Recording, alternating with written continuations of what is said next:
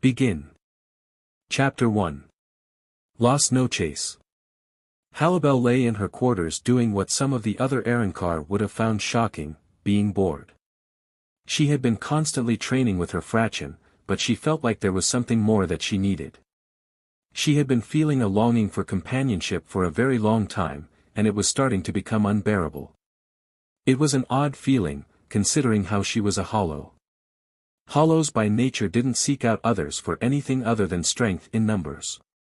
She knew that best, having gathered her fraction for that very reason.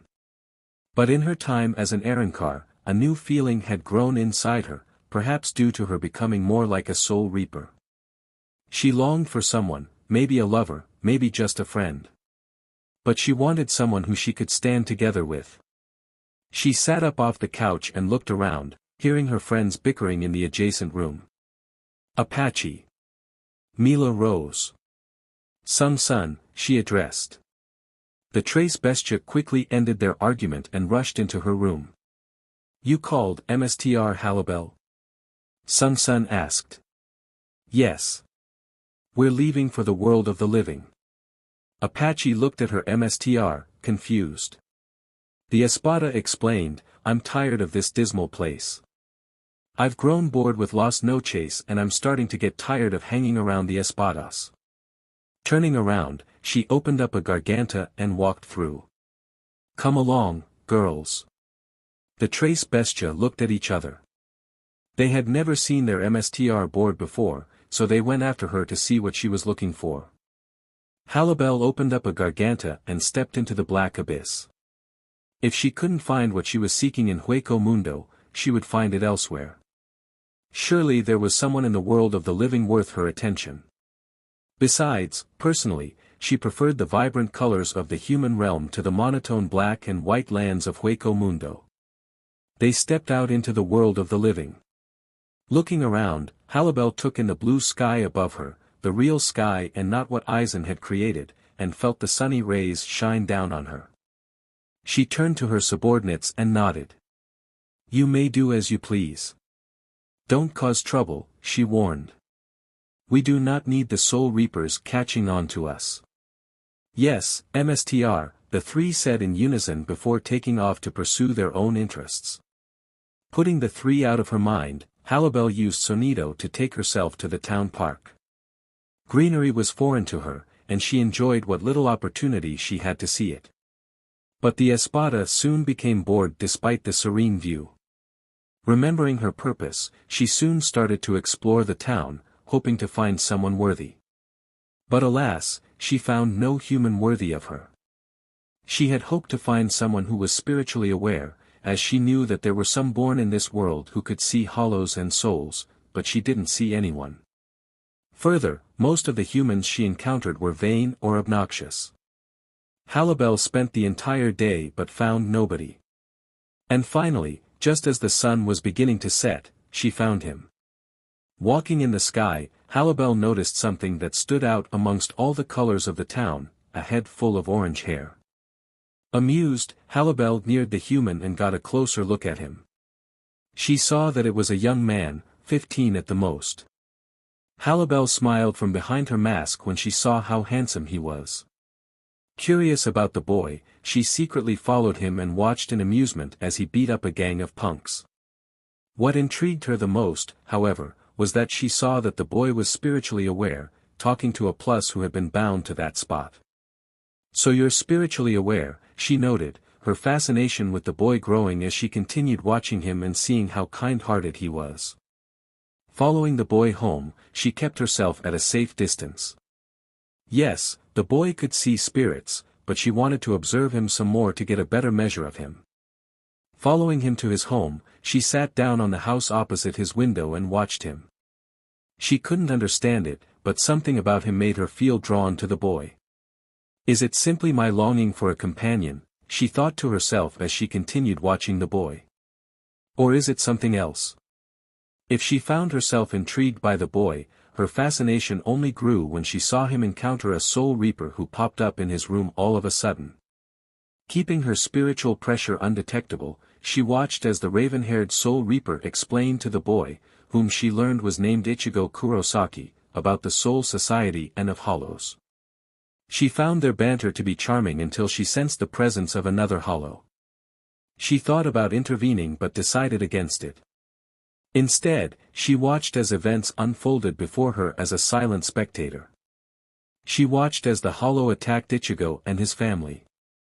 Part of her wanted to jump in and save them, especially after the Soul Reaper received a dangerous wound, but she told herself no.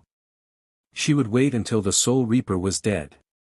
If Ichigo were killed, she would take his soul back to Hueco Mundo and have Aizen turn him into an Arrancar. Perhaps she could grab his sisters to make him more content there as well. But then something happened that shocked her to the core. She watched as the Soul Reaper stabbed her Zanpakuto into the boy's chest, transforming him into a Soul Reaper. Seeing him in the black garments of the Soul Reapers made Halibel smile. This boy is certainly more intriguing than I thought. Lord Aizen said that the chance of surviving a power transfer is in the single digits. For him to survive that, makes me want him more. She turned away as Ichigo slayed the pitiful Hollow, leaving him for now. She returned to Hueco Mundo and went to her quarters, finding the Trace Bestia waiting for her.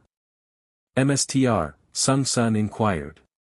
The olive-haired Arrancar couldn't see Halibel's face but knew her MSTR was smiling. "Did you find what you were looking for?" she asked. The three had started to get worried and had waited for their MSTR to return. Walking past them, Halibel merely nodded. "Yes, I've found someone quite intriguing." Retiring to her quarters, Halibel lay on her bed and closed her eyes, images of the orange-haired youth popping into her head. Ichigo Kurosaki, eh? The next evening. Karakura Town, Ichigo's room. Ichigo groaned as he lay on his bed, Rukia sound asleep in his closet. He sighed, knowing that he was now roped into taking her role as a Soul Reaper. He wondered how else his life could become strange. He looked out the window and saw the crescent moon rising into the sky. Sighing, he felt a little lost. The boy didn't know who to turn to. Rukia wasn't human and couldn't understand what a responsibility this was to shoulder. More so than that, as helpful as a mentor she was, he didn't consider her someone whom he could open up to with her snobby attitude. His father didn't see spirits, so he couldn't turn to him, and he certainly couldn't put the burden on his sisters. Looking at the crescent moon, he wished that he had someone to talk to. Almost as soon as the wish escaped his mind, something tapped on his window. Sitting up, Ichigo heard it again and realized someone was throwing pebbles at his window. Opening his window, he looked around to see who was trying to get his attention. "Up here." Ichigo looked up and saw someone standing on the rooftop next to his house. His eyes widened when he got a good look at her. She looked like something completely different from anything he'd seen before. Who are you?" The woman put a hand on her chest and pet her head. Her emerald eyes looking at the boy while she smiled behind her mask. "I'm IchigoXHalibel. Nice to meet you, Ichigo Kurosaki." Chapter 2. Kurosaki House, Ichigo's room. Ichigo stared at the stranger in awe. She looked like nothing Ichigo had ever encountered in his life. Her head of wild, blonde hair heavily contrasted against her mocha-dark skin. Eyes as green as emerald stared at the boy at the window. Her outfit, though, was what caught Ichigo's eye. She wore a white hakama as well as black boots. Her top exposed her belly and the underside of her brsts while the top reached all the way up to her face, obscuring the lower half of the woman's face. Behind her mask, Halibel smiled at Ichigo's reaction. "What's the matter, boy?" she said, pinning her head playfully. "Cat got your tongue." Shaking off the shock, Ichigo turned to his closet and saw that Rukia was still asleep. Turning back to his visitor, he began to speak. "Just who are you?" "Didn't you hear me?" the woman replied. "My name is IchigoXHalibel." She pointed to the glove on Ichigo's desk. It was the glove Rukia used to push Ichigo out of his human body. "Discard your human shell, Ichigo. I don't wish to speak to you from halfway across a building." Cautious of this strange, exotically dressed woman, Ichigo complied. He grabbed the glove and popped out of his human body, now garbed in his Soul Reaper clothes. Climbing out of his window, he jumped through the air and landed on the rooftop, facing the woman. As he got closer, though, he started to feel uneasy about her. He couldn't put his finger on it, but, this woman, reminded him very much of a hollow. "Who are you?" he asked again. Halibel rolled her eyes. "Are you deaf, Ichigo? I told you my name already." She crossed her arms and shook her head. "No, I heard your name, Tyr, call me Halibel." She offered her hand, which Ichigo shook. "Halibel then. It's just." His eyes turned to the sword strapped to her back, and he became more confused than ever. He could tell that the weapon was a Zanpakuto, but this was clearly no Soul Reaper he was dealing with if Rukia was any measure to go by. "What are you?" "I see." Halibel tipped her head back and surveyed the boy. By most standards, he wasn't much, his spiritual pressure was weak and feeble.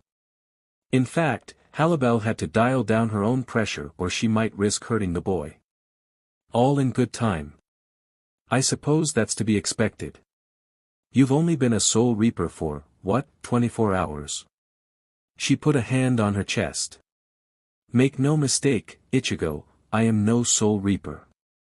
I may appear to be human, but I am a hollow." "Hollow?" Ichigo gasped, thinking he'd just walked into a trap. He drew his large Zanpakuto and pointed it at Halibel. "Are you here to avenge those two hollows?" he demanded to know. Halibel took a step forward, forcing Ichigo back. Ichigo tried to be brave, but Halibel's intimidating look unnerved him. She kept advancing until Ichigo was at the edge of the roof. Holding up a finger, Halibel touched the tip of Ichigo's bulky Zanpakuto and pushed it to the side. "Do you even know how to use a sword, Ichigo?" she asked out of curiosity. "Of course I do." Ichigo responded. "Answer my question." "Very well." Halibel shook her head. "I don't care about mindless hollows you've slain, Ichigo. I'm here for you."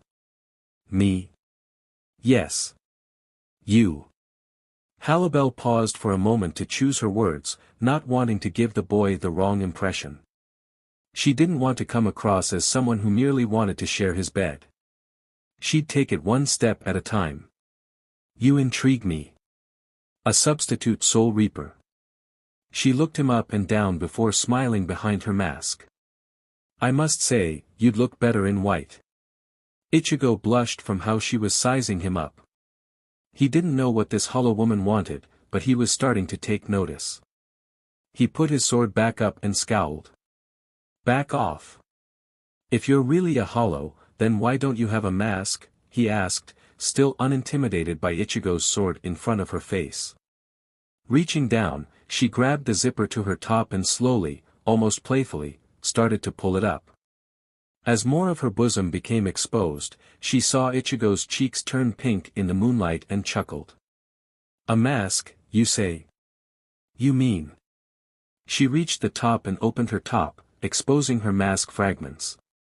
"This?" Ichigo's eyes widened when he saw the hollow mask fragment on her face, the wicked teeth obscuring the lower half of her face while keeping enough of her body hidden. "Your mask is broken?" he asked, unable to take his eyes off her.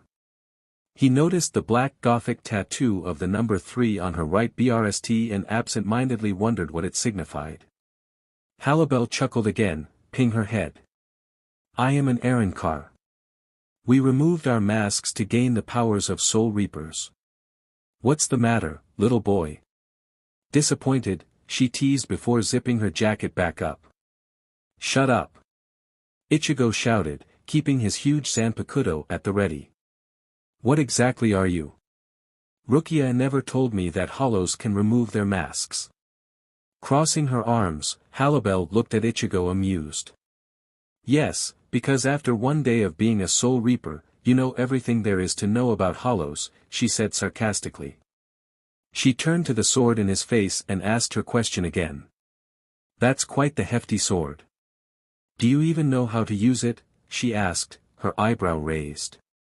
Of course I can. Ichigo said indignantly. Shrugging, Halibel turned away from the boy and walked away a few steps. Very well then, little boy, she said, much to Ichigo's irritation. She reached out and hooked a finger around the ring to her Zanpakuto's hilt, slowly drawing it from her pink sheath. Gripping the hollowed short sword with one hand, she turned back to Ichigo and put up a stance. Show me. Sweating nervously, Ichigo moved slowly, circling around the woman who stayed still. He had so many questions that his head threatened to explode. What does she want with me? Will she die if I cut through her mask like a regular hollow? His uncertainty grew from how Halibel stood still, her eyes not wavering as he circled her. Bracing himself, Ichigo swung his massive Zanpakuto at the woman. Halibel parried the boy's attacks with ease. It was clear that the boy was inexperienced with using a blade. He might have begun to become accustomed to fighting hollows, but against another armed individual, the boy was a novice. She parried Ichigo's attacks with ease. Had this been a death match, she'd have easily dispatched the boy. He's nowhere near the level I want him to be. But. She smiled as he suddenly spun around, chopping wide. Halibel blocked easily but she skidded a few inches backwards. He has potential. This might be interesting after all. Ichigo became bolder as they continued fighting. He continuously glanced over at his house, wondering if Rukia could sense what was happening outside. He became worried that the woman might suddenly go after her and his family. But Halibel sensed his distraction and quickly moved in. In a flash, she knocked Ichigo's Zanpakuto out of the boy's hand, the huge Zanpakuto stabbing the ground. Ichigo froze when he found himself at the pointy end of Halibel's sword, the tip an inch from his throat. Lesson number 1, never take your eyes off of your opponent, the blonde Arrancar chastised. Your concern for the girl and your family is touching, but I care little for ordinary humans and powerless soul reapers. When Ichigo's expression turned to horror, the woman chuckled. Yes, Ichigo. I know of Rukia's power loss. But I have no interest in her. She lowered her sword. I'm interested in you. I'd like to extend an offer. Sweating through his shihakusho, Ichigo breathed while trying to recover his wind. He'd tried his best to defeat her but had been soundly defeated, and Halibel hadn't even broken a sweat. What offer? He asked as the woman walked towards his sword. Why should I believe anything you have to say? Aren't hollows, you know, evil? Despite his words and what Rukia told him, he couldn't help but get the impression that this woman, despite being an Arrancar, wasn't malevolent. Are all hollows evil? That's what you've been led to believe, isn't it? Halibel said, reaching Ichigo's Zanpakuto. Turning back to him, her eyes stared at him like emeralds in the night. Tell me, Ichigo, is every human good? When Ichigo realized what she was saying, she pulled his weapon out of the ground. I mean you no harm, Ichigo. You intrigue me. You and your power. Halibel thought of the word to describe her feelings towards his potential. Excites me. Was what she wanted to say, but instead, she said, fascinates me. She walked back over to Ichigo and offered him his sword. Here. Your Zanpakuto. His hand hesitantly reached for his weapon. Ichigo looked Halibel in the eyes. Though he could only see half of her face, he could feel a sense of honesty from the woman and felt that she truly didn't mean him any harm. You said you had a offer, he said. When Halibel sheathed her sword, he relaxed and sheathed his own. Quite. Your skills are poor. Your Zanpakuto may not feel heavy, but its size proved to be your detriment. Had I wished, I could kill you with little ease. You've no skill with a sword, but I can teach you. You can teach me. Why would you want to? Ichigo questioned. Because I want to. I can teach you how to become an effective swordsman. And perhaps. She started to unzip her jacket, I could teach you to be proficient in other areas. What? Ichigo gaped, knowing what she was implying. Laughing, Halibel zipped her top up again and shook her head. I'm only joking. But my offer still stands. She held out her hand. Well, Ichigo. Do we have an accord? You're offering to teach me, but what do you want from me in return? Halibel chose her next words carefully.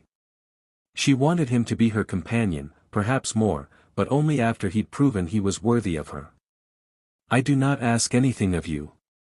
My reasons are my own, but know this, I do not intend any harm upon you or your family. Taking her at her word, Ichigo took Halibel's hand and shook it, smiling at the woman.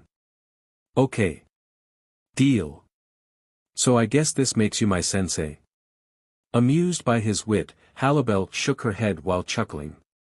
No need. Feel free to call me by my name. She turned around and walked away. I shall leave you for tonight, Ichigo. I'll see you tomorrow at midnight. Meet me here, and we'll start you on your training. Ichigo nodded. I guess, good night, Halibel. Turning her head, Halibel nodded in acknowledgement.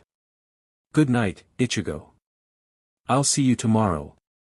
Ichigo wondered where the woman was going to go when she suddenly disappeared from sight. What the? Where'd she go? He looked around, but there was no sign of her. Wow. He breathed in awe. He looked down at his hand and flexed it, still feeling the warmth of hers from their handshake. She's really something. Feeling exhausted, Ichigo returned to his room, sliding back into his human body and got into bed, wondering what tomorrow would bring. Chapter 3. The next evening. Ichigo's room. Laying on his bed, Ichigo nursed his aching shoulder, the pain caused by a wound courtesy of Oriheim's hollow-eyed brother, Sora. Rukia was once again asleep in the closet. Ichigo looked at the clock and saw that it was getting close to midnight. Ichigo took a deep breath and felt a little anxious. He'd already been in a fight to the death with the hollow Sora and he'd received his fair share of injuries. Sure, Rukia had healed him with her Kido, but he still felt small vestiges of pain. Rukia told him that it was natural and that the small pains he felt would fade the following day. An hour passed, and Ichigo wondered if his new teacher was coming. Finally, just when Ichigo was starting to doze off, he heard a tapping at the window. Rubbing his eyes, he saw a certain blonde-haired Arrancar standing outside his window. Halibel. The woman put a finger to her covered lips, indicating to Ichigo that he needed to keep quiet. She quietly opened his window. Good evening, Ichigo. Her eyes scanned the boy and, as if she could read minds, her stare turned to his shoulder. I see you've been busy since we've last met. Hi, Halibel, Ichigo smiled before remembering the Soul Reaper sleeping in his closet. Wait, we're going to train. Now. That is what we agreed to. Yeah, but. He turned once more to the closet. What about Rukia? What do I do if she gets an alert about a hollow and finds me gone? He asked, wondering if maybe he should have thought this through. Halibel shook her head and reached into her pocket. Have no fear, Ichigo, she replied. My fraction will be ensuring that your training is uninterrupted. You don't need to worry about it. She pulled out a pouch and gave it to Ichigo. As for your friend, sprinkle a pinch of this over her. When Ichigo looked at her with trepidation, she shook her head. I give you my word, Ichigo. It's not harmful. It is merely a sleeping agent that will ensure that she stays asleep. I'm many things, but sadistic is not among them. Opening up the pouch Halibel gave him, Ichigo saw what looked like pink dust. He wondered again if this was right and if he'd thought this through. When he looked up at Halibel, though, his judgment told him she could be trusted. Hoping that he wasn't wrong, Ichigo crept over to his closet and quietly opened the door. Rukia didn't stir while Ichigo reached into the pouch and took a pinch of pink dust out of it. He sprinkled the dust over Rukia's face. Inhaling the sleeping agent, Rukia sank into a deeper sleep, lightly snoring. Closing the door, Ichigo grabbed her glove and popped out of his human body. Putting his physical shell back into bed, Ichigo followed Halibel out the window, taking off into the night. He followed the Eren car as best as he could but found that she was too fast. Halibel. Slow down, he finally said when he was starting to lose her. Humph. Halibel looked back at Ichigo and rolled her eyes. If you can't keep up with me at this pace, you've a long way to go, boy. Halibel finally stopped, her feet touching soft grass. Reaching the blonde, Ichigo huffed and breathed. He looked around and saw that they were in the middle of the forest that was on the mountain overlooking Karakura town. Why are we here? This is a perfect spot for your training. No powerless soul reapers to interfere, no family to distract you. Ichigo scowled. He didn't like her tone. Drawing his sword, Ichigo gestured to Halibel's. You said you can teach me how to wield my sword better. But your sword is so much shorter than mine. How can you know how to fight with a big weapon? He asked out of curiosity. Facing the boy, Halibel reached for her sword and drew it. Do not make such quick assumptions. You hardly know anything about me, let alone Erenkars. Stabbing his sword into the ground, Ichigo crossed his arms, and just how am I supposed to trust you when I don't know anything about you, he pointed out. The blonde gave a low chuckle. If you want answers, you'll have to earn them. Treat me as a friend or as an enemy, that is up to you. But the first lesson you should take to heart tonight is this: when you see a person with their sword drawn. Halibel disappeared from Ichigo's sight. The boy gasped and reached for his Zanpakuto only to feel cold steel against his throat. He went still as Halibel held him at sword point, the woman humming in disappointment from behind him. Don't ever take your hand off your sword in front of your enemy. Ichigo was thankful when Halibel took her sword away from his neck, only to yelp when Halibel put a boot to his back, knocking him away. As he stumbled, he grabbed his sword and turned around. Putting up a stance, Halibel gestured for Ichigo to do the same. Let us begin. A few hours later. Your swings are still weak. You've a longer reach than me, use it. Halibel ducked another swing and swiped at Ichigo, who blocked it. The impact sent him skidding backwards. Halibel was on Ichigo again, keeping up the pressure. Several trees lay cut down around them, victims of Ichigo's wild swings. Sweat dripped down Ichigo's back as he locked swords with Halibel, trying to push her away. Don't blade lock, Halibel reminded him. It boils down to who's stronger. And right now, that is not you. Ichigo cried out as Halibel pushed him backward, tripping over a fallen tree and tumbling to the ground. He breathed as he tried to get up. Looking up, he saw Halibel, 1 foot on the tree, extending her hand towards him. Wow! He breathed as she helped him up. You're so strong. Halibel nodded, glad that Ichigo could see the clear gap of power between them. Having said that though, Halibel was also pleased at Ichigo's progress. In a matter of hours his skill with a Zanpakuto had increased. She was right when she ascertained his bountiful potential. To see him at his peak, Halibel mused. That's a thought that sends chills down my spine, among other things. She noticed how Ichigo kept rubbing his shoulder and raised an eyebrow. Are you okay? She asked, concerned for him. She dialed back on her strength to make sure she didn't hurt him, and she made sure not to wound the boy, so to see him nursing his shoulder was concerning. Yeah. It's from earlier when I was fighting a hollow, he explained. My friend, Rukia, healed me, but I'm still feeling some pain. I see, Halibel noted. She sat down on a stump and gestured for Ichigo to join her. Tell me what happened. Sitting down on the ground next to her, Ichigo explained his earlier battle with Acid Wire, aka Sora. So this hollow was your friend's brother? She asked. Yeah. Rukia told me that hollows attack their loved ones when they first transform.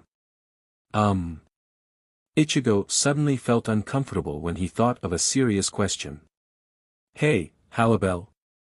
Is that true? The woman nodded. That it is. The whole we hollows carry represents our longing to become human again. The urge to devour souls, for most hollows, is a result of that longing. So, did you attack the person you cared about when you became a hollow? The forest became filled with the music of silence while Halibel struggled to come up with an answer. No. She said before turning to the boy. I did not. I am not like other hollows. I do not devour souls. The stare from her emerald eyes made Ichigo feel a little ashamed. He did ask a very personal question after all. Sorry. It is more complicated than you know, Halibel admitted. How do I explain what a Vastolord is to him, she wondered. A Vastolord is a Minos Grande type of hollow. She struggled to explain to Ichigo how she even came into being. Halibel's name, her body and her powers were not her own. True, her personality was what kept her unique when she ascended from a Jillian to an Ajuchas, but every part of her besides her mind was nothing but an amalgamation of countless hollows, and that was before Lord Aizen transformed me into an Arrancar. It is all right. I know that this must be quite conflicting for you. She reached down and put a hand on his shoulder. You are a soul reaper. I am a hollow. It is natural that you're confused. Ichigo smiled, glad that he didn't hit a nerve. He figured that there was something Halibel was keeping from him, but he didn't think she was lying. Feeling a familiar jolt of pain in his shoulder, he winced, causing Halibel to take her hand off of him. Ow. Your shoulder. Let me see it, Halibel requested. The boy loosened his top and let it slide down his shoulders. Halibel's gloved fingers touched the small scar on his shoulder, sensing the pain beneath it. Ichigo wondered what the woman was doing when he felt warm. He turned his head to see Halibel's hand glow yellow. Is that? He started. Arrancars may not have Kido like you soul reapers, but the ability to use our spiritual energy to heal is simple enough. Ichigo sighed in relief as the pain in his shoulder melted. Though Rukia's healed the wound, Halibel's technique seemed to make all the aches and pains inside him fade away. He reached up and touched Halibel's hand. It felt like Halibel was a warm ember, soothing and tranquil. She's so different from any of the hollows I've seen. I guess she really is more like a soul reaper. I wonder what she was like before. When Halibel took her hand away, she heard Ichigo give a tiny groan of disappointment. I'm not going to do that with every bruise or cut you get. So don't go getting yourself hurt just so I can touch you, she teased. What? Ichigo stammered. The woman seemed to know just what to say to make his face resemble his name. Chuckling, Halibel stood up and helped Ichigo to his feet. I'm only joking. Still, this, Orihime, was it? She inquired. You seem quite fond of her. Yeah. We're good friends. Halibel frowned behind her mask, wondering if this Orihime was going to be a problem. Another time perhaps. The lightning of the sky told Halibel that dawn was approaching. Knowing she had to return to Hueco Mundo, she reached into her pocket and handed Ichigo a bracelet. Here. Taking it, Ichigo inspected the trinket. It was a simple black band with a red jewel dangling from it. What is it? Unfortunately, I cannot train you every night. That will be a signal to tell you that I'm waiting for you here. How will I know? When the jewel turns green, you'll know. She grabbed her sword, stabbed into another trunk, and sheathed it. I'll see you again soon, Ichigo. Good night, Halibel, Ichigo said, sheathing his own. Halibel nodded and disappeared from sight again, leaving Ichigo standing in the middle of the forest flustered. Okay, how does she keep doing that? Chapter 4. Sometime later. Ichigo and Halibel's sparring grounds. He's improving, the blonde Arrancar noted as she dodged Ichigo's attack, sidestepping his slash and moving closer to him. Knowing her intent, Ichigo jumped back, landing on a stump and keeping his guard up. Every time we meet, I become more and more impressed.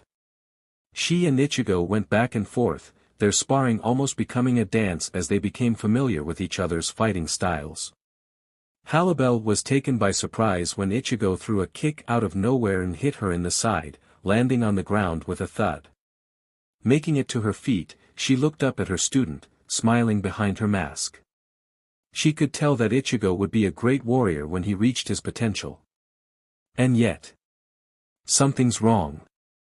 Halibel could sense it. In spite of Ichigo's progress, she could tell that his mind was elsewhere. The look in his eyes showed the shadow of anger and regret. Halting her movements, Halibel decided to see what was wrong with her student. Ichigo, enough. Why? Ichigo asked, wondering if this was a trick.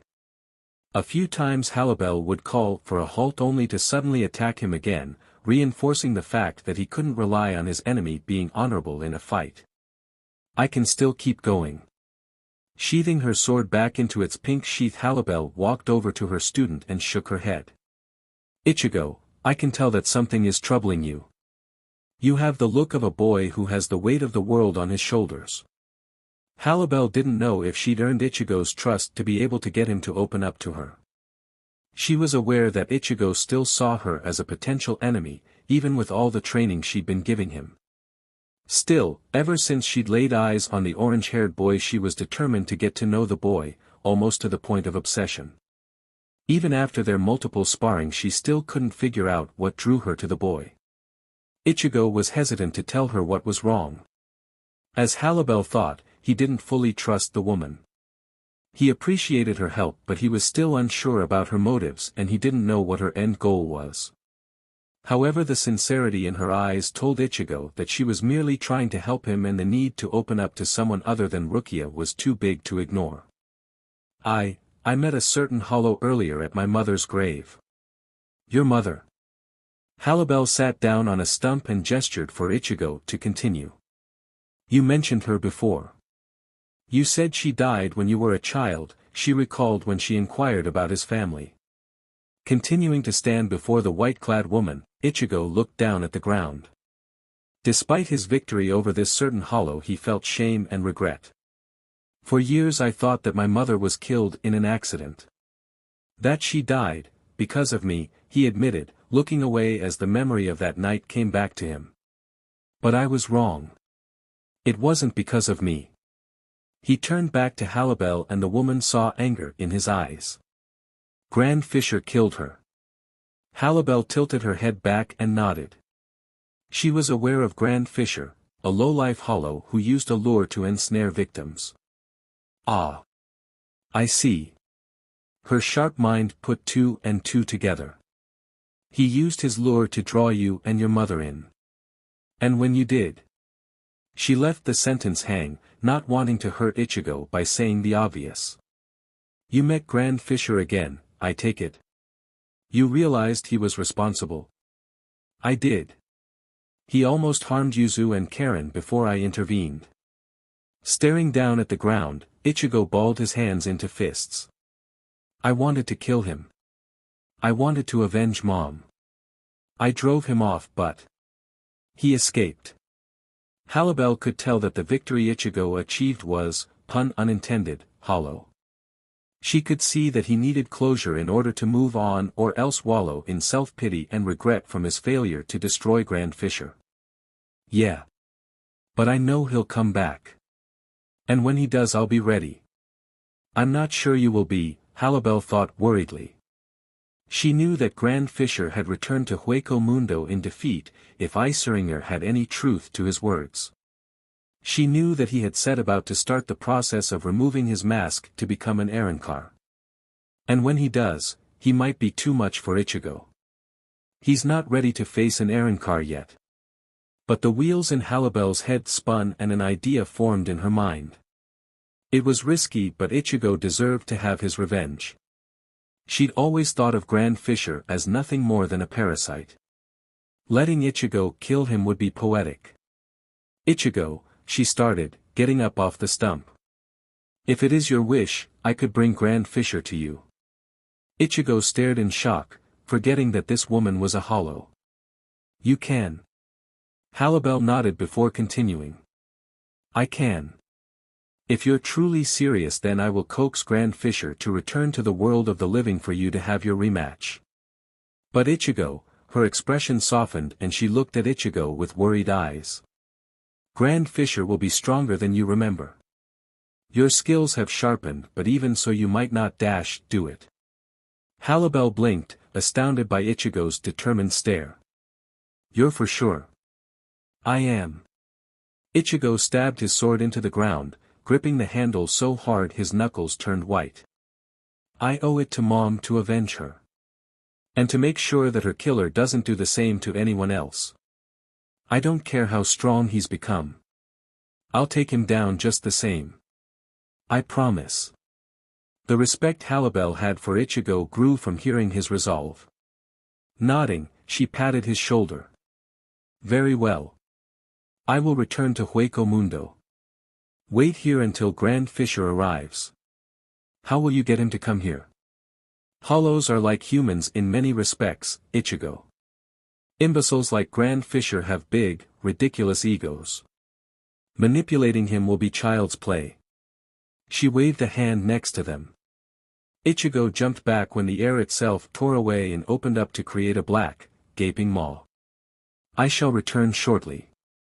Be ready, Ichigo, she said, hoping that she was making the right decision. Before closing the portal she turned to her student one last time. Good luck. Closing the portal behind her, Halibel departed for Hueco Mundo. Reaching the other side she stepped out onto the white sands of the desert trapped in endless night.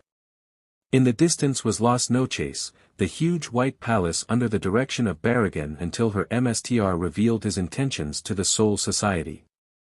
But instead of walking towards it she headed in the opposite direction towards one of the many bunkers that littered the desert. Finding the one she wanted, she slowly walked down the stairs.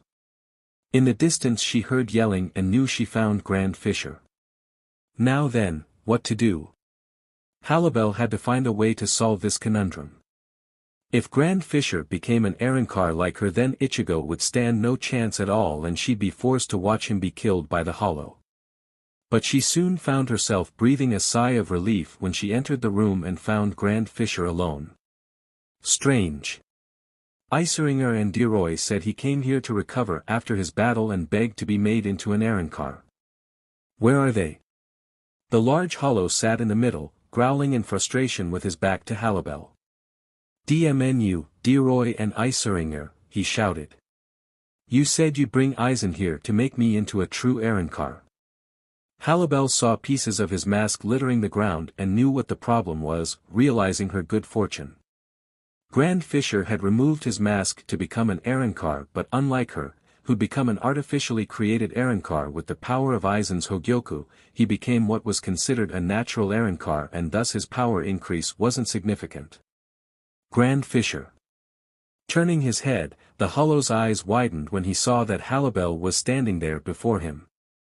Dear Halibel, he gasped before hissing in anger. What are you doing here? Choosing her words carefully, Halibel replied, I understand you lost to a Soul Reaper. He got lucky. Be that as it may, he is becoming a problem.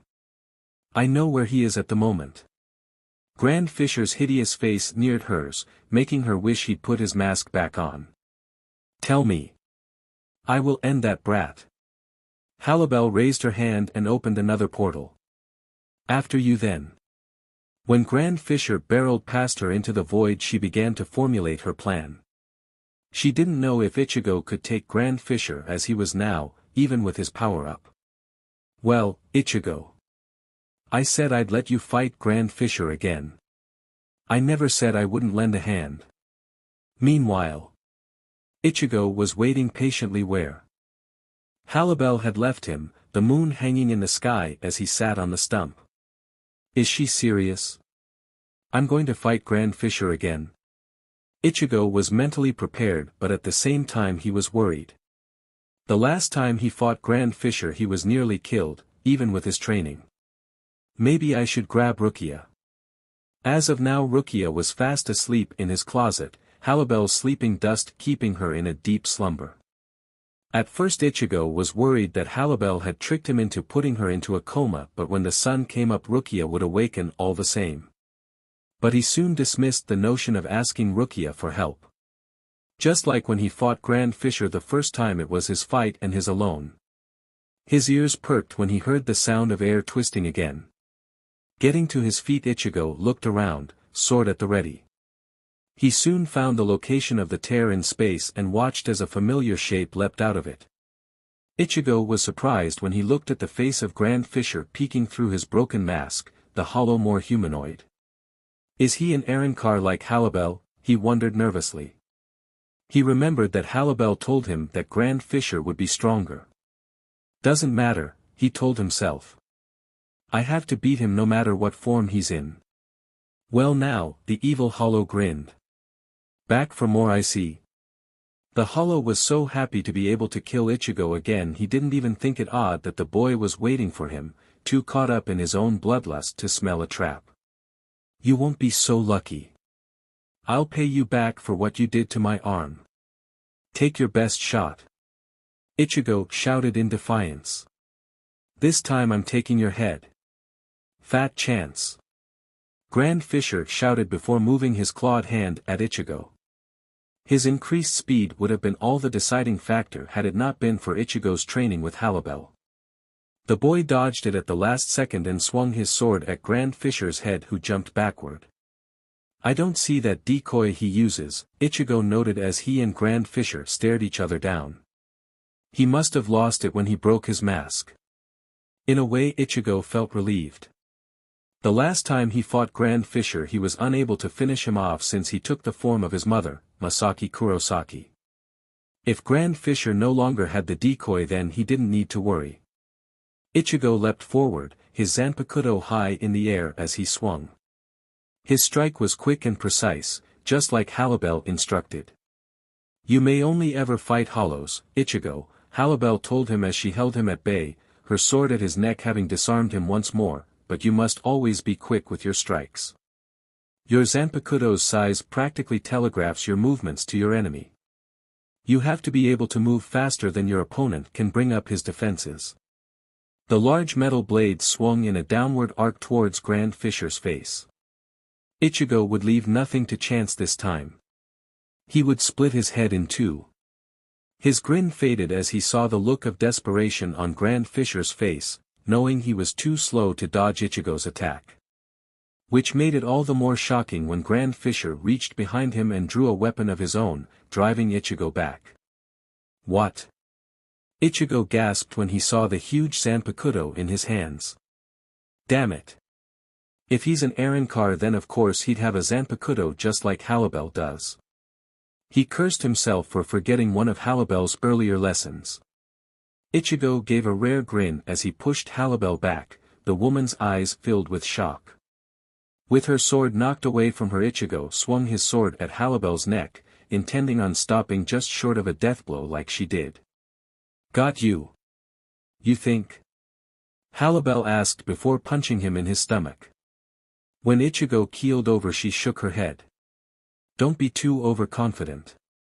Never assume you've made the killing blow until after you've already made it. Damn it. Ichigo cursed. I was too full of myself. I wanted to beat him so badly I lost my cool. Grand Fisher laughed at Ichigo's deflated confidence. What's the matter, little boy? Scared? He taunted. You're not the only one with a big sword now. The Arrancar jumped up and swung his new blade at Ichigo, mirroring the boy's previous action. Die! Ichigo brought his sword up to block the attack. The sheer force of the blow alone almost made Ichigo go down onto his knees. Gah! He grunted as he struggled to stave off the attack. Ha ha ha! Grand Fisher gloated. What's the matter? Where's the drive you just had? Or are you going to clam up just like when I used your mother? He taunted. Grr. Hearing Grand Fisher mock him burned Ichigo. Closing his eyes, he focused his energy and began to push back. I assume your friend hasn't taught you much about how to HRNSS spirit energy? Halibel inquired as she and Ichigo took a break from sparring. No. She said to focus on just fighting with my Zanpakuto for now. She said I didn't really have the aptitude for her Kido. A fair assessment. But Kido isn't the only way to utilize your spirit energy. Even for someone like you, who specializes in melee combat, it can be a great asset. Ichigo struggled to hide his blush when she grabbed his hand, entwining her fingers with his. He was about to say something when her hand glowed yellow. How? Close your eyes, she instructed. When Ichigo obeyed, she squeezed her hand. Imagine a well. The water inside is your spirit energy. Now imagine reaching down into the well and drawing from the water.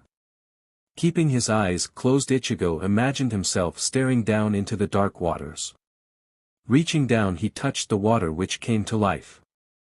The water glowed blue as it began to travel up and wrap around Ichigo's hand, filling him with power. Halibel smiled behind her mask when Ichigo's hand glowed blue, becoming warm to the touch. Though it was a step forward in his growth, it was only an instant. Ichigo's concentration broke and the glow faded. Still, it was a necessary first step. Very good. You'll find that when you can draw upon your spirit energy, it can be used for offense and defense. It might save your life one day. Ichigo had no idea that the one day Halibel spoke of would come so soon. Visualizing the well, he called down to the murky waters below. The well glowed with a cerulean light and Ichigo was instantly filled with power. Grand Fisher was taken aback when Ichigo straightened up, his body glowing blue in the darkness as he pushed his huge Zanpakuto away. Invigorated, Ichigo began his counterattack. Over and over again the boy slashed at Grand Fisher, forcing him back. Growling. Don't get cocky. Grand Fisher seethed. He didn't understand it. He thought that by becoming an Arrancar and removing his mask he'd become stronger than Ichigo ever could. Instead, he was being pushed back by a boy who'd barely defeated him not even a few days ago. Something's wrong. Why can't I draw on my full power? In the distance, Halibel watched the duel and chuckled. Grand Fisher was far more foolish than she'd originally believed.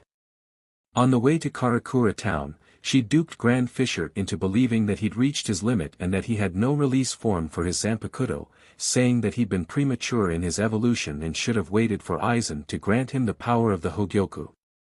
Like Ichigo, he didn't know the full power of his Zanpakuto.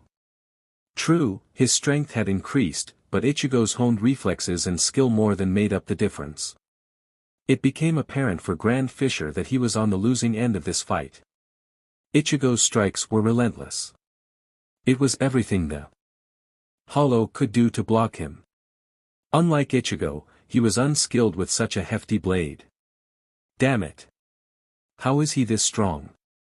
Ichigo, glowing blue as the sky, gave a triumphant yell as he moved faster than Grand Fisher could block. The brute staggered back, realizing he was in trouble. No running this time. Ichigo pointed his Zanpakuto at Grand Fisher's face. I'm going to finish this. Panic filled Grand Fisher until his ugly lips formed a hideous smile. True, he might not have all the power an Arrancar was supposed to have, but he still had his one trump card that worked perfectly last time. Just as Ichigo was about to lunge and run his sword through Grand Fisher, the Hollow's visage started to twist. Ichigo wondered what trick his enemy had up his sleeve, only to look on in horror as Grand Fisher took on a familiar appearance. What's the matter? Grand Fisher mocked while in the guise of Masaki Kurosaki. Did you forget I can change my form? Just because I no longer have my lure doesn't mean I can't change. So come on, Ichigo, the Hollow taunted, go ahead and kill your mother. Ichigo cursed. As much as he wanted to defeat Grand Fisher, he still was unable to cut his mother. But he couldn't let Grand Fisher slip away again, or else he may never have his revenge. As it turned out, Ichigo didn't need to make a decision. As Grand Fisher / Masaki stood there gloating, a bright ball of yellow light whizzed from the forest behind him, slamming into his back. Grand Fisher / Masaki's eyes widened from the sudden flash of pain before their image distorted. The hollow growled in anger when he realized he was back to normal, with nothing stopping him from Ichigo's fury. Now that he had nothing to stop him, Ichigo readied himself for the final blow. Looking the petrified Arrancar in the eye, Ichigo seethed with vengeful anger. "This is for my mother, you monster." "No." Grand Fisher stumbled backwards in a blind panic until he backed into a tree, leaving him with nowhere to flee. "Spare me," he pleaded pathetically. "No." Ichigo's Zanpakuto swung hard and fast. This time when he delivered the final blow, there was no interference. For Ichigo, it all happened so fast it was a giant blur. He swung his sword, felt the impact, and heard a loud cry of pain. When his mind came back into focus, he looked down at the defeated Grand Fisher. Nearby lay his severed head. I did it," he breathed, feeling exhausted to the bone. He looked down at the body and realized that he'd done it. Grand Fisher was defeated. Ichigo had avenged his mother. A hand on his shoulder made him jump, only to see that it was Halibel. "You did well." Taking his hand, Halibel led him away from the scene, taking him to a field nearby. As they sat down, Halibel patted his back.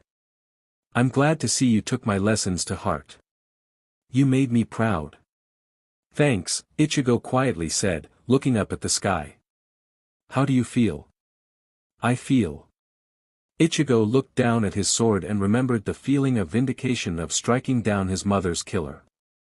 "I feel like I can finally say goodbye to Mom." He turned to Halibel and smiled warmly at his teacher. "I can't thank you enough for doing this." "Think nothing of it, Ichigo. I simply did what I felt was the right thing." Ichigo gave his teacher a knowing smile. "When Grand Fisher took my mom's form, that was you who threw that blast, wasn't it?" Halibel's green eyes gave a tantalizing wink. "Aren't you the clever one?" "Yes, that was me. I had a suspicion that Grand Fisher would try something dishonorable like that. I felt it was the least I could without overtly interfering with your battle." She noticed that Ichigo's eyes were drooping and that the look of exhaustion was all over his face. "You look tired." "I am.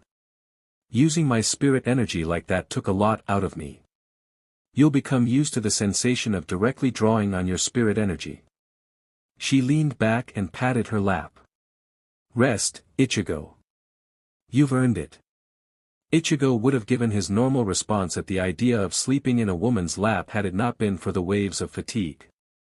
Setting his sword to the side, Ichigo laid down and rested his head in Halibel's lap, finding her thighs to be softer than he imagined. Reaching up, he grabbed Halibel's hand and squeezed. "Thanks, Halibel," he said one last time as sleep began to take him. Halibel squeezed his hand in return, finding the sight of the handsome body resting in her lap to be one she could get used to. "I'll wake you before dawn. For now, rest, Ichigo." As Ichigo fell asleep, he continued to hold on to her hand momentarily. When Halibel's hand flashed yellow, Ichigo's glowed blue, and for just a second, they fused together to create an emerald light. "She's so warm," he thought before falling asleep, taking comfort in his mentor as she watched him slumber away, keeping him comfortably until the coming dawn. Days later. Las noches. "Ah. Please, Mstr Halibel." Apache whined. "Why can't we go with you?" "I should think it obvious, Apache," Halibel scolded. "He's still wary of me. Until I fully gain his trust, it'd be best not to introduce him to the three of you. He might get the wrong impression if the three of you gang up on him."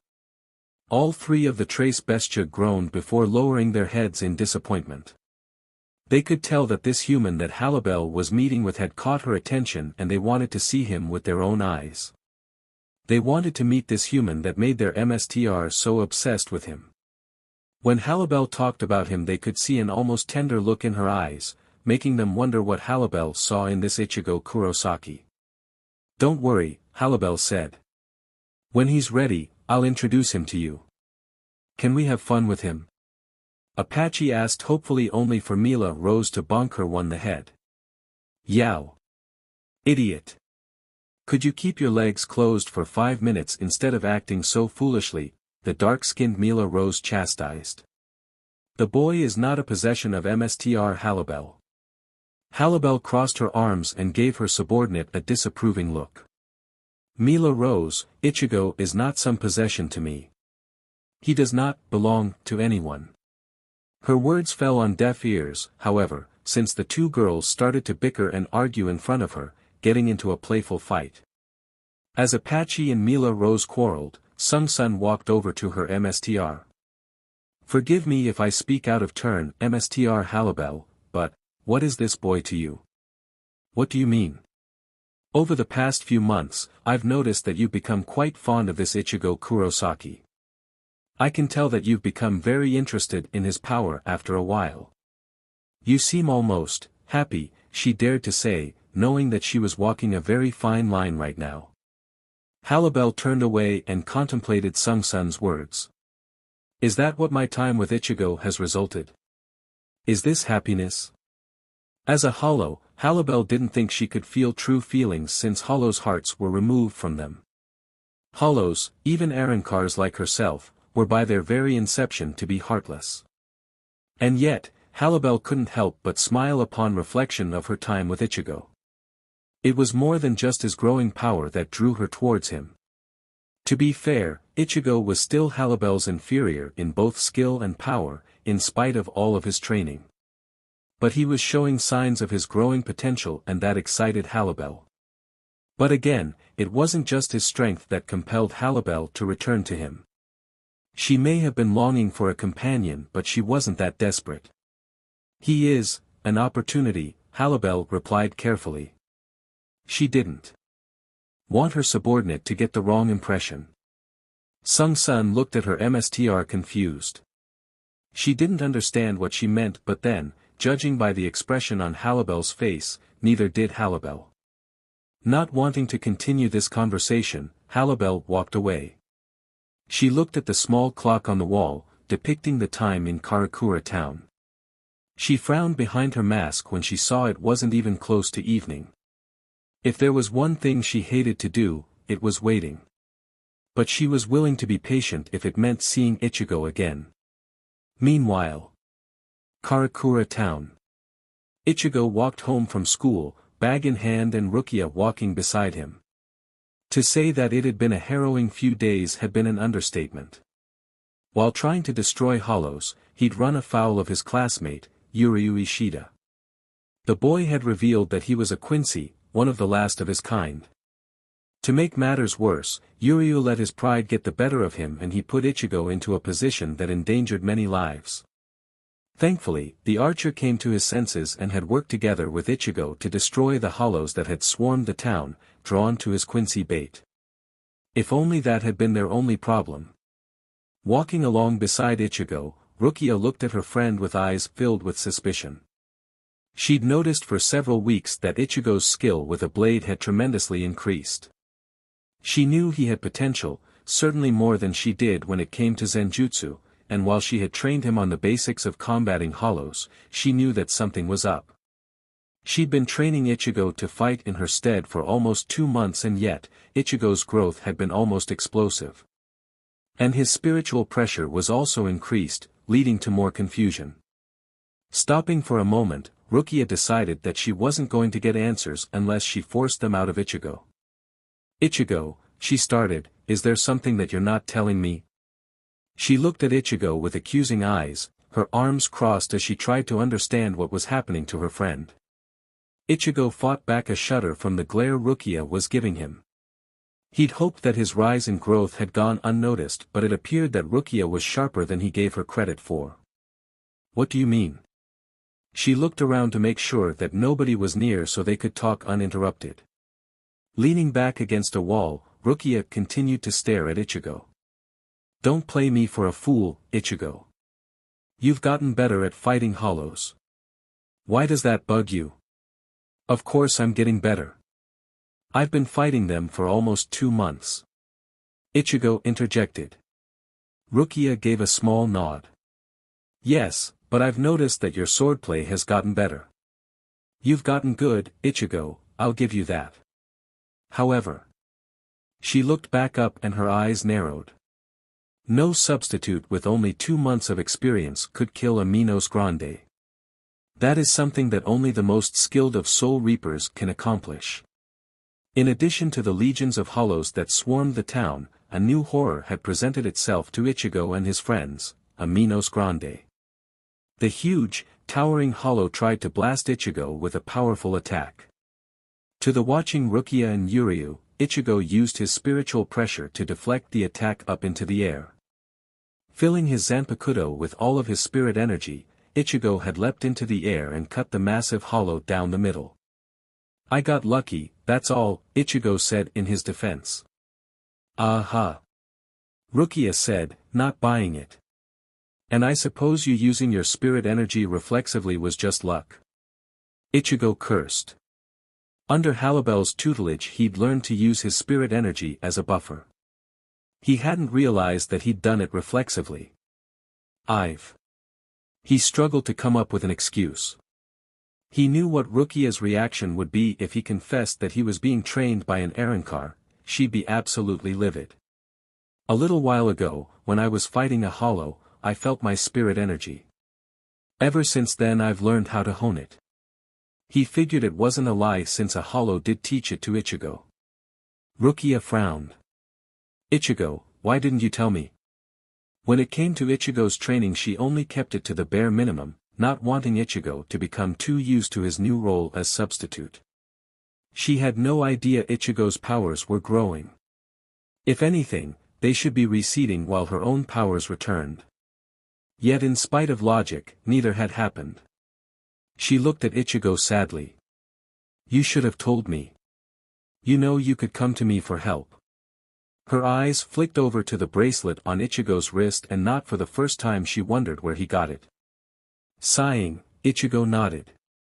He was a little ashamed of himself for not trusting Rukia with his secrets. I know. I'm sorry. Getting off the wall, Rukia turned and began to walk away. Well, from now on, no more secrets. Let's go, Ichigo. Ichigo smiled and breathed a sigh of relief. He was able to get out of this jam, but how many more times would it happen before Rukia found out? Later that night. Ichigo and Halibel's training ground. So you destroyed a Minos Grande? Halibel asked as she and Ichigo dueled. Earlier, Ichigo saw the jewel on the bracelet glow. He quickly got out of his body and sprinkled the dust over Rukia before heading out like he always did. Halibel had been waiting for him when he arrived as always and they began to train, Ichigo telling her of his encounter with Yuryu and everything that followed. Yeah. Barely. I passed out right after I cut it in half, Ichigo admitted. Let that be a warning, Halibel chastised, kicking Ichigo's legs out from under him. Your spirit energy isn't infinite. You got lucky in taking down the Jillian.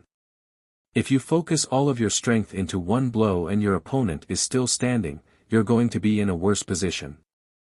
Right, Ichigo nodded. Halibel helped him up before he asked his next question. Wait, Jillian. I thought it was a Minos Grande. It is a Minos Grande, Halibel explained, figuring Ichigo should know more about her kind. Minos Grande are the strongest breed of hollows but they have their own hierarchy. Jillians are like the one that you destroyed. They are our foot soldiers and are the weakest of our kind.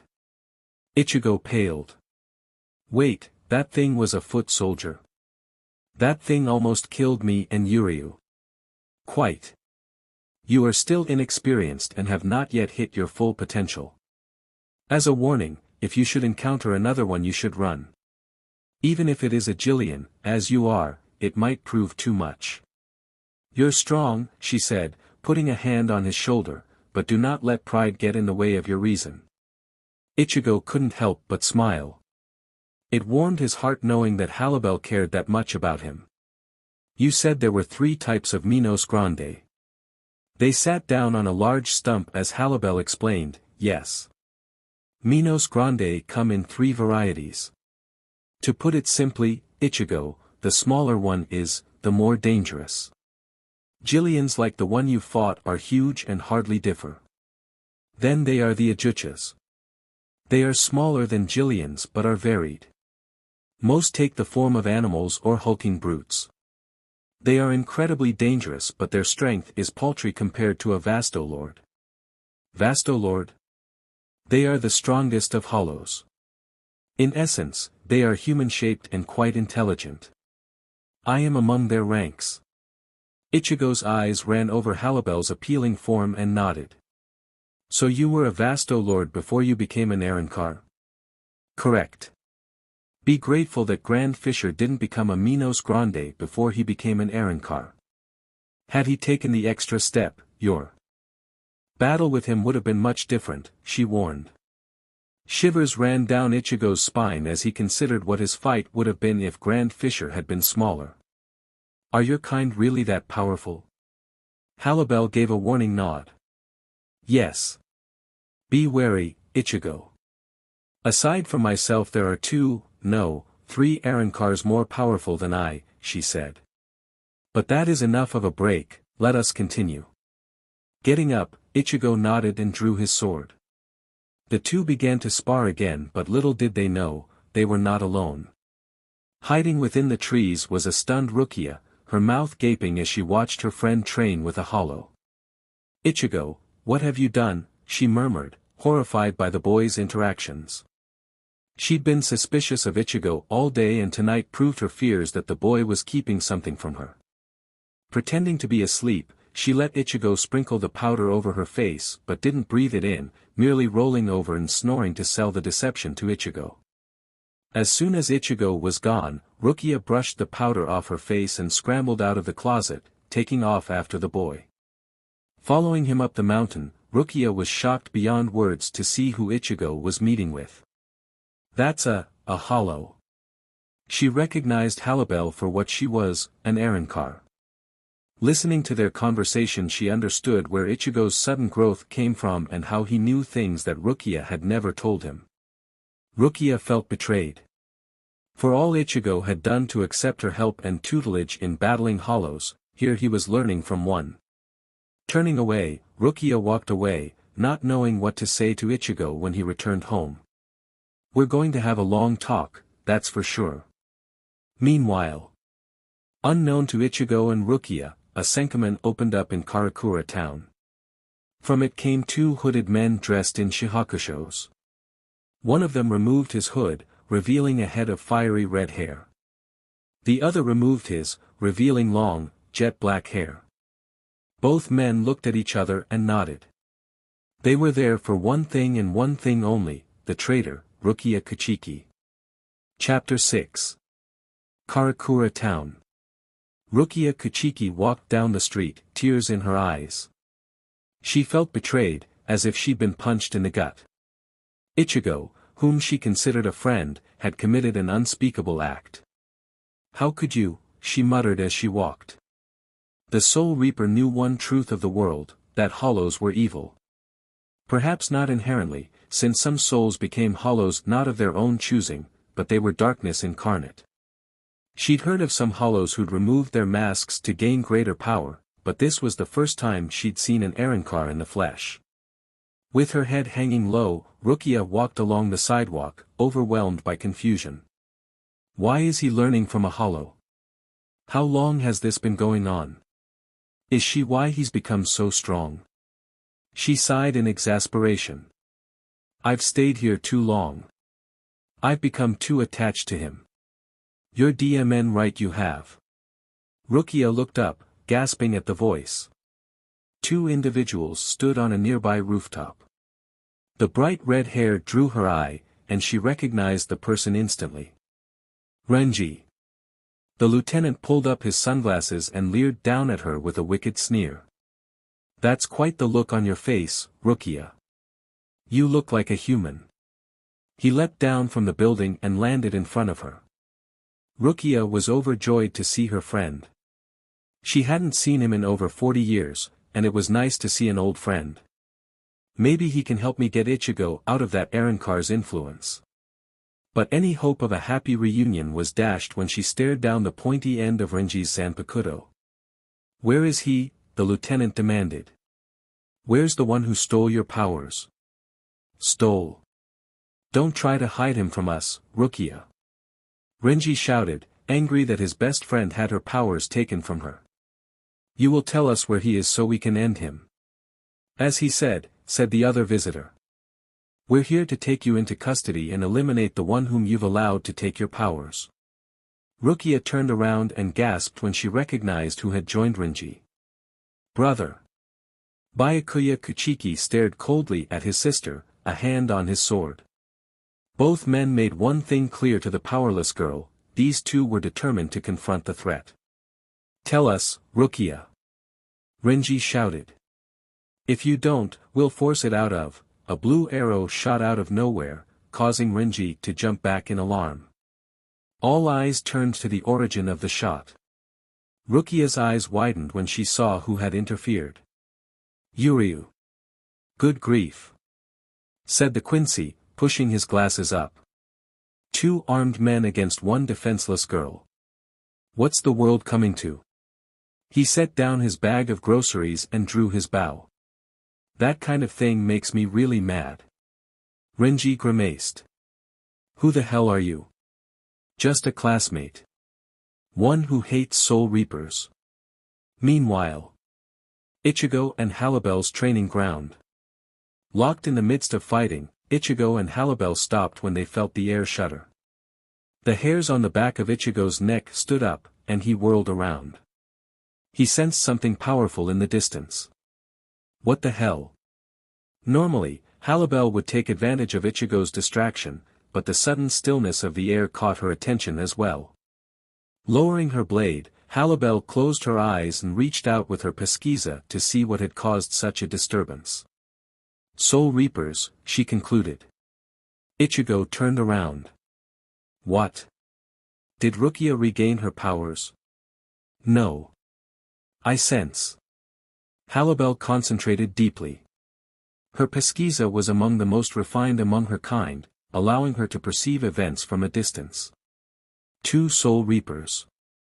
They are attacking your friend. The Quincy has intervened, but it is a losing battle." She looked up, unable to hide the sadness in her emerald eyes. "He will die. And so will the girl." "No." Ichigo gasped. Sheathing his zanpakuto, he took off running. "I have to save them." He was stopped, however, when he felt a tug on his shoulder. "Halibel. Let go." "Ichigo, don't." Halibel said in an almost pleading voice. "You're not ready." Ichigo pushed her hand away. "Halibel, please," he shouted. "I can't just stay here while my friends die." Halibel scowled behind her mask fragment. If she let Ichigo go to face Rukia's hunters, the outcome would be dire. Had it been her choice, she would gladly go in his stead. But she knew that if she revealed herself, the Soul Society would become aware that the Hollows were evolving, which would disrupt her MSTR's orders. Knowing she couldn't compel Ichigo to stay and that if she used force, he'd never forgive her, she had to relent. "Go," she said, lowering her head. "Be careful," she warned. "One of them is incredibly powerful." Breathing a sigh of relief, Ichigo quickly hugged Halibel. "I promise, I'll be okay," he told her before taking off, jumping into the air in a mad dash to save Rukia and Yuryu. Halibel watched him go, standing on the lonely mountainside. The wind blew ominously as he disappeared in the distance. She put a hand over her heart and closed her eyes. "Come back to me alive, Ichigo. Or I'll never forgive you." Meanwhile, Renji vs. Yuryu. The fight had been quicker than expected. Yuryu lay on the ground, defeated. Renji stood over the Quincy, not a scratch on him. "Time to finish this," Renji said proudly, holding his sword above his head. "Reflect on your mistakes as you face the consequences." Renji brought his sword down, only to jump back when he saw a surprise attack coming. The ground shook as a huge blade smashed the ground where he stood. He looked up to see who had attacked him. "I'm Ichigo. Kurosaki." "Nice to meet you," the orange-haired teen said, pointing his Zanpakuto at Renji. The lieutenant looked at the newcomer in confusion. "A Shihakusho? What unit are you with?" he demanded. "And what's with that oversized Zanpakuto?" Ichigo blinked in confusion. "Oversized? I didn't know it was." The redhead quickly deduced the situation. "I see. You're the one who stole Rukia's powers." Ichigo smirked. "So what are you gonna do about it?" "Kill you!" Renji shouted as he jumped high into the air, only for Ichigo to jump up simultaneously and meet him in midair. Their blades clashed hard, sparks flying between them. Ichigo knew that Renji underestimated him and took advantage of it. "Oof!" Renji groaned when Ichigo delivered a surprise kick. Landing on his feet, Renji kept up the pressure, charging at Ichigo. While fending off Renji's attacks, Ichigo continuously glanced over at the other Soul Reaper who had come to confront Rukia. The tall, dark-haired man stood by, watching the fight with an inquisitive eye. Ichigo sensed that this man was far more dangerous than the tattooed man in front of him. "You're quite good," Renji noted as he and Ichigo blade-locked. "But not good enough. Your skills are way below mine. You won't even scratch me."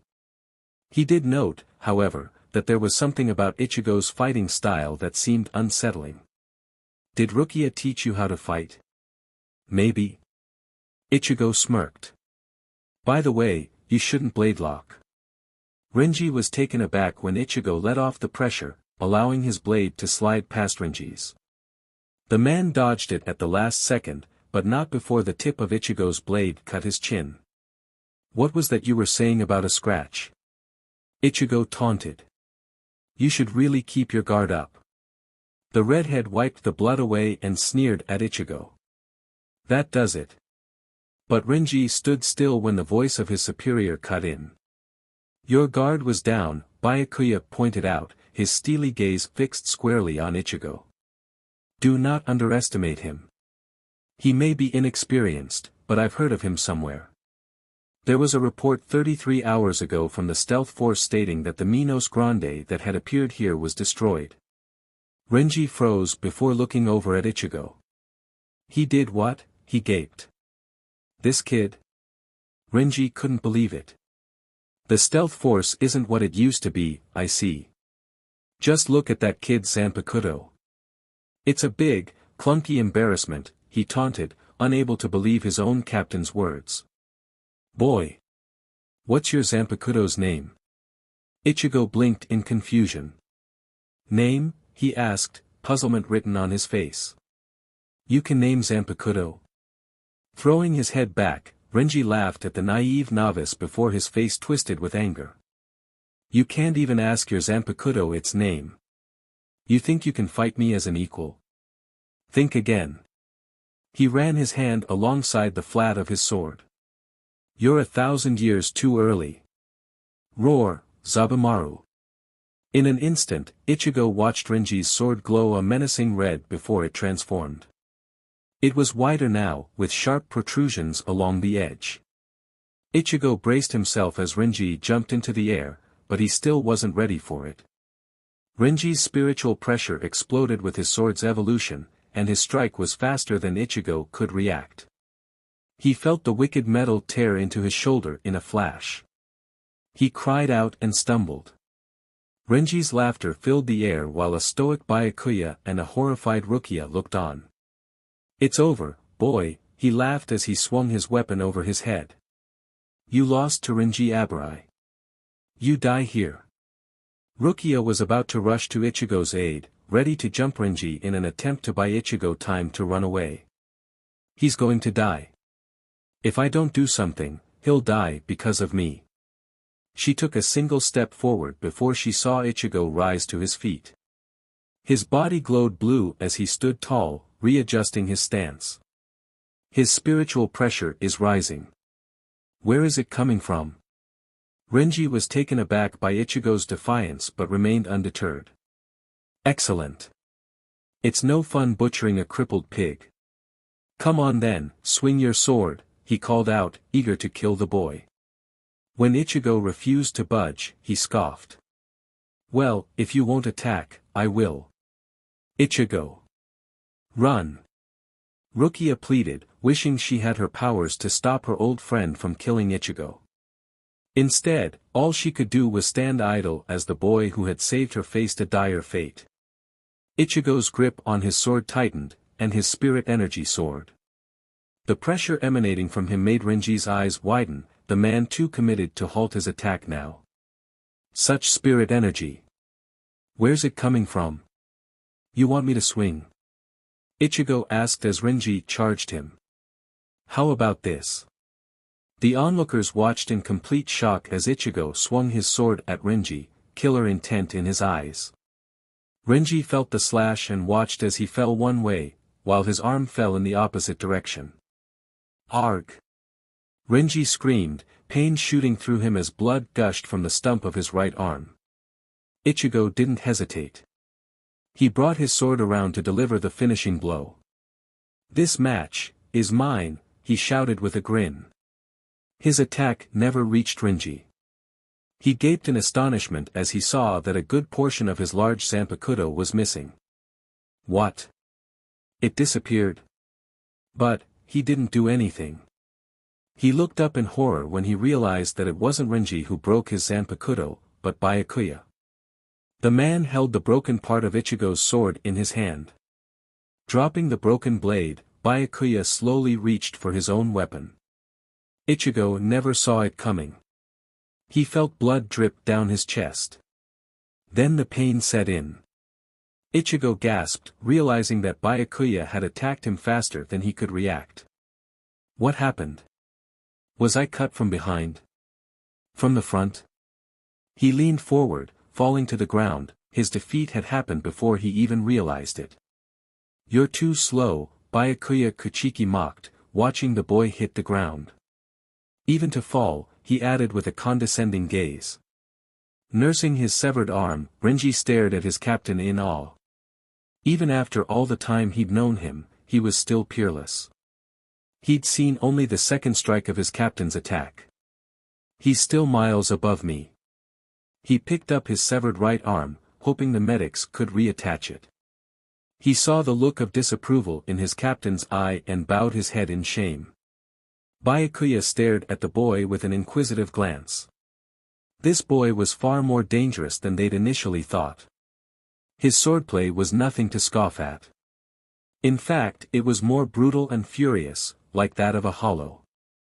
We're leaving. As Ichigo lay there, he watched in agony as Byakuya and Renji took Rukia away, disappearing behind the portal that the Soul Reapers opened. Rukia. He choked, raindrops pelting him as if to further shame his defeat. Rukia. Darkness took him, and he lost consciousness. Out of the shadows stepped Halibel, who had watched the exchange. It pained her to see this, unable to intervene. She knew that if she did reveal herself, the Soul Society would bring their full fury down on Ichigo for having relations with a hollow, even if he did manage to save Rukia from the two. She knelt down in front of her defeated protégé. There's nothing I can do. I'm sorry, Ichigo. She could feel Ichigo's powers fade. Byakuya Kuchiki's attack had destroyed his Hikusui and his Seketsu. Her healing abilities could not save Ichigo's powers. All Halibel could do was ease his pain. Cradling his head in her lap, Halibel put a hand to his wounds, her palm glowing yellow as she did her best to stop the bleeding. Forgive me, she whispered to the unconscious Ichigo. I should have fought with you. I let my student fight a battle he wasn't ready for. I have no right to call myself your teacher, she lamented, her free hand gently running through his wet hair. I put my loyalty to Lord Aizen above the necessity to protect you. I'm so sorry, Ichigo. The blonde Arrancar ran 1,000 ideas through her mind at once. Could she possibly take Ichigo's powerless soul back to Hueco Mundo?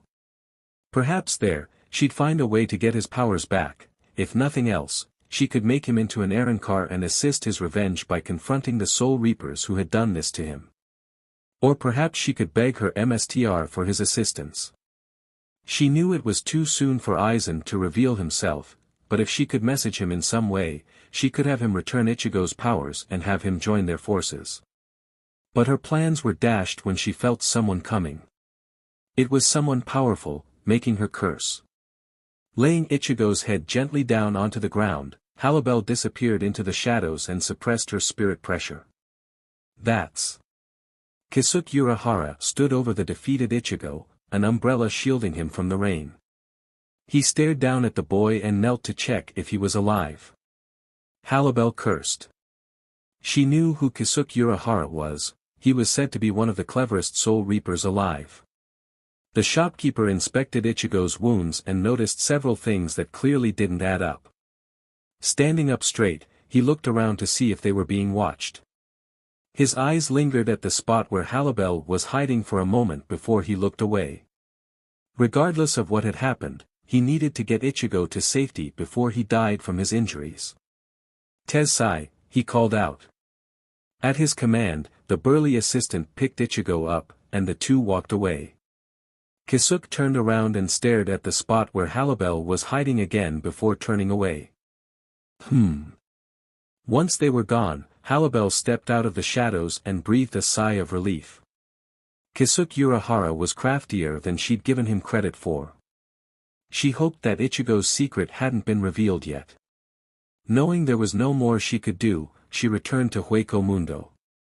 Returning to her quarters, Halibel walked past her subordinates. The Trace Bestia saw their MSTR's disheveled, soaked appearance and knew that something was wrong. MSTR Halibel. Sung Sun dared to ask. Are you crying? It was raining, Halibel merely said without looking them in the eye as she walked past them. Please give me some time alone, she said, not even turning to face them. She closed the door to her room and slumped into her chair. After holding it in for so long, she finally let the tears fall. Chapter 7. Shortly afterward. Ichigo opened his eyes, sensation returning to him slowly. His memory came back gradually. He remembered training with Halibel, being alerted to Rukia and Yuryu in danger, intervening, and fighting the red-haired Soul Reaper, then. Rukia!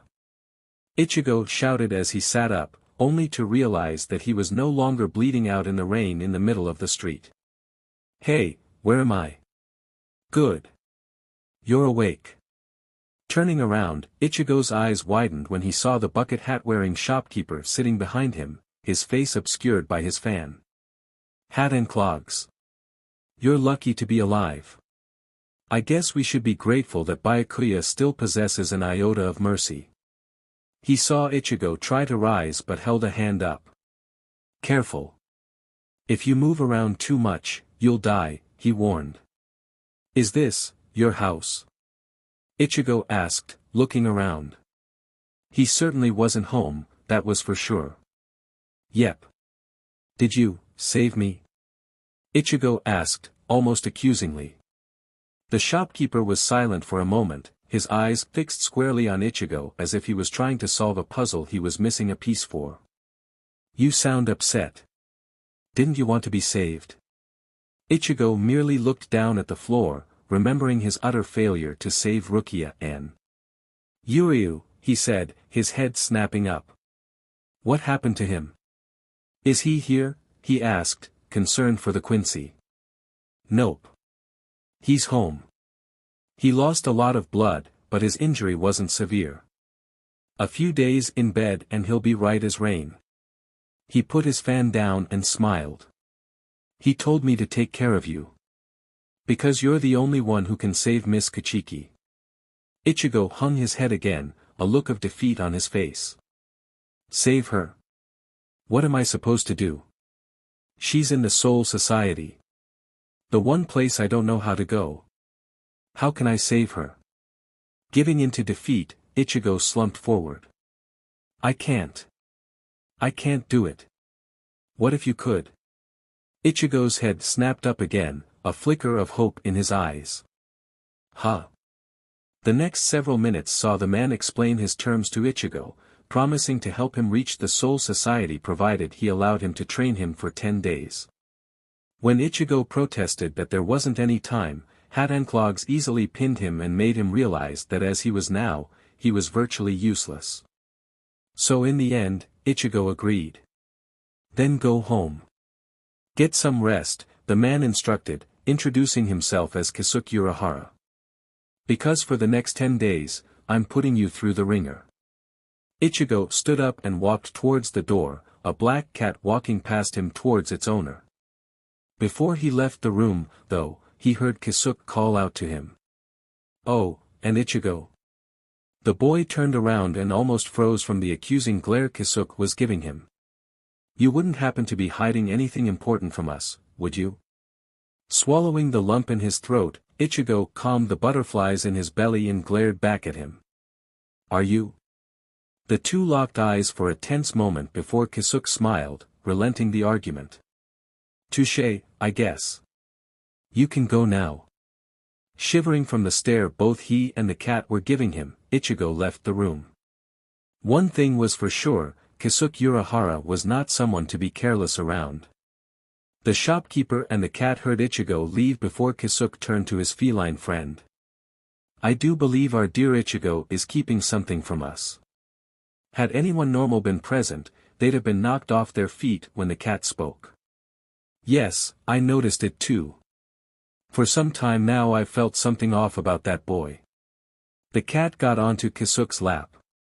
His power growth is too rapid to just be coincidence.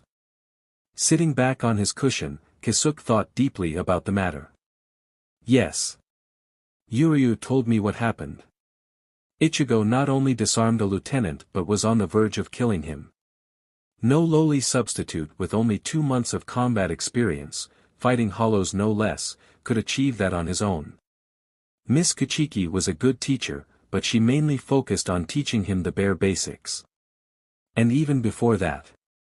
He scratched his chin and thought hard. There's no way he should have been able to defeat the Minos Grande that came here. True, he was bolstered by Yuryu's power, and true, it was also just a Jillian, but he should have been able to do nothing more than hurt it. Obviously, a third party is involved. The cat was silent as it processed Kisuke's words.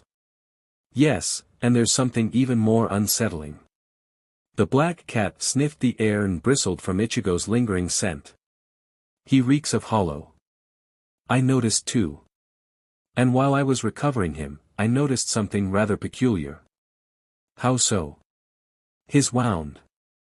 While it wasn't healed, I sensed that something had caused some of the damage to lessen. Not enough to save him, though. Whoever did it didn't have the capacity to heal him fully, just lessen enough so he could die in peace. Do you suspect Aizen? The cat asked. This screams of his involvement. No. It's something else. But as much as it pains me to say it. Kisuke's expression hardened as he came to one inevitable conclusion. Ichigo Kurosaki is not to be trusted. The next day. Halibel stepped into the world of the living, a bouquet of flowers in her hand. She had her subordinates gather them for her after telling them about the incident with Ichigo. They were all heartbroken to see her so shaken up and did as she requested, gathering flowers for her. Once they'd gotten enough, Halibel ventured alone into the world of the living. She had to see him, one way or another. If the ex-Soul Reaper was unable to save Ichigo, she'd lay the flowers at his grave. If he was still alive. She reached for the bracelet on her wrist and poured her spiritual pressure into it. It was the trigger that activated the gem in Ichigo's bracelet, the signal that she wanted to meet with him. Please be alive. She prayed. I'm sorry, but I can't assist with that.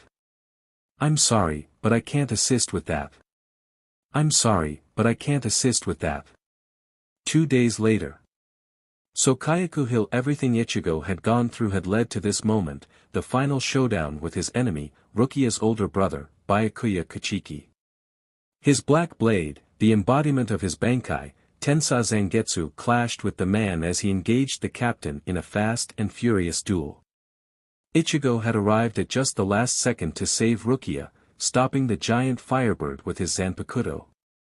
After Rukia's superior officer, Captain Yukitake, and his ally Kairaku destroyed the Sokayaku, Ichigo tossed Rukia to Renji, who'd arrived after recovering from his defeat at the hands of Byakuya. After dispatching multiple lieutenants bare-handed, Ichigo engaged Byakuya Kuchiki in open combat, their final battle beginning. Though Ichigo got the upper hand with his Zangetsu's special ability, the Getsuga Tensho, Byakuya showed him how outclassed he was when he unleashed his Bankai, Senbonzakura Kagyoshi. Although Byakuya glowered in his impending victory, Ichigo surprised him by revealing he'd achieved Bankai himself, unleashing his sword's final form, Tensa Zangetsu. And yet, something felt off. As he dodged and evaded Byakuya's blades, Ichigo felt something stir within him. He didn't have time to dwell on it, but in the back of his mind, he started to feel afraid. Ichigo unleashed the full speed of his enhanced power, catching Byakuya by surprise. "You said I wouldn't get another miracle. So what's this?" he asked before he slashed Byakuya in the chest. Though he staggered backwards, Byakuya was still determined to strike down the impudent boy. "So I see. So that is your Bankai's power." Byakuya's eyes gleamed with intensity as he glared at Ichigo. "Then I'll crush that power and you along with it." The blood dripping from Byakuya's wound glowed white as he summoned his petal blades. "Behold. This is Senbonzakura's true form, when it has abandoned all defense and commits itself only to defeating an enemy," Byakuya proclaimed. "Senkei, Senbonzakura Kagyoshi." The two combatants were surrounded by a cage of glowing pink swords. Byakuya reached out with his hand and a sword appeared in it. He saw the frightened look on Ichigo's face and stepped closer. "Don't be afraid. The swords will not attack you," he told the boy. However, he was wrong about what was scaring the teen. The dark stirring inside Ichigo grew. In addition, his body started to feel strained, the fatigue of his non-stop fight setting in. Ugh! He recognized the sensation. It was the same feeling that he felt when he fought his shadow and when he was with Halibel. Byakuya saw the boy stumble and was confused. He didn't judge the boy to be frightened so easily and could tell something was wrong. "What is the matter?" he asked as he slumped forward. When Ichigo didn't answer, Byakuya decided to end the fight once and for all. He thought for a moment that Ichigo was setting him up with a feint but went in for the kill anyway. "This ends here." He lunged forward and brought his sword down to cut through Ichigo's head. But Ichigo surprised him when he moved.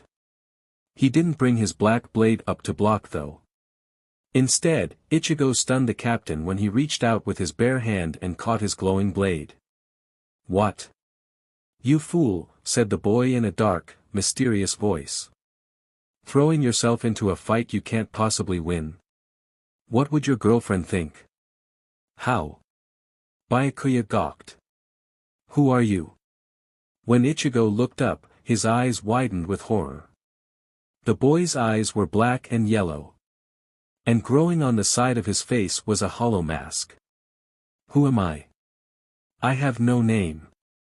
Meanwhile, Hueco Mundo, Halibel's room. Inside her room, Halibel was sleeping, resting comfortably on a huge bed. Her rest was disturbed, however, when she suddenly opened her eyes and sat up. She didn't know why, but she could sense something terrible. Something had happened to Ichigo. Getting out of bed, Halibel tried to shake the feeling she'd woken up to. Despite the fact that her student was literally worlds away, Halibel felt a dark shift in the air, as if something unnatural had been awakened. "What's happened?" she asked herself. Then she remembered something she'd neglected to think about. When she met Ichigo after his training, she noticed something different about him. At first she thought it was just his increased strength, but his spiritual pressure felt darker, much like a hollow's. Halibel gasped as a revelation hit her. She cursed her lack of insight. She hadn't thought about exactly how Kisuke Urahara helped him get his powers back. There was only one recourse since he'd lost his Soul Reaper powers, and that was to make him undergo holification. She didn't know how, but she knew that the boy was in danger from himself. She squeezed her fists, cursing her helplessness. She hated herself for not going to help him, her cheeks burning from her cowardice. Ichigo, she whispered as she sat down in her chair. Please be safe. But for now, all the Arrancar could do was wait. Much later. Sokayaku Hill Ichigo stood next to Renji as they stared down the traitorous captain, Susuke Aizen, and his two compatriots, Jin Ikamaru and Kaname Tozen. Though Ichigo had been victorious with one battle, he'd ended up fighting another one right after. His fight with Byakuya had become interrupted when his inner hollow took over, fighting the captain blow for blow. The hollowified Ichigo managed to get in a critical hit with a black Getsuga Tensho before Ichigo fought for control of his body back. Byakuya watched in amazement as Ichigo endured a mental struggle for his own body before coming back to the forefront to finish the fight. The two unleashed their final attacks and Ichigo ended up the victor. Byakuya, taking too deep a wound, dropped to his knees and gave the fight to Ichigo, telling him to finish him off so that he could die with what dignity he had. But Ichigo refused. It wasn't Byakuya who was his enemy, after all, but the law of the Soul Society. Touched by Ichigo's drive, Byakuya agreed to not pursue Rukia anymore before collapsing. Reunited with his friends, Ichigo let Orihime heal his wounds before they were contacted by one of the lieutenants who informed them of the mastermind behind Rukia's execution, Susuke Aizen. Sensing them back up on the Sokayaku Hill, Ichigo raced back up and saved Renji and Rukia before Aizen could kill them. You ready, Ichigo? Renji asked while he prepared his final attack. This move will only work once, but if it hits, Aizen will be vulnerable. Ichigo prepared himself. He'd mostly recovered his strength thanks to Orihime, and he was ready to strike down this man. He took Halibel's lesson to heart. This was the man who'd been the cause of much of his grief. Ichigo would show him no quarter. Making a stance, Renji gathered what strength he had. This is gonna sting, Zabumaru. Just grit your teeth and bear with it. He stabbed the broken sword into the ground. Higa Zeko. The broken pieces of Zabumaru that lay around Aizen glowed red before rising up. Before Aizen could react, the blades converged on him, the man disappearing in a cloud of dust. Seeing his chance, Ichigo charged forward before they even hit their mark, certain that his speed wouldn't fail him. Reaching Aizen, he swung with all his might. Aizen caught it with his bare hand. Ichigo was stunned. He couldn't believe what was happening. How was Aizen that strong? The captain took a swing at the exposed Ichigo, but the boy's reflexes were sharp enough to help him dodge the blow, narrowly avoiding being cut. Aizen let go of Ichigo's sword and noted the tiny cut on his palm. He gave the boy a chilling smile. She taught you well, he praised. Ichigo blinked in surprise. What? An intense pain filled Ichigo's innards. Looking down, he saw Aizen's sword sticking out of his stomach. His head turned in horror to see Aizen standing directly behind him. Ichigo had never even seen him move. But not good enough. Pulling his sword out of Ichigo, Aizen watched the boy crumple to the ground before turning his attention to Rukia and Renji. Ichigo could do nothing but lay on the ground as he watched events progress, unable to even move. Ichigo watched as Aizen cut down Renji and moved to obtain his prime objective from Rukia, an object hidden inside her Konpaku by Kisuke called the Hogyoku. Captain Kamamura attempted to stop him, but even he was defeated with a single spell. Aizen extracted the Hogyoku from Rukia, leaving Jin to finish her off. Byakuya arrived and took the blow in her place, saving his sister. The other captains arrived, but even they failed to keep the traitors from escaping. Helped by the Minos of Hueco Mundo, Aizen and his allies were lifted up by their negation. Discarding his glasses, Aizen took one last look at his enemies as he stood with his minions. Farewell, Soul Reapers. His eyes turned to the defeated Ichigo. Goodbye, Ryoka boy. You were most interesting for a human. Ichigo watched the man leave before grimacing, his mind turning back to what Aizen had said. She taught you well. Ichigo's hands squeezed into fists. Halibel. He groaned. Aizen's words had left him feeling betrayed. Whose side are you on? Chapter 14. The next day. Squad 13. Ichigo sat next to the window, watching the moon rise in the dark sky, night having fallen upon the Soul Society. His hand would often go to his stomach, feeling the scar left by Aizen's sword. Orihime had healed him, but the scar still remained, a reminder of his defeat. His friends slept in their own private rooms provided by Rukia's commanding officer, Captain Yukitake. Now that Aizen's treachery was exposed, Rukia's death penalty had been lifted, the head captain apologizing to the girl for so blindly following Central 40SX's orders. Ichigo was grateful that his friends weren't hurt badly. Chad was still a little injured from his fight with Kairaku, but he'd recover. Sitting in the dark room, Ichigo continued to stare out at the night. Everything felt so serene. Everything, except for Ichigo. Ichigo's thoughts were in turmoil. The most pressing issue was his inner hollow. Despite pushing him back down into his subconscious, Ichigo could still feel him deep inside his soul. Every once in a while he could feel a dark shiver course through him, as if the creature would take over at any moment. He felt vulnerable and alone. He couldn't tell his friends and burden them with his problem. Not for the first time, he wished that his mentor was here. More importantly, Ichigo wanted answers. Aizen's words had shaken him up. It was very clear to Ichigo that he was aware of Ichigo's relationship to Halibel, and it made Ichigo question Halibel's motives. She'd told him when they first met that her reasons for training Ichigo were her own, but not once did she ever tell him what her own reasons were, which led Ichigo to wonder if Halibel's reasons were actually Aizen's. I wish she was here so I could ask her. Ichigo muttered, wondering if now Halibel was his enemy. He heard a knock at the door and turned as it opened. Sitting in the dark. That's not like you, Rukia teased, turning on the light. Oh, hey, Rukia. I couldn't sleep. Rukia sat down on the bed next to him. She wore a kimono supplied by her brother, who'd apologized to Rukia for his actions. The two remained silent for a while before Rukia worked up the courage to ask him something she'd wanted to ask for weeks. Ichigo, can I ask you something? Ichigo turned to see that Rukia had a serious face. What is it? Who was that woman I saw you with? The night that I was captured by Byakuya and Renji, you were sparring with a hollow. Ichigo's eyes widened in surprise. He'd no idea that Rukia had spied on them while they were sparring. Filled with shame at his deceit, Ichigo turned away.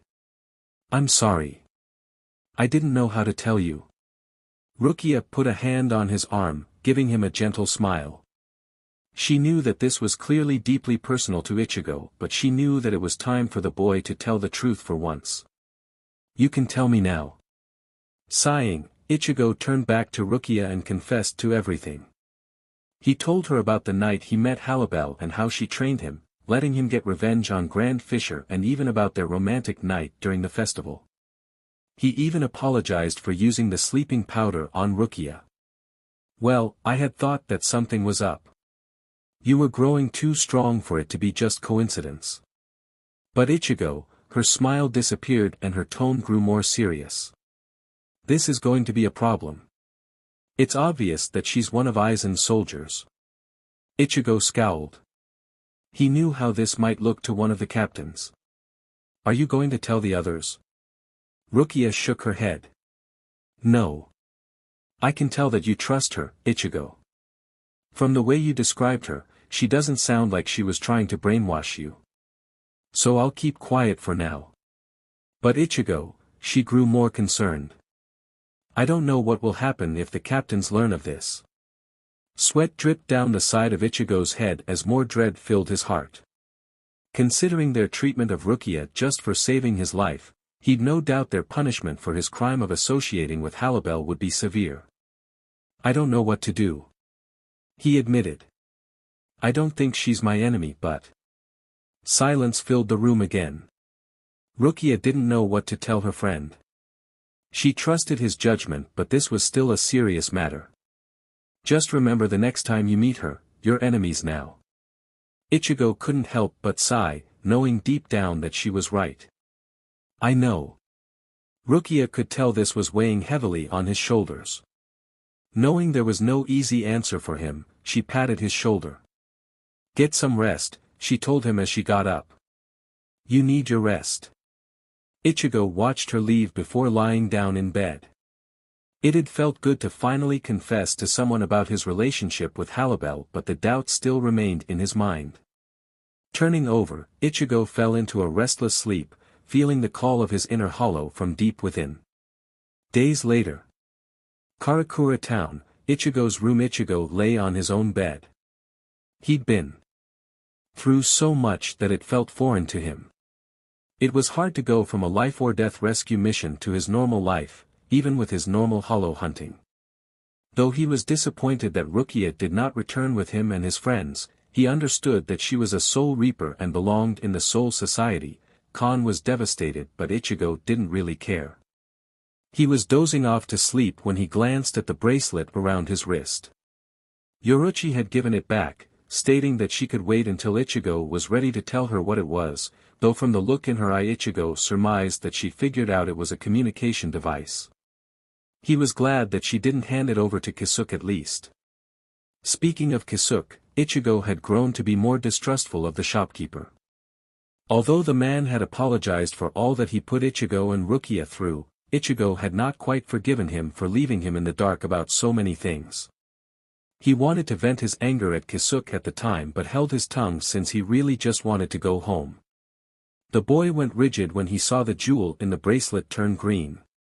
She's here. At once Ichigo felt both elated and fearful. He wanted to see Halibel again but was still full of doubt about her. But he knew that he had to get the truth and that if Halibel was indeed his enemy, he'd be ready for a fight. Grabbing the combat pass Captain Yukitake gave him, he popped out of his human body and shot through the air towards the mountain that had his training ground. Walking through the forest up to the spot, Ichigo's heart pounded in his chest. He'd so many questions for her. Was she really his friend? Was she training him on Aizen's orders? How much did the man know about them? And most importantly, what was Ichigo to her? The feelings of anxiety and fear reached a crescendo when he reached the spot. There, sitting on a stump with her back to him, was Halibel. The woman's ears perked when she heard footsteps behind her. Turning around, the woman smiled behind her mask to see Ichigo alive and well. You came back, she said softly as she walked towards him. I promise, didn't I? Ichigo couldn't help but grin. Before Halibel could get too close, Ichigo held up a hand to stop her. Wait. Halibel stopped and saw the determined expression on Ichigo's face. She nodded, knowing what was on Ichigo's mind. I suppose everything has become much more complicated, hasn't it? She said coyly. You and I stand on opposite sides of a growing war. Halibel, be straight with me. Do you work for Aizen? I do, Halibel replied, much to Ichigo's dismay. He is my MSTR. I serve as one of his elite warriors. It was he who saved me and my friends and turned us into Arankars to give us greater power. The boy could feel his heart sink at her words. He'd hoped that Halibel had nothing to do with Aizen. Looking at the ground, Ichigo sighed. Halibel, tell me, why did you train me? Was it because of Aizen? No, Halibel answered adamantly. I swear to you, Ichigo, Aizen has nothing to do with this. With us. Then how does he know about us? He practically shouted it to me on the Sokayaku Hill, he pointed out. Halibel hesitated, looking away. I don't know. Aizen visits Hueco Mundo in secret, but I've told him nothing about you. I'd no idea he knew about us until... Ichigo saw the sad look in her eyes. What happened? After he returned to Hueco Mundo, he called for me. Halibel's heels clicked against the black-tiled floor as she entered the throne room. She was surprised to see how empty it was. Usually there was a score of newly created Arrancars gathered whenever Halibel arrived. Though it would be inaccurate to say that the throne room was completely empty. Sitting on the throne was Aizen. He'd shed his Haori for a white overcoat and had discarded his glasses, showing off a bolder image that suited his charismatic personality. Good evening, Halibel, Aizen greeted as Halibel took a knee. I see you've been training hard. Yes, my lord, Halibel replied. My fractions and I have been working diligently every day in preparation. That is quite good to hear. Aizen rested his head on his hand and gave her a knowing smile. And what of Ichigo? He has benefited well from your training, has he not? Yes, he dash. Halibel's eyes widened in horror when she realized just what Aizen had said. She looked up and saw the smile on Aizen's face, knowing her secret was out. My lord, I don't what? Aizen asked. Know what I'm talking about? Perhaps this will refresh your memory. He snapped his fingers and an image formed on one of the walls below his throne. Halibel stared in disbelief at the sight of her and Ichigo together. She knew that she'd been busted in the worst of ways. My lord, she dropped to her knee again and prayed that Aizen wouldn't kill her then and there for treachery. I can explain. There's no need, Aizen said. I'm not mad. In fact, I'm rather impressed. Under 2 months of your tutelage Ichigo Kurosaki has grown quite remarkably. Imagine his growth if he was here where you could train him properly. The espada blinked. My lord. Aizen stood up and smiled down at Halibel, his eyes a mystery. When you next meet him, bring him to me. You have his trust. Failing that, bring him by force. I will persuade him into joining our cause, he said, his malicious intent clear. Yes, Lord Aizen. Halibel said before quickly leaving, her mind filled with terror. Ichigo listened to Halibel's story, stunned at the knowledge that Aizen knew how NTMT they were. He also noticed that Halibel's hands were trembling. What are you going to do? He asked, his hand twitching, ready to grab for Zangetsu if Halibel decided to carry out Aizen's orders. Walking away from Ichigo, Halibel stood next to a stump, her hand tracing the rings. I don't want to. She admitted. I do not want to think of what Lord Aizen has planned for you. She turned back to Ichigo with sadness in her eyes. You asked me once why I wanted to train you, did you not? Yeah. Turning back to the stump, Halibel continued to trace the rings, her thoughts clouded with her own insecurities. I am strong. There are those who are stronger than me but I detest them. I wanted someone who could walk beside me, who could be my friend and perhaps more. She turned back to Ichigo. Even though her face was covered, he knew she was smiling lovingly at him. I found you. She finally shook her head. I will not bring you to Lord Aizen. Even if we are enemies, I cannot let you fall into his hands. What he's done to my fellow hollows. She shivered as she remembered some of Aizen's experiments. What are you going to do? Ichigo asked. He was relieved to hear that Halibel wouldn't drag him to Aizen but he was afraid of what would happen if she showed up in Hueco Mundo empty-handed. As Halibel sat down on the stump he noticed that she was trembling again. Halibel, what's wrong? Despite being so calm and level-headed Halibel couldn't hide her fear. Something has happened. I do not know how it happened but... Ichigo walked over to Halibel and crouched down, taking hold of Halibel's trembling hand. He'd never seen her so scared before. Halibel, what is it? If you can't go back to Hueco Mundo you can stay here. No, that is not why I am terrified. Then what is it? The blonde Arrancar was silent, staring off in the distance for a moment before turning back again to face Ichigo. She then said 3 words, just 3 words that would forever change Ichigo's world. Ichigo, I'm PRGNNT. Chapter 15 Ichigo and Halibel's training ground. With one sentence, Ichigo's blood turned to ice. His brain came to a screeching halt as it tried to process what Halibel just told him. His legs suddenly wobbled as he struggled to stand. He sat down on the stump and tried to control his breathing, his eyes wide with shock. Halibel, was PRGNNT. Controlling his breathing, Ichigo looked at Halibel. For the first time in his life, he saw his mentor with fear in her eyes. He knew from the look on her face that this was no lie, there was no deception in her eyes. Are you sure?" he managed to say, his voice a whisper. The Arrancar nodded. "I am. I started to vomit when I woke up in the morning." "No easy task to do when your face is covered," she lamented, pointing to her mask fragment. "I'm sorry, but I can't assist with that." "I'm sorry, but I can't assist with that." "Who are you?" Ichigo demanded. Tilting his head back, the Arrancar scoffed. "I am Barragan Luzenbarn." "Where is she, boy?" His head tilted and his one eye scanned the town before him. "I know she's here." Barragan turned back to Ichigo.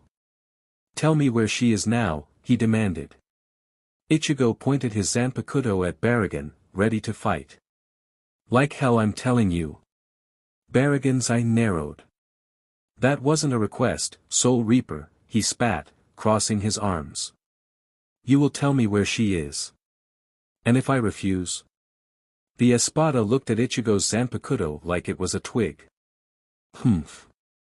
You are but an ant, boy. Your defiance is pointless." "Oh yeah?" Ichigo shouted, tired of this man's arrogance. "We'll see," he charged at Barragan, sword ready to pierce the man's chest. His advance barely got 2 feet towards him when shadows lunged out of the forest, barring his path.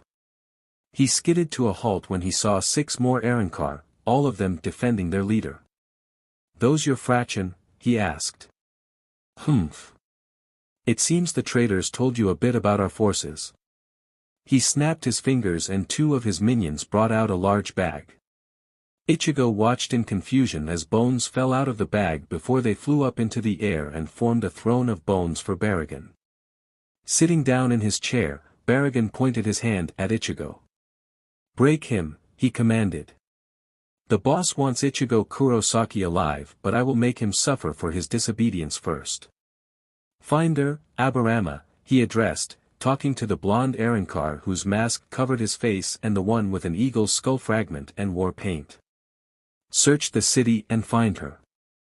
If the boss is telling the truth, she's with child and won't put up a fight.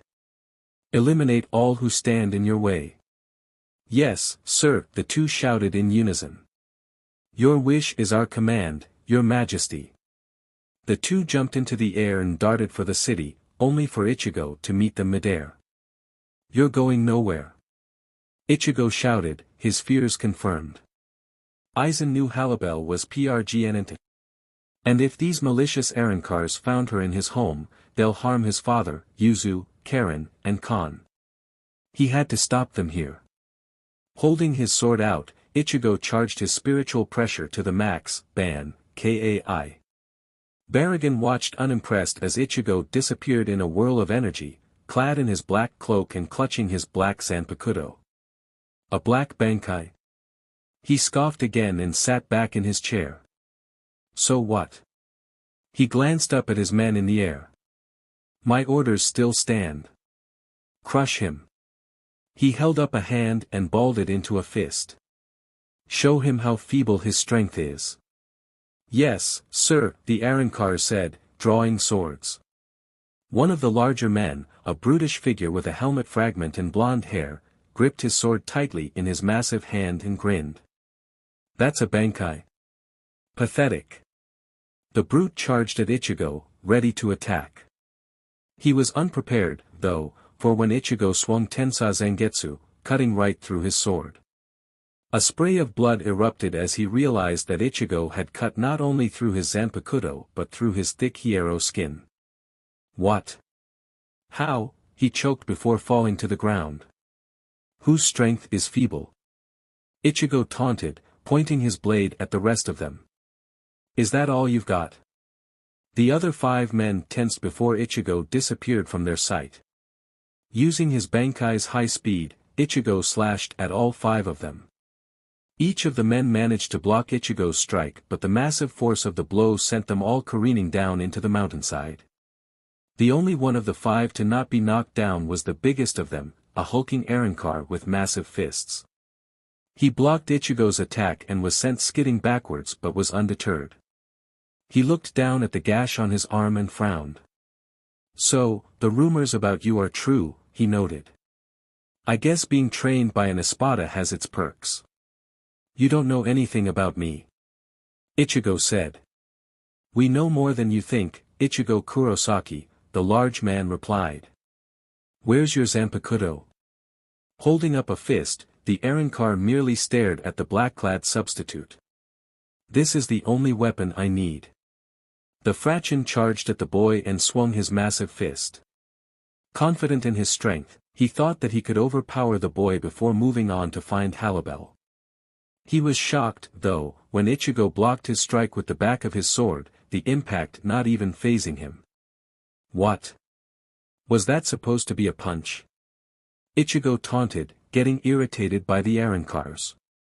The man threw another punch but Ichigo easily dodged the strike. Too slow. With another swing of his black blade, Ichigo carved through the Arrancar's chest.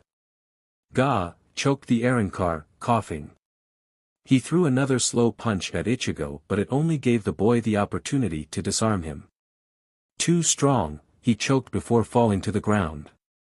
Ichigo swung his sword, wiping it clean, before turning back to the still-sitting Baragon. The 2 men glared at each other before Ichigo heard the thunder-like sound of footsteps coming towards him. You've not won yet, Ichigo Kurosaki. Turning his head, Ichigo saw the blonde-masked Arrancar from before, Finder. You guys don't know when to give up. Ichigo held up his blade and readied for his strike. I could sense it when I attacked you. You're weaker than the other 5. Exacta, the man praised. Your senses are sharper than we gave you credit for. But as you of all people should know, boy. Finder held a hand to show him the blade on his wrist. Appearances can be deceiving. Ichigo stared in confusion as Finder broke his mask with the blade. The left half of his mask fell to the ground before he charged at Ichigo. The boy blocked his attack but he cringed as the force came a lot harder than he expected. His attack is stronger. You did well to block it. Jumping back, Finder smashed more of his mask, only his right eye covered now. How about now? Finder swung his sword but like his compatriots he was caught off guard when Ichigo appeared suddenly in front of him. He cursed as Ichigo pushed him back, staving off his attacks. That's a neat trick, Ichigo admitted. But it's not dash, Yuhu. Ichigo turned his head to see the strangest person come charging at him. What the hell? Appealing Charlotte Kulhorn's miraculous sweet ultra funky fantastic dramatic romantic sadistic RTC exotic athletic shining attack. The effeminate Arrancar smashed into Ichigo, pushing him away from Finder. Ichigo cursed his carelessness, knowing that he shouldn't have expected them to come at him one-on-one. Pushing the strange Arrancar away, Ichigo put his arms up to attack when he felt a shadow loom over him. Oh! Screamed Aburama as he chopped at Ichigo, angered. From being smashed into a mountainside. Take this. His attack missed though when Ichigo flash stepped away, reappearing behind the crazed warrior. I've had enough of you guys. Ichigo shouted, taking another swing. But he saw something at the edge of his peripheral vision and jumped backwards again as the last one of the bunch appeared, his short sword missing Ichigo's eyes by a hair. Whoa! Aburama turned his head to see who saved him. Geo! The Arrancar, a thin, small man with shaggy black hair and a skull fragment on top his head, grinned as he pointed his sword at Ichigo. You didn't think it'd be that easy, did you, Ichigo Kurosaki? For a moment there, yeah. I kinda did. Ichigo braced himself for a 4-on-1 fight, knowing he couldn't catch them by surprise and swat them aside to get to Baragon. You should back down. You're no match for me. Finder stepped forward. You overestimate yourself, Ichigo Kurosaki, the blonde Arrancar smiled. Why don't you surrender and tell us where Tier Halibel is? You might have me outnumbered, but not outmatched, Ichigo pointed out. Is that so? The 4 Arrancars laughed. Don't get conceited just because you're a little faster than us. Or have you forgotten? Finder held up his rapier, that we have Zanpakuto releases too. Ichigo cursed and charged at the 4 but was thwarted when he felt the dark call of his inner hollow trying to interfere. The 4 used Ichigo's hesitation to transform in front of him. Carve upon the water, Pinza Aguda. Scrape the summit, Aguila. Bite off, Tigre Estocat. Glitter, Reina de Rosas. All 4 glowed before emerging in their transformed selves. Ichigo grimaced as he felt their spiritual pressures increase tremendously, his chance to end this swiftly over.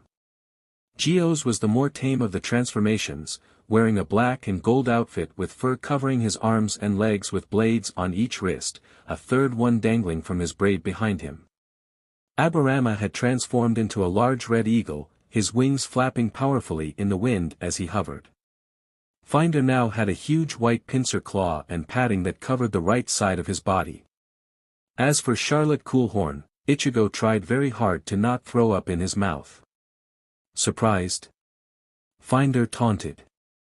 I guess Halibel didn't teach you about how we Arrancars release our Zanpakutos. So how about now, Soul Reaper? Gio sneered, holding up his bladed wrist. Care to surrender before we rip you to shreds? For a second, Ichigo became immobile. Not out of fear but from his inner hollow trying to wrest control over his body. So, I deny you before, and this is your response, he thought before tightening his grip on his Zanpakuto. No. I am stronger than them. And I'm stronger than you. The 4 Arrancar all blinked as Ichigo's spiritual pressure skyrocketed, waves of black and red emanating from his body as he fought for control over his own body. Sitting in his chair, Baragon raised an eyebrow at the spectacle, intrigued by the boy. Soon, Ichigo felt the call of his inner hollow fade, pushed back by Ichigo's force of will. With determined eyes, Ichigo stared down the 4. Here I come. Despite having raised their powers, the fraction were still caught off guard when Ichigo attacked them. Gio cursed as Ichigo appeared suddenly in front of him. The 2 engaged in fast and furious combat but Ichigo's blade managed to carve into him, Gio unable to keep up with him. Get back, Gio! Finder shouted, attacking Ichigo with his claw. The 2 collided in midair, the sound of Ichigo's sword slamming into Finder's claw like thunder. So, I see Halibel taught you well. Finder praised. But you're no match for Lord Baragon. Anyone ever tell you that you talk too much? Ichigo taunted. Jarr. Finder gasped as Ichigo's sword began to cut through his claw. Before the boy could hack through him, he jumped back and opened it up. Don't underestimate me, Soul Reaper, he shouted, shooting a wave of high-pressure water at him. Ichigo evaded the attack but found his path blocked by Aburama. Where do you think you're going, boy? The eagle Arrancar spat. Have you forgotten there's 4 of us? The huge man beat his wings. Let's see how you handle this. Devora Pluma. A barrage of red feathers shot at Ichigo, aiming to overwhelm him. He was shocked when Ichigo batted them all away in the blink of an eye. What? How fast is he? Ichigo's Bankai pulsed with black energy. Let's see how fast you are. Getsuga Tensho, he shouted, launching his signature attack at Aburama. The man moved out of the way but not fast enough. Gah! The man screamed as he felt Ichigo's strike cut through his wing. Ichigo turned to his next opponent, the unique-looking Charlotte. That was quite the appealing attack. It certainly fits one as handsome as yourself, the effeminate Arrancar said. The boy deadpanned. You know, you remind me a lot of someone I know back in the Soul Society. But I'm afraid this dance has to end. Even I can see you're starting to become worn out from fighting all of us. Too bad for you, Charlotte smiled, putting his hands together to make a heart, a ball of pink glowing in the middle. Special kill. Charlotte Kullhorn's final holy wonderful pretty super magnum CC glamorous zero. The attack made Ichigo want to roll his eyes. That's just a regular zero, he shouted as he swung his blade again, launching his attack one more time. We'll see who's worn out. Getsuga Tensho. The black strike hit Charlotte's pink attack. The purple-haired Charlotte was stunned as his attack was pushed aside like it was nothing. What? He gasped before he was hit dead center in the chest by the attack. When the smoke cleared, Charlotte fell to the ground, a huge gash in his chest. Breathing, Ichigo turned to the remaining two Arrancars, Geo and Finder. Now then, time to end this. Indeed. The blood in Ichigo's body turned cold when he realized the voice came from behind him. Turning his head, he saw Baragon standing right behind him, a look of displeasure all over his old, wrinkled face. He growled. Ichigo swung his blade, but as it neared him, Ichigo could feel his attack slow down, giving Baragon enough time to dodge. Evading the strike like it was child's play, Baragon grabbed the back of Ichigo's sword. I've had enough of your insolence, boy. With tremendous strength, Baragon hurled Ichigo towards the ground. Looking back up at his two standing followers, Baragon's eyes gleamed with anger. Collect the others. You'll be punished when we return to Hueco Mundo. The two injured Arrancars gulped, knowing that they were in severe trouble. Regardless, fear of their liege compelled them to comply, and they went down below to the mountain to fetch their wounded comrades. Ichigo picked himself up from the small crater, breathing. How? He breathed. He grabbed Tensa Zangetsu lying next to him but noticed something baffling. Tensa Zangetsu was rusted. What? He heard heavy footsteps behind him and saw Baragon approaching him. I grow tired of this little show, Soul Reaper. Tell me where the traitor is. Now, breathing for breath, Ichigo merely scowled at the old man. Never. He charged at Baragon with his high speed, intending on taking Baragon's head off. But once again, his attack slowed down as it neared him and Baragon caught his sword with his bare hand. What the hell? Gripping the blade tightly, Baragon hurled Ichigo away from him. Ichigo landed on his feet but saw that more of his Zanpakuto had rusted, almost to the point where his Bankai was at the point of breaking. What's going on? She never told you, did she? Baragon couldn't help but laugh. What a pitiful teacher. Seeing Ichigo's confusion, Baragon reached up and grabbed a leaf that was blown in the wind. We espadas each govern a different form of death. Death? Ichigo blinked. There are 10 reasons for death. Each espada embodies one of those aspects.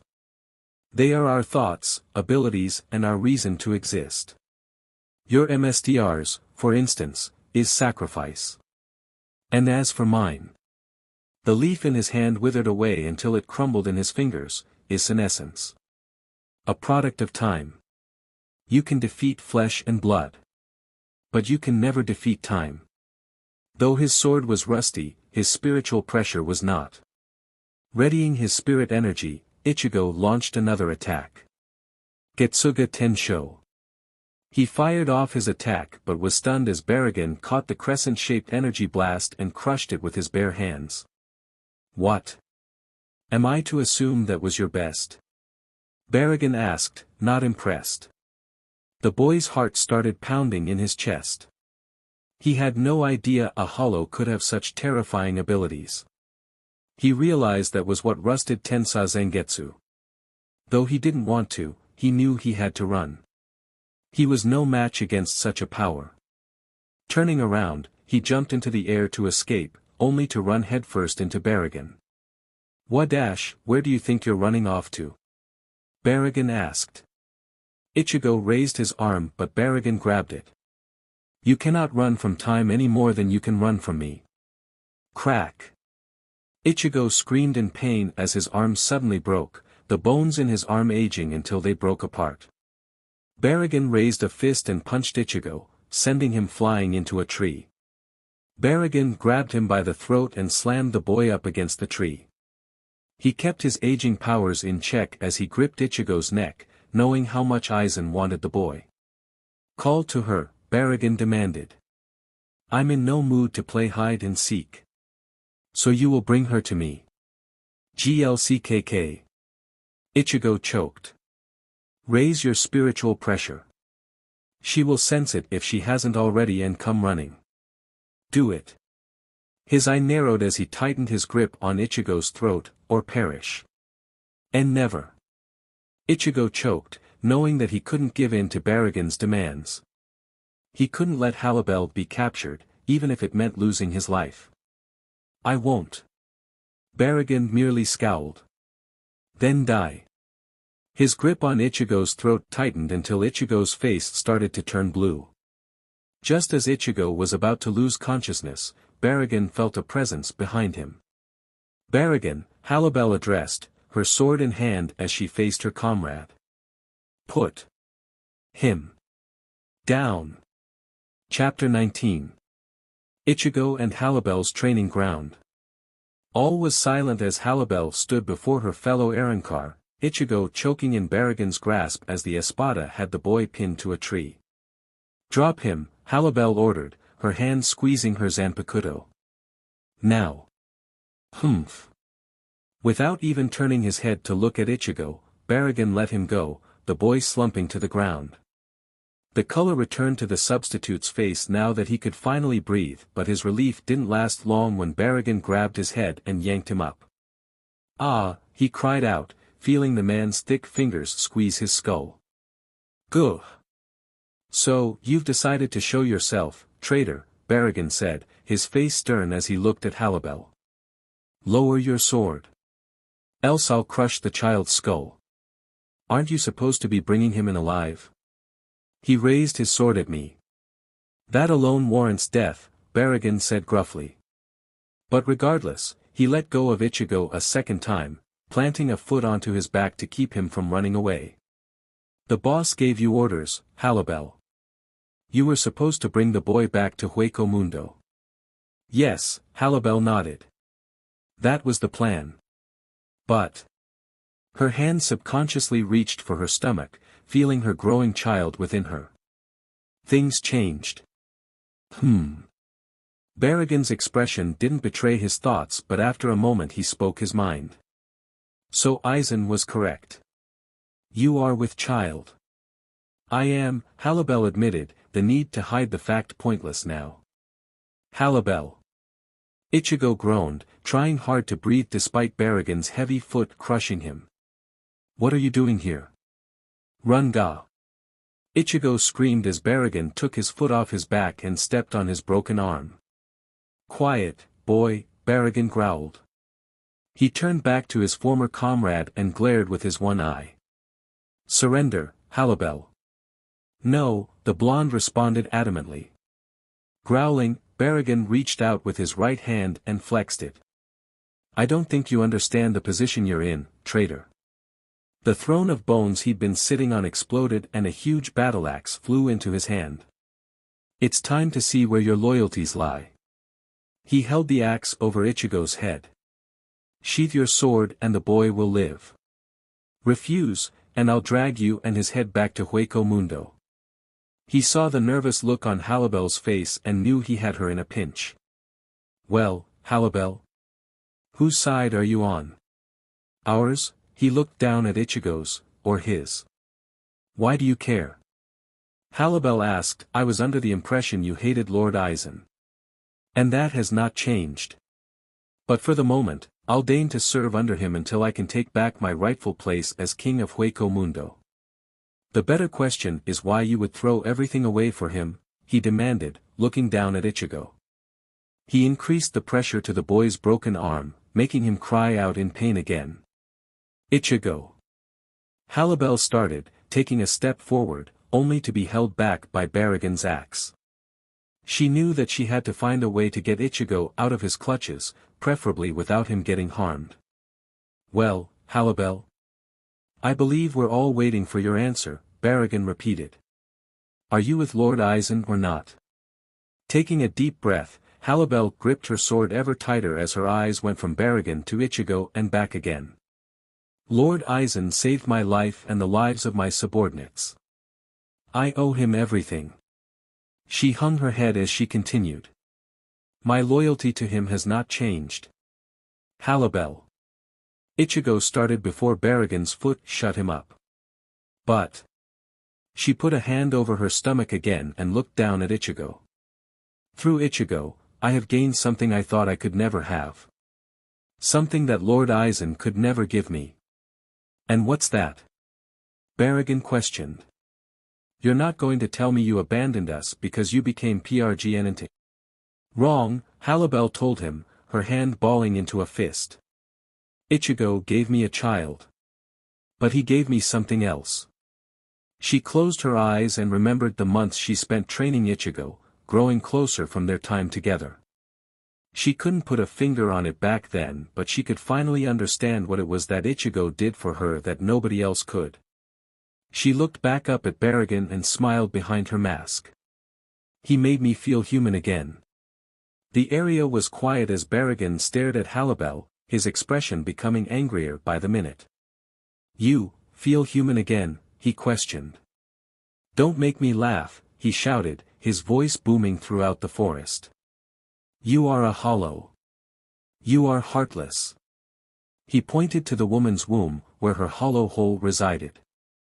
Though you are Arrancar, you lack the heart to feel truly human. That may be true, Halibel said, holding her sword up. But not anymore. I feel, Barragan. Fine then. He turned his attention back to the helpless Ichigo. Then let's see if you can feel despair. Bringing his axe up, Barragan swung it to take off Ichigo's head. But Ichigo, still gripping Tensa Zangetsu, was waiting for this moment. His body pulsed with black spirit energy as he unleashed his signature move at point-blank range. Getsuga Tensho.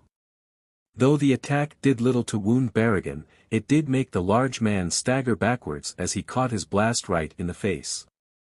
Halibel used the moment to grab Ichigo and take him away from Barragan, using Sonido to get him away from Barragan's foot.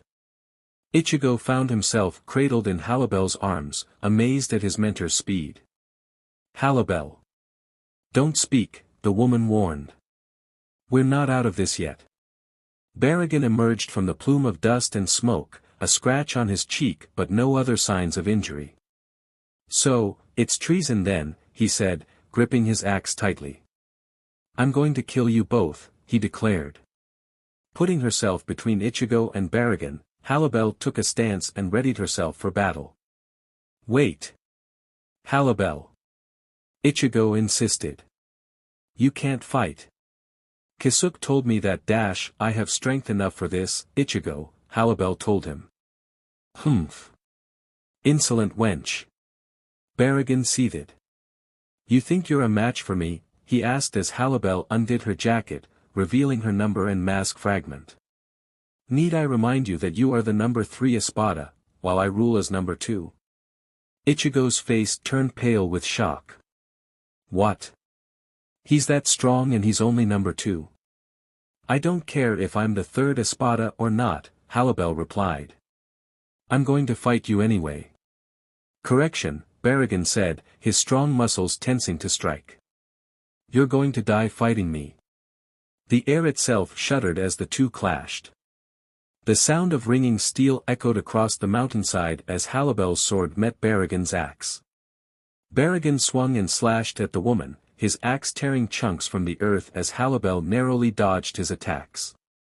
Ichigo watched with bated breath, nursing his broken arm. He gasped as Halibel dodged Barragan's strike and went in for the kill. However, like Ichigo before her, Barragan's abilities allowed him to evade the strike. What insolence!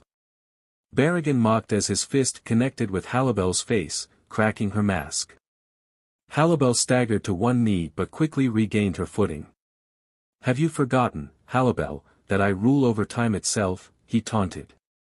"You cannot touch me any more than your student can." Grr. Undeterred, Halibel charged at Barragan. She was aware of Barragan's abilities but wanted to see if she could slip through his defenses. Now that she knew she could, she would make the next strike count. Her sword's hollow center glowed yellow as she closed in on Barragan. "Too bad you can't dodge this," she taunted, ducking another slash by Barragan and taking a lunging stance. Aura Azul. She moved her sword forward and a blade of energy shot out from her Zanpakuto. Too close for even Barragan's senescence ability to be useful, the strike hit Barragan square in the chest. "Erg," the number 2 Espada grunted, staggering backward. "I'm not done." Halibel held out a hand, a ball of yellow energy swirling in her palm. "Zero." Ichigo watched as Barragan was swept away by the attack, completely in awe of his teacher. He knew from their sparring practices that Halibel was always stronger than she appeared, but he'd no idea she was this powerful. "Not yet," Halibel warned, knowing what Ichigo was foolishly thinking. "This isn't over, Ichigo. If it were that easy, you'd have been able to kill him." From the smoke came a growl. Barragan's heavy footsteps approached. He emerged relatively unscathed from Halibel's attack. "You're starting to irritate me, Halibel," he growled. "Why do you fight? You know you cannot best me." His eye darted over to the wounded Ichigo. "Or has the boy made you soft?" Halibel pondered, trying to come up with a way to get herself and Ichigo to safety. She knew that she was fighting on borrowed time and every move she made only hastened her dilemma. "Do I dare?" she asked herself as she looked at her Zanpakuto. Her eyes glanced over at Ichigo, and she knew she had to make a decision. "I must. For Ichigo. For our child." Barragan's eyes widened as Halibel spun her sword around and pointed it downward before he scowled. "You wouldn't dare. I will do what I must. You of all people, Barragan, should know that about me." Closing her eyes, she took a deep breath. Hollows don't pray to any god, but she prayed nonetheless that she could see this through. "Hunt, Tiburon." Ichigo braced himself as a torrent of water suddenly emerged from out of nowhere, forming the shape of a heart behind her. "Halibel." He grunted as she disappeared, transforming into her true self. When she emerged, Ichigo was surprised. Unlike Barragan's minions, Halibel's transformation was more of a change in wardrobe. Clad in white shoulder guards with ribbons behind them, Halibel's attire had become even skimpier. The fragments covering her BRSTS became smaller, and she wore a bone miniskirt. In addition, she wore white gauntlets that went up to her elbows and thigh-high boots. But the most impressive part of her transformation was the huge white sword in her hand. Her sword glowing yellow, Halibel brought it down on Barragan. The espada was knocked away by the blast, her sword cutting deep into the earth. But Barragan was not impressed. "So, you wish to die in the worst of ways?" Barragan asked, holding his axe out and turning it. "If you insist." "Rot. Don't try it," Halibel warned. "You'll only earn Lord Aizen's anger if you release your Zanpakuto here." "And what makes you think that?" "Lord Aizen requires Karakura town. If you release, you'll undoubtedly destroy it." Ichigo blinked, confused. "Wait, Halibel, Aizen needs Karakura town." "Why?" "I will explain later," Halibel simply said. "There will be no later for either of you," Barragan said as he lunged. Halibel shot into the air, eager to take the fight away from Ichigo. Barragan attacked her with cruel ferocity, his axe clashing with her huge sword, the sound of their weapons colliding like thunder in the air. Thanks to her power boost, Halibel was able to fend off the man's strikes, dodging him with increased speed. Water swirled around her huge sword, and she pointed it at Baragon. She couldn't go all out, unfortunately, Ichigo was too close. But she could still fight with other techniques. La Gata. Blasts of water shot out from her blade. Baragon narrowed his eye as he dodged the attacks. Batting away the last shot with his axe, he merely shook his head. "You're so much stronger than this," he taunted. An attack from her in her released state should have been more powerful. TCH.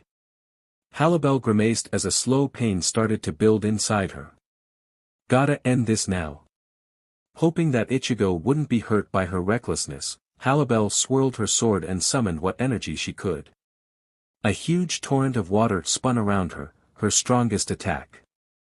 Cascada. Ichigo, watching far below, wondered if Halibel had gotten him. However, Baragon didn't even budge as the attack collided with him.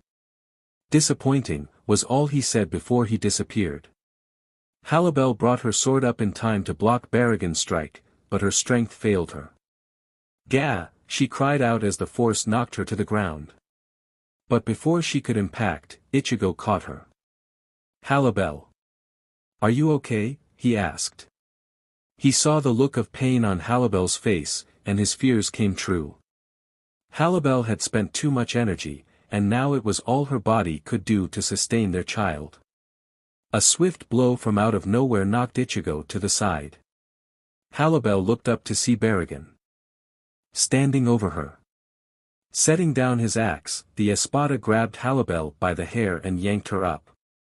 "The brat inside you is draining your energy." "Here," he said with a smirk. "Why don't I help things along?" "No." Ichigo screamed when Baragon put a hand over Halibel's womb. He charged at the man with reckless abandon, using all of his enhanced speed to snatch Halibel out of his clutches. Cradling her in his arms, Ichigo looked down at her, afraid of what Baragon had done. To his horror, he saw a large bump in her belly. Baragon hadn't aged her, he'd aged their child right to the second trimester. What a pity. A few more moments and the child would have been born. Of course, they both would have died, but it would have been a fitting end for a fool like her. Ichigo laid Halibel down on the ground, rage swelling within him. That dark voice inside him returned, this time louder than ever. "Shut up. Foolish words, boy," Baragon taunted, pointing his axe at the two. "I don't care what the boss says. She's dead weight to us." "Shut up," Ichigo shouted. The voice was louder now, screaming into his ear. Slowly, his vision began to blur. "Your MSTR is as feeble as you are," Baragon taunted, preparing to cut the boy down to size. Standing over the two, Baragon swung his axe down. A burst of blood filled the air. But it wasn't Ichigo's or Halibel's. Baragon took a step back, blood leaking from the cut on his arm. Ichigo whirled around, his eyes black and yellow, and a hollow mask forming on his face. "I'll kill you." Chapter 20. Ichigo and Halibel's training ground. The silence surrounding the mountain was shattered by a roar. Baragon took a step back as a white mask began to form on Ichigo's face, his eyes turning yellow and black. Ichigo's spiritual pressure shifted from a peaceful blue to a blood-hungry red and black, a wild shriek echoing throughout the mountain as Ichigo could no longer hold back his inner demon. Halibel, nursing her enlarged stomach, looked on in horror at what her student and friend had become. "Ichigo." "No," she called out.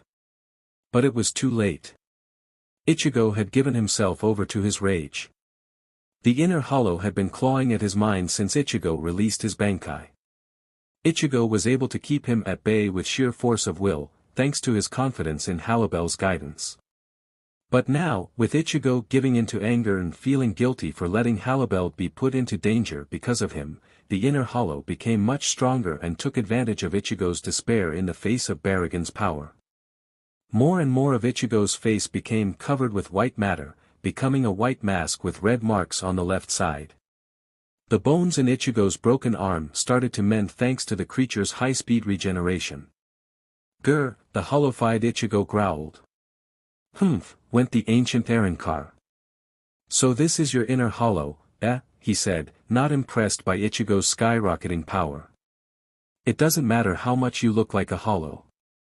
You dash." Baragon was cut off when Ichigo suddenly lunged forward, his hand going straight for Baragon's throat.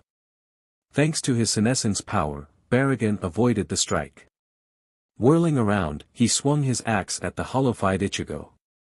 Ichigo blocked the strike with his sword and was sent skidding away. "Pathetic," Baragon taunted. "Is that really all you can dash?" Again, Baragon was cut off when Ichigo disappeared, his high speed enhanced by his sudden hollowification. He felt a hand on his shoulder and turned in shock to see the leering face of Ichigo's mask behind him. What? This time, Ichigo was too close for Baragon's powers to help him. His black blade tore into Baragon's back, cutting a line through his white outfit. Enraged at having been wounded from behind, the irate Espada turned around and threw a punch at Ichigo, only to hit nothing but air as he darted away.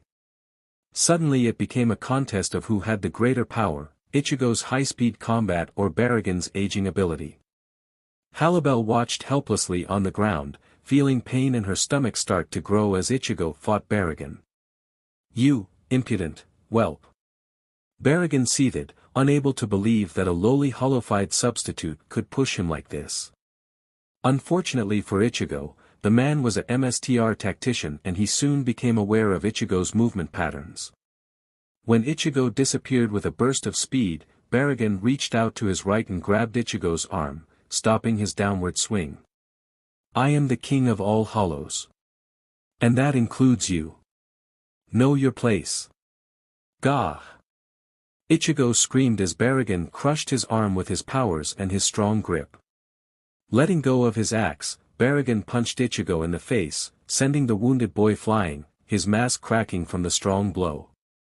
"You're no hollow. You're not even a soul reaper. You're just a human pretending to be both," Baragon mocked as he grabbed his axe again. The masked boy struggled to his feet, clutching Tensa Zangetsu with his unbroken arm. "I'll kill you, ooh," he screamed, his mind lost to the rage within. Tensa Zangetsu pulsed as Ichigo focused his spirit energy into it. "Gestuea Tenshuo," he screamed at the top of his lungs, hurling the massive blast of black and red energy at the Espada. Baragon held a hand up, ready to block it like last time. But his arrogance caused him to fail to comprehend Ichigo's spike in strength. Growling, he grunted as he caught the blast, pushed back by the attack. "Gah!" Halibel watched Baragon disappear in the blast, astounded by Ichigo's sudden power-up. She turned and saw her friend, slumped over and breathing from exhaustion, blood dripping from his crushed arm. She knew that even with his inner hollow, Ichigo was barely hanging on. "Ichigo," she said before cringing in pain again, the pain in her stomach growing more intense. Baragon's massive form emerged, his arm bleeding. If he was angry before, Baragon was definitely enraged now. "I am done," he said. For him to be wounded to this extent, even in his sealed state, was unforgivable. "I will kill you, boy. And I'm going to make it as painful as possible." He held out a hand, and an orb of red energy formed in his hand. Halibel gasped in horror when she saw Baragon's blood mix in with the energy. "He can't be serious. A Gran Ray Zero." She knew that if Baragon fired that, then the entire mountain would be blasted out of existence, if not most of Karakura town. Ichigo braced himself, his darkened eyes narrowing as he prepared to fight the attack. Then Baragon did the unexpected. Turning around, he pointed his Gran Ray Zero at the defenseless Halibel. "You die first, traitor." "No." Halibel's world became a deathly red. She braced herself as Baragon fired the Zero at practically point-blank range. However, when she realized that she wasn't dead yet, she looked up and saw something in front of her. When the dust settled, she saw that Ichigo had leapt to her defense in the nick of time to save her. But he wasn't fast enough to protect himself. Most of his Bankai jacket had been blasted off, only a tiny bit of the sleeves remained on his wrist. His body had been badly injured, taking the full brunt of the attack. He was bleeding and burned.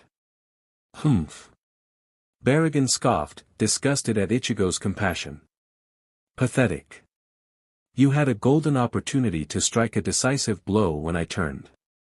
Instead, you threw it away to save her. Baragon's anger reached its peak when faced with Ichigo's humanity. You're garbage. Erg. Ichigo groaned, his mask showing more cracks. It took all of the hollows. Regeneration power to keep Ichigo alive. Too weak to defend himself, Ichigo was unable to move when Baragon appeared right in front of him and slammed his fist into his face. Ichigo coughed up blood as his mask shattered from the strike, falling to the ground. Baragon did not let up. He would have used his axe to finish Ichigo, but the boy had the audacity to seriously wound him. A quick end was not what he had in mind for Ichigo. He was going to make him suffer while making Halibel watch.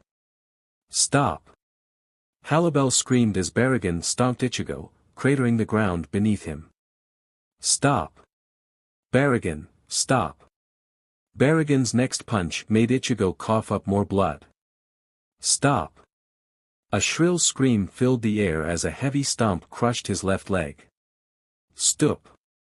Halibel's pleas fell on deaf ears as Baragon continued to strike Ichigo, taking pleasure in making him suffer. He reached for Ichigo's head and lifted the battered boy off the ground, his body hanging limply in his grip. Another scream left Ichigo's lips as Baragon squeezed his head. Arg har. Stop. Scream, Benihime. Baragon heard the foreign voice and turned just in time to see a flash of red come at him. He grabbed his axe to block it but quickly realized that the attack was just a diversion when Ichigo was yanked out of his grip. Halibel turned around and saw Kasuke and Yoruchi standing at the edge of the forest, both ready for action. She saw Chad and Orihime running up behind them, both with panicked expressions, having sensed Ichigo's peril. But wait, where's Ichigo? I've got him. Turning around, Halibel saw a pair of legs standing in front of her. Looking up, she was surprised to see Isshin Kurosaki standing in a Soul Reaper outfit. In his arms was the battered Ichigo. Halibel, while relieved to see Ichigo alive, glared at the man. You're late. I do like to make an entrance. Ichigo opened his eyes, his vision blurry from the beating. He stared with his one eye that wasn't swollen in disbelief at his father as the man cradled him in his arms. Dad, he choked, though it was more of a gurgle since Baragon had damaged his windpipe. I'm here, Isshin told his son, frightened of what might have happened if he'd arrived a second later. You're not seeing things. It's me. But, Shush, his father told him. Don't speak. Save what strength you have. Halibel breathed a sigh of relief. When she'd felt Ichigo in danger, something she'd suspected had been confirmed. Here you go, Halibel said as she handed Isshin a plate. She was busy washing the dishes while Isshin dried and put them away. Thanks, Halibel, Isshin said, closing the cabinet after putting the plate away. Halibel looked around and saw that Yuzu and Karen were nowhere to be found. Turning back to Isshin, her emerald eyes narrowed. They'd been alone quite a few times, and Halibel was starting to get the impression that things were not what they seemed about Ichigo's father. Now that they were alone, she decided to take the initiative. So when are you going to tell Ichigo? She asked as she pulled the stopper from the sink, letting the hot water go down the drain. Tell him what? That you're a Soul Reaper? Halibel asked. When Isshin blinked in surprise, Halibel saw the hint of recognition in his eyes and knew she'd struck gold. You've no reason to hide it anymore. Not at this point. Isshin looked at the woman with his head ped for a moment before sighing. He had to give her credit. She was smarter than he figured. But then, he expected no less of Ichigo's girlfriend. When did you know? He asked, a serious look on his face. Crossing her arms, Halibel leaned back against the counter. Since the moment we met. I knew something was off when Ichigo told me that he had natural-born Soul Reaper powers. The only explanation for that scenario is that he's the progeny of a Soul Reaper. I suspected it was his mother, but when I met you, I knew who the culprit was. You might be able to hide your spirit energy from him, but you can't hide it from me. Isshin scratched his beard and frowned. Clever. I'm surprised Ichigo hasn't figured it out. He has more pressing issues. But the bigger question is, why haven't you told him? Halibel demanded to know. You've no reason to hide it at this point. If anything, you should have told him after he first got his powers. I had my reasons, Isshin protested, giving Halibel a scathing glare. Don't talk like you know everything. Maybe I don't. But it's high time you told him. Both you and Kisuk are two peas in a pod. Halibel's glare was unforgiving. You knew he was in danger all those times and not once did you do anything. Isshin stared at the floor, knowing he'd been caught. He knew that one day would come when he had to tell Ichigo the truth about who he was. He just didn't think it would be like this. Tell me one thing. And I want you to look me in the eye, he said, crossing his arms. Are you just here because of Aizen? He demanded. The two were interrupted when they felt a massive burst of spirit energy. Halibel felt it come from the direction of their sparring ground.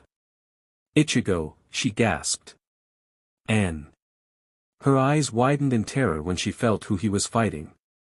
Baragon. Friend of yours? Isshin asked accusingly. Baragon is no friend of mine. Halibel said. Before Isshin could stop her, she put a hand to her chest, pushing herself out of her jigai. Put the shell somewhere safe, she told him. I'm going to help Ichigo. Wait. Isshin protested, grabbing the jigai as it tumbled to the ground. You can't. Kisuk warned you that if you fight the Arrancar opened a window and turned back to Isshin. What I do for Ichigo. Maybe you should decide about what it is you're doing. And with that, Halibel disappeared, heading off to save Ichigo. Isshin gently held his son and tried not to hold him too hard. He and the others turned to see Baragon stalk towards them. I take it he's one of the Espada? Yoruchi asked, remembering what Halibel told them. Looks like it, Kisuk said. This isn't going to be easy. More ants emerge to be crushed, I see. Baragon said gruffly. Both Chad and Orihime took up offensive stances next to Kisuk and Yoruchi. So cocky, Yoruchi said. In case you haven't noticed, you're outnumbered. But not outmatched, Baragon said, gripping his axe. But I grow tired of this comedy. I will retreat for now. He knew that if his battle went on any longer, he would destroy Karakura town, which would run counter to Aizen's wishes. His gaze turned to Halibel and Ichigo. I swear, you two and your child will die by my hands. Know that you both have angered the god of Hueco Mundo, he threatened. Kisuk scowled. Running away? Seems a little undignified if you have the upper hand, he mocked. Don't get full of yourself, Kisuk Urahara. The only reason you are all still alive is because I will it. When we next meet, my mercy will have reached its end. He opened a garganta. The others braced themselves when his defeated subordinates emerged from the forest. And I am in need of punishing my men for their failures. All of his fractions gulped at this, knowing that Baragon's retribution for their defeat would be severe. Before the portal closed, he turned around and glared at Halibel. The two locked eyes and stared each other down as the portal closed. Till we meet again, traitor. For a moment, all was quiet as the portal closed, everybody taking a moment to breathe. Chad and Orihime could finally relax. They sensed the monstrous power of Baragon and quickly surmised that they were no match for the man. Even Yoruchi was sweating from the man's overwhelming spirit energy. If he had decided to use his release, we might very well have all died. The calm respite was shattered when Halibel threw her head back and screamed in pain. Ah, she shrieked, her hands going to her stomach again.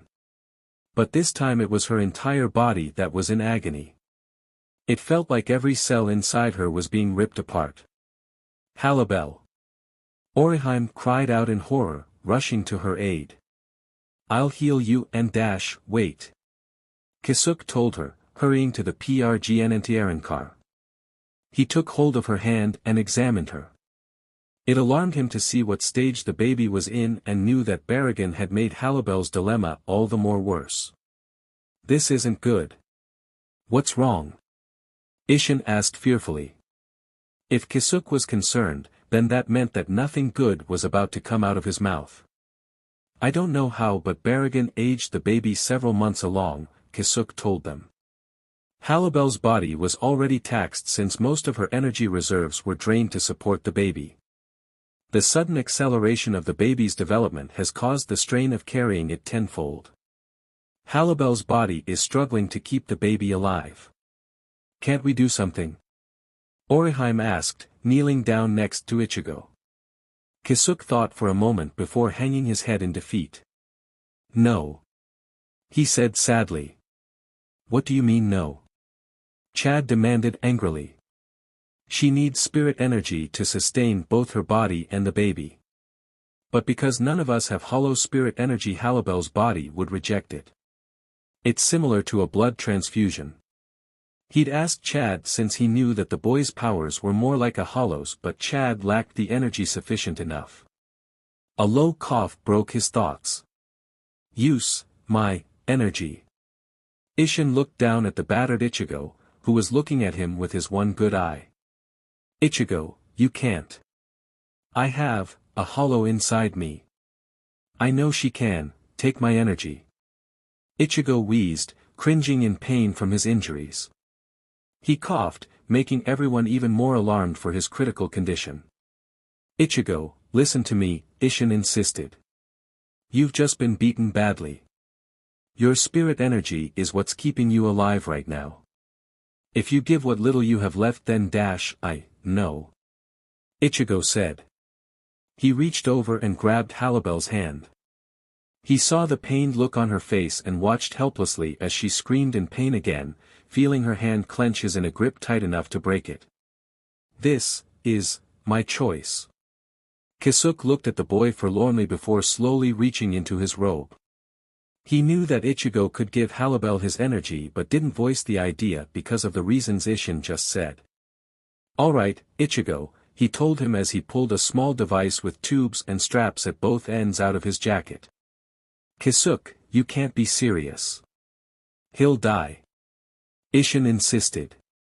He's made his choice, Isshin, Kisuke said, fully knowing this could be dangerous for Ichigo. We have to honor it. Isshin and the others watched helplessly as Kisuke hooked the device up to Halibel and Ichigo's arms. Is there really nothing we can do? Chad asked, feeling more helpless than ever. Pray for them. Kisuke closed his eyes as he hit the on button. Ichigo, still in his Bankai state, glowed blue and black while Halibel glowed a faint yellow, her body taxed to its limit. A stream of energy flowed from Ichigo's tube into Halibel's. After a tense minute, Halibel's screaming subsided and she passed out, Ichigo's energy feeding her hungry body.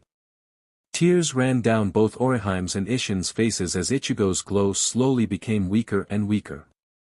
When Halibel's face showed peaceful slumber, Kisuke quickly turned off the machine. Isshin leaned down to check on Ichigo and it broke his heart to see his son's breathing so shallow, as if he was just moments away from losing him. Can't we? I'm afraid not, Kisuke said, knowing what they were all thinking. The process of spirit energy transfusion can't be rushed. Ichigo needs time to build up more spirit energy before we can do the process again. If we were to do it now, the massive imbalance would surely harm him. Orihime, crying tears of agony from seeing Ichigo and Halibel like this, looked up with sad eyes. Can't I heal them? You can heal Ichigo's wounds, Kisuke said. But you can't heal Halibel. Not without putting the child at risk. Can't Orihime heal Ichigo's spirit energy? From what Yoruchi tells me, Orihime isn't that skilled at healing spirit energy. The only thing we can do is wait and pray that Ichigo will recover. And if he doesn't? Isshin asked. Then he'll remain in a coma, Kisuke said sadly.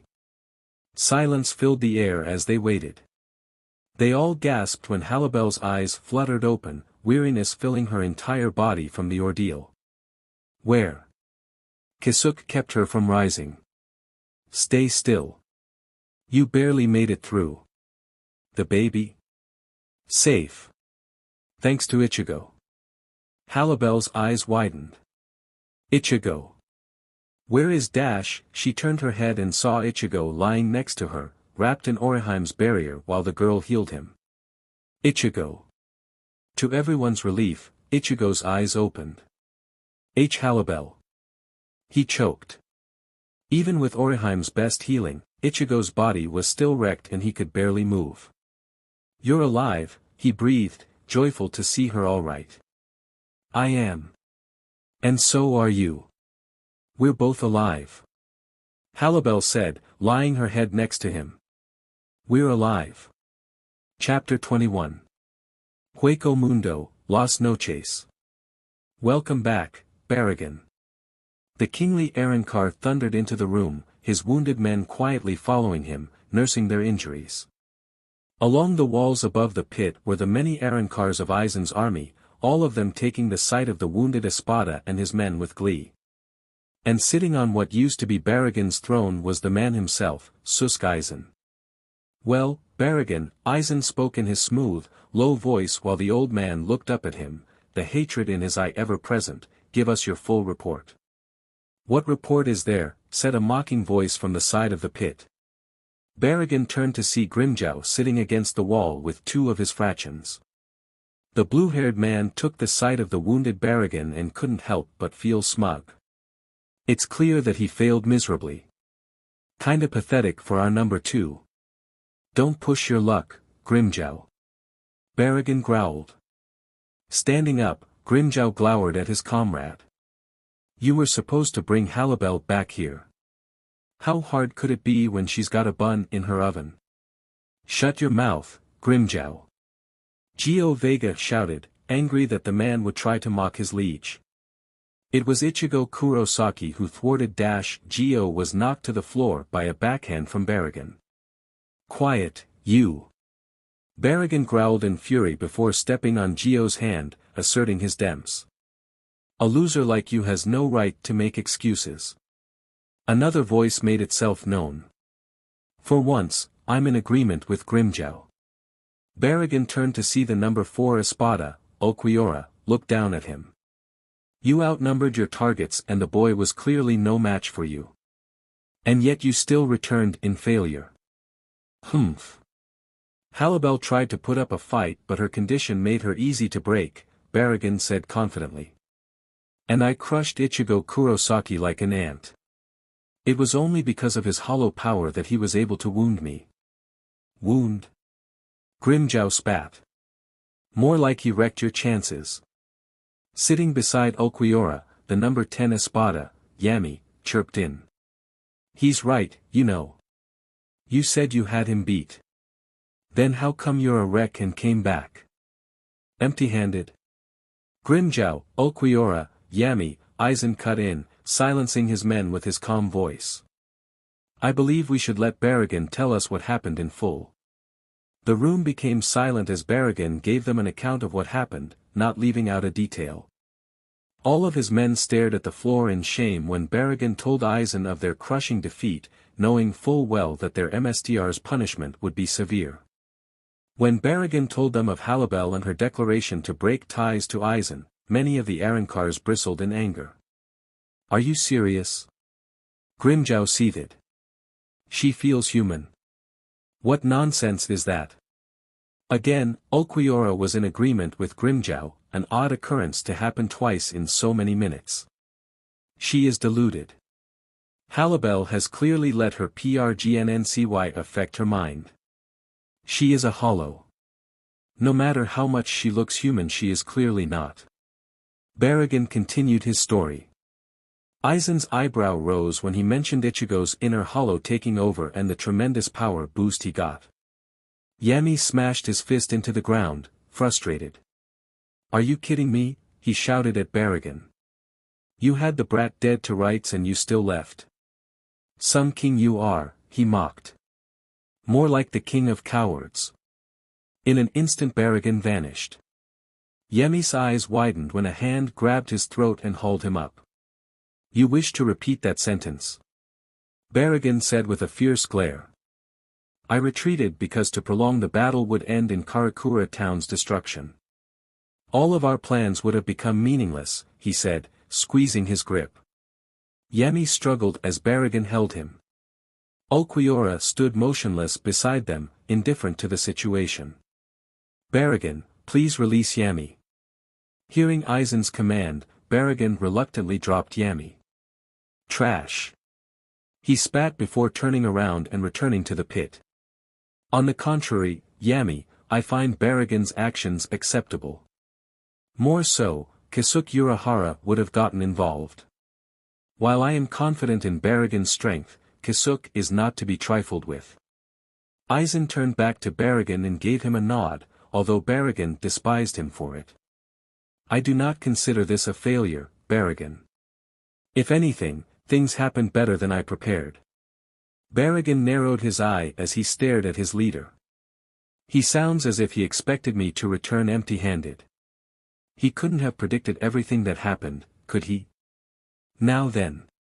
Aizen rested his head on his hand and thought about the present situation for a minute. "Since Halibel and Ichigo will not join us by force, I believe I shall take a more direct approach."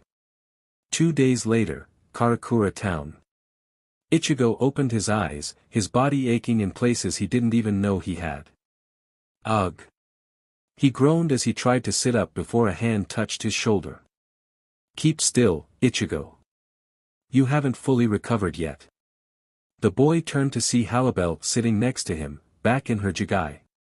"Halibel, you're okay." He breathed a sigh of relief. "Thanks to you. If it had not been for your sacrifice I would be dead." She put a hand over her stomach, "And so would our child." Ichigo looked down only to gasp in shock when he saw Halibel's large stomach. It looked like she'd swallowed a large watermelon whole. You're that far along." "How long was I asleep?" 2 days. His eyes continued to stare at her stomach. Though she wore his mother's old maternity clothes, her stomach was quite prominent. "Yes, I'm afraid that we have Baragon to thank for our child's sudden growth. His senescence power caused its GSTTN to accelerate. And after you saved me by giving me your energy, my body took it to continue to process. So when? Any day now." Halibel lamented. "Halibel?" Taking his hand, Halibel lifted her shirt and put it on her PRGN tummy. "Feel." As Ichigo's fingers spread out across her stretched skin, he felt something happen inside. "Oh," she gasped. "See? She kicks. She." Mother's intuition. She let go of Ichigo's hand and laid down on the bed next to him. Ichigo snuggled next to her and put his hand over her stomach to feel their baby's presence more. "Ichigo, I don't know what to say," she said. "You don't need to say anything. It was my choice to make, Halibel. All of it." He could see the pain in her eyes, the guilt of what Ichigo had endured because of her. "I chose to give you my spirit energy. Just like I chose to become your student and chose to love you as the mother of our child. I don't regret anything." Once again Halibel could feel that warm sensation inside, the feeling of her heart melting from Ichigo's kind words. "You truly are something special." She kissed him sweetly on the lips before they heard the door open up. "I see you're awake," Isshin Kurosaki said as he brought in a tray of food. "I was getting worried. After what that Arrancar did to you I was scared you'd never wake up." Memory came back to Ichigo and he remembered that it was his father that saved him before Baragon attacked him. Dad? You. Sitting down in a chair, Isshin crossed his arms and sighed. I suppose there's no point hiding it now. Like your girlfriend said, I'm as responsible for this as Kisuk. He looked down at the ground for a minute, gathering his courage before looking up. Yes, Ichigo. I am a Soul Reaper. The boy was silent as he processed this, staring down at the sheets. After a minute he finally spoke. I know. Isshin blinked. You knew. Looking up, Ichigo scowled. Dad, do you think I'm stupid? Zangetsu told me I had Soul Reaper powers of my own after I lost the powers Rukia gave me. They had to come from somewhere. And I remembered that you never really told me about yourself. It was kinda obvious. The father could only chuckle. Halibel was right. You are smarter than I gave you credit for. Giving another sigh, he sat back in his chair. I'll tell you everything — don't. Both Halibel and Isshin were shocked at Ichigo's refusal. Looking down at his bandaged hands, Ichigo balled them into fists. You had your reasons. I know that you didn't tell me for a good reason. So I can wait. He looked back up at his father. I'll wait until this is all over. Then you can tell me. Father and son stared at each other, the elder shocked at the maturity of the younger. Smiling, Isshin nodded and got up. All right. I'll leave you two alone for now. Make sure you eat, Ichigo. Halibel waited until Isshin left before speaking. Are you sure, Ichigo? She asked, confused at her lover's choice. He was ready to spill everything. I know, but right now I've enough to deal with without adding more to the pile, Ichigo sighed as he lay back on the pillow. I'll hear the truth when this is over. And then I'm gonna punch him. Laughing, Halibel laid back down and cuddled with him, feeling their baby kick again. The next day, Karakura Town, Park. How are you feeling? Sore. Everything still hurts. The couple walked along the small path, making a trip through a nearby park. After Ichigo had recovered enough to walk, Halibel invited him to walk with her. He protested since Halibel could give BRTH at any time, but she insisted, stating that she needed the exercise. After some small talk, Ichigo broke the ice. That Arrancar who attacked us, Baragon. You knew him? I did. The hand holding Ichigo's squeezed tightly as anger bubbled up inside her. Before Lord Aizen came along, he was the king of Hueco Mundo. His powers were so vast that he considered himself a god. Baragon brought countless hollows under his command. He tried to make me and my friends submit to him as well. Did you? Of course. Not. But Baragon would not tolerate my presence and told me to leave his sight. Ichigo deadpanned. That doesn't sound that bad. Stopping, Halibel looked at him and scowled. You underestimate his power and his vanity. He considered the whole of Hueco Mundo as his palace. To him, the sky was his palace's ceiling and everywhere that fell upon his gaze was a part of it. When he told me to leave his sight, he meant that I had to go someplace he couldn't see me. Was he that powerful? Ichigo asked, feeling very afraid. You only got a taste of his power when he came here. Halibel looked at the ground sadly. He considers himself a god for good reason. He's ranked higher than I among the Espada ranks, after all. The truth of the matter is that if your friends had not arrived when he did. Halibel turned away and let the implication sink in. The fear that had been building in Ichigo's heart spread. Is there really no beating him? Only two others I know are stronger, Aizen and the number 1 Espada, Stark. I suggest we consult your shopkeeper friend on this. He might know of a way to best him. Taking Halibel by the hand, Ichigo guided her over to the shade of several trees. He took a few steps away and sighed. Halibel, there he is. Halibel blinked as 3 blurs appeared from out of nowhere and barreled into Ichigo. The injured boy was assaulted from all sides as his attackers started to beat him. Kill this bstrd. You'll pay for what you did. Take this, you. Halibel was alarmed but quickly recognized the three voices. Apache. Mila rose. Sung-sun, she called out, standing up. Enough. The three stopped pounding Ichigo and turned to face their MSTR. Curled up in the fetal position, Ichigo looked up to see just who was attacking him. It didn't surprise him that they were Arankars, all women. Their appearances were as wild and exotic as their MSTR. One had blue hair and heterochromia, wearing a shirt that exposed her midriff and had a horn fragment. The tallest of the three reminded Ichigo of Yoruchi with her dark skin and long hair. She was built and wore a revealing outfit which reminded Ichigo of an Amazon, her mask fragment a hairpiece and necklace. The last of the three was the shortest, wearing a modest dress and had long, olive-green hair, complemented by her hairpiece mask fragment. The three bent their knee in front of Halibel. MSTR Halibel. Apache started. We're so glad you're okay. Why are you here? The Espada demanded. I ordered you to hide. We did, MSTR Halibel. Mila Rose looked up before continuing. But when we heard Barragan came here to take you back, we had to come and make sure you were all right. Yes, Sung-sun stood up and grabbed Ichigo by the hair, the boy busy reaching for his combat pass in his pocket. And to make this boy pay for what he did to you. Halibel scowled. Ichigo did nothing to me. Release him, she ordered. For the second time this week, Ichigo hit the ground with an ow, and sat up. Halibel, these are your fractions? Yes. Apache, Mila Rose, Sung-sun apologized to Ichigo. The three turned and glared at Ichigo for a moment before they bowed in apology. We're sorry, they said in unison.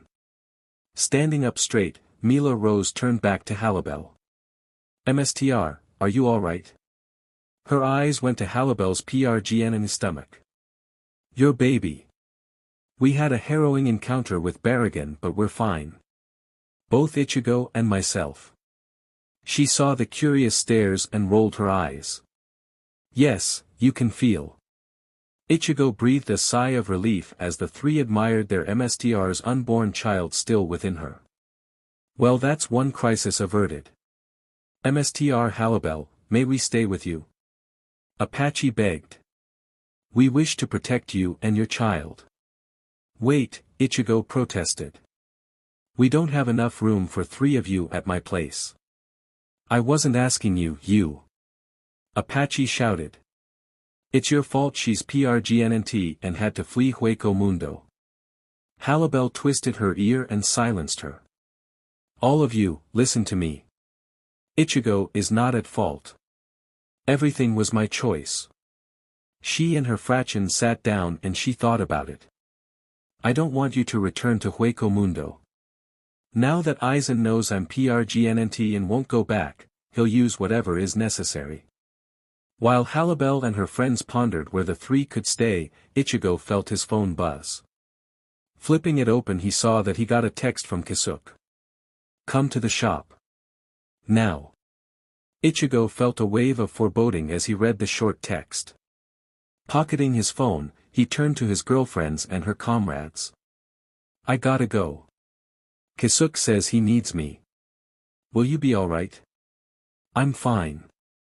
I'll take them home with me and talk to your father about where to give them shelter.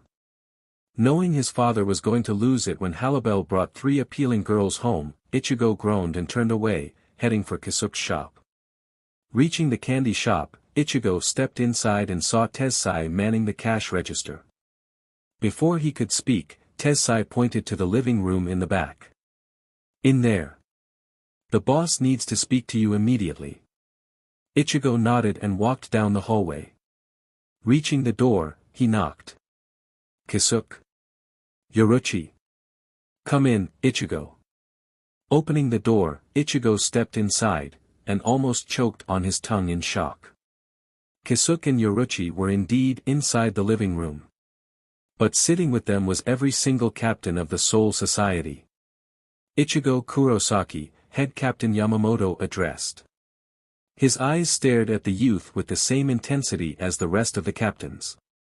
You have much to explain. Chapter 22. Urahara Shop. All Ichigo could hear was the pounding in his heart as 10 sets of eyes locked onto him. He knew it was only a matter of time until he would be forced to face the music for his relationship with Halibel. It was just a matter of when, not if. But when had just become right now. The boy was frozen with fear as he stared at the 10 captains, the Soul Reapers crowding Kisuke's living room. The shopkeeper himself sat over by the window, Yoruchi sitting next to him. The looks on their faces told Ichigo all he needed to know. This was not going to end well. The captains had formed a wide circle in the middle of the room, the table pushed to the side. Ichigo scanned the faces of the various captains and saw how grave their expressions were, particularly the head captains, Soifon's and Byakuya's. Ichigo Kurosaki, head captain Yamamoto addressed. You have much to explain. Sit, he commanded, pointing to the center of the circle. For a moment, Ichigo was frozen stiff, but he quickly shook off his terror and walked forward. Yukitake and Kairaku moved aside to let Ichigo through. Ichigo sat down in front of the old man. He looked over at Yoruchi and Kisuke for some kind of solace. While Kisuke's eyes were unreadable from beneath his bucket hat, Yoruchi's kind eyes told Ichigo to be strong. Why are you all here? Ichigo asked. While the old man sat in silence, Mayuri Kuratsuchi, sitting behind Ichigo, merely sneered. Really? You haven't the slightest idea why we would all come to this dismal dwelling? Oh, I think you do. He snickered. Ichigo, Byakuya interjected. Ichigo turned to face the man. The man's eyes were narrowed and stoic, as if he was trying to piece together a puzzle. Let's not dance around the issue. We know. Ichigo swallowed hard. No. You mean? About the hollow. The head captain spoke up, turning Ichigo's attention back to him. Ichigo Kurosaki, we have come here today to discern whether or not you are an ally to be trusted or an enemy to be eliminated. Ichigo's face turned sour. An enemy? You think I'm on Aizen's side? He gestured to the bruises on his face. One of his Aaronkar almost beat me to death. You think I did this to myself? It does not matter what we think, only what we know, Yamamoto said, his slant eyes opening up to let Ichigo see his ancient eyes. Ichigo crossed his arms. You don't know anything about me. Mayuri chimed in again. Oh really? When the boy turned around to look at him, Mayuri merely leered at him with his crazy smile. I'm sorry, but I can't assist with that. On the other hand. She patted her PRGN belly, even if the captains succeed and kill Lord Aizen, they may decide that we're too much of a risk. And they're right. She looked down at their child. I don't know what our child will become. Will it be more Soul Reaper? Or Hollow? Ichigo was silent for a long minute before he took hold of Halibel's hand. Halibel, is it okay to admit when you're afraid? Halibel squeezed. There is something that I tell my fractions, fear is necessary to grow. If you fear the captains and the espadas, then our course is clear. She squeezed his hand tighter. We will become stronger than them. All of them.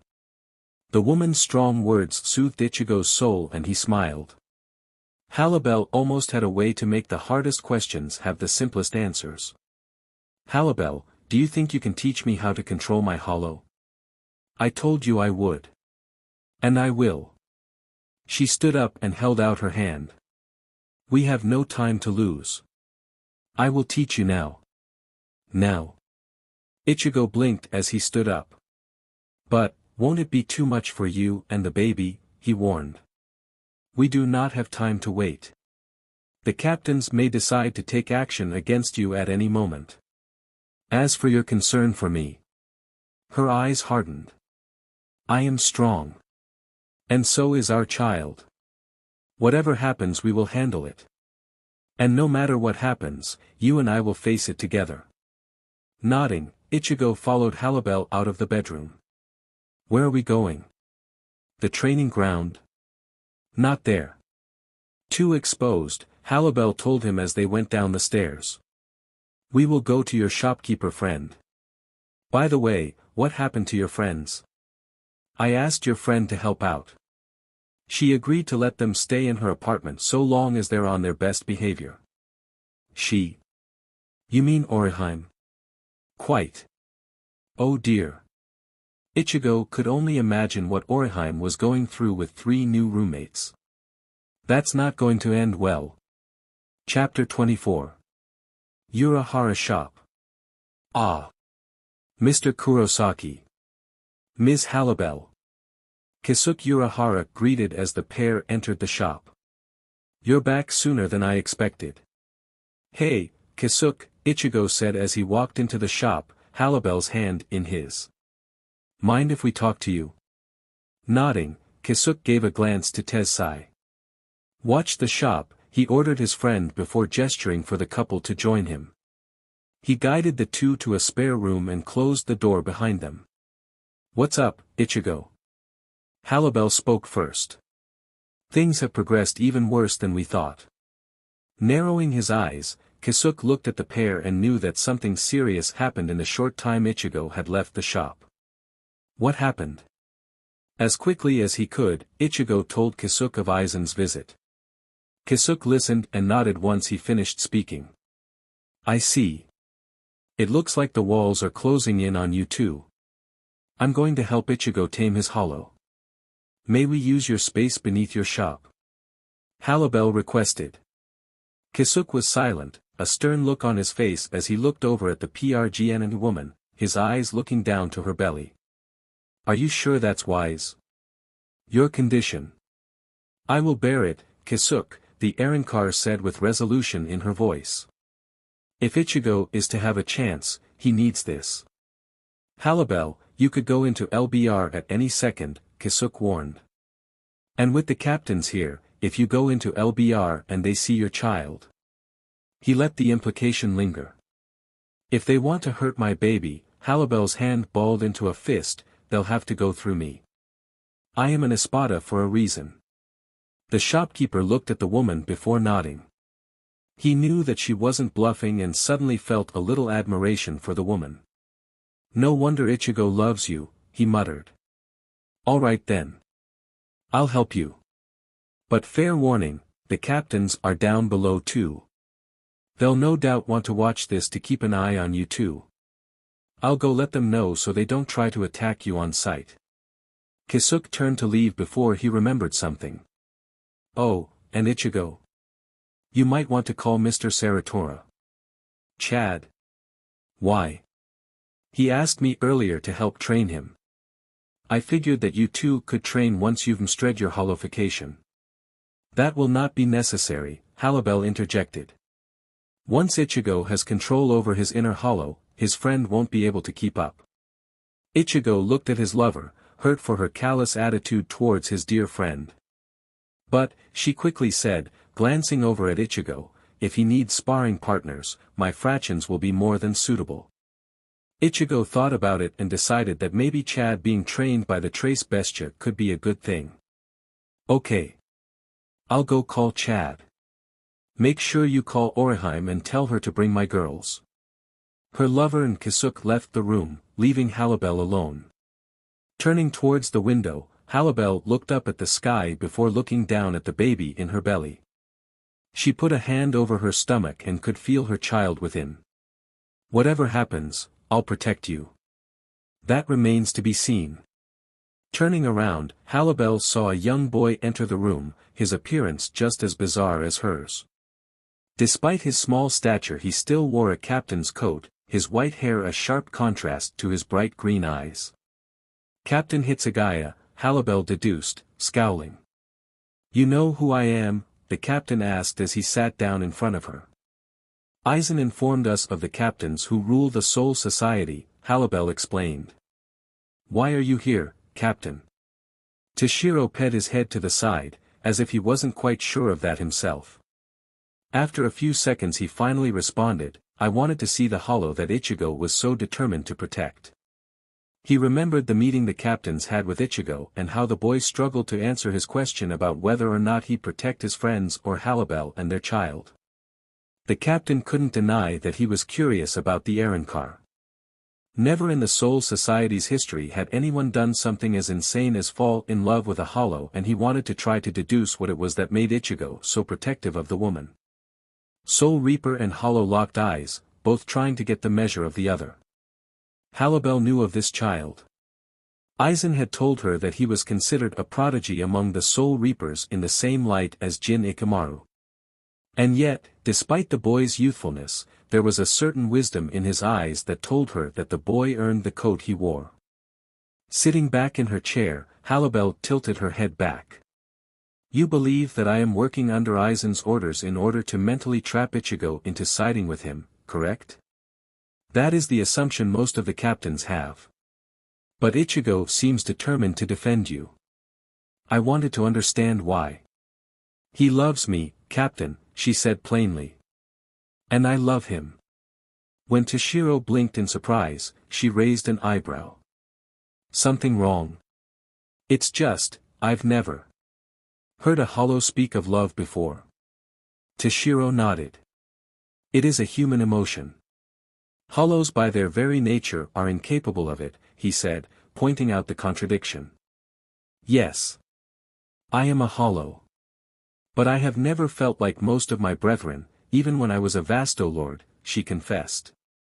Recalling her life when she was a pure hollow.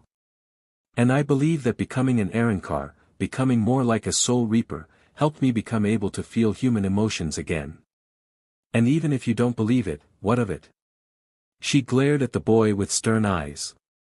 Ichigo is the only person who matters to me. Well, for the moment.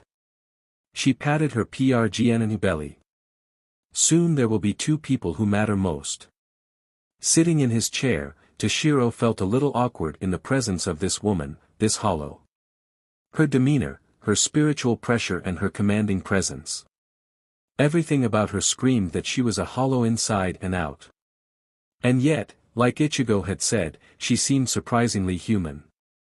He began to understand what Ichigo meant when he said that she was more human than most. However, Toshiro still knew he had to be on guard.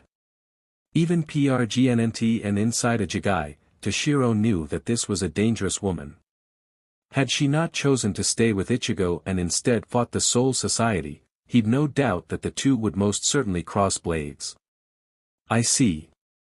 He stood up and politely bowed. I'll take my leave then. I'll need to inform the other captains about what you and Ichigo intend to do. You do that. Toshiro left the room, leaving Halibel alone. Sighing, the Arankar stood up and pushed herself out of her Jigai, having the natural ability to knock souls out of physical bodies. Back in her masked, white-clad form, Halibel saw her reflection in the mirror on the wall and groaned at her image. It's going to take weeks for me to get rid of this baby weight. Even more embarrassing, her figure had changed now that she was PRGNNT. Ichigo said his Quincy friend had tailoring skills. Perhaps I should ask him for something more comfortable. The door opened up behind her again. Turning around, Halibel saw Ichigo and Chad enter the room. Not a minute later did Orihime come in with Halibel's subordinates. I trust my compatriots have been on their best behavior, she inquired. Orihime smiled and nodded. They have. I let them pass the time with my karaoke game. She left out the part where Kisuke soundproofed her apartment after Apache and Mila Rose got into an argument over said game. Chad could tell that a lot had happened to the two and turned to his best friend. Ichigo, what happened? You look pale. Well. Ichigo quietly relayed the same story he told Urahara, everyone gasping at the part where Aizen got involved.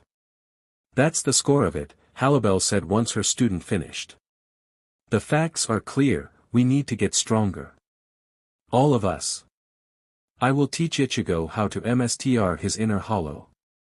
Girls, she turned to the trace bestia and gestured to Ichigo's friends. I want to train Orihime and Chad. Actually, Halibel, Orihime interjected. Rukia asked me to train with her. Rukia, both Chad and Ichigo questioned. Yeah, she said that she got her brother's permission to train with me in the Soul Society. Very well then, Halibel nodded. Thinking about it, she figured that Orihime would do better being trained by a friend rather than 3 hollows she just met. What about your Quincy friend? She asked Ichigo. You said that he lost his powers in the Soul Society. Might your friend with the hat find a way to restore them like he did yours? Ichigo shrugged. I don't know. I'd ask, but I don't think Yuryu would like the idea of having a Soul Reaper help him. She shook her head. That's too bad. His pride was what undid him in the Soul Society. One would think he'd learn, she said. Regardless, she turned back to the trace bestia. Alright then, you'll be training just Chad then. To Ichigo and Orihime's amusement, they saw Chad blush from the look the 3 appealing women were giving him. Mila Rose grinned from ear to ear. The 3 of us with this hunk? This should be fun. Don't break him, Halibel told them with a stern look. Sung-sun nodded loyally. Don't worry, Mstr Halibel. I'll make sure these 2 don't hurt him, much. Both Apache and Mila Rose pulled Chad out of the room, Sung-sun chuckling behind them. Orihime quickly left as well to gather her things before she left with Rukia. Nodding at each other, Ichigo and Halibel left the room and headed for Kisuke's underground chamber. At this point, it didn't really surprise Ichigo to find the 4 captains whom the head captain left behind waiting for them. Byakuya scowled as he took in the sight of the PRGN and Halibel. I assume this is the errand car. I am Tyr Halibel, the number 3 Espada, Halibel introduced herself. Byakuya, Ichigo quickly said, putting himself between Halibel and the captains. Why are you guys here? He blinked when he noticed another pair who was among them. Kenpachi. What are you doing here? He remembered him leaving with the others. The spiky-haired man grinned. Are you kidding? I wouldn't miss this. His sword, already drawn, dragged along the ground. There's no way I can resist fighting you again. And if you get even stronger then all the better. Sitting on a rock, Soifon spoke, have you forgotten, boy? Our orders were to keep an eye on you and this thing, she spat, not wanting to acknowledge the errand car. The quiet Captain Unohana walked up to the teen. Kisuke Urahara informed us of what you and Halibel intend on doing. You're attempting to control your hollow, correct? That is what we intend, Halibel said, feeling wary of the woman. She seemed pleasant and kind, but she knew that Aizen seemed pleasant and kind at one point and looked where it got the Soul Reapers. She turned to Byakuya. You witnessed the power of Ichigo's inner hollow, have you not? Certainly, you must see the necessity of Ichigo learning to control it if he's to have a chance of helping you fight Aizen's army. Byakuya recalled his fight with Ichigo on the Sokayaku Hill and narrowed his eyes. Yes, his inner demon is powerful. However, even though Ichigo was able to quell it at the time, I could tell that its power was volatile. If he hollowifies and loses control he could run rampant. He will not lose control, Halibel adamantly defended. I won't let him run rampant. Soifon raised an eyebrow. You. What can you do? You've got a bun in the oven, so what's the point? Before anyone could blink, Halibel disappeared. Soifon found herself with the espada in front of her, Halibel's sword drawn and pointed right at her. The woman tensed in shock, her hand instinctively reaching for Suzumabachi as her eyes widened with alarm. Halibel glared down at the woman. Don't think that because I'm with child that I'm defenseless, she threatened. Lowering her sword, she sheathed it and walked back over to Ichigo. Back to the matter at hand, she told Byakuya, I intend on teaching Ichigo to control his hollow powers. Then the 4 of us will watch over the 2 of you, Byakuya said. He looked over at Ichigo. Ichigo, You and your friend are free to do as you please. But a warning, if it appears that things are going to get out of hand, we will step in. Step in? Yes. If you cannot control your inner hollow and become a certain threat, we will put you down. Both of you. Chapter 25. Kisuke's Underground Chamber. Halibel led Ichigo away from the Soul Reapers. He looked back and saw the 5 captains' eyes fixed squarely on him. Ichigo couldn't help but feel worried by Byakuya's threat. If the captains decided to make good on their promise, Ichigo didn't know if he and Halibel could take them. Not when Ichigo was struggling with his hollow and Halibel on the verge of giving BRTH. Ignore them. Halibel said without even turning her head. Let them watch. It makes no difference. Right. Ichigo smiled at Halibel's bravery, remembering why he loved her so dearly. Even in the face of such danger, she was willing to meet it head-on. She was putting herself at dangerous risk with all of this, and yet she was determined to help Ichigo see this through to the end. Ichigo squeezed her hand gently in response, feeling braver just being in the Espada's presence. Once they were far enough away from the Soul Reapers, Halibel stopped and turned around. Alright, Ichigo. It's time we got started. What exactly am I supposed to do? Halibel crossed her arms and gave it some more thought. She'd contemplated on this for a while, ever since Ichigo had confessed his fears about his inner hollow. Tilting her head back, she thought about Aizen's experiments and tried to remember anything that could have been crucial. After a moment's reflection, Halibel decided on their course of action. Ichigo, when you were defeated by Kenpachi Zaraki, Zangetsu manifested before you and drew you into your inner world, correct? Yeah, Ichigo nodded, remembering his shameful defeat after he'd underestimated Kenpachi. And in that inner world, you met with not only Zangetsu but the physical manifestation of your inner hollow, was that right? Ichigo again nodded. Unfolding her arms, the PRGN and Halibel flexed her hands. Very well then. I shall send you into your inner world. Rendering you unconscious should be enough to send you there. When you get there you must face your inner hollow. While you're doing so, you'll no doubt hollowfy here in the real world since you'll no longer be able to contain him. I will keep you occupied for the time being while you're dealing with it. What should I do? Am I supposed to beat him? He asked, remembering how he forced Zangetsu into SBMSN when he had to obtain Bankai. To his surprise, Halibel shook her head and pointed to the watching captains. That is a Soul Reaper's way of thinking. Put whatever Rukia and the other Soul Reapers have said out of your mind. You're more than just a Soul Reaper. She could sense the captains watching become incensed by her words but paid them no mind. Okay, but what will happen to you if I hollowfy? I might hurt you. Or worse. His eyes flickered over to the captains and his fear grew. Putting a finger to Ichigo's chin, Halibel turned him away to bring him back into focus.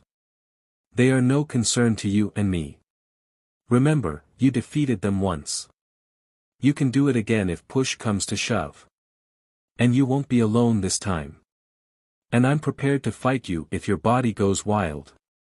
Ichigo sighed, Halibel's words giving him comfort. He took hold of her hand and squeezed it gently. Promise me you'll be okay? He asked. The blonde leaned forward and pressed her forehead against Ichigo's, squeezing his hand back as she looked him in the eye. I promise, Ichigo. I will be okay. We will be okay. She put her hands on Ichigo's temples and concentrated. Good luck, Ichigo. With a surge of spirit energy directly to Ichigo's mind, she sent Ichigo into unconsciousness. He slumped forward before Halibel caught him and gently laid him down on the ground. She turned her head and addressed the watching captains and lieutenants. You should step back, she called out. Renji looked over at his captain and became concerned.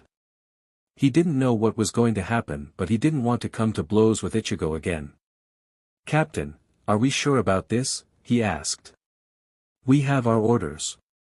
Byakuya's tone was absolute, the man not even turning his head as he watched. His eyes were fixed on Halibel, scrutinizing every move the woman made. The head captain was clear. Whatever happens, Renji, Ichigo is not to be trusted. The hollow may say that Ichigo will be fine, but we cannot take her word. Unohana came up from behind Renji, her lieutenant loyally flanking her. I know that you care for him, Renji, she said with her gentle smile before her expression turned serious. But we must prepare for the worst-case scenario. If Ichigo cannot control himself, we must act. A sudden shift in the air made all 8 Soul Reapers turn towards the boy and the Aaron-car. Halibel stiffened as she reached for her sword, knowing what was about to happen. Ichigo's head jerked up. Halibel braced herself as the white and red mask on Ichigo's face slowly started to form. Meanwhile, Ichigo's inner world. The familiar sideways cityscape greeted Ichigo as he arrived in the realm of his soul. He wasn't surprised a bit when he saw who was waiting for him. Hey there, King, Ichigo's hollow greeted him from atop an adjacent building, sitting on the side while hefting his Zanpakuto on his back. Long time no see. Ichigo looked around and saw no sign of the man in black, his Zanpakuto. Where's Zangetsu? He asked. Zangetsu? Ojishi asked before standing up. He reached behind him and grabbed the black-clothed blade on his back. You mean, this? The wrappings fell from the weapon to reveal a white Zangetsu. Ichigo stiffened but quickly relaxed. He took a step back when Ojishi jumped onto his building, wary of the creature. You have a Zangetsu blade? He thought about it and nodded. I guess that makes sense.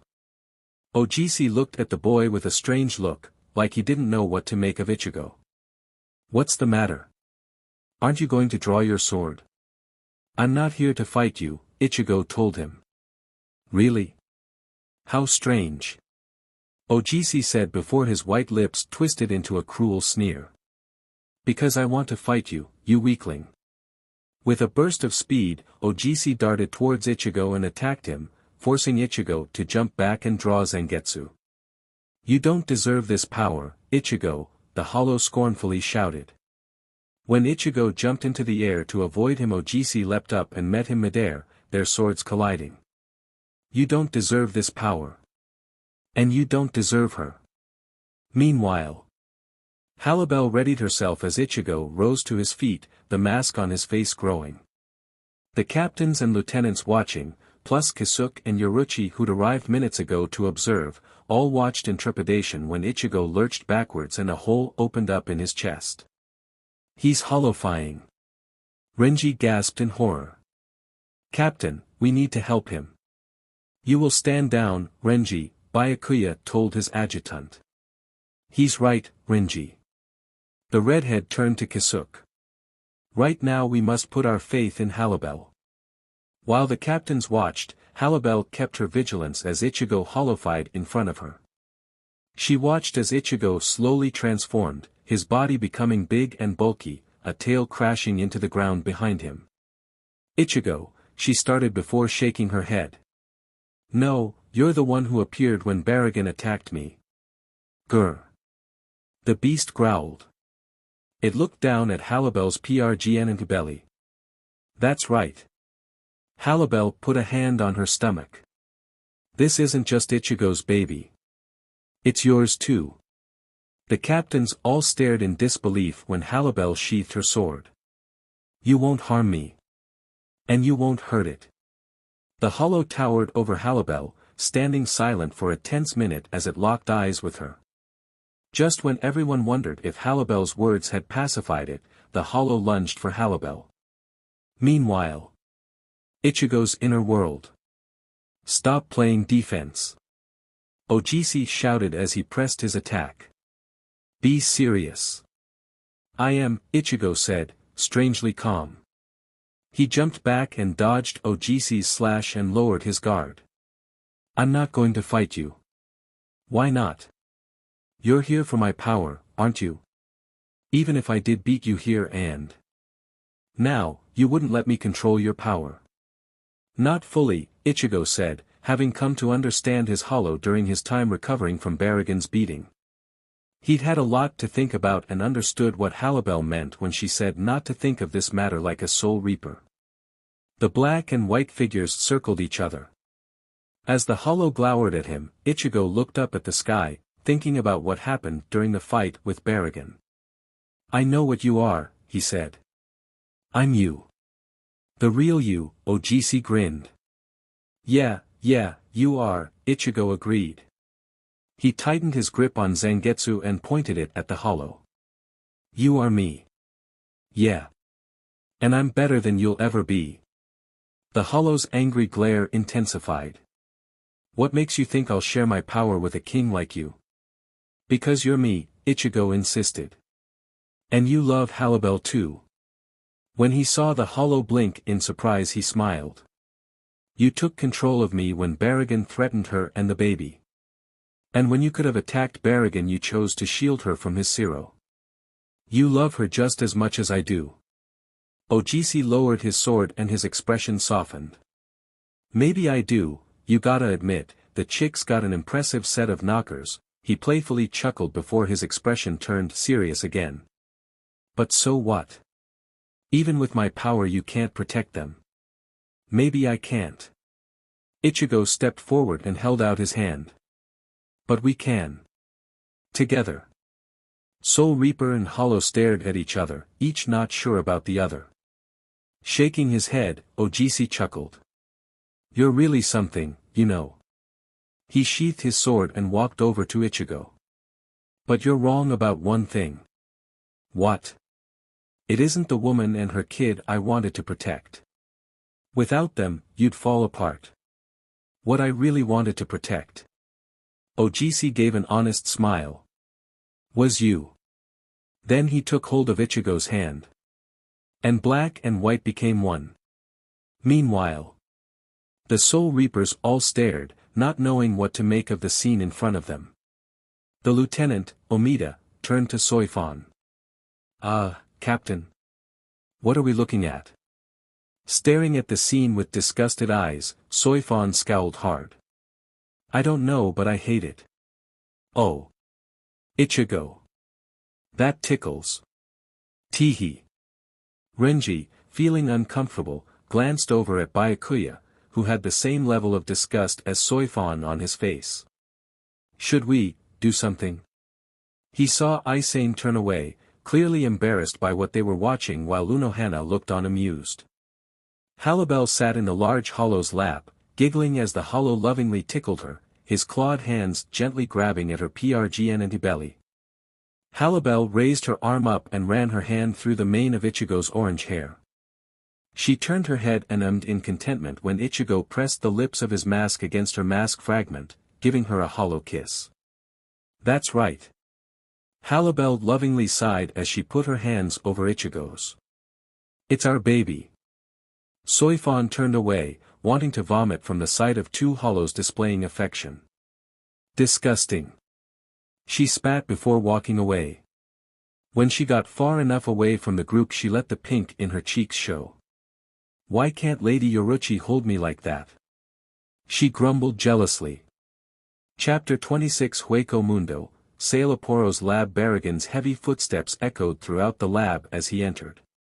He paid no attention to his comrades' fractions as he passed them by, Sailaporo's monstrosities cowering at his presence. "How goes the experiment, Sailaporo?" he demanded as he approached the scientist. Keeping his back to the number 2 Espada, Sailaporo observed his latest creation. Atop a cylinder machine was a glass orb. Inside was a swirling mass of black and red energy. Tubes ran from the machine into 6 vats on the wall. "It should proceed as planned. I must say, you surprised me, Barrigan." Sailaporo gave a coy smile.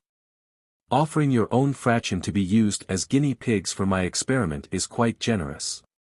"This is their punishment," the cruel man said harshly. He turned his head and looked at the vats. Each of them contained one of his 6 fraction.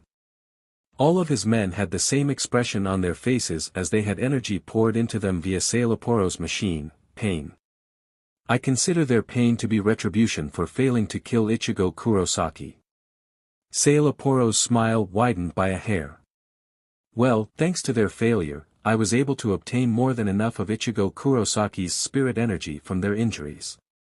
He put a hand on the glass orb and stared at the energy inside, Ichigo's energy. Such glorious power. I can see why Lord Aizen prizes him so. The scientist's smile turned maniacal.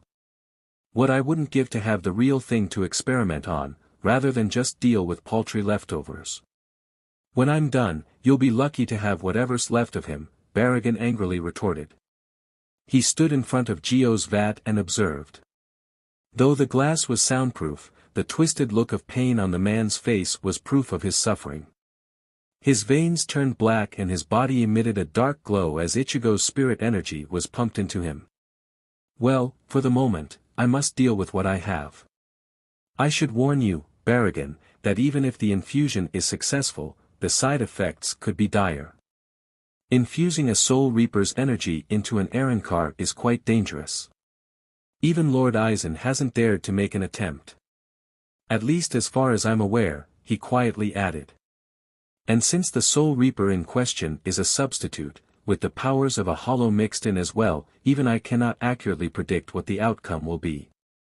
As long as one remains to fight for me, I care not if the rest die. His hand balled into a cold fist. Whatever deal Aizen made to the boy means nothing to me. I will see him, that woman and their child dead at my feet. Turning away, he walked for the door. Contact me when it is finished. And Sailaporo? What? Make them suffer more. As you wish, your majesty, the pink-haired man said with reverence. As the kingly Arrancar exited his lab, Sailaporo grabbed a knob on the machine and turned it. Not even the soundproof glass could hold back the men's cries. Meanwhile, Ichigo blinked as he came to, his hollow metamorphosis crumbling to reveal his normal body. He realized that he was sitting on the ground with Halibel in his lap. Halibel, he spoke confused. Welcome back, Halibel said, smiling when she saw the mask on Ichigo's face crumble away. You kept me waiting. Sorry, Ichigo chuckled. What were we doing? Ichigo asked. Just a little cuddling. Your hollow half is as sweet as you, Halibel said, making Ichigo blush. She got off of Ichigo's lap and stood up, helping Ichigo to his feet. I can sense the change within you. You were successful, I assume. Yeah. I became one with my inner hollow. I see. Halibel nodded. That is good. I can only imagine what new heights you will reach. Now then, show me your new power, commanded Ichigo's teacher. Yes, Ichigo. Show us, said a voice behind them. Ichigo turned to see the Soul Reapers, still watching them. The disgusted looks on Soifon and Byakuya's face told Ichigo that whatever happened when he was hollowified really upset them. What's with them? I didn't do anything too bad, did I? Halibel sighed. Ignore them, Ichigo, she reminded. Those four can never understand you and I. The bond we share transcends the boundaries of Hollow and Soul Reaper. It is something that the weak-minded could never understand. Soifon's eye twitched at the obvious jab. You want to repeat that, Arrancar?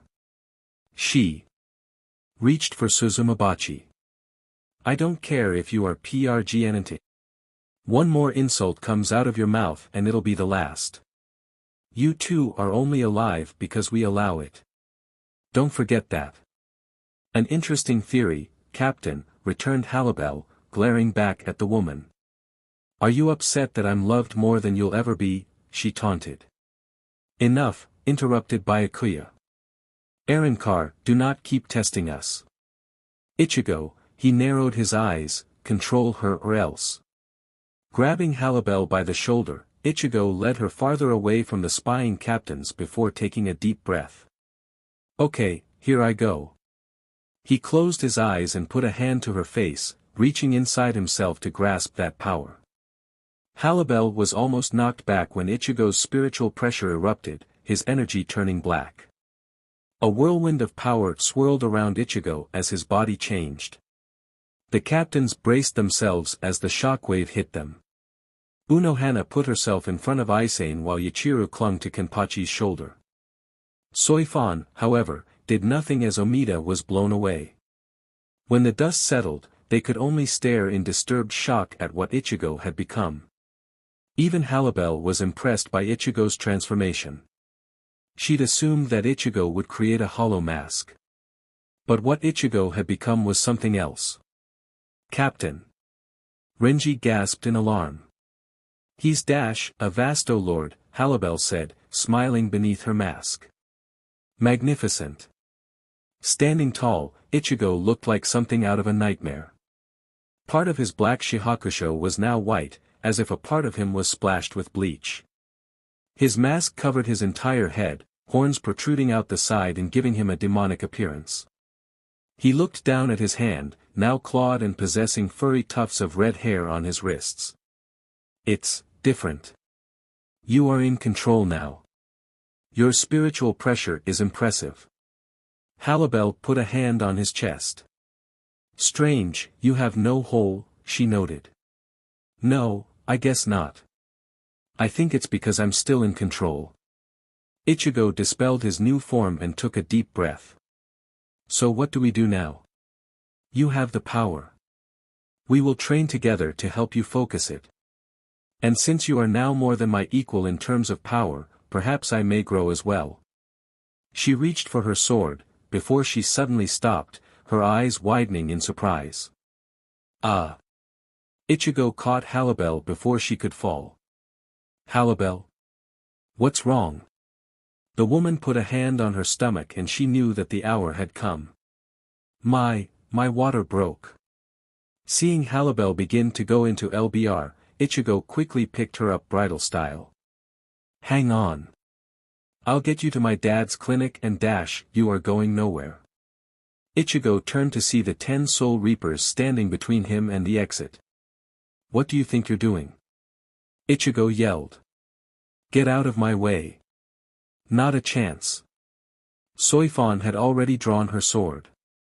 She gives BRTH right here where we can see the baby. The head captain's orders were clear. We're to inspect your child to see if it is to be deemed dangerous. Ichigo could not believe that the Soul Reapers would do this now of all times. He glared at the captains barring his way. Of course you'll deem it dangerous, he said scathingly, his anger boiling hot as Halibel continued to cry out in pain. You guys will kill just about anything. Ichigo, Byakuya interrupted, putting a hand threateningly on his Zanpakuto. Put her down. Captain Unohana can assist her as a MDWF. Please, Ichigo. Be reasonable. Unohana stepped forward, the look on her face begging Ichigo to relent. I will do everything I can to help Halibel. But you must relent to our judgment over your child. The look in Ichigo's eyes told them that Ichigo was not willing to relent. Keeping Halibel in his embrace with one arm, Ichigo reached for Zangetsu. Get out of my way. Now, he shouted. Kenpachi grinned as he drew his sword, ready to fight Ichigo again. The other captains prepared to throw down with the boy as well. Unwise decision, boy, Soifan said, releasing her shuriken. Now you both die. Ichigo raised his sword to unleash a Getsuga Tensho, only to watch in confusion as a barrier erupted between him and the Soul Reapers. Ha! Ha! Repeated the captains as they were boxed in by a barrier of red energy. Captain! Renji struck at the wall to no avail. This is oh dear, came a new voice. It would seem that someone tripped a barrier when they released their shuriken. I wonder what dashing, handsome rogue set up such a trap. Oh wait, Kisuke flipped his fan open and smirked behind it. That would be me. Kisuke. Ichigo gasped. The shopkeeper ped a thumb over to the ladder. Go. Take her to your dad's. I'll keep them here. Sheathing his Zanpakuto, Ichigo took Halibel and rushed to the ladder, Halibel crying out in pain all the while as she continued to feel convulsions. Yoruchi joined Kisuke in front of the force field along with Tensai. To say that the captains were upset was an understatement. Kisuke Urahara. Let us out of here now. Soifon demanded, punching the barrier. Not until Halibel has safely given BRTH to her baby. Then I'll let you out. Kenpachi merely smirked. You must be really dumb if you think this barrier is going to keep me from fighting Ichigo again. Maybe. But you should know, Captain Zaraki, Kisuke's eyes glinted mischievously, I always come prepared. Tensai. Bakudo number 99, Kin. Kenpachi's eye widened when his hands were bound behind him with black cloth, stones keeping them in place. What the hell? He looked back at the trio and could only grin.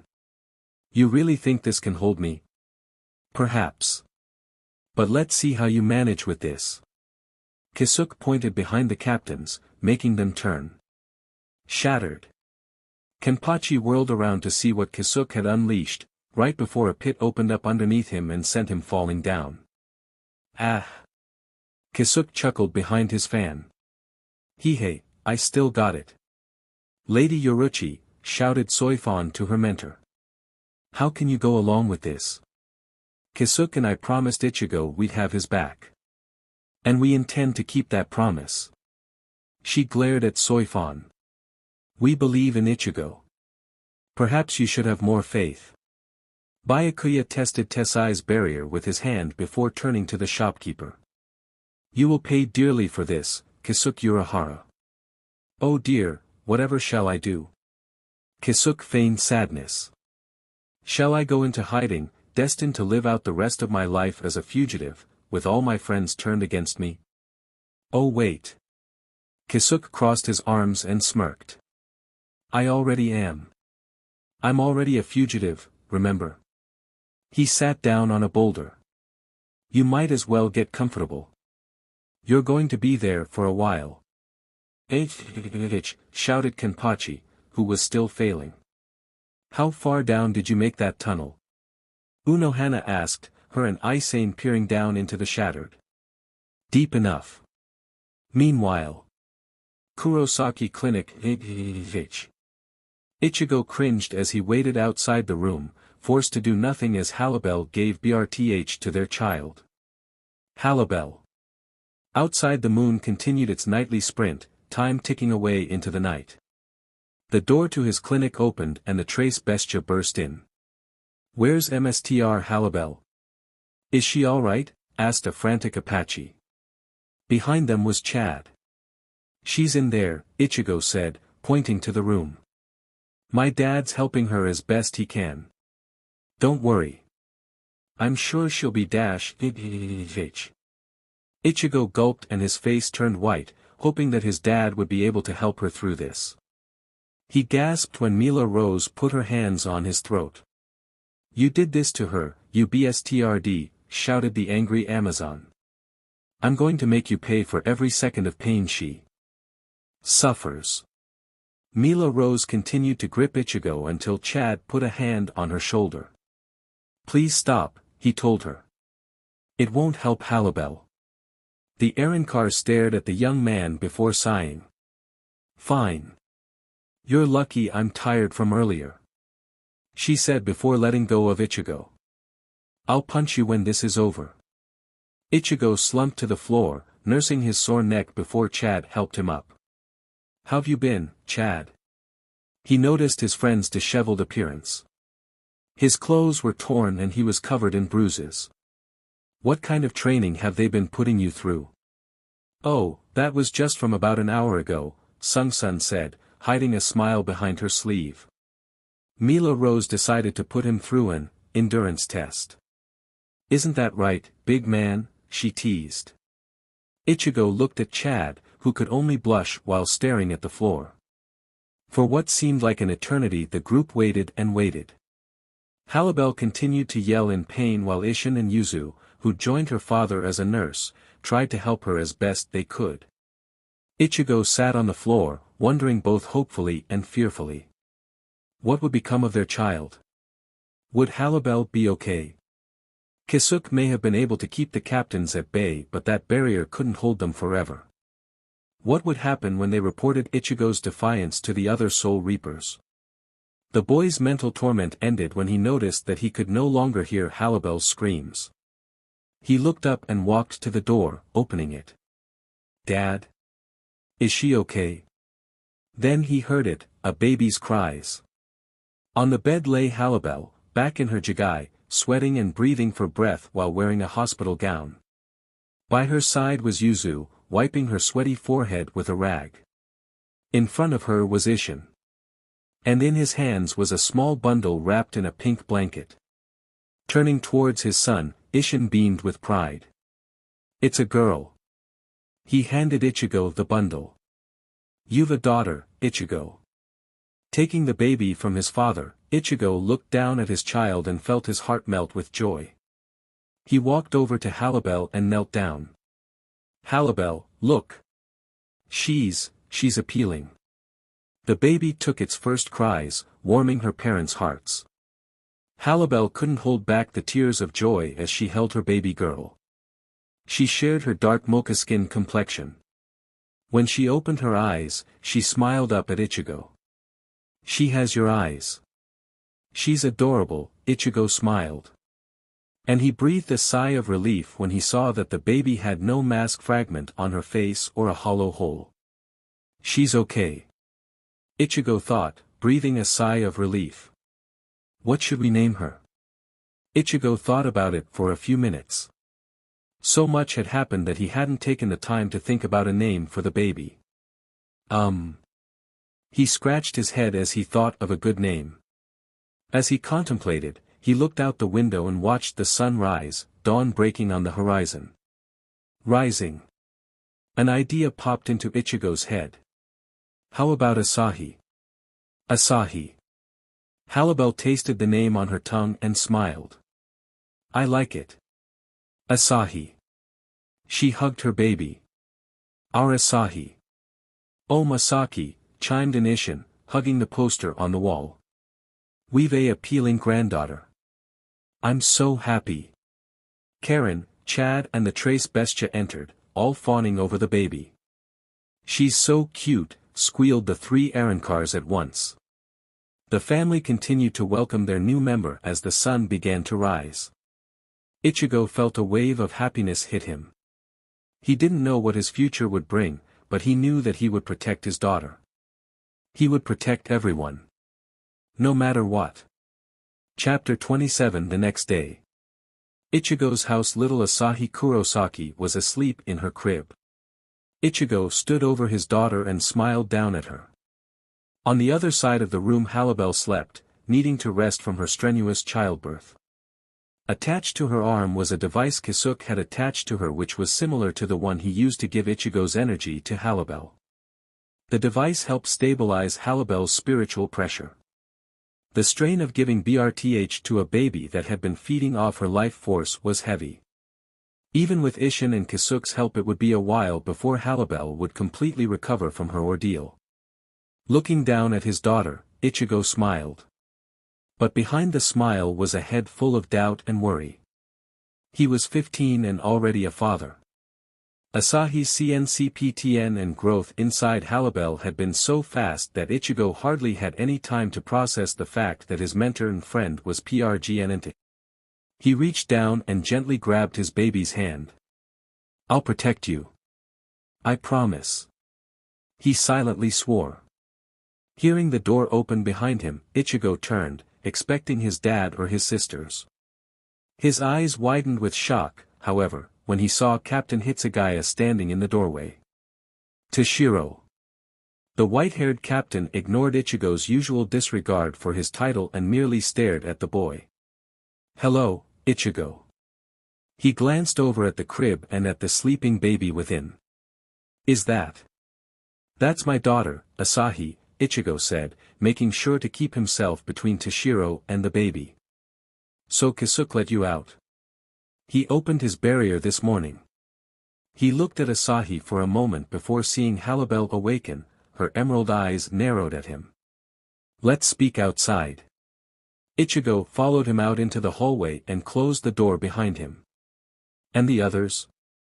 Zaraki returned to the Soul Society on the head captain's orders.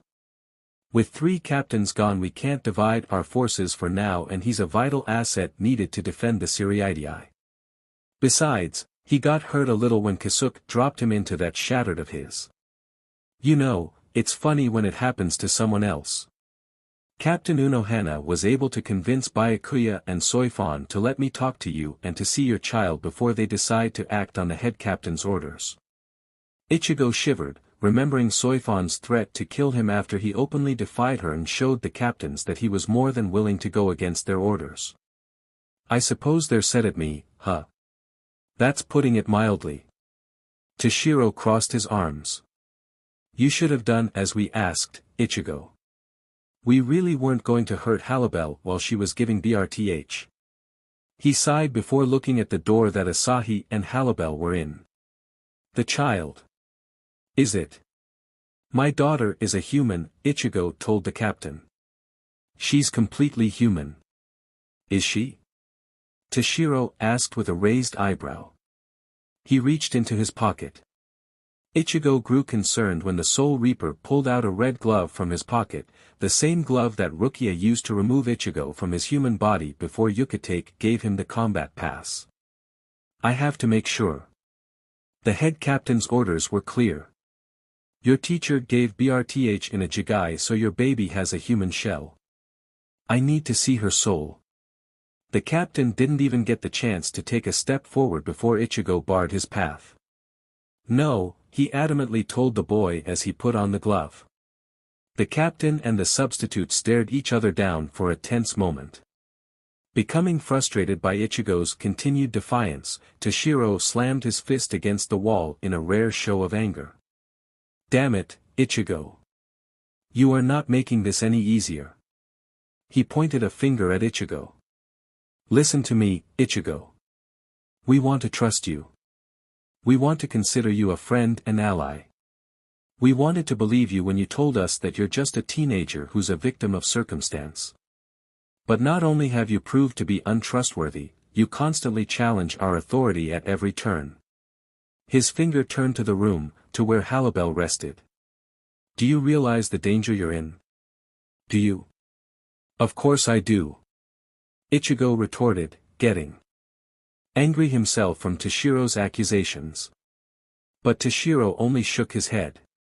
No. You don't. Right now you have a woman. Toshiro stopped himself. No, a hollow, who not only knows all your strengths and weaknesses, but has allowed you to become so attached to her, you've blinded yourself to the possibility that she is still in league with Aizen. Baragon tried to kill her. And yet, she lives, Toshiro pointed out, crossing his arms. And have you forgotten that Aizen manipulated the events of Rukia's execution? From the moment Renji and Byakuya found her to the second that he slipped away from the Soul Society with Jin and Tozen, Aizen was in complete control over everything that happened. You were nothing but a cog in his plan. For all you know, everything that has happened between you and Halibel has been a part of his greater schemes. And you're grasping at straws. Ichigo balled his hands into fists, ready to confront Toshiro. She's had every opportunity to hand me and our child over to Aizen. Yes, and she took the opportunity to make you more hollow. Toshiro's stern expression became harder as he thought back to what he had witnessed recently. Do you know what we saw yesterday when you hollowified? We saw something that horrified us. What you did went against everything we've fought against for thousands of years. A shiver ran down his spine when he remembered the hollowified Ichigo. Hollows are not evil by definition. That much is true. But that power that they wield is dangerous. It's a power that Aizen coveted so much he betrayed every single one of his friends and comrades for, and now it's a power that you willingly allowed to taint your soul. I had no choice. I had my inner hollow before I came to the Soul Society because of Kisuke's training. Halibel only helped me control it. To keep it from taking over my mind. Is there? Once again Toshiro shook his head. If Kisuke Urahara created your hollow powers, then he should know how to remove them, or at the very least seal them away so that you weren't corrupted by them. Toshiro saw the skepticism in Ichigo's eyes and scowled back. Did you even think about turning to him for help? Knowing his experience with the Hogyoku, I'm certain he could have helped you had you only asked. Instead, you allowed Halibel to convince you to become closer to a hollow than a soul reaper. Every law and lesson that I've ever been taught demands that I stop you, here and now, before you use that power for your own ends, he grimly concluded. Clenching his teeth, Ichigo tried his hardest to ignore the compulsion to punch the captain. That's wishful thinking and you know it. His voice was low as he tried to contain his frustration at Toshiro's accusations. If Kisuke could have helped me with my inner hollow, he would have said something when I came back from the Soul Society. Taking a deep breath, Ichigo tried to calm down. He couldn't lose his cool and give Toshiro any reason to attack him. Toshiro, I am not your enemy. You have to see that. Sighing, Toshiro shook his head. I wish I could believe that, Ichigo. But it became very clear to the five of us yesterday that you aren't a soul reaper. You're. He looked back at the room with Halibel and Asahi, something else. And that's terrifying. He decided to try to calm down too and took a deep breath. Ichigo, will you please step aside, he asked with sincere eyes. I have to do my duty. And what will you do if she isn't a normal soul? Attack her? Ichigo accused. You guys seem to be pretty quick to take action. Toshiro remembered Ichigo's remark from earlier. I won't deny that, we sometimes jump to conclusions. But we only do what we think is best. He put on the glove. Ichigo, I promise that I dash. That's enough, Toshiro. The boys turned around to see Isshin standing in the hallway, his eyes staring intently at the pair. While Ichigo was more or less indifferent to see his father, Toshiro stared at the man with stunned eyes. See Captain, he gasped, unable to believe his eyes. He rubbed his eyes to make sure he wasn't seeing things. Captain Shiba. Isshin gave his former third seat a smile and walked over to them. Long time no see, Toshiro.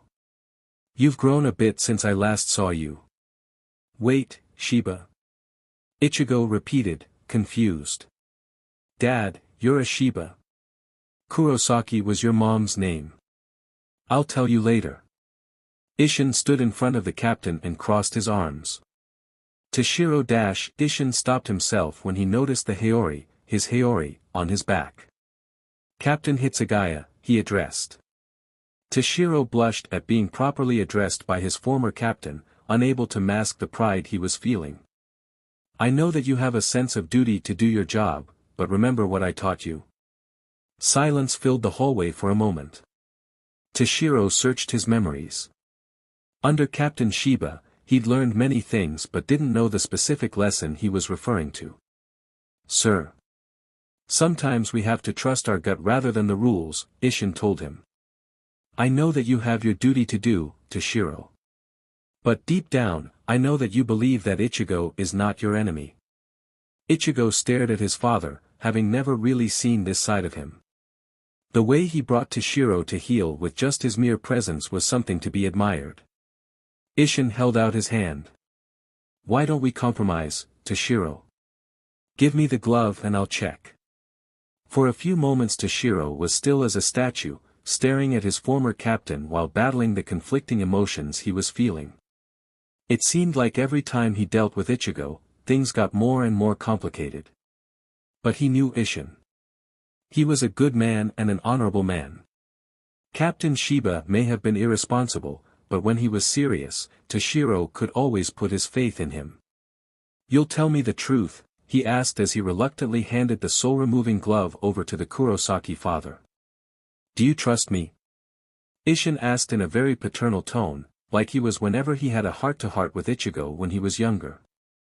I want to, Toshiro admitted. But, I have so many questions.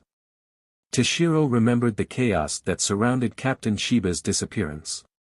The frantic days of him and Ranjaku coming to the world of the living for him, the turmoil that befell the squad as they tried to deal with the captain vanishing and the grim acceptance they all had to swallow that Isshin had likely died. Seeing the man alive and well, and the father of Ichigo Kurosaki no less, raised so many questions and brought up so much emotion that Toshiro didn't know what was what anymore. Isshin's voice cut through the storm of confusion beset in Toshiro's mind. Toshiro, do you remember when you first joined the academy? As Toshiro nodded to Isshin, the man continued to speak, do you remember how terrified everyone was of you? I do, Toshiro quietly said, lowering his head. Didn't we give you a chance? Isshin put his hand on the boy's shoulder. Give Ichigo a chance to be a friend. Like we did for you. The warmth of Isshin's presence and the kindness of his words won Toshiro over. He looked up and gave his former captain a small smile. Okay. But you are going to explain yourself when this is over. I promise.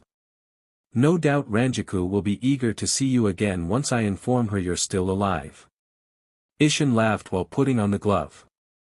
Yeah, after over 15 years I'm really in for a scolding. Ha ha ha. He walked past Ichigo and gave his son a friendly smile before entering Halibel and Asahi's room. The two in the hallway waited. With Isshin's departure, the warm atmosphere in the hallway faded away. Both Ichigo and Toshiro looked at each other awkwardly for a moment. So. Ichigo started, breaking the ice. My dad was your captain. So it would appear, Toshiro said. Ranjaku is going to give him one hell of a slap when she sees him. Why? Was she his lieutenant too? Yeah, but it's a bit more complicated than that. Isshin opened the door and stepped out again. Who? He breathed. He ran a hand through his hair before taking off the glove. I thought Halibel was going to be very upset. She's like that, Ichigo told his father amusingly. And? Well? Toshiro impatiently insisted. She's human. She had a chain of fate like an ordinary soul. I don't know what powers she'll have when she's older, but for now, she's a normal baby girl. While Ichigo breathed a sigh of relief, Toshiro crossed his arms. He decided to believe Isshin and take him at his word. But there was another issue. It'll be hard to convince the other captains. And they still want to punish Ichigo for his disobedience. Toshiro, Asahi has done nothing wrong. The right to exist isn't a sin. How is that fair? He asked the boy. I suppose you're right, Toshiro relented. And since we're on the subject. Isshin crossed his arms and his expression hardened. Deliver a message to Byakuya and Soifon for me, unless they want a battle with me, Yoruchi, and Kisuke, they'll leave my son in peace. Both boys shivered from the steel in Isshin's voice. Ichigo might have heard the threat, but Toshiro felt it. He knew that Isshin was more than a match for the other captains, the fact that Ichigo was his progeny was fact enough. And the captains couldn't afford to pick another fight when the war with Aizen was looming over them like a dark cloud. Even he knew that this was a fight they couldn't pick. I'll let them know. He bowed respectfully in front of Isshin. It is good to see you again, Captain Shiba. Call me Isshin. You're the captain now. And speaking of which. Ichigo watched in amazement while Isshin lifted up the boy proudly. Hey! Toshiro blushed, the nostalgia not lost on him. Look at you. I knew you'd make captain before Ranjaku, the man praised. Toshiro's legs dangled as he fought the embarrassment. Isshin. Put me down, he cried out. A new voice came in out of nowhere and interrupted the three. Captain. Are you okay? The three turned to see Ranjaku Matsumoto slipping through the window at the end of the hall. I started to get worried. Did Ichigo? Her voice trailed off when she saw the man holding her captain. See Captain Shiba, she gaped. Hey, Ranjaku. Miss me? Isshin put Toshiro down before turning to his former lieutenant. He looked her up and down and smiled. I'm glad to see you haven't changed much. The strawberry blonde was silent as she stared in disbelief. But as soon as she remembered to put her brain back into her head, she stormed over to the man. Ichigo and Toshiro winced as Ranjaku raised her hand and gave Isshin a harsh slap. Miss me? That's all you have to say? We were supposed to go on a date and you skipped out on me. Ranjaku. Ow. I can explain. Yow. Isshin started to flee down the hallway, Ranjaku following him to scold him more. Ichigo turned to Toshiro, obviously confused. What was that all about? Ranjaku was Isshin's lieutenant. And they were also dating at the time he disappeared. Wait, so Ranjaku was his ex-girlfriend? Yeah. Halibel stepped out of her room and frowned, a crying Asahi in her arms. What is all the noise? You woke up Asahi. Toshiro took his leave quietly, avoiding Halibel's sharp gaze. Ichigo turned to his mentor and lover before shrugging. Just dealing with Toshiro. I don't think he and the other captains will be a problem. Good. And while your father was checking Asahi, he agreed to watch over her while we're gone. Gone? What do you mean? And shouldn't you be resting? My high-speed regeneration has already seen to the needs of my body. Though I do not have the best regenerative abilities of the Espada, that honor belongs to another. As long as nothing vital is damaged I can recover to full capacity with a day's rest or two. She handed her baby over to Ichigo. Rocking his crying baby in his arms, Ichigo looked back to Halibel. You're going to train with me? But what about Asahi? Like I said, your father and your sisters will watch over her.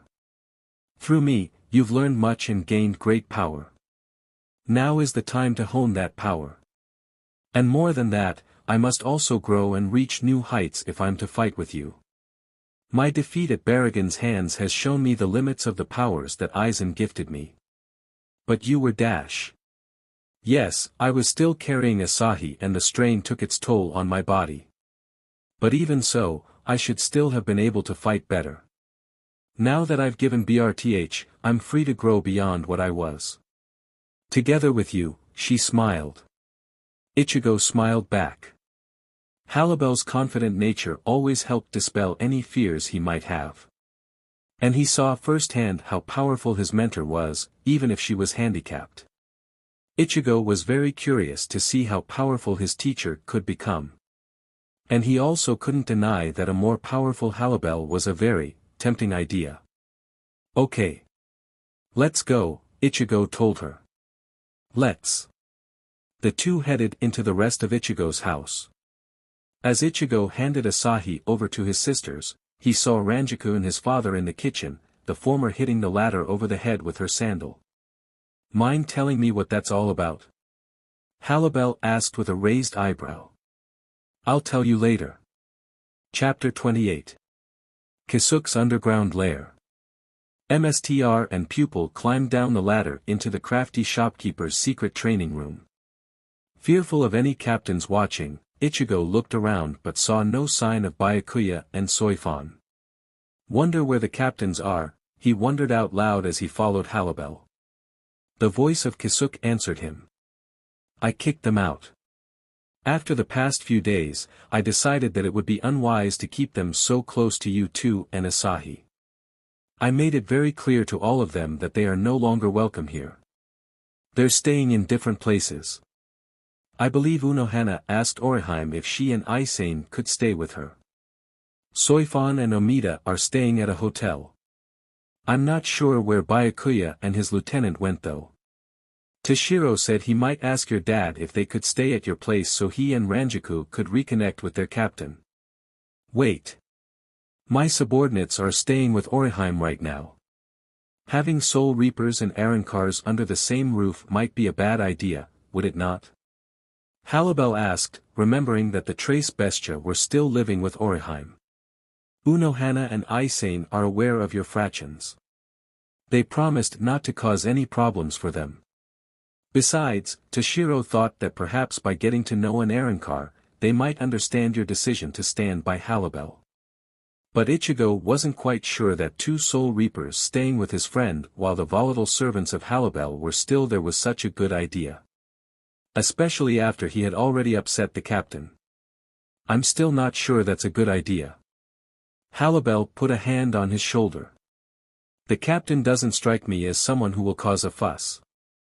And my girls know better than to cause trouble for Orihime. I'm sure they'll be fine. We have other matters to focus on right now. Kisuke looked from Halibel to Ichigo and nodded. Right. I'll leave you two alone. If anything happens topside, I'll let you know. He walked past the two and headed for the ladder. Have fun. Ichigo merely scowled at the man. I can never understand that guy. And where's Yoruchi? He looked around but saw no sign of the purple-haired werewolf. Gesturing for Ichigo to follow her, Halibel walked towards the center of the chamber. She is irrelevant, Ichigo. Focus on the present. We're here to train, not to ponder our allies' whereabouts. The way she talked showed that her PRGNNCY had not dulled the steel in her voice. It bothered Ichigo that she referred to Yoruchi and Orihime as allies, rather than friends, but he remembered that she was always standoffish. So what are we going to do? Keeping her back to him, Halibel slowly reached for her sword. Do you really need to ask? We'll train the way we've always trained. She pulled it out and turned around, the stern determination that had been present when she first met Ichigo returned. We will spar. Like hollows. Her sword glowed yellow. Halibel took a stance and felt her body's honed reflexes take over. Ichigo put up a defensive stance just before she lunged for him. Clashing steel rang throughout the underground chamber. Ichigo braced himself as he skidded backwards. Halibel was coming at him harder than she ever had before, even before he left for the Soul Society. DMN. She's tougher than ever. He was forced on the defensive, pushed backwards by every blow. The sheer impact of each connection rattled his bones as their blades danced. Gripping Zangetsu with both hands, he swung hard at Halibel. The espada deftly evaded the chop and went back on the attack. What's wrong? She chastised as she forced Ichigo back. You're stronger than this. Anger started to build inside of her.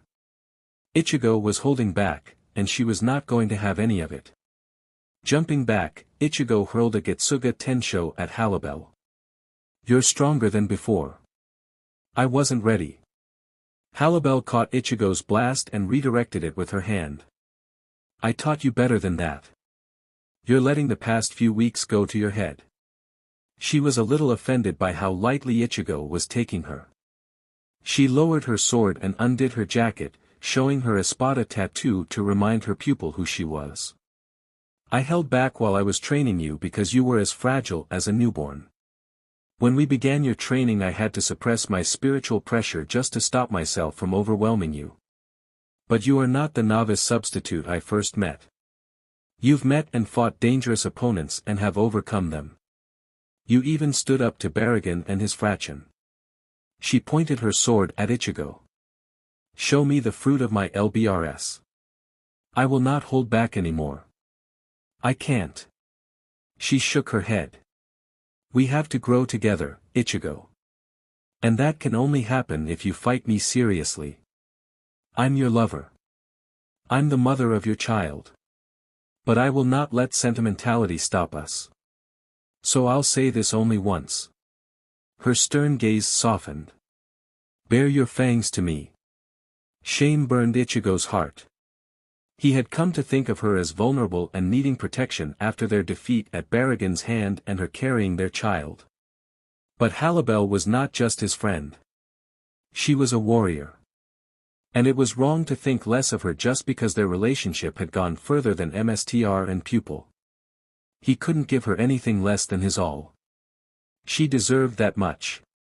He hung his head in shame for a moment before looking back up. I'm sorry, Halibel. He gripped his sword tightly as he stood before her. The determined expression behind her mask emboldened Ichigo. I'm going to get serious now. I expect nothing less. Halibel gripped her sword and adopted the same stance. Come. This time when the fighters met, Ichigo did not let himself get rattled by Halibel's strength. After a few connected slashes, they both decided to up their game. Both of them were very familiar with each other's fighting style by now. So they decided to mix it up. Ichigo jumped backward and let go of his Zanpakuto. Halibel was baffled by such a careless decision until she saw Ichigo grab the cloth attached to the hilt of his Zanpakuto. Ichigo whipped the sword over his head like a flail before hurling it at Halibel. Guh. She grunted as the blade slammed into hers, sending her skidding backwards. Alternating between his usual swordsmanship and his flail technique, Ichigo kept Halibel at a distance. Halibel fired a volley of ballast at Ichigo, only for him to use his flail strategy to create a whirling shield around him. Most impressive, Ichigo. Where did you come up with that? She asked. Her sword glowed yellow when energy poured into it and she shot a projectile at her friend.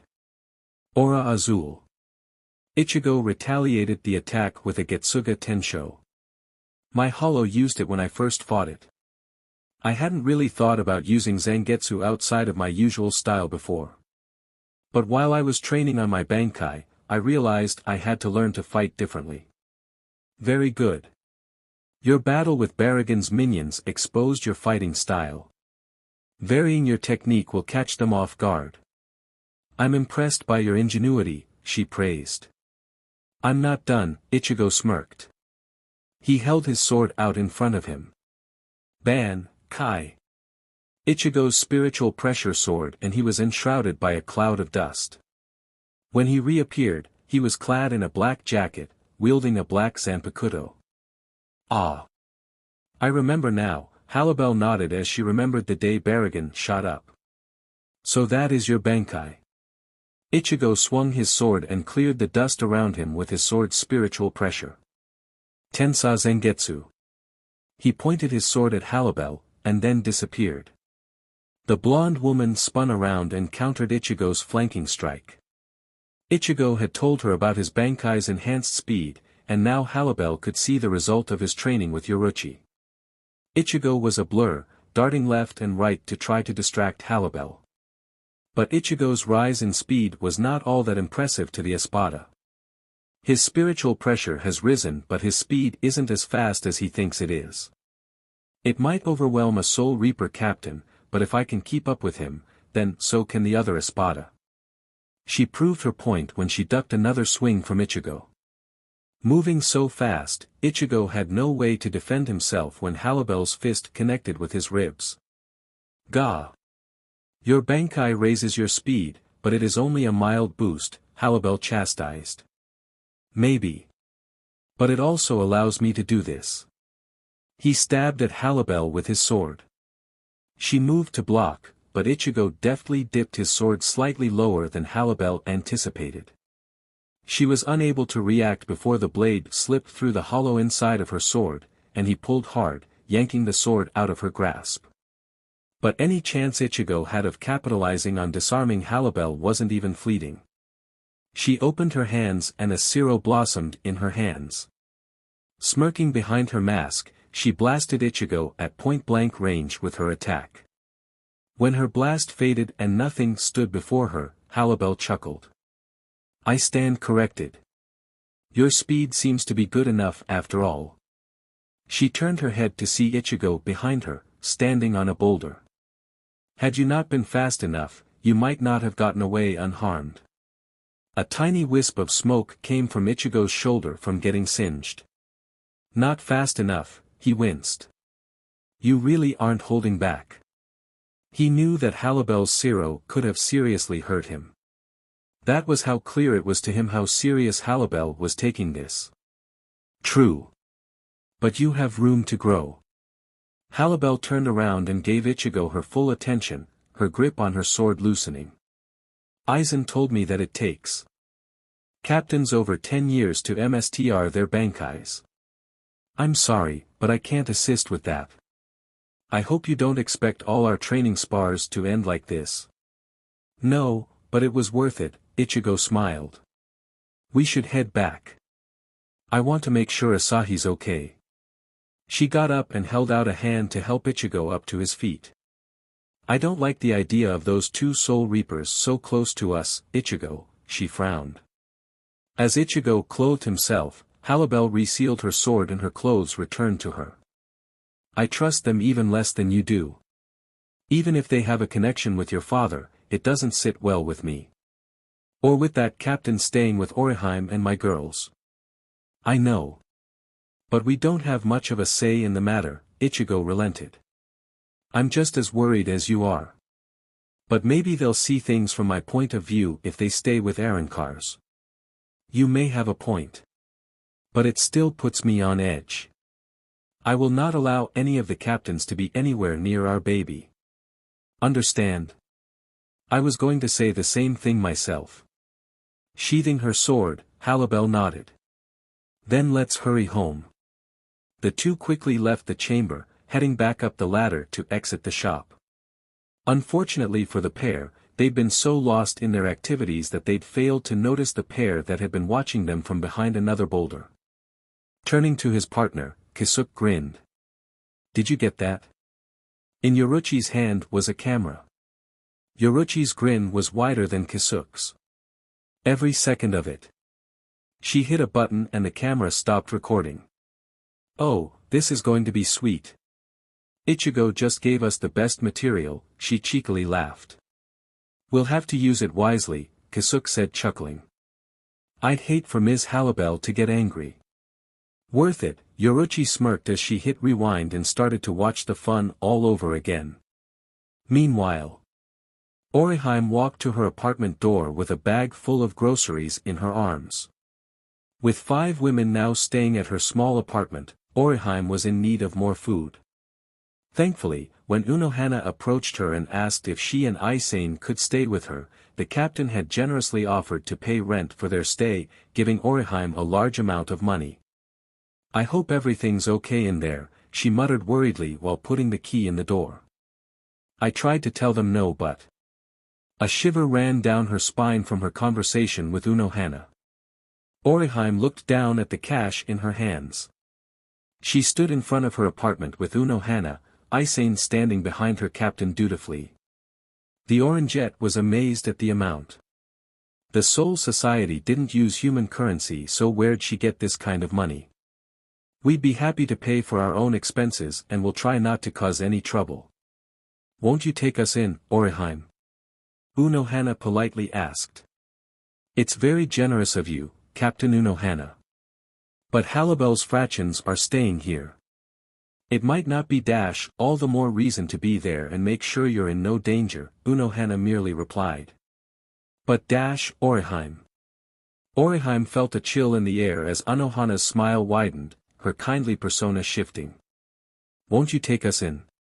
Why yes, ma'am. Thank you, my dear. Unlocking her door, Orihime opened it up and prepared herself for the worst. She was caught off guard, however, at the sight of flowers in her living room. What's all this? Unohana was sitting in the middle of the room, the Trace Bestia on the couch. When the 4 turned to her, Unohana smiled and gestured. Well, I needed to find some common ground with your new friends. So I decided to teach them a little about flower arranging. You girls like flowers? Orihime asked. Sun nodded. We don't really have much greenery in Hueco Mundo. Flowers have always been something we liked. That and it's impossible to say no to this broad, Apache mumbled. What was that? Unohana asked, smiling despite the gleam in her eyes. Nothing, all 3 said. Orihime couldn't help but scratch the back of her head. I guess they can't say no either, huh? Chapter 29. 2 days later. Kisuke's underground chamber. Halibel sat on a boulder, cross-legged with her eyes closed, deep in meditation. She was taking a break from her isolated training, giving Ichigo some time to rest from the past few days of intense training.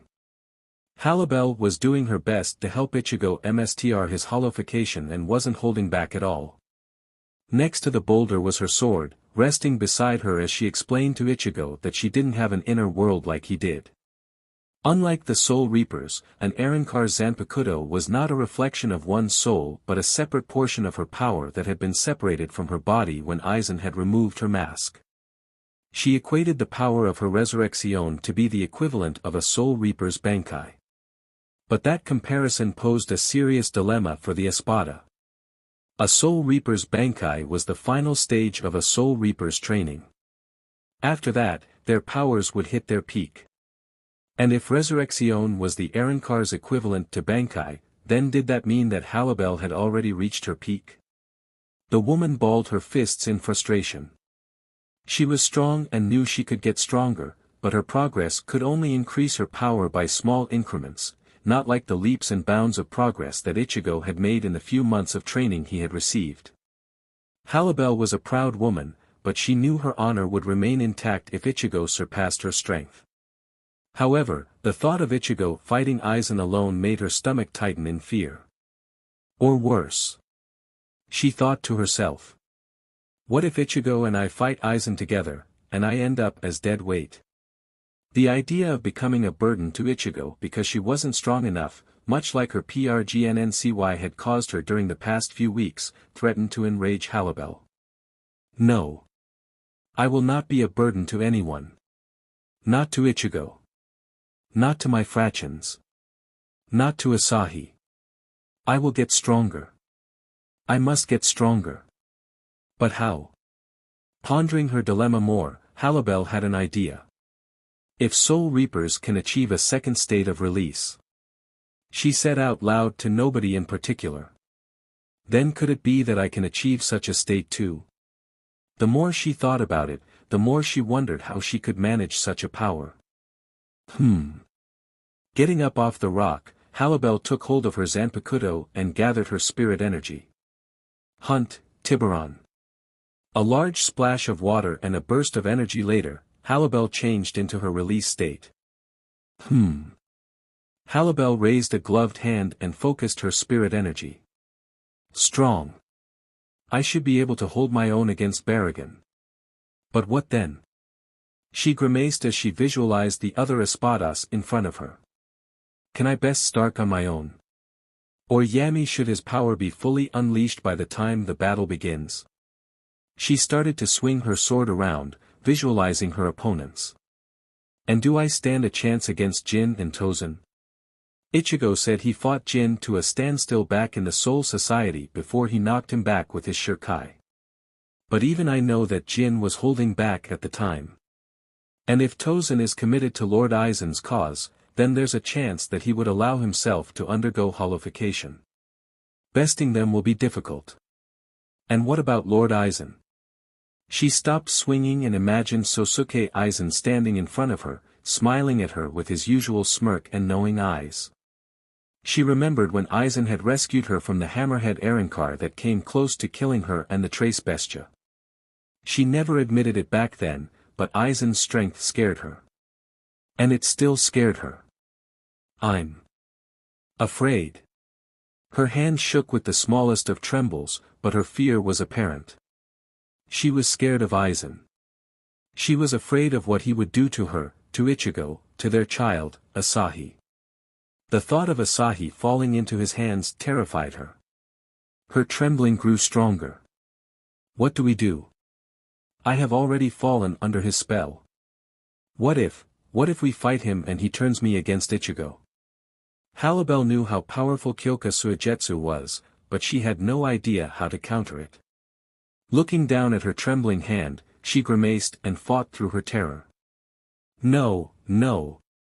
She threw a bala at a boulder, causing it to disintegrate. I will overcome him. Me and Ichigo will. No matter what I have to sacrifice, I will. Halibel cut herself short when she thought about what she said. Sacrifice. She murmured. She brought her hand to her hollow hole, where her womb was supposed to be. I am the espada of sacrifice, maybe that's the key. Deciding on a new path to focus on, Halibel continued to quietly train, her need to get stronger growing with the looming battle that was sure to come. Meanwhile, Kurosaki House. Daw. Isshin fawned as he watched his granddaughter. She's so adorable. Baby Asahi was on the floor, playing with some blocks while her grandfather watched over her. Thankfully for Ichigo and Halibel, Isshin still had Yuzu's and Karen's baby clothes and toys, so Asahi had a lot to play with. Ichigo walked into the room and knelt down in front of his daughter. The little baby looked up and reached out for her father, Ichigo picking her up and letting her touch his face. Ah! She knows her daddy, Isshin smiled at the touching sight. True, he'd always wanted to have grandchildren, but he thought that would come much later in his children's lives. Still, he wanted to appreciate the moment as it came, and he knew that his duty as Ichigo's father was to help him through such a turbulent period in his life. The little baby clung to her father. Ichigo held Asahi close as he got up and sat down in a chair, gently rocking the baby back and forth. "Hey, Dad. What is it?" Isshin asked as he put the baby blocks into a small box. "What's going to happen to Asahi when she grows up?" Ichigo looked down at the baby in his eyes and felt concern replace the joy. "I mean, look at what's happened to me. I don't want to imagine little Asahi going through struggles like mine." The elder Kurosaki breathed a deep sigh and sat back in his chair. "I'm afraid that only time will tell what's in store for her, Ichigo. Your mother and I wanted nothing but happiness for you and your sisters, and yet things spiraled into the shape of things they are now. I can't tell you what might happen to her as she grows and learns about her powers. She's half human, half hollow after all, just like you. Even more so since her hollow heritage comes directly from her Arrancar mother. We can only watch and hope that she has a normal life once this is all over." His brow furrowed when he saw that his words hadn't assuaged Ichigo's concerns, so he decided to lighten up. "Don't worry. If she's anything like you and Halibel, she'll be strong enough to handle it. And she's got two parents and her granddaddy to look after her," he reassured. Still cradling his daughter, Ichigo knew that Isshin was right. He smiled as Asahi clung to him in her slumber. "I know, but I can't help but worry." "Heh, congratulations. You're now a parent," Isshin joked. Ding dong. Isshin stood up and went to go see who that was. The doorbell woke up Asahi, who started crying, but Ichigo managed to calm her down. "Oh hey, Ichigo," greeted Tatsuki as she walked into the room, Isshin having let her in. "Hey, Tatsuki, what's up?" Ichigo instinctively asked, before he saw Tatsuki staring at the baby in his arms and realized that he'd forgotten to tell his classmates about his sudden fatherhood. "I just came to see why you were out of school for the past few days. Everyone's been worried." Are you babysitting?" Tatsuki asked. She leaned forward and smiled at the baby girl. "Ah. She's so cute." For a moment, Ichigo didn't know how to break the truth to her until he realized there was absolutely no way he could sugarcoat this. Tatsuki, this is my daughter, Asahi." Tatsuki froze as she let Ichigo's words sink in. "I'm sorry, what did you just say?" Sighing, Ichigo decided it was time to let her in on some things. Meanwhile, Soul Society, Squad 13 Training Grounds. Two girls stood in the middle of a grassy field in the middle of their training. Orihime breathed as she blocked Rukia's ice, dressed in her usual blouse. She'd come to the Soul Society to train with Rukia for the coming battle, Unohana promising to take care of her apartment with Aizen. She was worried that she might butt heads with the Trace Bestia, but the three had taken to staying on the mountain where Ichigo had first trained with Halibel to avoid a conflict with the captain. Rukia sheathed her sword and smiled at her friend. "Let's take a break." Orihime nodded, returning her spirits to her hairpins. The two friends walked over to a blanket nearby that Rukia had set up and sat down on it. "Thanks for letting me come here to train with you," Orihime smiled. Setting her Zanpakuto to the side, Rukia laid down on the blanket and let the cool breeze wash over her, cooling her sweaty body. I'm glad to have someone to train with. Rukia grinned at her friend. It's been a long time since I had a friendly spar. We're glad Captain Yucatec was willing to open the training grounds to us. Orihime brought her knees up to her chest as she sat next to Rukia, the wind blowing in her hair. I'm surprised he allowed me to come here, what with Ichigo and all. The captain is a reasonable man. He knows that you have as much a stake in the fight against Aizen as the rest of the Soul Society. And he also is more understanding about Ichigo than some of the others. Seeing that the topic turned to their mutual friend, Rukia decided to ask something that had been on her mind since she first questioned Ichigo about his secret mentor. Hey, Orihime, what do you think about Halibel? Orihime looked up at the sky and tried to gather her thoughts. When it came to the errand car, her heart was conflicted. Halibel is a very strong woman, she simply said. I can see why Ichigo loves her. Sitting up, Rukia stared at her friend, sensing the conflict in her eyes. But, don't you have feelings for Ichigo too? I do. I still do. Ichigo is the most wonderful person I ever met, Orihime said with a smile on her face, still looking up at the clouds. But, I know that he loves Halibel. She's special to him. And it's not because they had a baby together. I think when she trained him, they developed a special bond. Rukia nodded, understanding what her friend was talking about. Ichigo loved Halibel. That much was clear to anyone. But his relationship to her wasn't simply a teenager's first love. Rukia knew from her experiences from training with Kaien about developing a deep relationship with someone that went beyond words. I understand, but she still, earlier, when Ichigo introduced us to Halibel and told us about what happened between them, Halibel took me to the side to talk to me in private, Orihime interrupted, watching the clouds roll by. What did she say? Orihime closed her eyes and remembered talking to Halibel when the Espada pulled her to the side. It's a secret, she said with a simple smile. But I like her. She might be a hollow, but she's a remarkable woman. I can see that from how Ichigo feels about her, said a voice from behind them. Turning their heads, Rukia and Orihime saw Captain Yucatec walking towards them, a sunny smile on his face. Captain. Rukia immediately stood up and bowed. You can relax, Rukia. I'm just taking a break from the preparations, Yucatec told the girl. The two sat down on the blanket, and Yucatec let the cool breeze wash over him for a moment before continuing. I heard your conversation. It seems you two are taken with Ichigo's friend. Orihime nodded. Yeah. She's quite something. Rukia looked at her captain before bringing up something that had been bugging her for a while.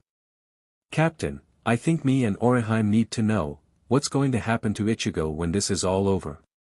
Orihime looked at Rukia concerned before looking nervously back at Yucatec. Sighing, Yucatec turned his attention to the grass swaying in the breeze. I'm not sure. Ichigo is something that the Soul Society has never experienced before. A substitute falling in love with a hollow is unlike anything we've ever heard of. And that they now have a child is also something that disturbs us greatly. Seeing the fear in Orihime's eyes, the white-haired man gave her a reassuring smile. Don't worry, you two. Ichigo has done nothing wrong. Some of the other captains may be concerned, but I trust Ichigo's judgment. Once Aizen has been defeated, Shunsui, Captain Unohana, Byakuya, and I will do our best to convince Mstr Genryusai to leave him in peace. I could tell, even without hearing his story from his own lips, that he's been through a lot. Orihime smiled back and nodded, relieved to hear Captain Yucatec's compassion. Come on. Let's get back to training, she told Rukia. Right. Will you be alright, Captain Yucatec? Don't worry about me, I'll be fine just watching, he reassured her. The captain watched as the friends walked away until they were at a safe distance before they resumed sparring. Yucatec smiled at how happy Rukia seemed to be. His heart warmed at the sight of Rukia opening up to others. But as his thoughts turned to Orihime and their conversation about Ichigo, his smile disappeared and he could only sigh depressingly. After all, it always pained him to lie to people. Forgive me, Orihime. But the head captain has already decided Ichigo's fate. Nothing I say or do can save him when this is over. Meanwhile, Ichigo and Halibel's training grounds. The tranquility of the forest mountain was shattered by the constant rumbling. Mila Rose and Apache watched from a distance as they monitored Chad's training. From behind them approached Sung Sun, a bag of drinks in her hand.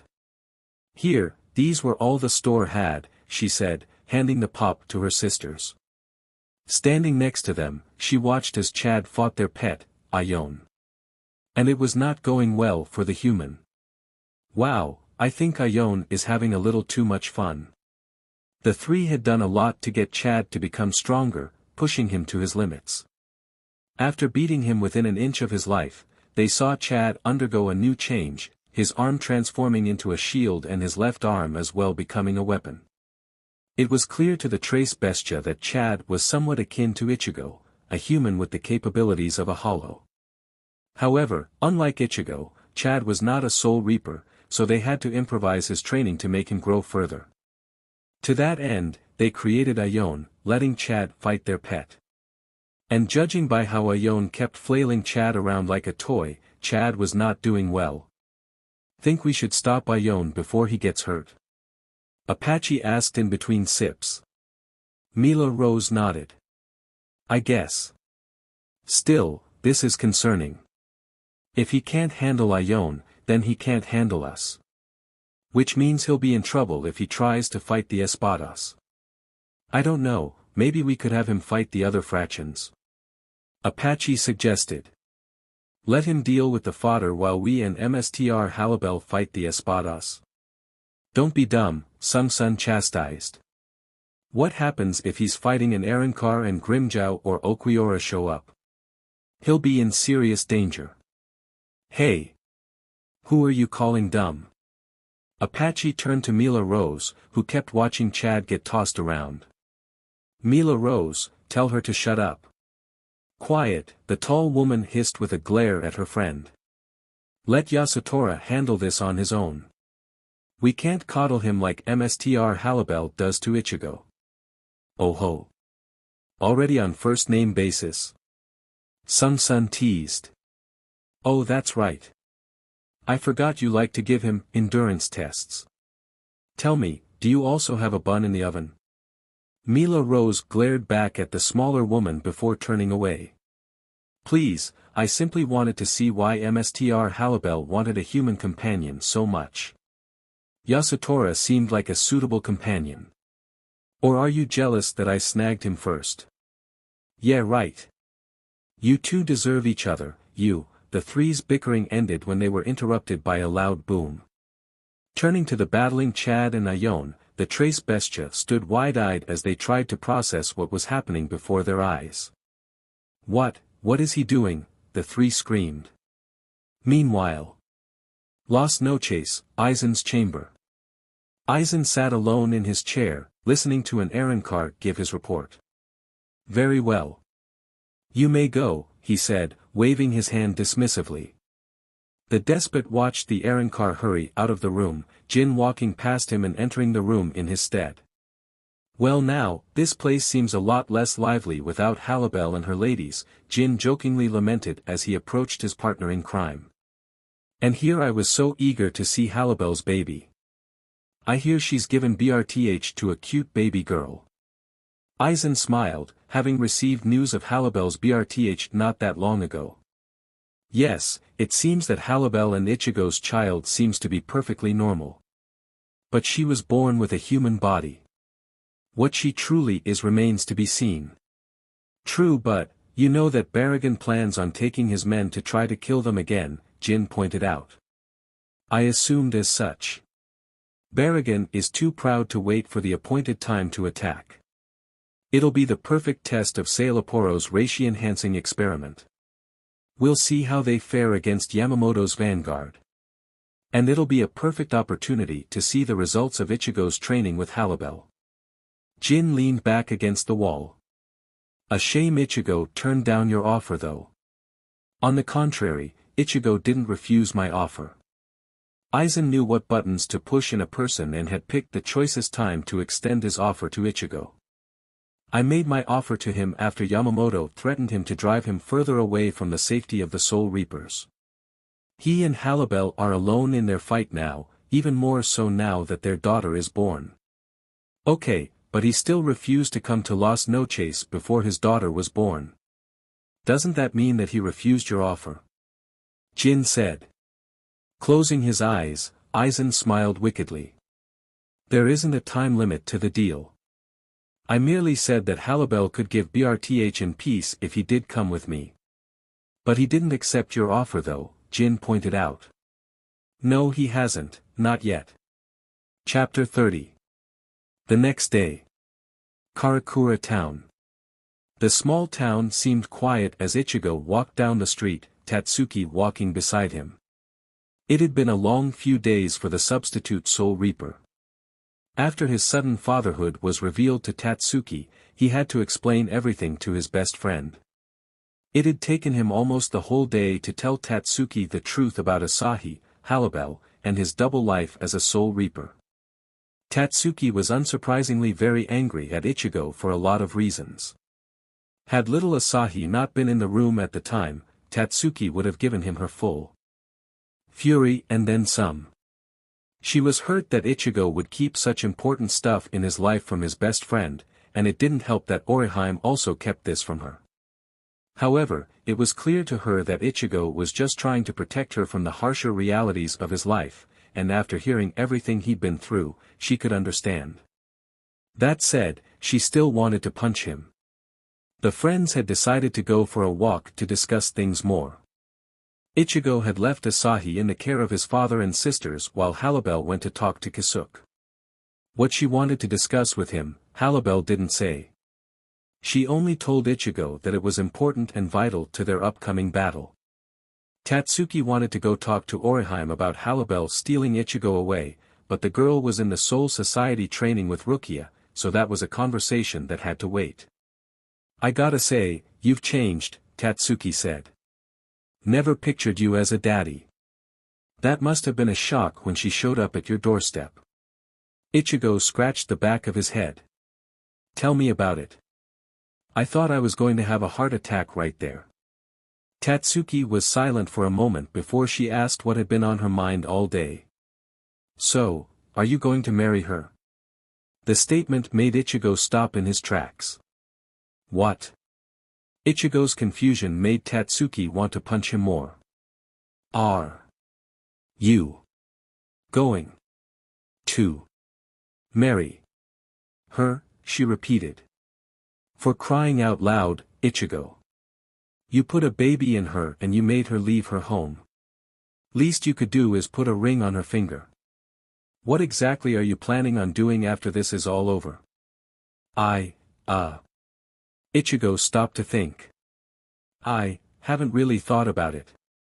Shaking her head, Tatsuki sweat dropped while staring at Ichigo. Seriously? Look, a lot has happened, and I haven't really thought about what to do after we beat Aizen and deal with the captains. Right now Halibel and I are just focusing on coming out of this alive.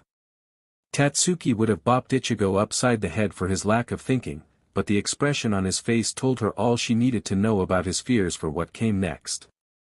Are you guys going to be okay? She looked down at her hands and cursed her uselessness. Ichigo was going through so much, and yet she couldn't help him or Orihime at all. Don't worry, a shudder in the air stopped the pair. A massive amount of spirit energy was heading their way.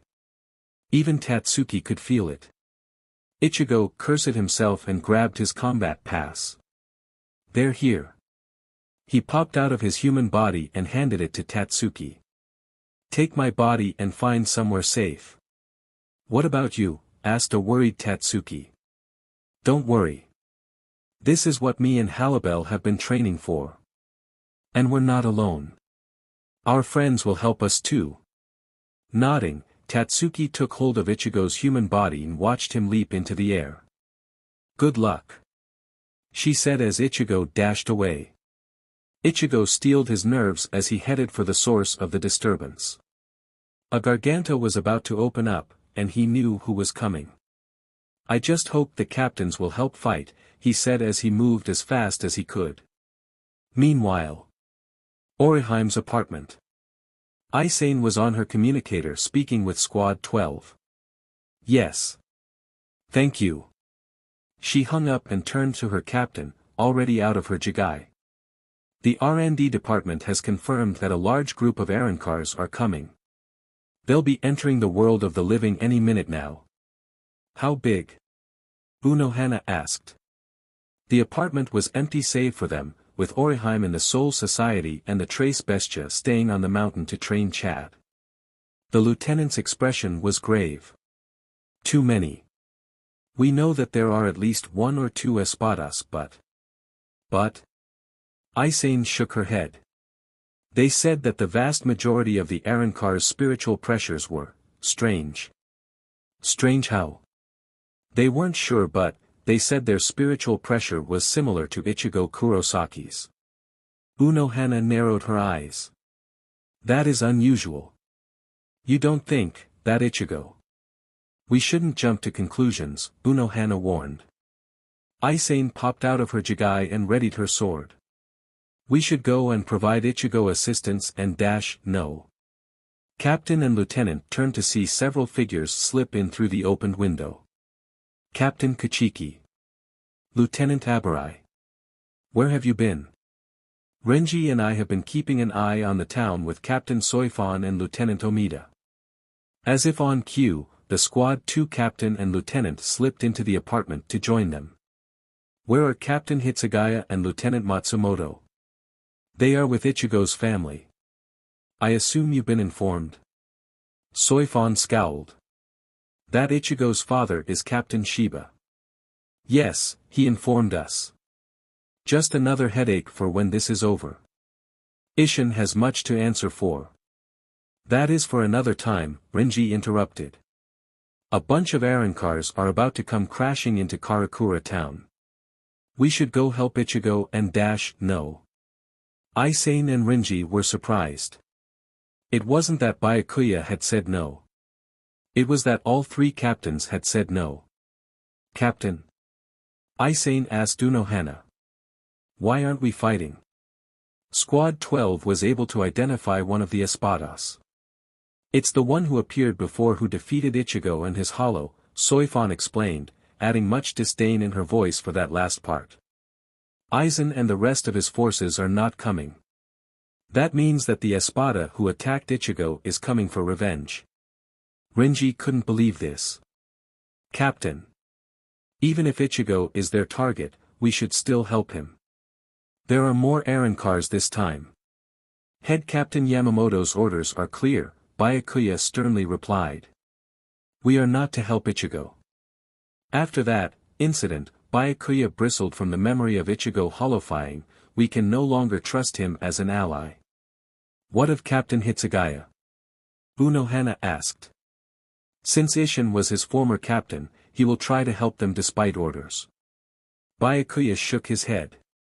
"Our orders are clear, Renji. We are to stand by and wait to see how things progress. Unless Karakura town itself is in danger, we will not help Ichigo or his friends. Until they try to siphon the spirit enrichment zone, we will wait." Aizen looked at the 3 captains in shock. She was not informed that this was the plan. "Wait for what? Isn't it obvious?" Soifon glared at the lieutenant. "We'll wait it out and watch Ichigo, his hollow friends and the espadas fight each other." Meanwhile, high above the town, a Garganta ripped the sky asunder and opened up to reveal the void behind it. Out of the Garganta first was Baragon. The weeks that had passed since his previous journey to the world of the living had only added kindling to the fire that was Baragon's rage. Hatred seethed out of every inch of the kingly Arancar as he stood over the town, his eyes staring right at Ichigo Kurosaki's house. "There will be no escape this time, traitor. Behind him walked Sailaporo, a white cape draped around his slender form. I must say, this is even better than I expected. He used his pesquisa to detect the presence of multiple powerful entities. So many subjects to experiment on. I must say, your decision to give up the first time has really worked out in my favor. The look Barragan shot the pink-haired man made even the number 8 Espada shiver. Watch your tongue, Sailaporo. I spared Yami my wrath because of the boss. Here, you will not receive such mercy. Barragan's anger at Ichigo and Halibel had been stewing for weeks ever since he was forced to retreat. Aizen had only fueled his fire by stating that the intended attack to wipe out Karakura town would not take place until the Hogyoku was fully awakened. While the man hinted that he was plotting something for Ichigo in secret, Barragan would wait no longer. He was going to have his revenge on Halibel and her student, with or without Aizen's permission. Pushing his glasses up, Sailaporo stared at his superior. Normally he would not call an Espada's judgment in question since he was almost at the bottom of the totem pole, but he could not sate his curiosity with silence. Lord Aizen was still planning on having Ichigo Kurosaki join our forces. What are you going to say to him once you've killed the boy? That we have one less obstacle in our path to destroying the Soul Society, Barragan simply stated as he stomped forward. And if a supposed ally were to fall to me, wouldn't that mean he wasn't fit to join us? The logic made sense to Sailaporo, even if it was just sophism. Well, at the very least it'll give us the chance to see what fruits my experiment will bear. He turned his head and smiled at his experiments behind him. I must say, things turned out better than I expected. Out of the Garganta came Barragan's fractions, Geo, Finder, Charlotte, Pau, Nurga and Aburama. The 6 Arancars were no longer wearing their usual uniforms. Instead they wore black versions of their outfits. But that was the tamest bit of their new appearances. Grrrr. Geo growled as he looked out onto the town. His face was covered in black and red marks that traveled down. His eyes had no pupils or irises anymore. Instead all he had were white blank orbs in his sockets, though he could still see fine. The other fractions were in a similar state, covered in black and red markings while growling in a bestial state. Sailaporo frowned. I suppose weaker Arancars will not be able to control themselves with all that power surging through them. I'm interested in what happens in combat. I care little about what becomes of them, Barragan callously said, keeping his back to his men. They have no need for their minds. They only need to be unleashed upon my enemies. He finally turned to address his men. The traitor, the Soul Reaper and their spawn are mine. Bring me the heads of their allies. The 6 men roared. Even without their minds, their loyalty to Barragan was still absolute. The fractions scattered in different directions, each heading for Ichigo's friends. Barragan gave his fellow Espada a glance. And what of you? Oh, don't worry. I'm not nearly brave enough to try to stop you. Just be sure to bring me a piece of Ichigo Kurosaki. You will be lucky if there is even a speck of him when I'm finished. Barragan ignored his companion and stomped away. He didn't want to use Sonido to get to Ichigo's house quickly. He wanted Ichigo to know he was here and that he was coming for him and his family. Watching Barragan leave, Sailaporo smiled. Well, I guess it's time for me to gather some more data. He looked back at the Garganta, at the countless eyes that stared back at him from within the void. Well, shall we go and pay our latest guinea pig a visit? Meanwhile, Ichigo and Halibel's training grounds, the Trace Bestia and their protege, were in the middle of a 3-on-1 spar when they felt a dark presence in the air. What the hell? Apache yelled, her chakrams in her hands. What is that? Isn't it obvious? Mila Rose spat, incensed by Apache's cluelessness. It's Barragan. He's back. He must be here to kill Mstr Halibel and Asahi.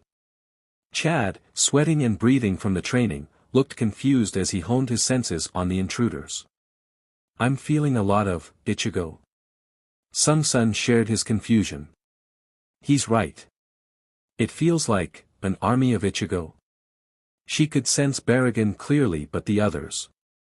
Mila Rose looked up at the sky. I sense 2 strong Arankars heading our way. They'll be here any minute. The lioness Arankar felt a hand on her shoulder and turned to see Chad. What, Yasutora? We should split up. I'll take one. You 3 take the other, Chad said, looking at his teacher with determination. Apache slapped Chad on the back of his head. Are you brainless? You can't fight them one-on-one. Aizen's done something to them. We outnumber them 4-2. We should fight together and dash. Mila Rose put a hand up and stared Chad in the eye. She'd be lying if she said she wasn't concerned for her student, especially after she shared her bed with him several times. But the look in Chad's eyes told him he was determined to prove himself. You're serious? She asked. You could die. I was prepared when I went to help Ichigo in the Soul Society. But I ended up not helping him at all and I went down too easily. Chad put a hand on his chest, to the scar Kairaku gave him. If I can't fight now, then I don't think I'll ever be able to have Ichigo's back again. Let me do this. He looked at the Trace Bestia, his eyes going from Apache to Sung-sun and then to Mila Rose. Let me fight. A tense silence filled the air before the 3 sighed simultaneously. Fine, Apache said. I guess it'll be a good chance to see how much you've improved since we started training you. Oh. Are we finally warming up to our student, Apache? Sung-sun teased. While Apache and Sung-sun argued, Mila Rose looked at Chad before giving him a nod. Good luck. She leaned forward and gave the teen a quick kiss, making the strong human blush. Try not to die. Nodding, Chad took off and headed for the other side of the mountain. No sooner did he leave, the 3 felt the 2 presences heading for them split up. Guess Chad's idea of splitting them worked. Good. Now it's 3-on-1. This should be easy. Apache grinned. Boom. A comet fell out of the sky and smashed into the mountain, landing 50 feet away from the 3. As the dust cleared, the Trace Bestia readied themselves as a figure emerged from the crater. Great. Just great. Apache groaned. Of the 6, we get the fruitcake. But Mila Rose and Sung-sun knew something was up immediately as Charlotte Coolhorn stepped into view. His body was covered in red and black markings that ran across the exposed part of his chest and his arms. The 3 felt a twinge of fear as the effeminate Arankar looked at them with the eyes of an angry beast. What has Aizen done to him? Why does his spiritual pressure feel so much like Ichigo's? Mila Rose asked. Reiwaewa. Here he comes. Meanwhile, with Chad heard the loud roar on the other side of the mountain but had to pay it no mind as the other Arankar that had landed towered over him. He's huge. He thought to himself. It was very rare for Chad to have to look up at anyone. He was puzzled by the red and black markings all over his face but paid it no mind. He figured it was some trick of Aizen's. Pao clenched both his fists and teeth as he stared down at Chad with his blank, white eyes. Jarrr. Already Chad had his left and right arms transformed. This is it. Moment of truth. Chad knew that Apache was right. The 4 of them stood a better chance of fighting together rather than Chad fighting one-on-one. But after the defeat at the hands of Kairaku, Chad knew he had to do this. He had to prove he could fight. He failed in the mission to save Rukia just like he failed to protect Ichigo in his fight against Baragon. If he couldn't face the enemy now, he could never raise his fists to help his friends again. Putting up a boxing stance, Chad looked at Pao with the same determined eyes he gave Mila Rose. Bring it. With a fierce roar, Pao threw a fist. Brimming with spirit energy. Chad retaliated with a powerful right fist of his own. The two brawlers' attacks met, their fists slamming together and causing the entire mountain to shake from the clash. Meanwhile, Kurosaki House, the three Soul Reapers inside the home all stopped what they were doing when they felt the massive wave of power that had arrived in Karakura town. Toshiro cursed as he leapt off the couch and looked at Ranjaku. "They're here." Isshin stormed out of the kitchen. "I sense it too. And a big one is heading straight here." Isshin scowled. "It must be the one who beat Ichigo before." Ranjaku pulled out her phone and read the message that the Soul Society sent her. "Captain." Her eyes widened as she processed the words on the screen. The Soul Society is ordering us to stand down." "What?" Isshin and Toshiro shouted. It didn't surprise Toshiro, but it still disheartened him. The Arancars must be here for Ichigo, Halibel and their baby. And it looks like the Soul Society has given up the viewpoint of Ichigo being their ally in this fight. Toshiro felt himself torn. On the one hand, he knew his duty as a captain and that he was to follow orders. But on the other was Ichigo and his family. Even if he felt that Ichigo's loyalty was questionable, he couldn't just abandon Isshin and his daughters. He knew that he had to fight. "I'm going to fight," he told Ranjaku. "This might be Ichigo's fight, but Yuzu and Karen are humans. And it's our job to protect them." The strawberry blonde nodded. "I understand, Captain. I'll stay here and guard the girls." "I'll go too." Isshin pulled out a glove, the same type of glove Rukia used, and pushed it to his chest, popping out the human shell he'd been staying in all this time. "Where's Halibel and Asahi?" "I've got her," said Halibel as she came down the stairs, a sleeping Asahi in her arms. "So they've come." Halibel looked down at her baby and frowned, torn between going to fight the enemy and staying to protect her daughter. "I know I must stay and protect my Asahi, but..." The new mother sighed. "I can't fight Barragan and protect her at the same time." Halibel decided to swallow her pride and do something she never thought she'd do. Walking up to Ranjaku, she held out Asahi. "Promise me you'll protect her." Ranjaku looked at the woman, surprised by this show of faith. Halibel had been cold to both her and Toshiro while they were staying with them. But the look in Halibel's eyes told Ranjaku that she trusted her enough to ask for help. She must know how much danger Asahi is in if she's asking us to protect her baby. She held out her hands and accepted Asahi. "I swear I won't let anyone touch her. I will hold you to it." Halibel pushed herself out of her jigai and stood in her Arankar form. "Else you will have me to contend with."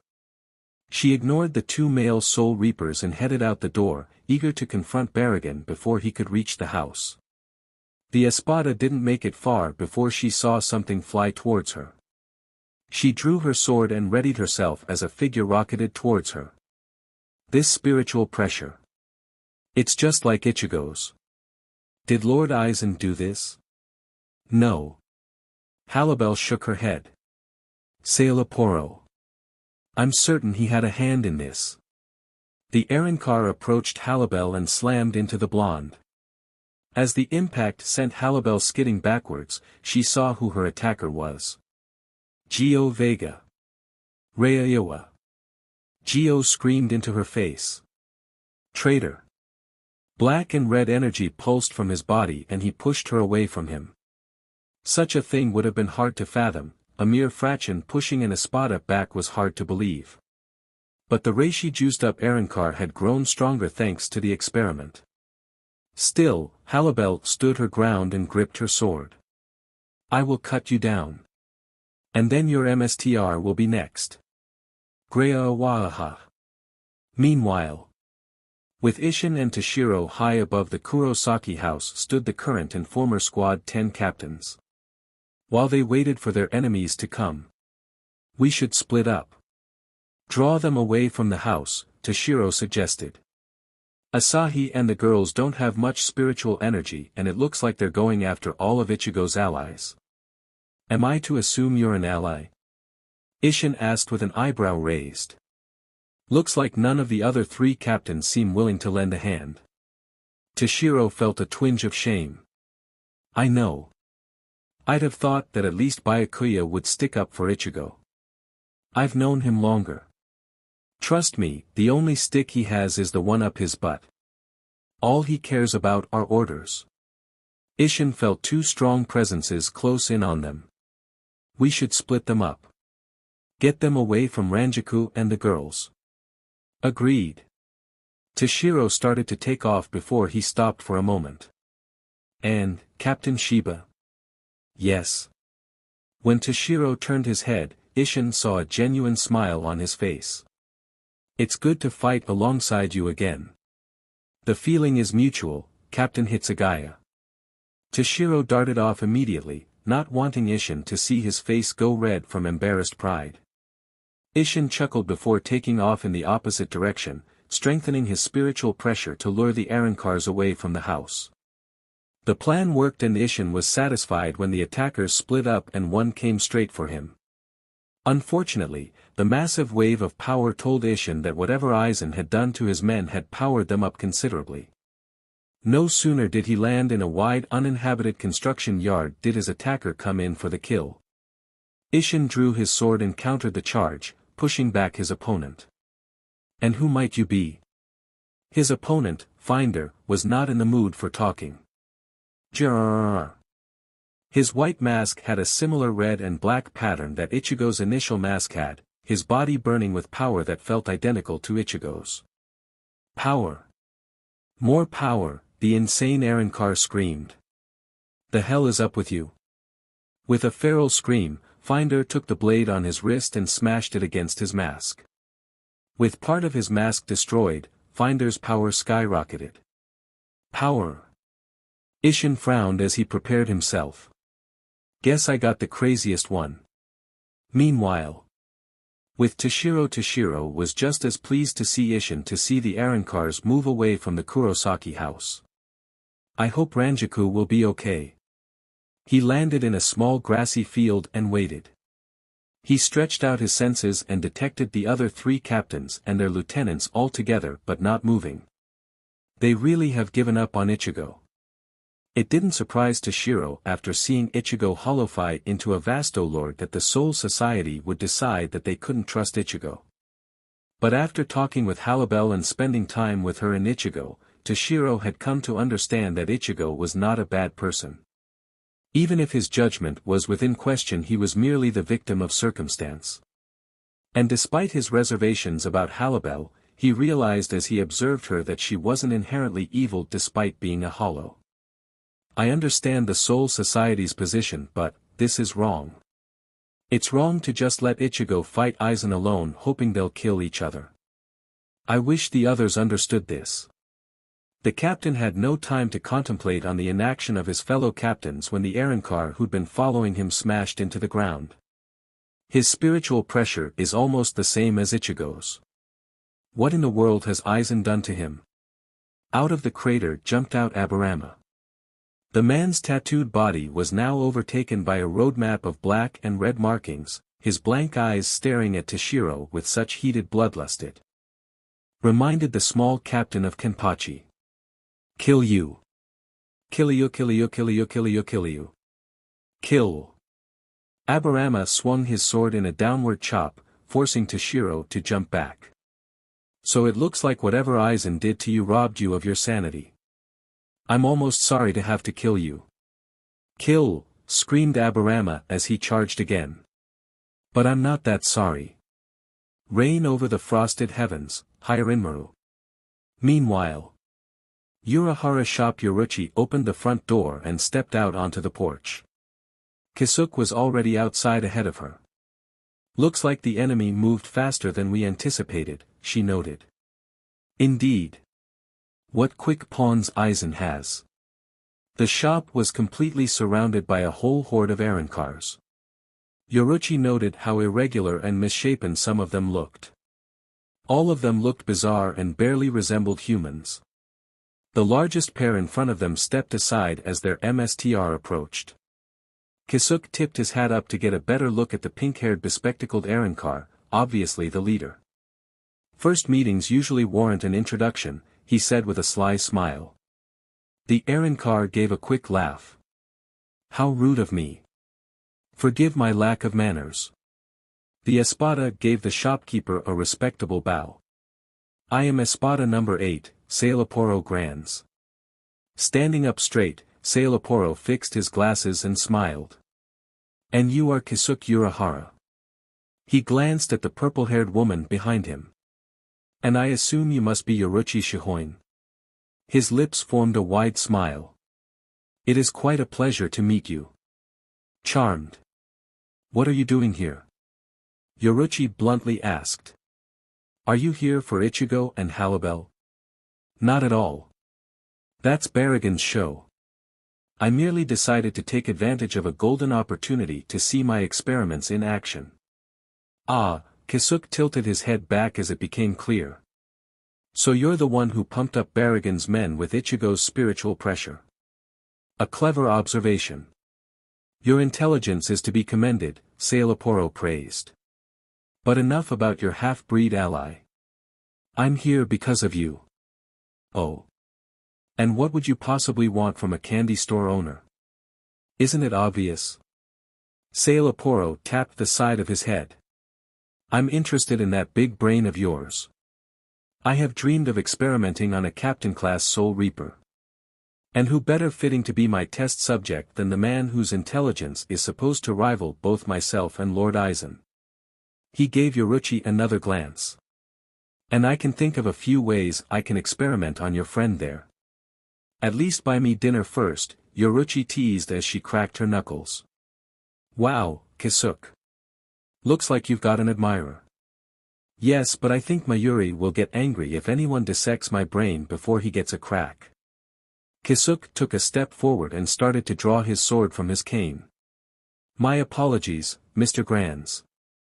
But I'm going to have to ask you to get off my property. Oh really? Sailaporo grinned. Unfortunately for you, I don't need consent when I obtain my test subjects. With a snap of his fingers, all of Sailaporo's fractions lunged for the pair.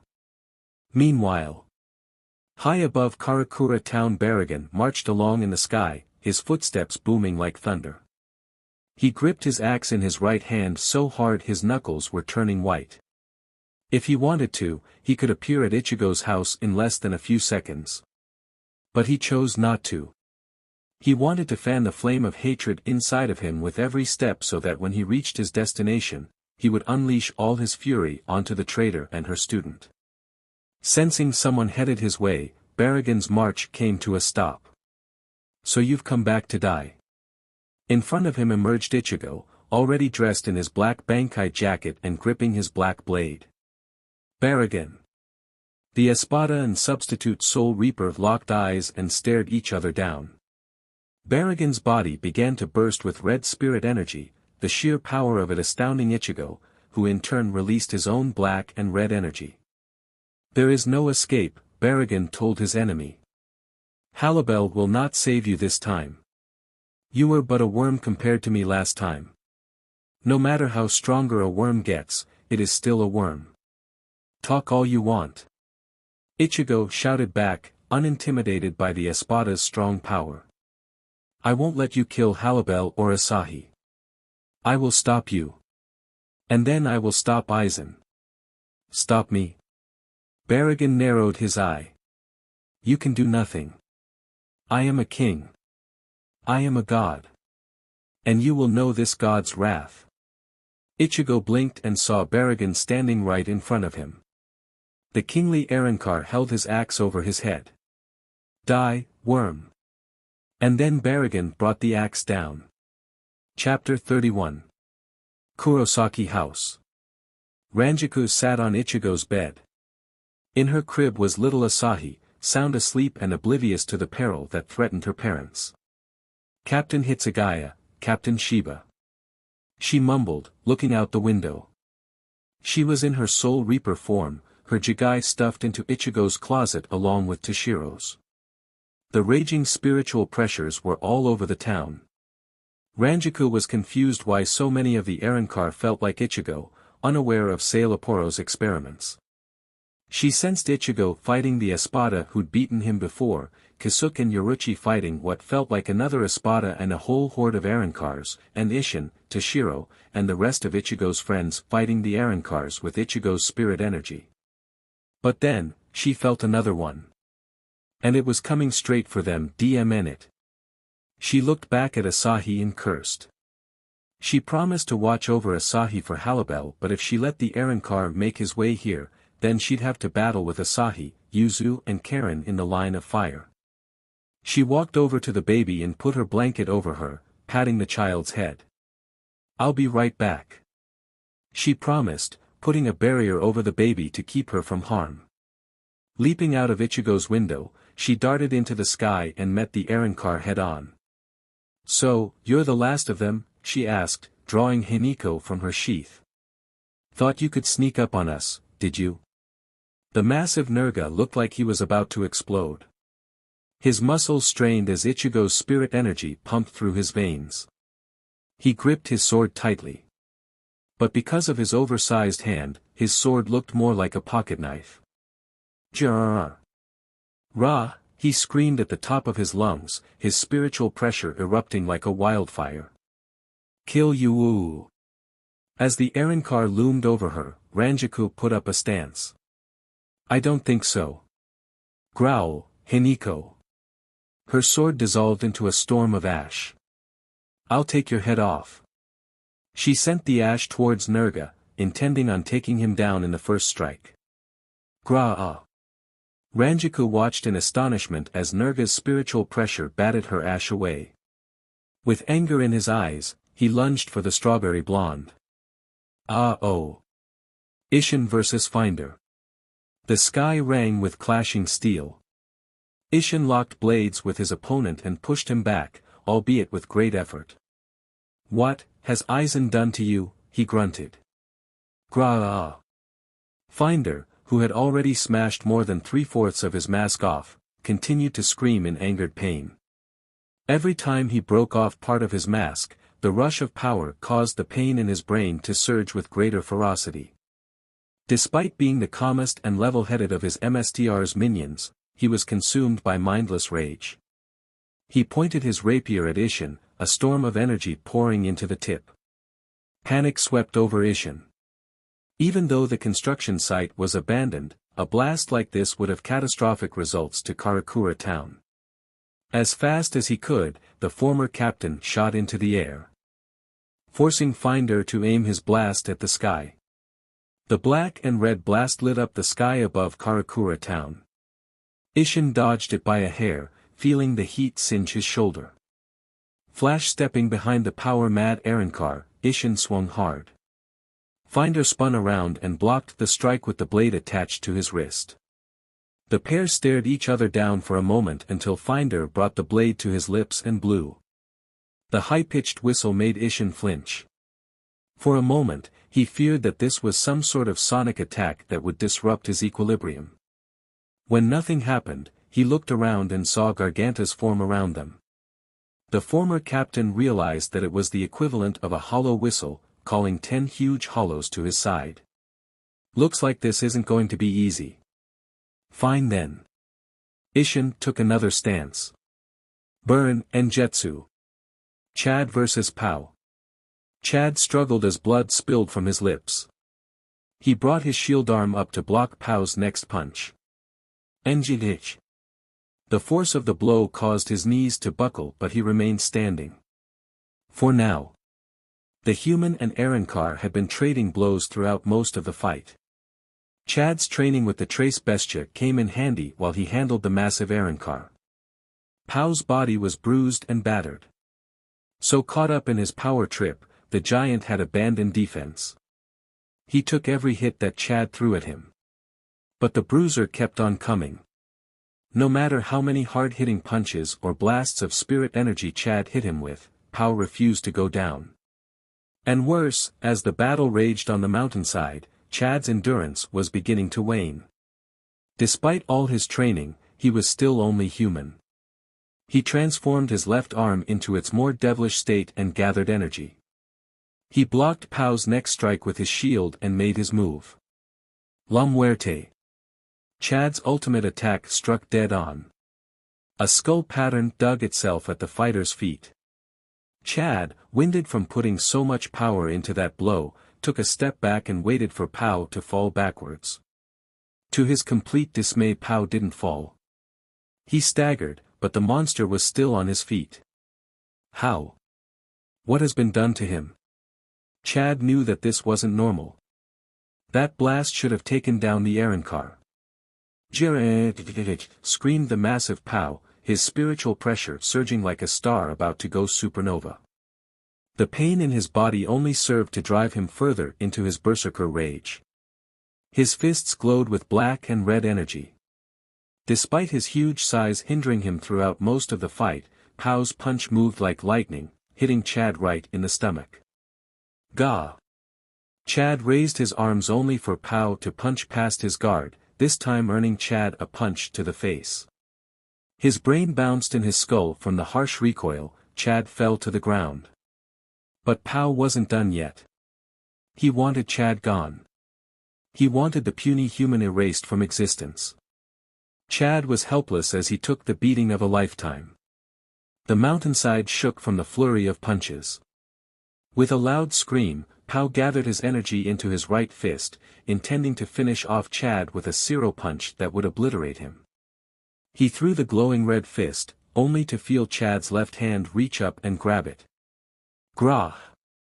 Pow screamed in agony when the white hand crushed his fist.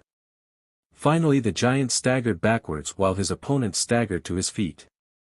I'd hoped not to use this so close to the girls. Chad murmured to himself, taking deep breaths while he collected himself. Pow's momentary distraction gave him the chance for a second wind. The air grew quiet around Chad, his entire body glowing. But I promised Mila Rose I'd come back alive, so I've no choice. Pow stared at Chad with seething red eyes before his rage momentarily evaporated into confusion. Chad was growing bigger. Though the young man didn't have the chance to tell his friends, his training with the Trace Bestia had produced some quite extreme results. During his spar with Aizen, as he was treated like a ragdoll by the giant monster, Chad came to terms with what his powers were. They weren't like a Soul Reaper or a Quincy. As Mila Rose put it, Chad's powers were very similar to a Hollow's. So when Aizen was still pounding him, Chad discovered that his arms could do something unique, though the strain was unbearable. He figured out that since his powers were hollow-like, he could absorb hollows. And when he used his arms to devour Aizen, he gained something in the process. Chad was now a behemoth that stood over his opponent. The brawler's entire body was covered in pink and black armor. The shield on his left arm had grown just as big, almost as big as his enlarged body, while his left arm had blade-like protrusions along it, his fingers long and protruding like daggers. Most of his face was unobscured, save for a mask fragment on his forehead that looked suspiciously like Mila Rose's crown. Cuerpo del Titan. The now massive Chad balled his right hand, his body heavy with power. Sorry. I don't think I've trained enough to hold back. Screamed Pow, the rage returning to him. He fought back with his remaining hand, but Chad ignored the strike from the monster and hauled back with his right arm. Sensing death staring him in the face, Pow opened his massive maw to unleash a zero. Gra el directo. Chad threw his punch. A blast of blue energy surged out and engulfed Pow. For a moment, Chad's strike echoed across town like thunder. And then, all was quiet. The dust cleared, showing that Chad's attack had blasted a chunk of the forest on the mountainside into oblivion. As for Chad's opponent. Looking down, all Chad saw that was left of Pow was the Arrancar's feet. The rest of the huge Arrancar had been obliterated. Tumbling to his knees, Chad let out a pained groan, his transformation ending. The process of turning back to normal was not as painless as Ichigo's holification or the Trace Bestia's resurrection. And he hadn't mastered this power yet, and thus the result of his transformation took much of his remaining stamina and energy. Go, he grunted, his body shrinking and the armor covering him disappearing. Breathing on all fours, Chad took deep breaths. It felt like I was fighting Ichigo, he said. Falling to the ground, Chad rolled over onto his back to rest and collect his strength for the moment. I just hope the girls are all right.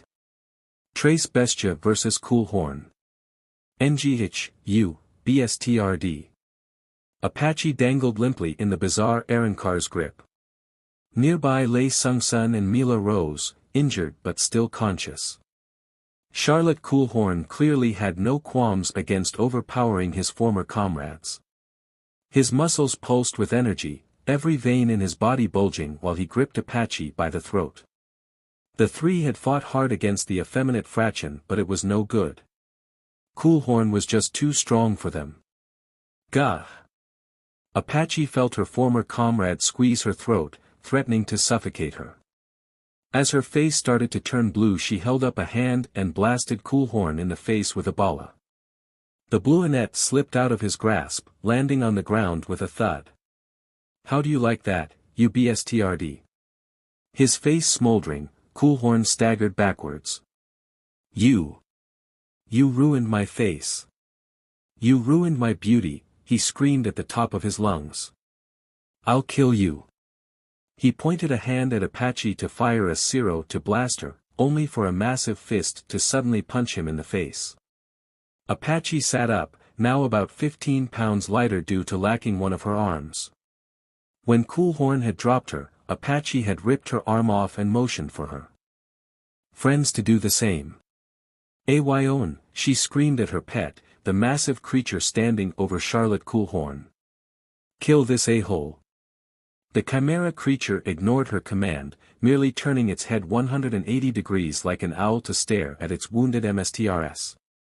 On her feet, Mila Rose looked at her pet curiously. Why is it looking at us like that? Sung Sun stared at their pet. Perhaps it's curious about us. We did take a beating, after all. Hearing Coolhorn recover from the blow, Ayon's head whirled back around. The mountain shuddered from the mighty creature's enraged roar. Charlotte too let out a berserker scream, but it was silenced by the creature's fist. Over and over again Ayon smashed the fruity Arrancar into the ground. The Trace Bestia had to shield their eyes from the dust cloud that their pet kicked up. A high wind picked up, blowing the dust cloud to the side to reveal Ayon standing above a broken, beaten Coolhorn. Apache smirked. Take that, you fruitcake. Huh. The bluinet turned her head and noticed that Chad's battle had also come to an end. Looks like Chad's still breathing. What? You think he'd lose after everything we put him through? Mila Rose asked, a little indignant that Chad would lose to one of Barragan's minions. How about you have some more faith in our dash? Boom. The three girls snapped forward and gasped when they saw a massive hole in Ayon's chest. What the hell? Apache screamed when another hole blasted into Ayon's stomach. Rah! Screamed an invigorated Coolhorn, rising from the crater with his spiritual pressure bursting forth. Glitter, Reina de Rosas. Smoke obscured the Arrancar for a moment, but he wasted no time emerging in his resurrection, only in black clothing.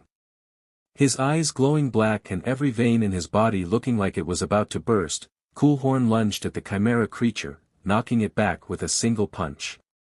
Then Apache saw him turn his attention to her. Ah-oh. I'll kill you. Coolhorn made a heart with his hands and formed a red and black Zero. Dai-ee. Kisuke and Yoruchi vs. Sailaporo. The number 8 Espada's ears perked up. Looks like my experiments are coming along. Though I doubt they'll last much longer. His musings were interrupted when he sidestepped Kisuke's slash, responding with his own blade. Seems you didn't account for how volatile Ichigo's spirit energy is, Kisuke noted as he battled the scientist. Perhaps. Sailaporo batted away Kisuke's sword. How strange. I thought that you, like me, would not force a direct confrontation. Not a rather scientific approach, you know. True, but since you're like me, I figured you wouldn't be used to fighting a battle with pure force. Kisuke gave a quick glance to his surroundings. Tensai had grabbed Yururu and Jinta and fled for safety. He'd erected a barrier to keep ordinary people away, but the street was too cramped for a fight between Soul Reaper and Espada. Especially since they weren't the only ones fighting. The two battling scientists jumped back when one of Sailaporo's Arancars was thrown in front of them. "Hey, watch your aim!" Kisuke shouted at Yoruchi, who landed next to him. "You almost hit me." "Almost, but didn't," Yoruchi grinned, turning her attention to the Arancars that surrounded them. Kisuke was silent as he noticed Yoruchi's hands were injured. "Having trouble?" "Halibel told us about the Arancar's hero, but..." Yoruchi winced from the pain in her hands. "Punching these guys feels like I'm punching a tractor tire." "That would be my doing," Sailaporo interjected, his two tallest guards standing behind him. "I would not send my men against a fearsome woman who fights with her bare hands without some insurance. I strengthened their hero to be as tough as an Espada's. Lord Aizen informed me of the Shihoin clan's sacred armor that you possess, but..." His smile grew wide. "I don't think it'd be prudent of me to give you the time to utilize it." "Well, seems like Mr. Aizen's been blabbing." Kisuke turned to his friend. "You gonna be okay? Who do you think you're talking to?" Yoruchi rushed forward right at the mad scientist. "I'll end this quickly." "Oh." Sailaporo snapped his fingers. More of his goons pounced onto Yoruchi. "And how can you end me when you can't even reach me?" "Because this." Shunko. White lightning crackled throughout Yoruchi's body, blowing off the back of her jacket to reveal her bare back. The surge of power knocked back many of the Arancars who jumped into the air to swarm her, leaving her with only the scientist's two guards. "You're next." Each giant Arancar was dealt a lightning punch, sending them flying. Sailaporo gasped when Yoruchi appeared in front of his face. "What? Aizen didn't tell you about this?" she mocked. With all her might she blasted Sailaporo with her lightning, blasting him into a charred crisp.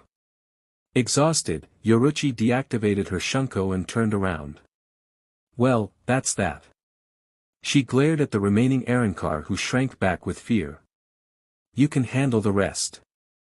I'll go help Halibel dash, chomp." Chomp. The former captains could only turn and stare in horror at the sight of the burned Sailaporo devouring one of his minions, eating its flesh like one would devour a tender steak. Kisuke narrowed his eyes when he saw the man's injuries heal. "So, I guess you did more than just toughen up your fractions, eh? You also made them into your emergency rations." "An astute observation, if a little crude," Sailaporo said, wiping the blood from his mouth. He stood up straight, now fully healed. "But what scientist would I be if I didn't come prepared?" And speaking of prepared, he stared at Yoruchi. "I'm going to hypothesize something. The traitor didn't reveal our abilities, did she?"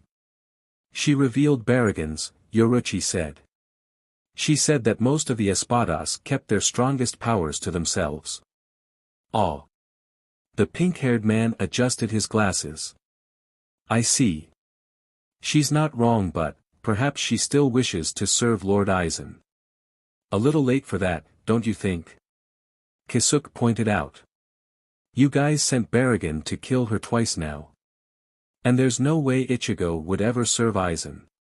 "Oh, Lord Aizen was not informed about Baragon's little attack here. As for Ichigo Kurosaki, well..." Sailaporo smirked, as if he knew something they didn't. "That remains to be seen. But it would not have availed you, even if the traitor did try to inform you about our battle prowess. But since you don't know, I'll give you a demonstration." The man carefully brought the tip of his sword to his lips. "Sip, la lujuriosa." Kisuke didn't have the words to describe Sailaporo as he underwent his metamorphosis, and for once he didn't want to find them. But after a moment the Espada stood before the pair in his transformed state, his appearance very tentaclesque. Yoruchi felt a dark sense of foreboding when the man's eyes locked with hers. "Shall we continue, my dear?" The wing-like tentacles reached for Yoruchi. She moved to jump away from him, only to gasp when one of the smaller of Sailaporo's minions had crawled towards her and grabbed her ankles, keeping her in place. Damn it! Yoruchi! Kisuke screamed when Yoruchi was engulfed. He rushed forward, only to watch in confusion as they retreated back to the Espada, leaving Yoruchi unharmed. Are you okay? He asked, sinking his sword into the minion's head to force him to let go of her. I'm fine. Should have paid more attention to the small fry. Yoruchi glared at Sailaporo. What have you done? Oh, just this. Stretching a hand out, Sailaporo waited as one of the strands on his wings began to engorge like a purple balloon. It suddenly burst to reveal a small Yoruchi doll that landed in his hand. What an appealing doll you make. He held up the toy for the pair to see. Let me show you what it does. Halibel vs. Geo. Rah! You sure scream a lot. I think I liked you better when you were cowering behind Barragan. Halibel countered Geo's frenzied slashes. The minion glowed with Ichigo's spirit energy while he battled the Espada, keeping her on the defensive. But Halibel had not trained with Ichigo for nothing. No longer handicapped by her PRGNNCY, the Espada was more than prepared. She slipped through Geo's guard and slashed his chest. Though she wasn't surprised given his condition, it still irked her to see the small man still standing, shrugging off the energy. Ha! Geo screamed at the top of his lungs, throwing his head back when his spiritual pressure started to burst out of him. The pain was overwhelming. Only his hatred for Halibel and Ichigo, the ones who'd humiliated him and forced him to endure Sailaporo's experiments, kept him focused on defeating the woman in front of him. Halibel glowed yellow as she raised her spiritual pressure in return. His energy is spilling out of his wound while his pressure is growing out of control. Sailaporo gave them a power-up, but Ichigo is too unique. His spiritual pressure is too volatile for someone as weak as Geo. The fool won't be able to sustain it much longer before he goes nuclear. All Sailaporo did was turn Barragan's men into time bombs. The implication that all 6 of Barragan's fractions could explode in Karakura town was an eerie thought. Why would Lord Aizen allow this? They could seriously damage the spirit enrichment zone he sought to harvest. Even if Barragan did act without orders, why aren't Tozen or the others trying to stop them? The answer was obvious. This was what Aizen wanted. Fear gripped Halibel. If Aizen was willing to allow this, then it meant that he was about to enact some plan. And it most likely involved her, Ichigo, and Asahi. I'm putting an end to this. Then I'm taking Asahi and getting her someplace far away. Part of her wanted to help Ichigo, but she had to let her student fight his own battle. Ichigo should be capable enough to battle Barragan on equal footing now. And even if Barragan did release his resurrection, Ichigo had the contingency that the two of them came up with. I pity you, Geo Vega, Halibel said as she pointed her sword down. I pity what Barragan has done to you. But pity won't stop me from defeating you. Hunt, Tiburon. Halibel transformed into her released state and wasted no time going back on the offensive. She darted forward and swatted Geo away like a fly. The Berserker Arrancar flew backwards before regaining his footing. Rah! He held out a hand, forming an orb of energy. I'll kill you. Geo did exactly what Halibel wanted. Her sword glowed yellow from her focused spirit energy. Goodbye, Geo. She sonidoed in front of Geo and blasted him in the face with her empowered sword Siro. Ha! Engulfed by Halibel's Siro, Geo lost what control he had over his Siro and it burst, throwing the energy right back at him. Halibel watched the smoke clear to find Geo gone, obliterated by her Siro. Don't worry, Geo. Your MSTR will be joining you. But first, Halibel sealed her sword and sheathed it. I need to return to Asahi. Ichigo vs. Barragan. Had Ichigo been a second slower, Barragan would have cleaved him in half with his first move. The huge axe came down with every intent to kill, missing Ichigo only due to his increased speed from his black Bankai. Appearing behind the elderly Espada, though at a safe distance, Ichigo launched his signature move. Getsuga Tensho. Humph. The kingly Arrancar swung his axe and split Ichigo's attack in two, the divided slash exploding after passing him. What foolishness! Baragon began to stomp towards Ichigo, gripping his axe tightly. Go ahead. Use that technique again. Use it until you exhaust yourself. It makes no difference to me. Baragon's eyes stared intently at Ichigo while he hefted his axe onto his shoulder. Well? Won't you attack again? And give you the initiative? I don't think so. Halibel told me all about your aging powers. Ichigo kept his guard up but Baragon paid it no mind. True, Ichigo had become stronger, no doubt thanks to Halibel. But his power was still nothing to Baragon. Halibel was beneath me. Even before we ascended to the Arrancar state, she would never dare raise her blade towards me. She was no match for me then. And she is no match for me. What makes you think that you, her student, could possibly best me? Halibel is stronger than you think. Ichigo shouted back in his teacher's defense. I won't let you hurt her, our child, or anyone else. Bluster all you want. It doesn't change anything. Tell me, Baragon pointed at Ichigo's sword. Would you like to know something the boss once told me? His old, withered lips formed a smile. He told me something interesting about Bankai. And that is? When a Soul Reaper's Bankai is destroyed, it can never be fixed. This time, when I get my hands on that sword, I will turn it to dust. And when that happens you will never be able to fight again. You will die like the useless worm that you are. Not if I kill you first. Humph, what is a worm to a god? Ichigo had enough. He put a hand to his face and prepared himself. And what is a god, to a non-believer? His energy swirled around him while he transformed into the Vasto Lord state, black and yellow eyes glaring at the monstrous man before him. Prepare to die, Baragon. The masked Soul Reaper swung his blade. For a moment Baragon felt nothing.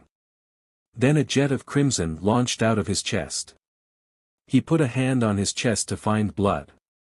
When he looked back up at Ichigo, his red spirit energy burst out of him like an angry volcano. You think pretending to be a hollow changes anything? I am the king of hollows. And you will know your place. He swung his axe at the boy. Ichigo responded in kind with Tensa Zangetsu. The town shuddered from the impact their weapons made. Baragon reached to grab Ichigo's head, only to be met by a clawed hand in front of his face. Take this. Baragon's world turned red when Ichigo shot a Zero in his face at point-blank range. Meanwhile, Ichigo's house. The tremors that went on all around Karakura town woke up Asahi.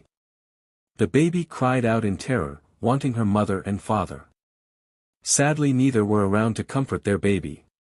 But somebody else was. Ranjiku's barrier was powerful and would have kept anyone from trying to force their way into Ichigo's room. However, what the lieutenant did not know was that it could not stop a Garganta from opening up inside it. A figure in white stepped out of the portal and walked towards the crying infant. Upon seeing the stranger, little Asahi started crying louder. Sosuke Aizen cooed as he picked up the baby, calming her by rocking Asahi gently in his arms. Don't worry, Asahi. I'm going to take you right to your mother. Chapter 32 Charlotte vs. Trace Bestia, Apache. Mila Rose and Sung Sun screamed as they watched their friend disappear in the blast, the enraged Charlotte Coolhorn disintegrating her into ashes. Grabbing her broadsword, Mila Rose charged at the berserker Arrancar in a blind rage. You! Bastard! Already in her released state, with all her might she brought the broadsword down with a chop. Coolhorn brought up an arm to defend and promptly lost it when the sword sunk into his flesh. But the loss of his left arm didn't deter the bizarre creature from holding up a hand in front of Mila Rose's face, a Siro forming to blow her head off. Mila Rose. Sung Sun screamed, rushing to try to save her friend before she was harmed. A fist came out of nowhere and smashed into the side of Kulhorn's face. Once again the Berserker Arrancar was knocked to the ground. Mila Rose and Sung Sun turned and were relieved to see Chad. But even more so the sight of Apache alive behind him, having been protected by him. "You're alive!" Mila Rose cried, relief swelling over her. "We were worried." Chad gave his mentors a thumbs up. "Sorry I'm late. I had to wait a bit to recover before I could move," he confessed. "Don't do that. You look like such a dweeb." Apache groaned as she struggled to her feet. "Thanks for the save though." Sung Sun joined them. They watched Kulhorn make it to his feet, but as the effeminate Arrancar started to stagger and sway, her eyes were directed to his stump of an arm. Spirit energy was pouring out of the wound, its signature volatile and dangerous. "Not good." Her brow furrowed when she saw Kulhorn's blank expression. "He's unstable." Losing his arm made his spirit energy unstable. Indeed, Kulhorn was screaming in agony. His veins bulged and cracks formed in his skin. Black and red spirit energy began pouring out of the wounds. Ichigo's spirit energy was too much for Kulhorn's body to handle, and now it had reached critical mass. "Grah!" Kulhorn screamed as his body began to swell. Chad immediately put himself back in front of the trace bestia and put up his shield arm. "Get behind me." "Are you nuts?" Mila Rose screamed. "Your shield won't do anything. We have to run." "It's too late." Apache shouted, sensing that the unstable energy was going to explode any second. A large shadow suddenly loomed over the four.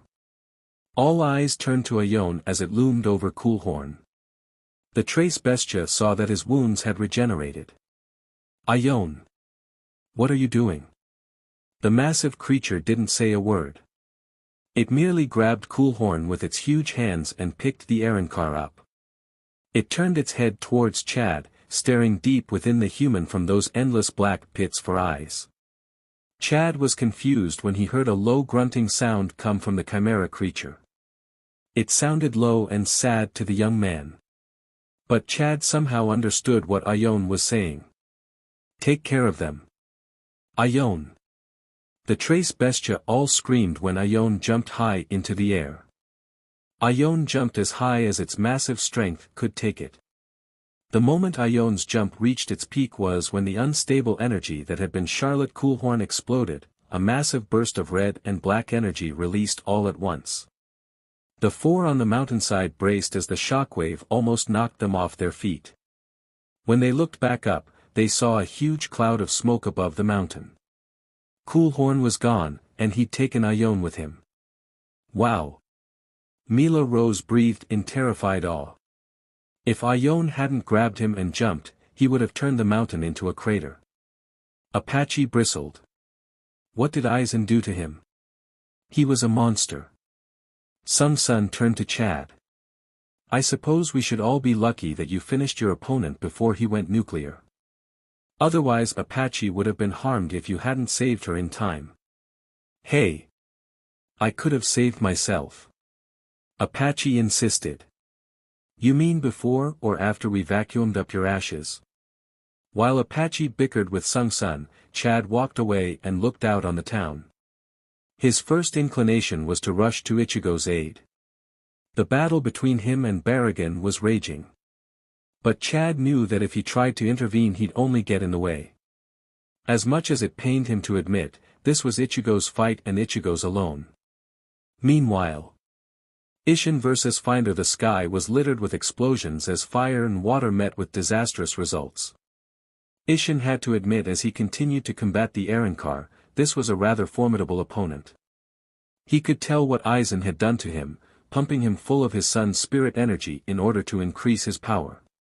And with him continuously breaking off pieces of his mask, Finder's power kept rising higher and higher. Blood dripped from a light wound on Ishin's left shoulder. Dealing with Finder's hollows had been an easy task once Ishin released Shirkai. But when Finder had directly engaged him, he'd been forced to take the fight to the air after seeing how destructive the Arrancar had become. Finder seethed with anger as he continued to charge at Ishin with his huge claw. The only rational thought in his mind was to serve his king. And defeating this Soul Reaper would fulfill that longing, even as his body started to crack. Ishin's ears picked up the massive kaboom on the mountain behind him and quickly realized by Finder's unstable energy that the man was close to exploding too. And if he detonated right in the middle of town?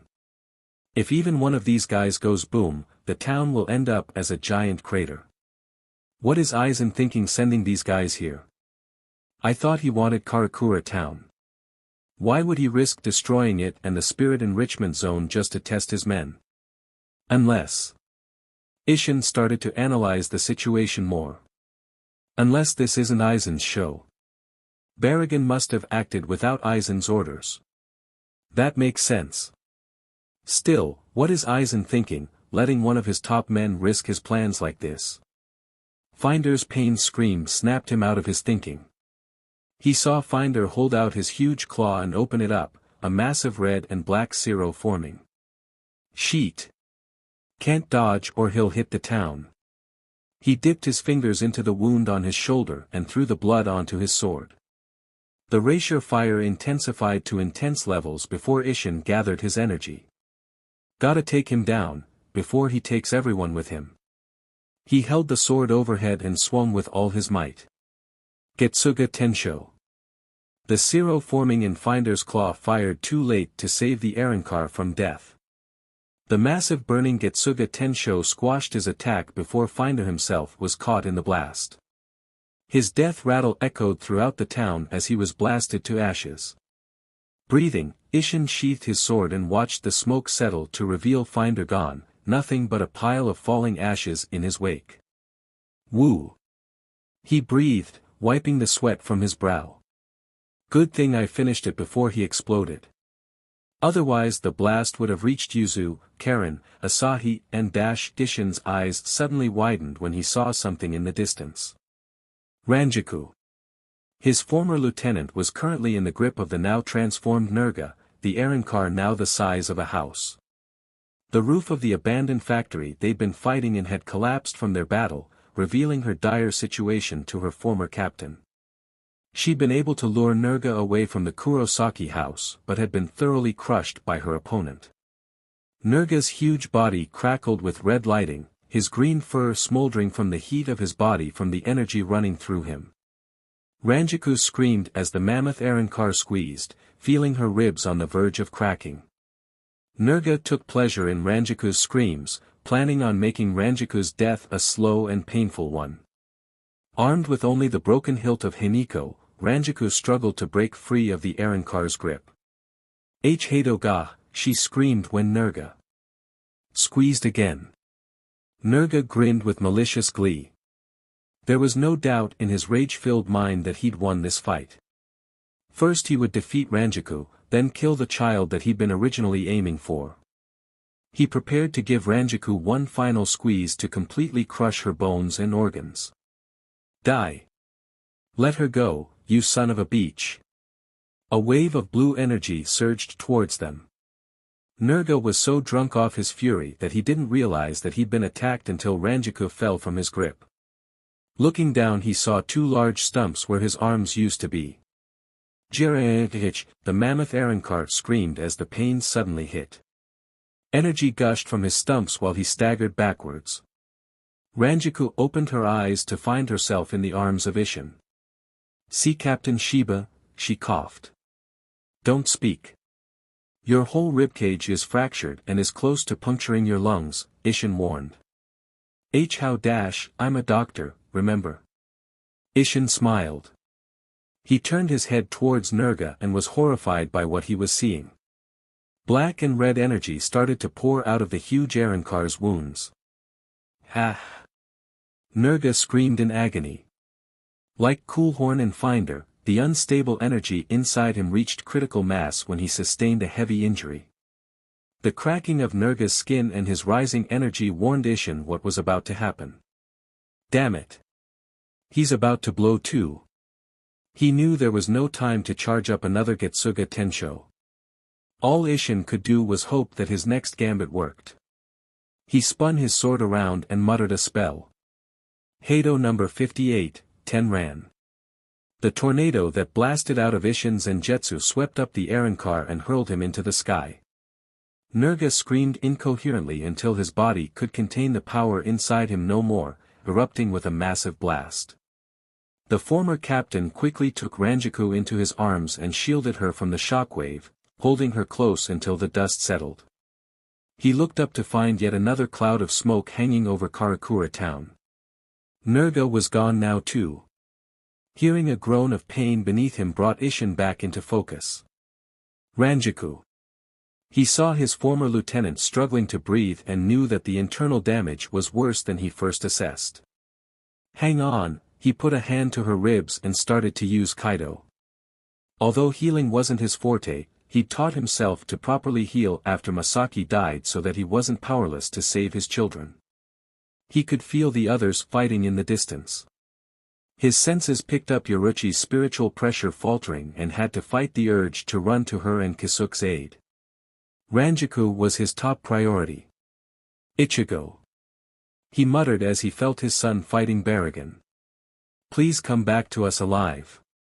Toshiro vs. Aburama, kill Yuu. Devourer Plumea, the avian Aaron-car roared as he launched his feather attacks at the captain again and again. In a blind rage he unleashed a storm of feathers at the pillar of ice that Toshiro used to shield himself. I'll kill you. Toshiro braced himself with more ice. This was becoming more problematic. Aburama was becoming more and more indiscriminate with his attacks. If Toshiro wasn't careful then the Aaron-car would end up causing havoc in the town below. I should hurry. Ryu dash, no need, Captain Hitsugaya. From behind his ice, Toshiro was shocked to see a small figure behind the erratic eagle. Aburama sensed the intruder and spun around to find nothing. However, after a brief moment, a butterfly mark appeared at the center of the man's chest. The same voice next came from Aburama's back. Nijiki Kasatsu. Soifon calmly walked away from the eagle. Aburama screamed as he felt the poison take his body, disappearing in a giant butterfly mark that slowly faded away. Toshiro was surprised to see his comrade. Soon Captain Kuchiki and Unohana joined them along with their respective lieutenants. The ice around Toshiro dissolved while he sealed his bankai away. I didn't think you'd come. Soifon slid her hands into the folds of her sleeves while looking at Toshiro disapprovingly. You showed too much restraint, she chastised. Had that fight gone any longer he would have exploded and taken you and half the town with him. She gestured to the nearby clouds of black and red smoke made by the other exploding Aaron-car. Why are you all here? Toshiro demanded to know. I thought you were ordered to stand down. Yes. And those orders were given to you as well, Byakuya warned, his face stern and harsh. Yet you disobeyed a direct order from the head captain and joined the battle anyway. Sheathing his sword, Toshiro crossed his arms and glared back at the three captains. Am I supposed to do nothing as a horde of Aaron-cars rampage through the town we were sent here to protect? Soifon narrowed her eyes. Don't try to twist things around. We were not sent here to protect Karakura town. We are here to monitor Ichigo Kurosaki and his allies in order to decide whether to kill them. The harshness of Soifon's tone chilled Toshiro, even if he knew she was right. Byakuya was the next to speak. I understand that you might feel an emotional attachment to Ichigo since he is the son of your former captain. But that doesn't change the situation. Byakuya narrowed his eyes. You are aware that the head captain has already made his decision towards Ichigo. And you know that I do not approve of it. Toshiro shouted back heatedly. You know Ichigo just as well as I do, Byakuya. You know that he isn't evil. He is not our enemy. Renji stood behind the group and bristled with fury at the decision made by their head captain. But he knew better than to voice his outrage at his captain. Likewise Aizen stood next to him feeling distraught about the whole situation. Only Omida seemed to be okay with the decision made. Unohana, however, spoke with her usual calm. "You are right, Captain Hitsugaya. Ichigo Kurosaki is not evil. However, when someone with heart and ideals goes astray, good becomes something far worse than evil.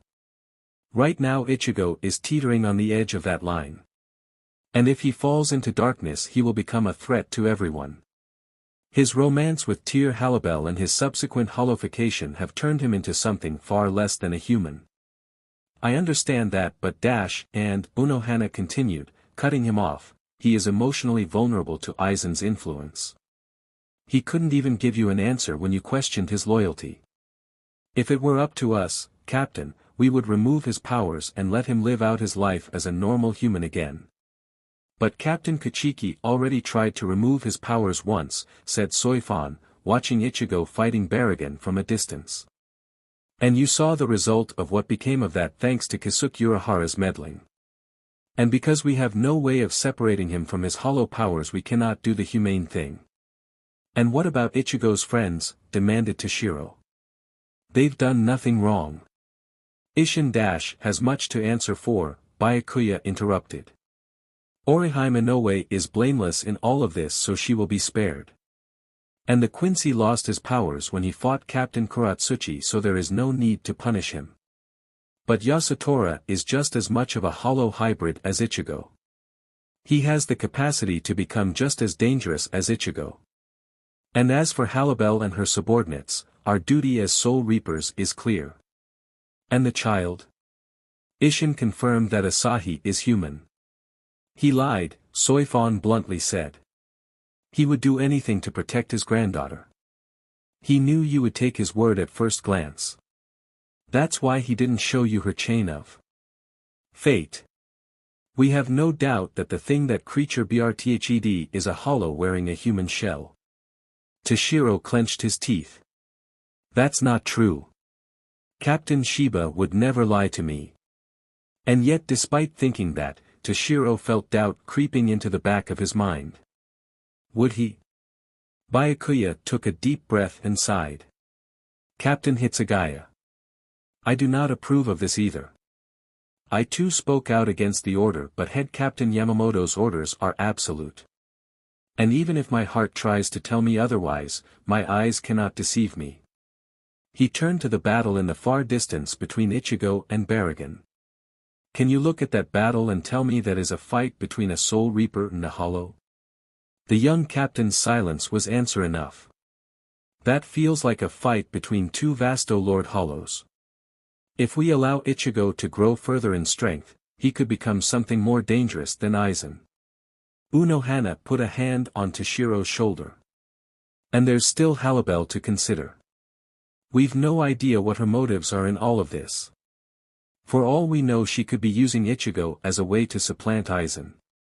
"The debate is over, Captain Hitsugaya," Soifan said, ending the discussion with a tone of finality in her voice. "Our orders are clear. Once Aizen has been dealt with, Ichigo Kurosaki is to die." Silence filled the air as Toshiro hung his head. Yet while the four captains debated the ethics of their orders, Aizen's phone started to ring. "Hello?" "Yes, the captains are here." "What?" she screamed. Unohana spun around. "Aizen, what's the matter?" Her alarm grew when her lieutenant turned to her with a pale face. "See Captain." Aizen trembled from the report she just received from the Soul Society. "It's him. He's here. Kisuke and Yoruchi versus Sailaporo, ahahaha." Njihich groaned a downed Yoruchi, unable to stand anymore. "Anyone ever tell you that? Your laugh is annoying." The Flash Goddess had been soundly crushed once the Espada used the doll he'd created of Yoruchi and crushed both her Achilles tendons. Now, I could have done a lot worse," Sailaporo threatened, holding up the tiny Yoruchi doll in his hand. But I would like to have my specimens in one piece. I just think it's funny that the woman who is known as the fastest in all the Soul Society can no longer even stand up. Kisuke leapt to his friend's defense. Give me that doll. His sword flashed with a crimson red. Scream Benihime.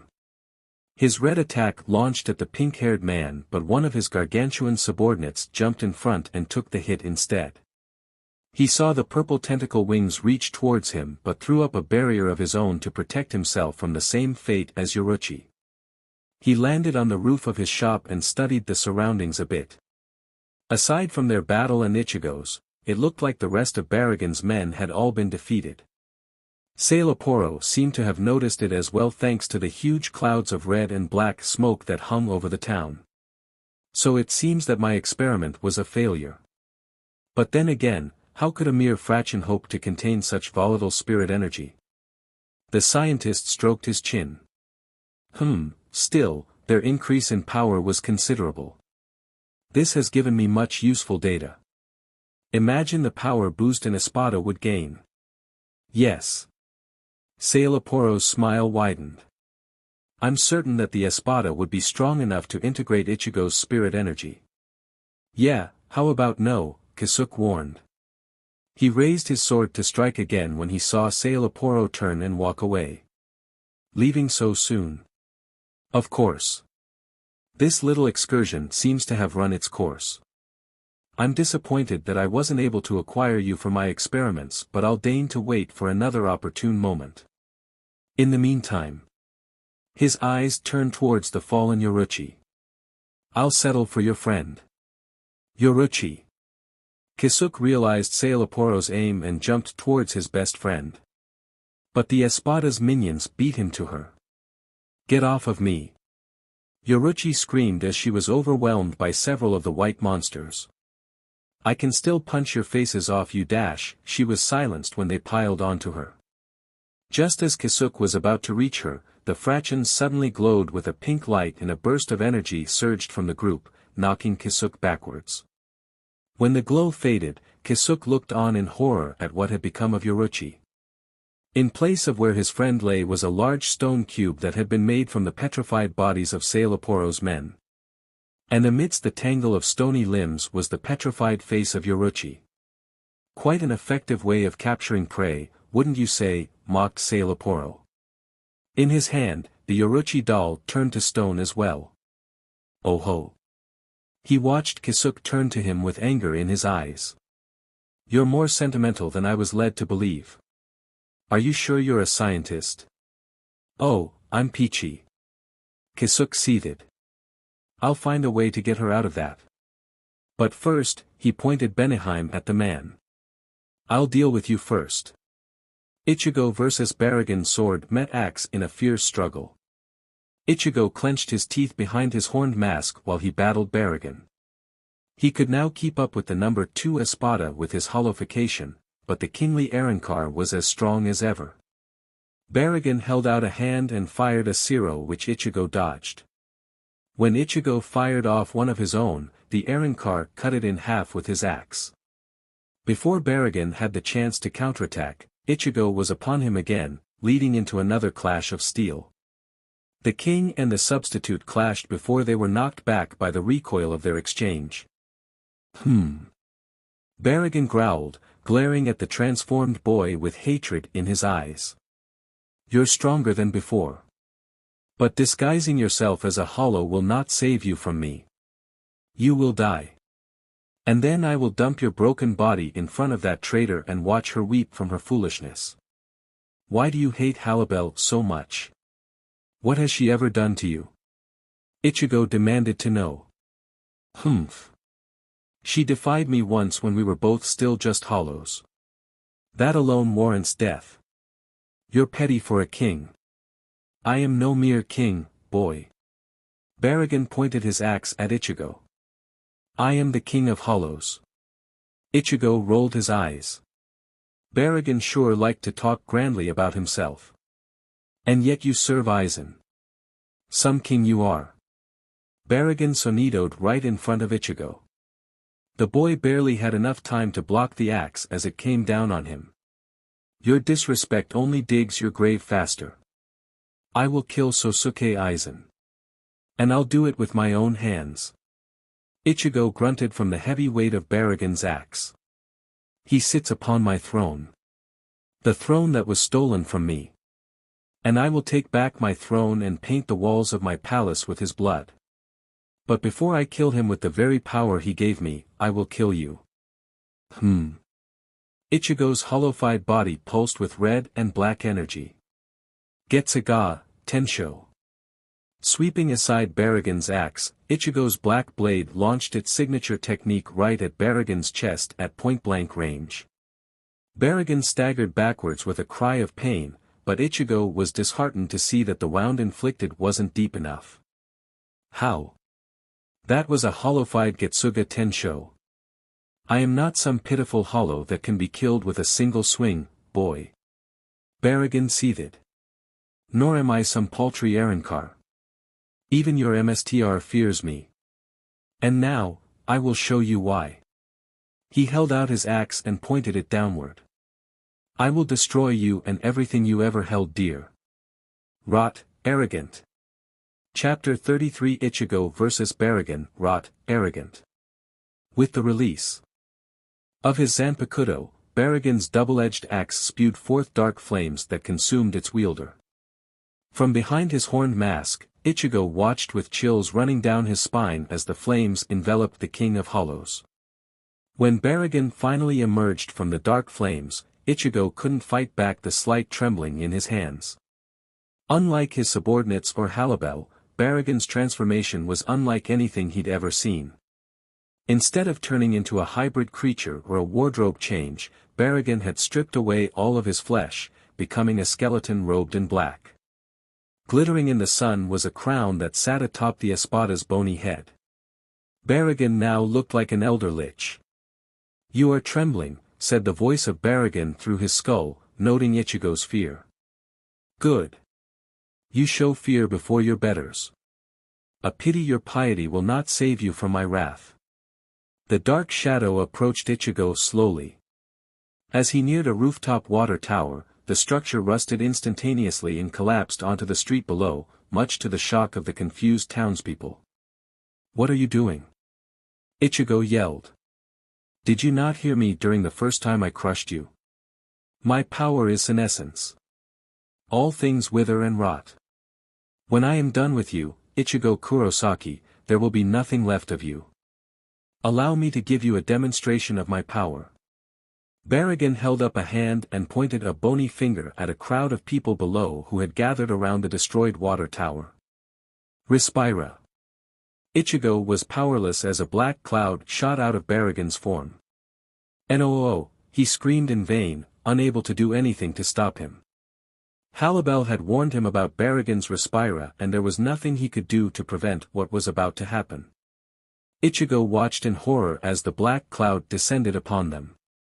Most of the men, women, and children didn't even have time to scream as they were caught in Baragon's deadly smog. Those who saw their neighbors flee ran for their lives but were not able to escape the invisible death. Terror gripped Ichigo as he saw a woman with her child flee, only to be caught by the wave. Stop! Ichigo screamed at the top of his lungs. He poured every ounce of energy into Tensa Zangetsu. Getsuga Tensho. The blade beam that Ichigo launched was the most powerful he'd ever made. It streaked across the sky towards Baragon. The lich-like Espada held up a hand and released his Respira again. Ichigo watched in pure horror as his strongest attack withered away as it touched the black smog. The Getsuga Tensho fizzled out just before it even reached Baragon. How? He choked. Halibel had warned him about Baragon's aging abilities, but this baffled him.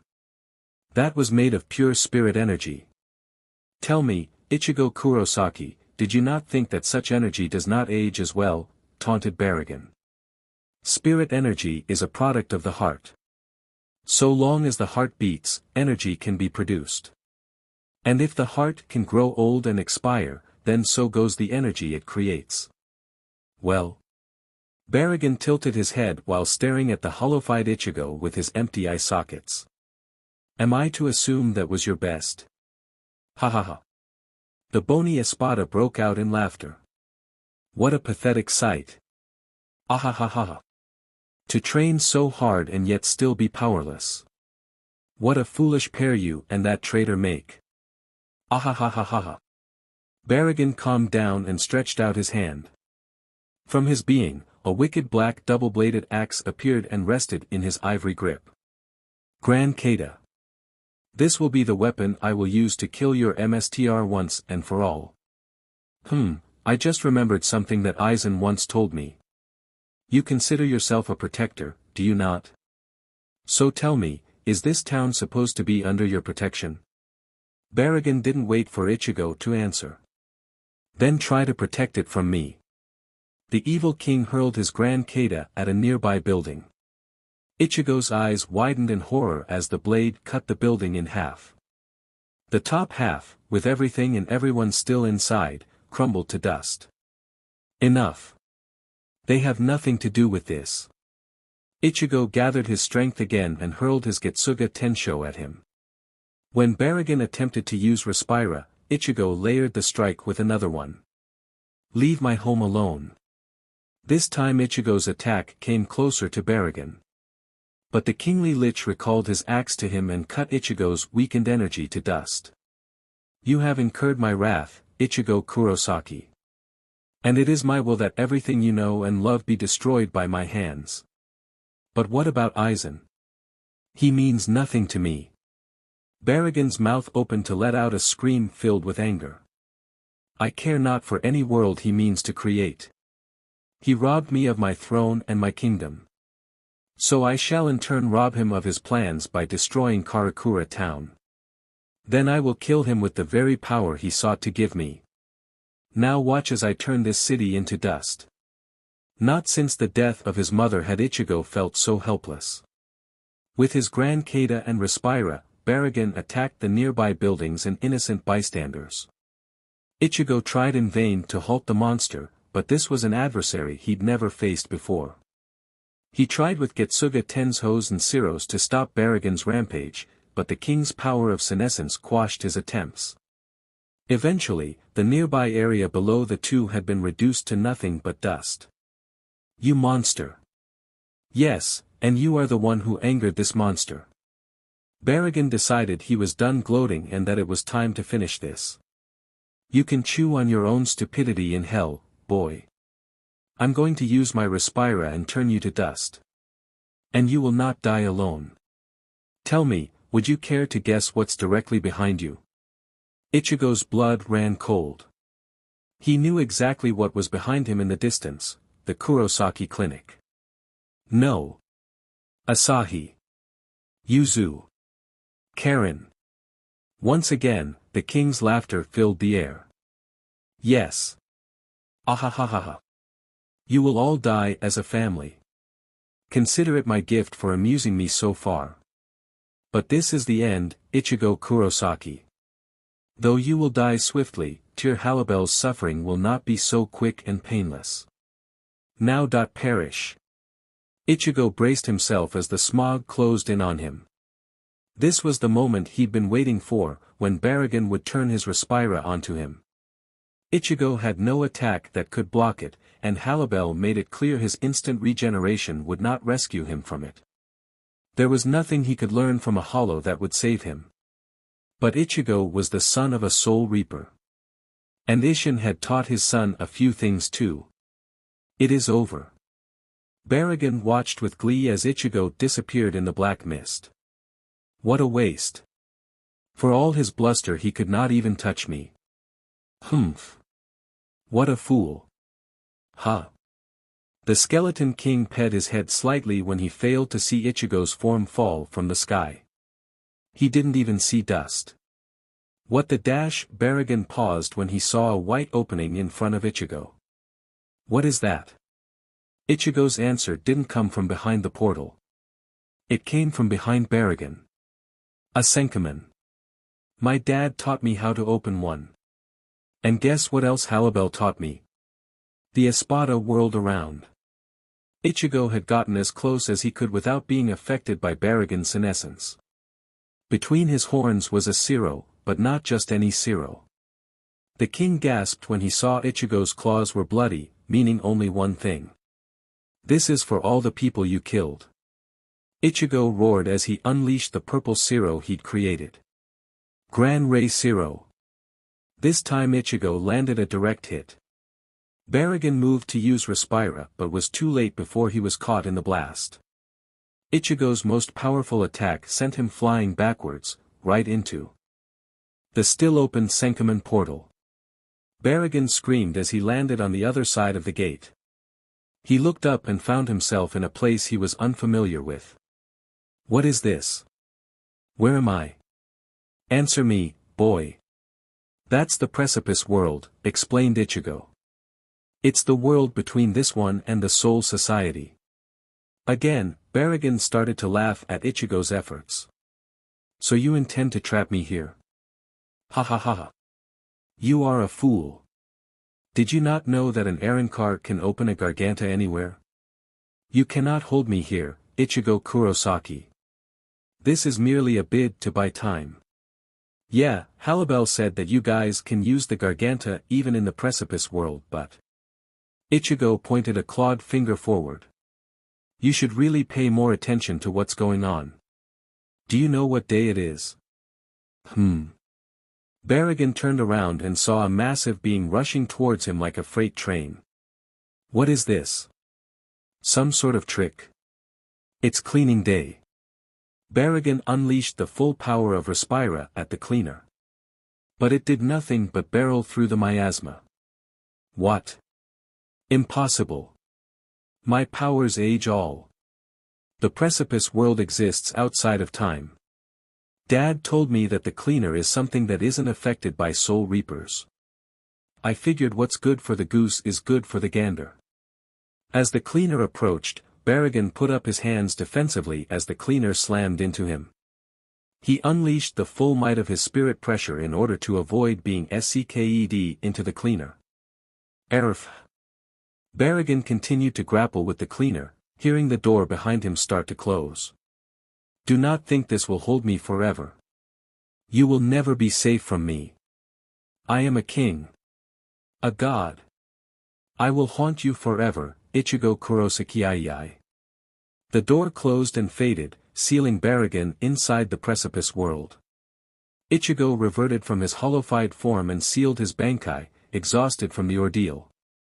He looked at the destruction around him and had to fight back tears from the devastation he'd been unable to stop.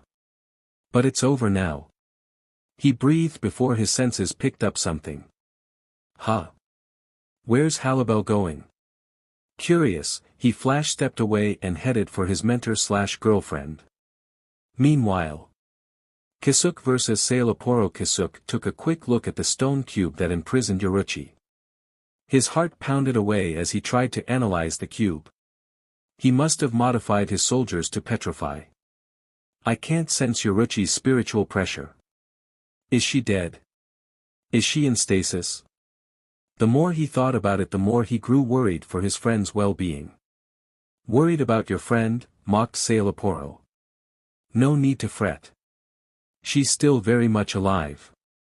But she won't be going anywhere until I release her. In that case. Kisuke lunged forward with his sword. I'll analyze it later to free her. Now that I know she's safe, I can deal with you. Sailaporo jumped away from Kisuke's slash. He retaliated by ejecting black ink from his body. Kisuke was unable to dodge the droplets and he found himself surrounded by a horde of Kisuke doppelgangers. Cloning. You're just full of surprises. Aren't I? Sailaporo opened his mouth to speak but was silent when he sensed the battle with Ichigo and Baragon come to a swift end. What? The pink-haired man's eyes widened with shock. Baragon was defeated? That would be Ichigo. The fact that I can still feel his energy means his plan worked. I must admit, he's smarter than anyone ever gives him credit for. He opened a Senkamen and trapped Baragon in the precipice world right as the cleaner was coming by. Yes, Sailaporo stroked his chin. I suppose that would be a plan that had a high chance of success. Even Lord Aizen warned us against the cleaner. Strange. The reports we were given suggest that Ichigo Kurosaki was a simple boy who relied on brute force. For him to concoct a plan such as that requires a level of intelligence I didn't think he possessed. The man's eyes turned back to Kisuke and he smiled wickedly. Oh dear. It looks like I'm the last man standing. I suppose we must part for now. Leaving already? We were just getting to the good part. Yes. The Espada let out a regretful sigh. I suppose it can't be helped. Such a shame. I had such designs for you. Ah well. Staring past Kisuke, Sailaporo's eyes narrowed. I'll settle for a consolation prize. Kisuke realized too late what the man planned. Twin beams of light shot out of the sky and encircled both the Espada and the stone-bound Yoruchi. No. Kisuke shouted as he watched the petrified flash goddess start to rise in the air. Yet he knew that there was no use in trying to break the negation. Sailaporo and his prize rose up into the air until he reached the garganta that opened up in the sky. Kisuke saw an errand car he didn't recognize at the front of the mall. Was your experiment a success, Sailaporo? I received adequate results, Okiura, replied Sailaporo. Several of his surviving fraction appeared to take possession of the stone cube. I'm certain Lord Aizen will forgive my little excursion once I've shown him the results. The stoic Espada, Okiura, looked at the stone cube and the woman imprisoned within. What is this? A door prize, of sorts, Sailaporo merely remarked while he returned to his sealed state. But we lost Baragon. If the loss of the number 2 Espada hurt Okiura, the man didn't show it. His loss was deemed inconsequential. His rebellion has shown that he was never devoted to Lord Aizen. It matters not. Lord Aizen has already determined his successor. Kisuke overheard the man and the fear in his mind crept deeper into his heart. So I was right. He planned this, didn't he? Sailaporo looked down at the scientist and smiled wickedly again. I think you have far worse things to consider, Kisuke Urahara. For if you have half the intellect you're praised for, then you must also know what comes next. Don't worry. I'll take good care of your friend. I'll be back for you shortly when we destroy Karakura town. The garganta closed. And with it, Kisuke lost his best friend. But he had other things to worry about. He had already analyzed the garganta thanks to Halibel and could go after them to rescue Yoruchi. But first there was the matter at hand. If Sailaporo was hinting what Kisuke thought he was, then the one in immediate danger was Ichigo, Halibel, and Asahi. Meanwhile, Halibel raced back home as fast as she could so she could safeguard her daughter. She ignored the various explosions around the town, knowing that Baragon's men had paid the price for the Espada's ambition. Hang on, Asahi, I'm coming. But she saw a figure approach her when she was halfway there. Halibel blinked when she saw who it was. Ichigo. Thank goodness, you're all right, Halibel. Ichigo smiled. He'd sheathed Zangetsu and had little Asahi in his arms. The two quickly made their way to a grassy hill below in the middle of a park. What are you doing with Asahi? I trapped Baragon in the precipice world and raced back home. Asahi was crying and I couldn't get her to calm down. That Arankar Ranjaku was fighting broke through her barrier so I grabbed her before anyone else could show up. Figured you'd be able to calm down but she fell right to sleep as soon as I saw you. Perhaps she sensed that she was safest with you, Halibel noted. You trapped Baragon. Impressive. I knew that was the only plan we could come up with but I didn't think it'd actually work. Ichigo's happy smile reassured her. It got dicey there for a minute but I pulled it off. He's cleaner food now. Is he though? Halibel thought about it and she couldn't shake this sense of foreboding. I suppose we won't know until the Soul Reapers do a thorough inspection. Ichigo held out the sleeping baby. Here. Take Asahi. I'm going to go get Kisuke a hand. I'm worried about him. I can't sense Yoruchi's spiritual pressure. I don't think she's dead but... Halibel nodded. I understand. Give me Asahi and I'll take her to safety. She sheathed her sword and held out her arms to take her daughter. Shunk. Guh. Halibel looked down, shocked. No. She looked up but found the truth staring her in the eyes. Ichigo's image cracked like a cheap mirror. You. She groaned as Aizen pulled his sword out. Flicking the blood off his blade, Aizen looked down at his number 3. In his arm was Asahi, put to sleep with a special kido to keep the newborn quiet. Your trust in Ichigo is quite touching. I can see you taught him quite well, he praised with his usual smile. Give me back Asahi. Halibel groaned, putting a hand to her wound. All in good time. Consider that punishment for failing to bring back Ichigo like I ordered. Aizen sheathed his sword while continuing to look down at the bleeding blonde. Don't worry. I'm not angry, Halibel. Like I told you before, I'm impressed. What both you and Ichigo have achieved has been remarkable. And the rewards. He looked at the sleeping baby in his arm were better than I'd hoped. What are you doing, with Asahi? We'll discuss that when we return to Hueco Mundo. You, me, Asahi, and Ichigo. His head tilted to the side as he spotted a figure speeding towards them. Speak of the devil. Halibel. Ichigo screamed. He felt his girlfriend's spiritual pressure weaken and raced towards her, only to find her bleeding at Aizen's feet. His horror grew when he spotted their daughter in the rogue's arms. Aizen. He roared, hitting the ground and running towards them. Give me back my daughter. Aizen simply stared at the boy, sizing him up with a smile. Then he simply raised a finger. Lower your voice. Huh.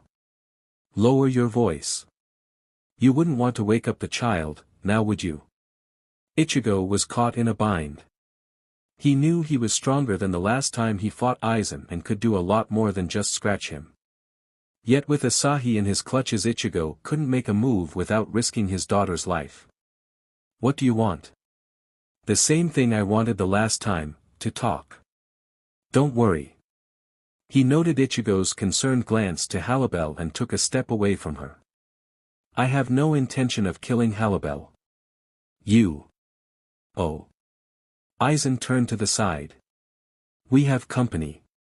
Ichigo turned to his right and saw the captains and lieutenants arrive, minus Ranjaku. Aizen, ceded to Shiro. What are you doing here?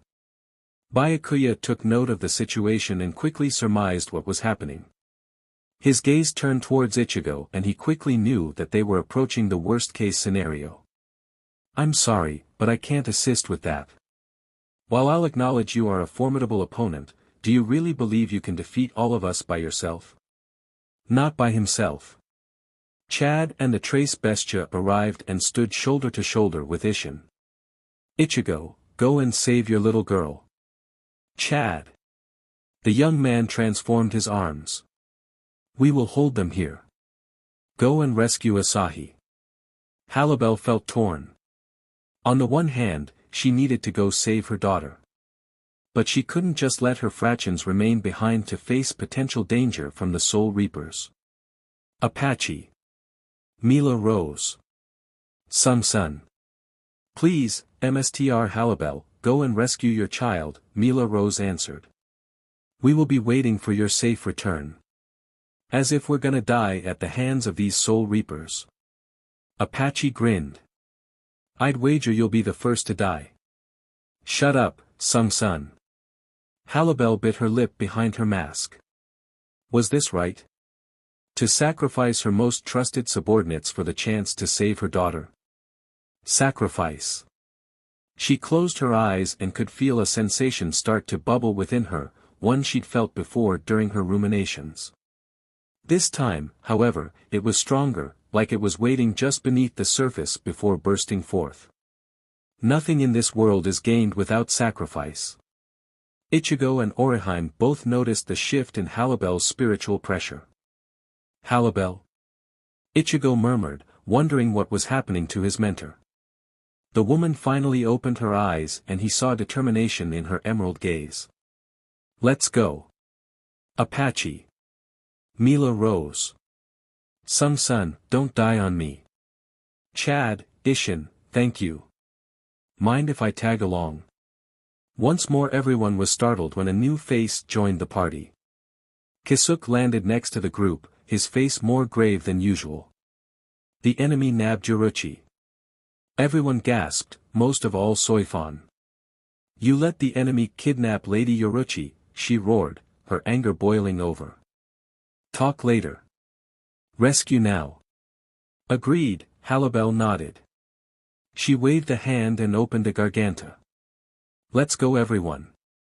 The group all headed into the void after her, all save for one. Rukia. Renji shouted when he saw his friend about to leave. Where are you going? I'm going to help Ichigo. Rukia announced defiantly. If you go, then you'll what? Execute me again. Rukia shouted back, making Renji flinch. She turned to her brother and put on a brave face. She knew she was committing open insubordination and rebellion, but she knew in her heart who needed her help the most. Brother, I'm sorry. But Ichigo needs me. I owe it to him. Brother and sister said nothing. If Byakuya disapproved of his actions, then he didn't show it on his face. He simply closed his eyes and bowed his head slightly. Rukia knew that was as close to acknowledgement as she'd get from her stoic brother. Thank you, she whispered before disappearing into the portal behind, the black void slamming shut. Looks like it's just you and us, Ishin said. Renji looked over to his captain.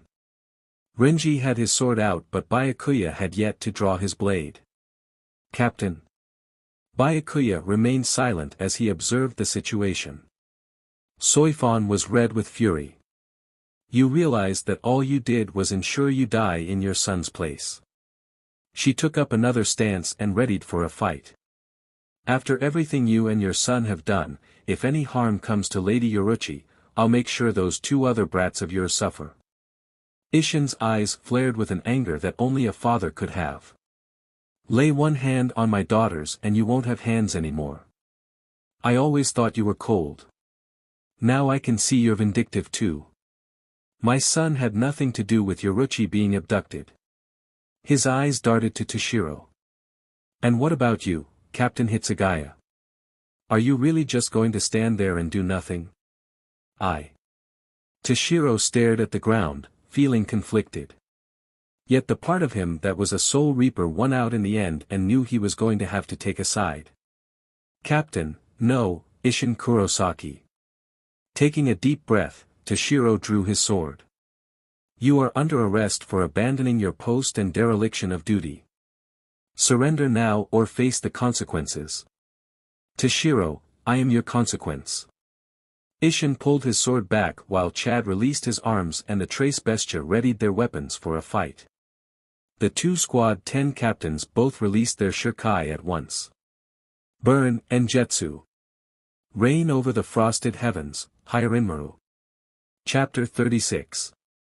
Deep inside the Garganta, Halibel led the way, guiding the group towards the darkness within. The group ran along a wide path of razor she created to give them something to walk on. Keep close, she warned the others. Should you fall into the void, you'll never be found again. The others all gulped, knowing that there was danger all around them and they hadn't even made it to Hueco Mundo yet.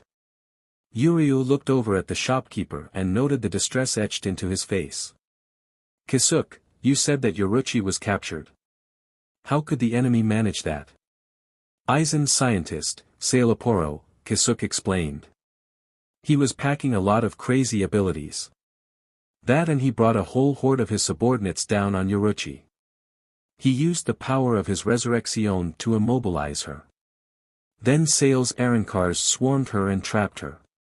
Orihime and Rukia gasped in horror.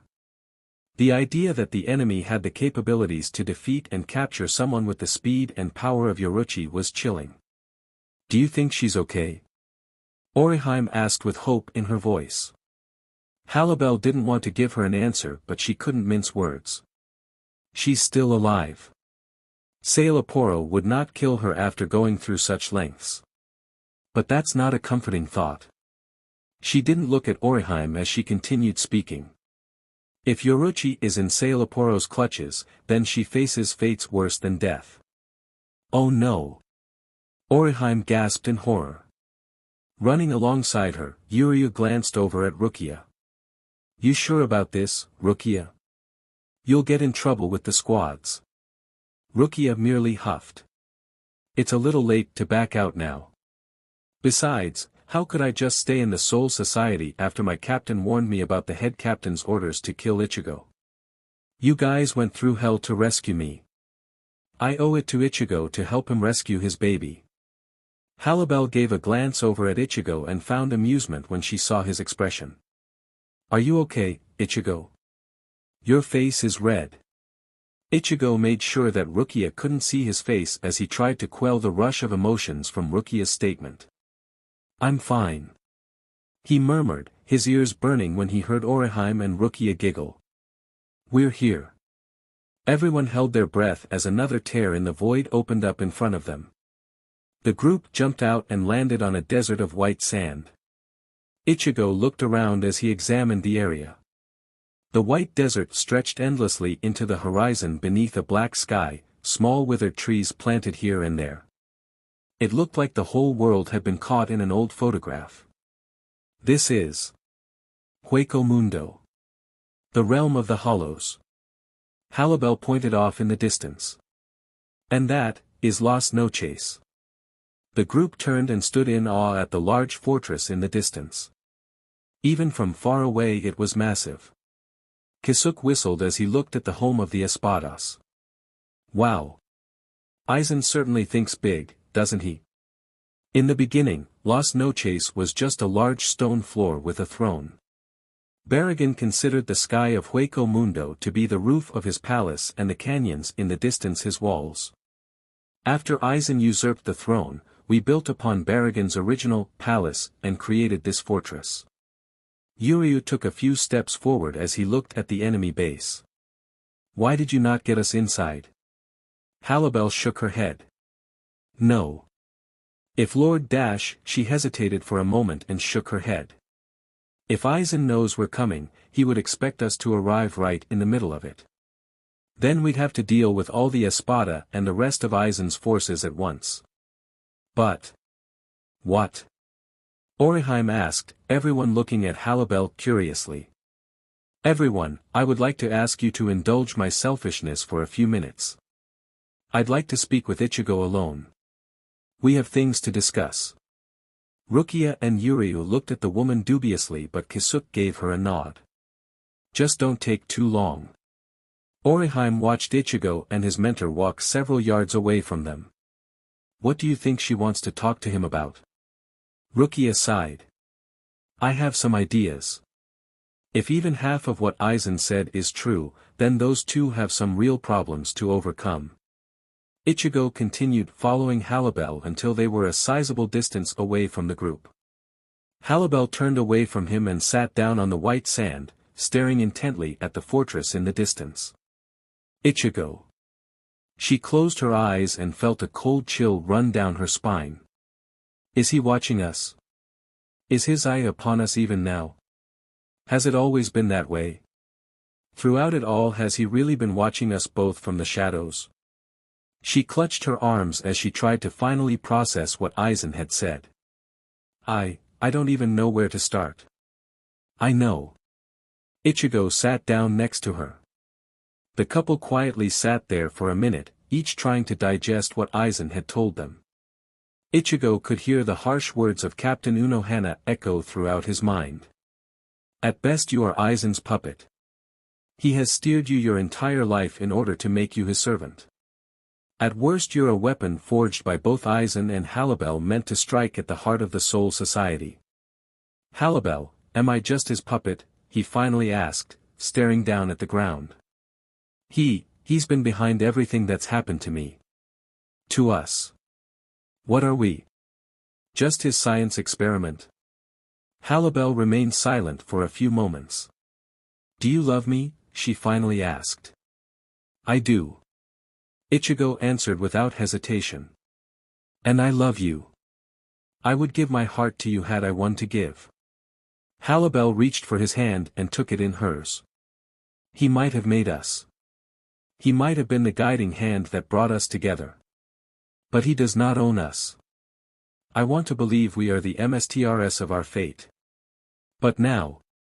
She looked down at their hands and felt tears threaten to spill from her eyes. What are we? Ichigo squeezed her hand. He knew exactly how Halibel felt. He felt that same whirlwind of emotions after Yamamoto and Aizen threatened him. The fear in Halibel's eyes mirrored his own on that day. And to make matters worse, their baby was in the clutches of the man who started all of this. He wrapped his arms around Halibel and drew her close, pressing his face into her blonde hair. You are Halibel. And I am Ichigo. I will never bow to that man. And neither should you.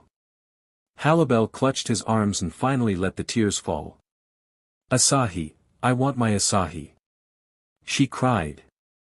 Despite Oriheim's powers, her stomach still burned from where Aizen stabbed her. I want my baby back. The two remained silent on the desert sands, holding each other as they tried to overcome the wave of sadness that threatened to consume them. Ichigo ran his hand soothingly through Halibel's hair while she cried, close to tears himself. But this time he knew he had to be the strong one and remind Halibel of her own strength. Halibel, I've only been able to come this far because of you. No matter how dark things got, you've always been my light. Halibel quieted down as she listened to her lover. And I still need your light. Asahi needs your light. Hugging her tighter, Ichigo let his warmth protect her from the desert cold. I'm afraid, Ichigo. Halibel admitted. What if this is exactly what he wants? He could be spying on us even now. The desert wind howled around them while Ichigo remained silent. Do you remember what you once said to me? What?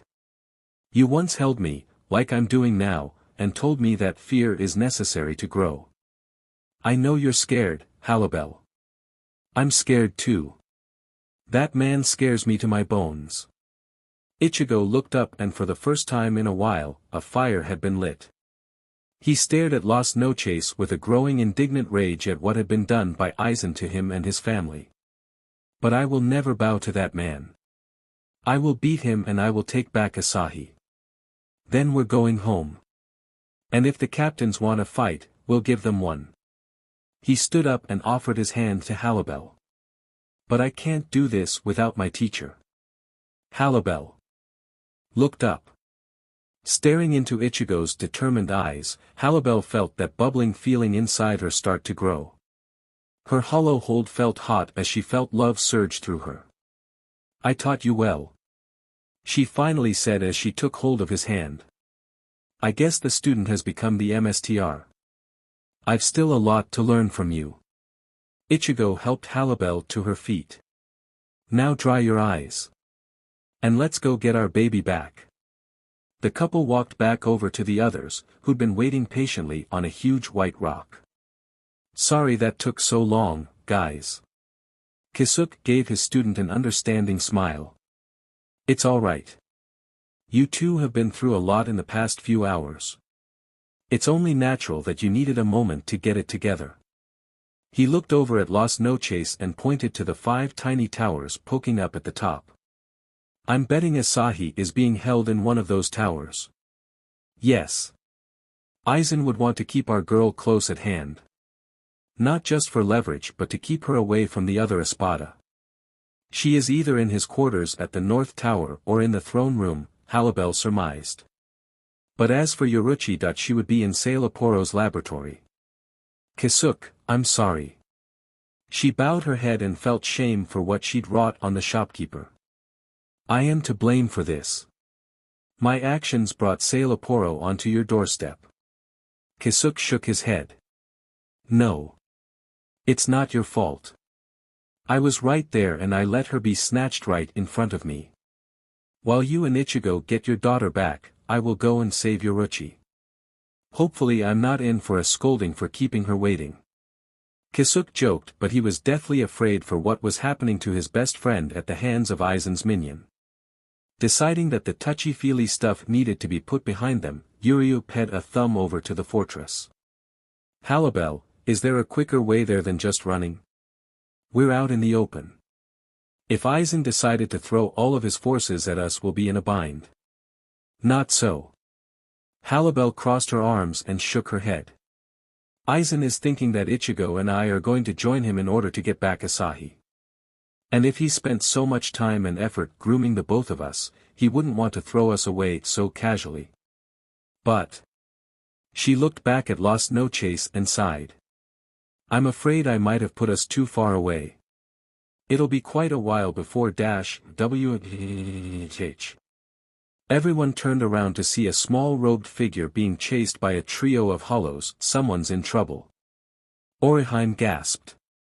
We have to help. But this is Hueco Mundo. The only ones here are hollows and Arancars, Yuryu pointed out. But for Ichigo, there was no point in debating. I'm going to help.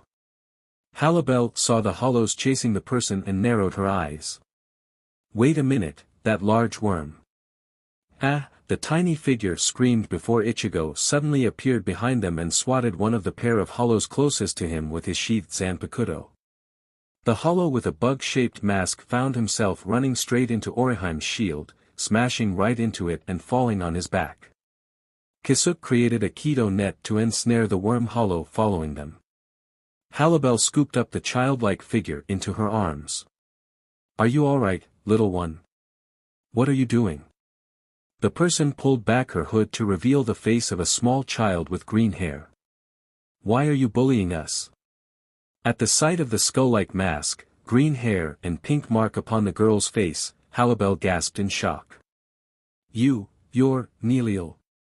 Chapter 37. Everyone stopped fighting the trio of hollows to stare at the small child Halibel was holding. Halibel, you know this kid? Ichigo asked as he kicked the large goofy-masked hollow back down onto the sand. Neliel Tuo Delschwank. You're alive? Halibel asked, her eyes staring in complete shock at the small girl in her arms. But the girl looked just as confused as Halibel. Lady Halibel. How do you know me? I'm just Nell Tuesday. Setting the little girl down, Halibel looked over at the other three hollows. I thought I recognized Bawabua. So that means that you too. She turned to the other two Arancars. You must be Pesh and Dondochaka. Wah! Dondochaka shivered with fear as he hid behind his thinner compatriot. It's Lady Halibel. Pesh, what should we do? Rukia saw the fear in all three hollows' eyes and knew that the situation needed to be calmed down before somebody did something rash. We're not going to harm you, she said with her softest voice.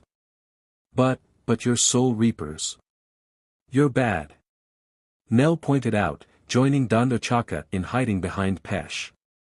What's a bunch of soul reapers doing with Lady Halibel? I guess the other Arancars aren't aware of what happens outside Las Noches, Yuryu surmised. That. Halibel locked eyes with the terrified Pesh, or you two have been hiding her and protecting her from what goes on in Hueco Mundo. Orihime knelt down next to Nell. Don't worry, sweetie. We're not here to harm you. We only came to get our friends back. Huh? You're a human. What's a human doing in Hueco Mundo? Nell asked, staring at the teenager with awe. Halibel stepped in and pointed to the giant eel hollow.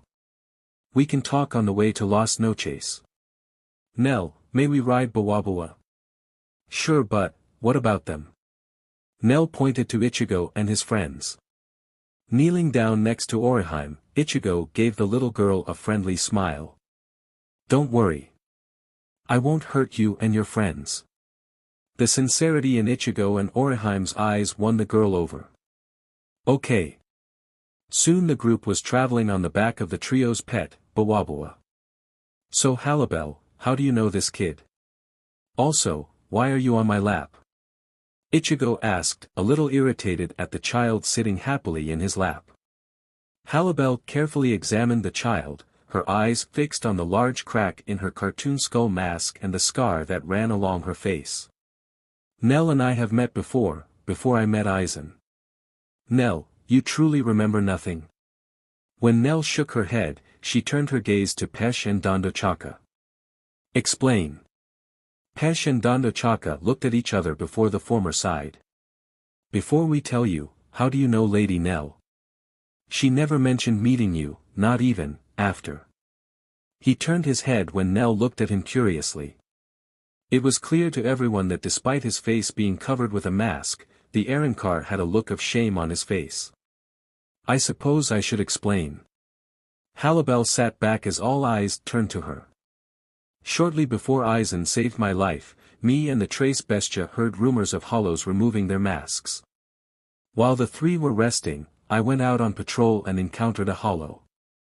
Like me, he was a Vasto Lord. What happened? Yuryu asked. Do hollows of the same class seek each other out? This is Hueco Mundo, Yuryu. Here there is one law, devour or be devoured. So what happened next? Ichigo was curious about Halibel's past.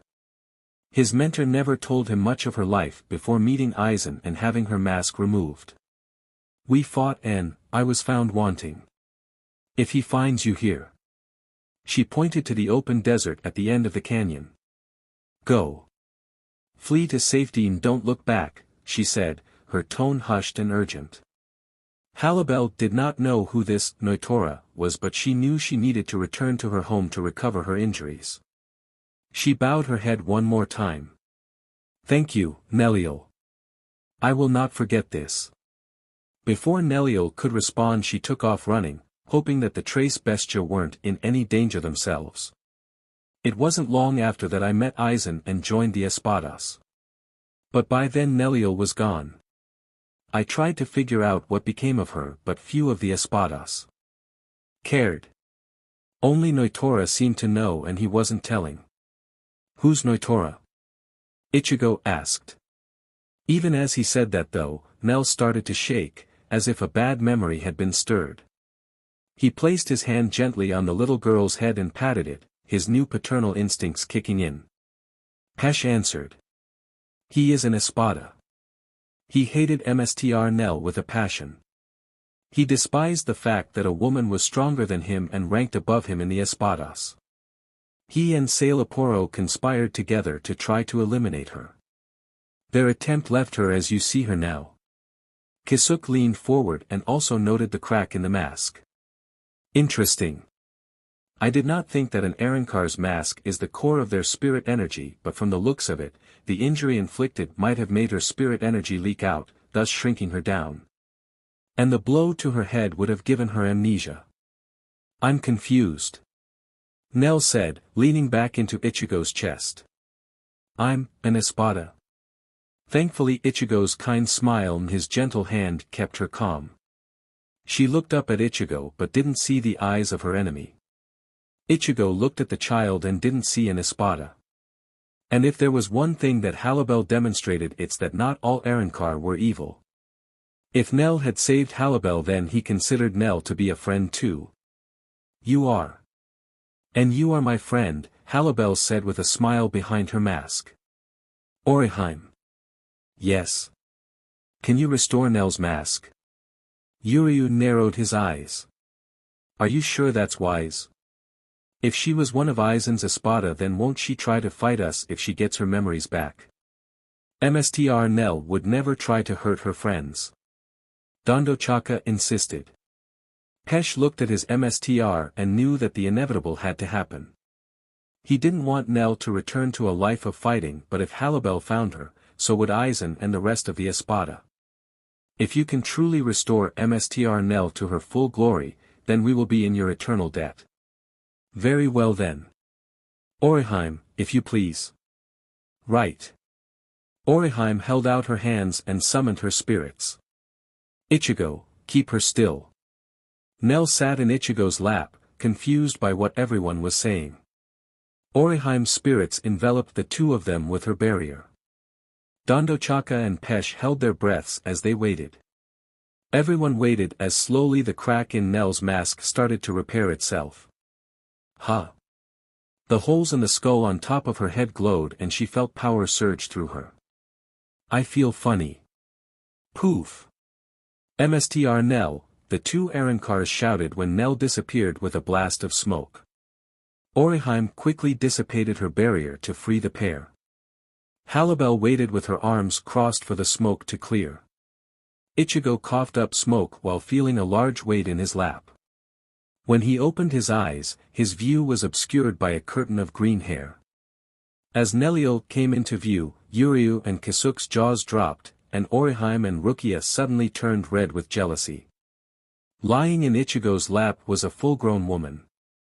Nell's small desert garb had torn into two, barely covering the woman's appealing body. When Nell turned her head, Ichigo saw her appealing face and he felt a rush of emotions. And Nell? His body went stiff at the realization that he had an appealing woman suddenly in his lap. Kisuk took out his fan and flipped it open to hide the grin on his face. Well, that's what I call full glory, wouldn't you say, Ichigo? Welcome back, Neliel, greeted a happy Halibel. Meanwhile, Las Noches Aizen sat at the head of the table with Jin and Tozen flanking his sides. In front of him were the remaining 8 espadas. Good afternoon, everyone, he greeted like he was just a businessman ready to discuss the next quarter. It looks like things have progressed nicely in the world of the living. Ulquiorra spoke first, a rare occasion for him to speak at all. Lord Aizen. What of Tear Halibel and Ichigo Kurosaki? They did not arrive at Las Noches like we anticipated. No, they did not. Evidently Halibel decided to take a more cautious approach. It would seem that she and Ichigo have decided to try to take back their child by force. His eyes glanced at the prize in the middle of the table. Sleeping in a white orb that acted as a floating crib was little Asahi Kurosaki. The infant slept on, heedless of the danger that was all around her. The tallest of the espada, a man with long hair and an eye patch, scoffed at the child. All this effort for one little runt? Is she really that important, boss? The explanation came not from Aizen, but from Sailaporo. Appearances can be deceiving, Noitora. Ichigo Kurosaki is the progeny of a human and a soul reaper. His daughter is the progeny of a soul reaper and an Arankar. Considering the boundless power of her father, we may be looking at an entirely new form of being. I for one am very interested in seeing what she becomes. Aizen nodded in agreement. Yes.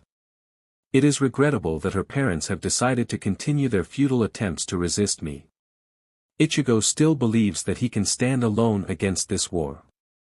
We must teach him the error of his ways. But even if he and Halibel believe they are not acting on my behalf, they still come to us bearing gifts. Can aim? The blind man silently nodded and pulled a lever. Asahi floated closer to Aizen while an image was projected at the center of the table. Grimjow raised an eyebrow when he saw the large group riding on the back of Bawabua. What the hell? I thought there were only 2 of them. Yes, they brought friends in order to take back the child. Aside from Ichigo and Halibel, they are Yuryu Ishida, Orihime Inoue, Rukia Kuchiki, and Kisuk Urahara. Anne. He looked at the newest addition to the group with interest. It would appear they discovered our lost comrade, Neliel Tuo Delschwank, as well. Sailaporo's eyes lit up with excitement. Oh, this is adorable, he laughed. Kisuk Urahara is coming straight to me. This is even better than I planned. Lord Aizen, the scientist, turned to his leader and bowed. May I take care of Kisuk Urahara personally? Tilting his head back, Aizen raised an eyebrow. You're quite greedy today, Sailaporo. But in light of your recent achievements, I'll allow it. He's all yours. At the back of the table, an espada with a long mask over their face spoke up with dual voices. Lord Aizen. What of the others? Deal with them at your leisure. Rukia Kuchiki is of no importance to me. Neither is the Quincy. Although. His eyes flashed to a certain orangeette. I'm quite curious about the powers of Orihime Inoue. Capture her if you're able. If she dies, it is of no great concern. Notora stared intently at the image of Neliel. That woman is mine. He whispered with pure malice, though everyone in the room heard him. And what of Ichigo and Halibel? Asked Ulquiorra. Bring them to me alive, Aizen ordered. Before we go to greet our intruders, I've one last gift for you all. He turned to face Sailaporo. Have you finished your modifications? Again, Sailaporo beamed with glee. Yes, sir. They're ready. The man raised a hand and snapped his fingers. In front of everyone appeared a glass cube brimming with black and red spirit energy. The hell is this? Asked a perturbed Grimmjow.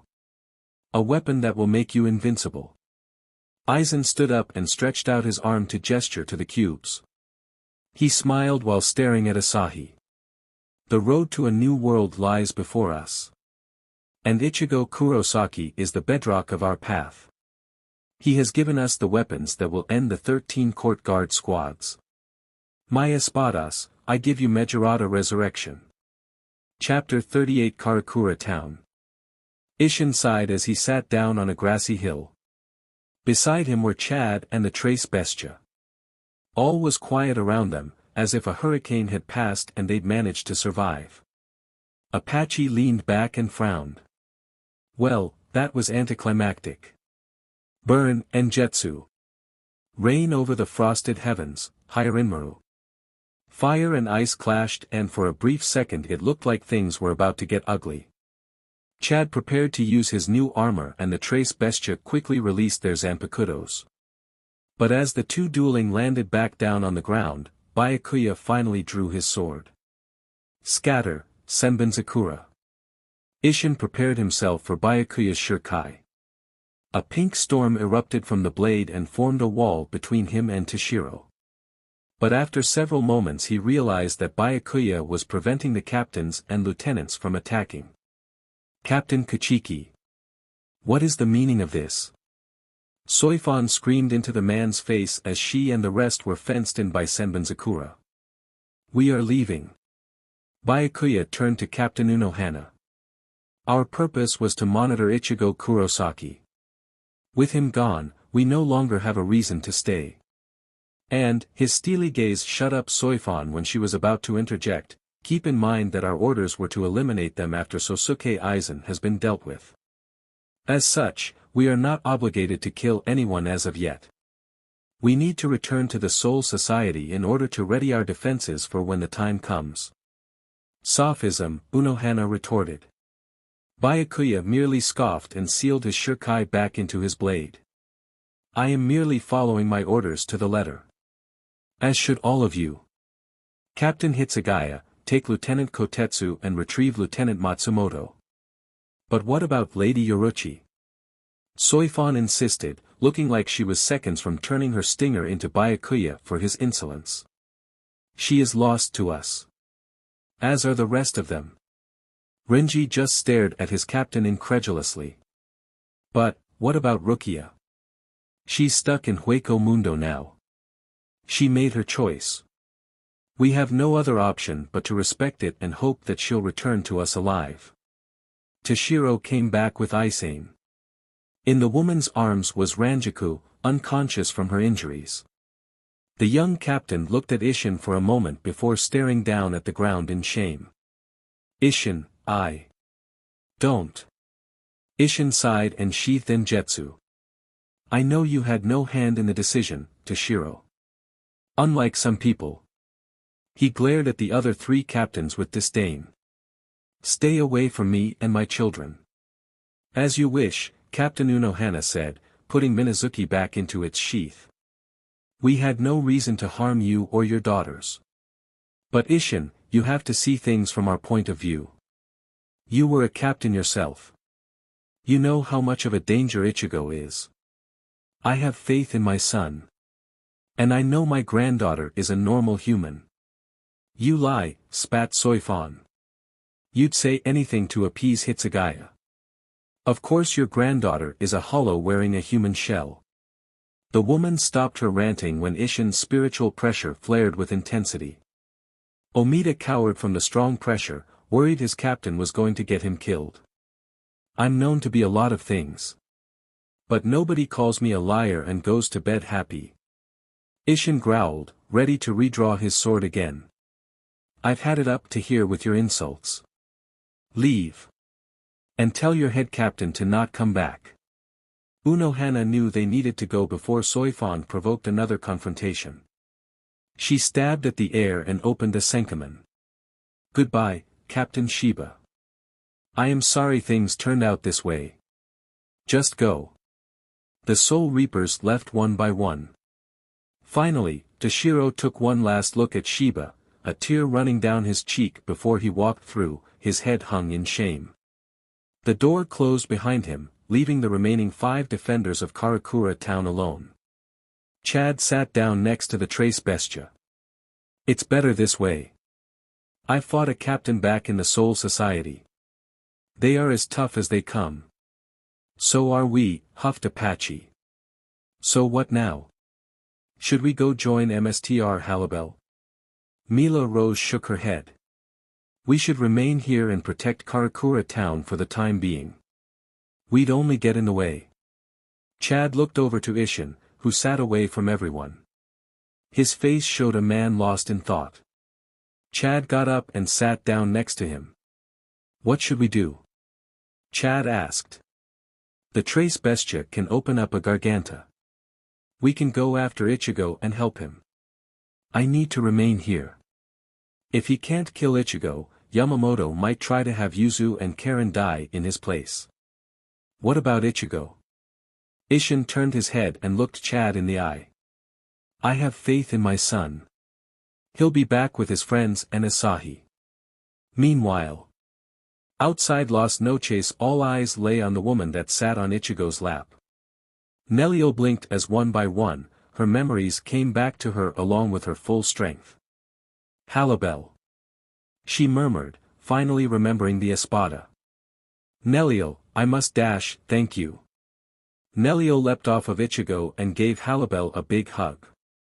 Thank you so much. Hurg. Halibel's eyes went wide as she felt the embrace of her friend. You're welcome. Ichigo and Oriheim became alarmed when they saw Halibel's face start to turn blue.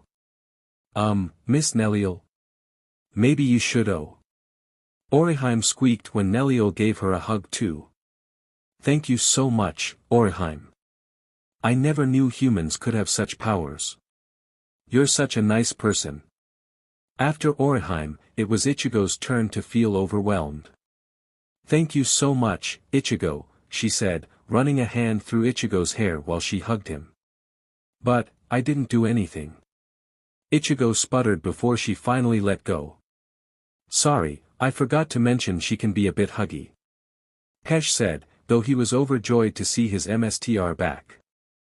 Halibel sat down next to Ichigo. You alright, Ichigo? I'll live, maybe. But tell me, is that a Zanpakuto in your pocket or are you pleased with Nelio's wardrobe? Halibel teased. Oh come on. Yuryu pushed his glasses up and fought the blush on his face. I don't suppose while we're in Hueco Mundo we should find Nelio a supply room for clothes. She can hardly walk around with those rags. I'll manage, Nelio shrugged. And don't worry. You can just call me Nell. You guys are my friends. Halibel stood up. The Espada and her predecessor looked at each other. Nell, there are a great many things I want to ask. But we are pressed for time and I will be blunt. I am rebelling against Lord Aizen. She put a hand on Ichigo's shoulder. This young man is my student N. Her cheeks began to turn pink as she said the words out loud, my lover. We have a child together. Aizen has taken that child. But not only that, a good friend of ours was kidnapped by Sailaporo. We aim to take back what is ours. Halibel looked across the desert to the looming fortress getting closer by the minute. Nell, I have paid my debt to you. You do not need to risk your life for my sake. Aizen does not take to betrayal well. You do not have to fight with us should you choose. I will not even blame you if you wish to stop us and dash. Nell put a finger to Halibel's lips. After Halibel went silent, the Greenette hugged her. You are my friends. You came to my aid when you thought I was in danger. And you helped me regain my memories and my strength. Of course I will help you. But, what about? Lord Aizen let Noitora and Sailaporo do what they did to me and neither of them were given any punishment. And even if he forgave me for helping you, the Espadas won't. Of course I'll help you. Halibel wrapped her arms and hugged her back. Thank you. The two women sat back down, Halibel next to Ichigo and Nell next to her fractions. While Pesh and Dondochaka spoke quietly with Nell, Ichigo looked at the Greenette and felt a sense of déjà vu. The way Nell acted and spoke, her kindness and warm friendship, were very similar to Halibel. An elbow poked his side. Don't be getting any ideas. Halibel warned. Your bed only fits two. Kisuke and Yuryu enjoyed the way Ichigo's face turned red. Even Rukia and Orihime giggled as he tried to defend himself. Still, with the threat of the Espadas growing closer, Rukia spoke up next. Halibel, can you tell us more about the Espada? Who are they and what are their powers? You're right. You need to be prepared for what's coming. Halibel held up 3 fingers. As I've told Ichigo and Kisuke privately, Aizen's army is bigger than what you might imagine.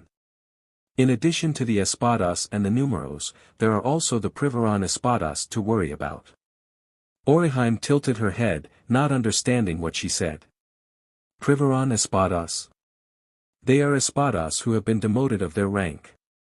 Mostly they are the Espadas from the previous generation before Aizen gained the Hogyoku. Even though they are demoted, they are still formidable fighters in their own right. After that, you have the Espadas themselves. Thankfully with Ichigo trapping Baragon in the precipice world and letting him be devoured by the cleaner we only have to deal with 8. But that doesn't lessen the danger. She started counting down from the top. Yami will most likely not be participating.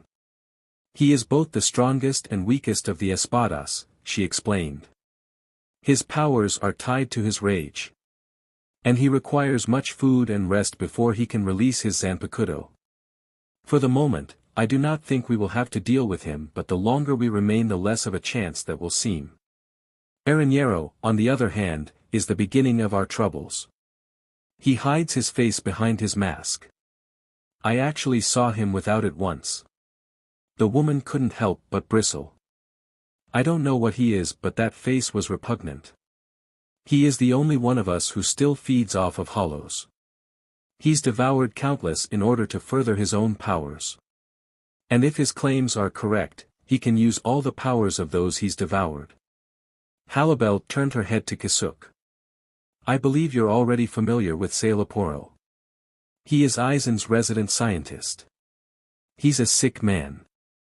He's not the first scientist we've come across to be twisted, noted Yuryu, reminded of a certain blue-haired wacko.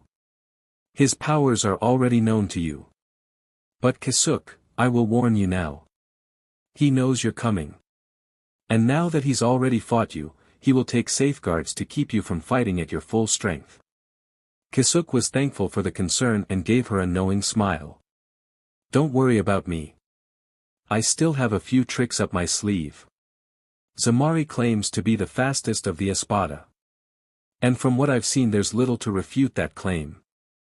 He can create quasi-clones of himself and his released state has the power to rob someone of control over their own bodies. She turned her head to Ichigo.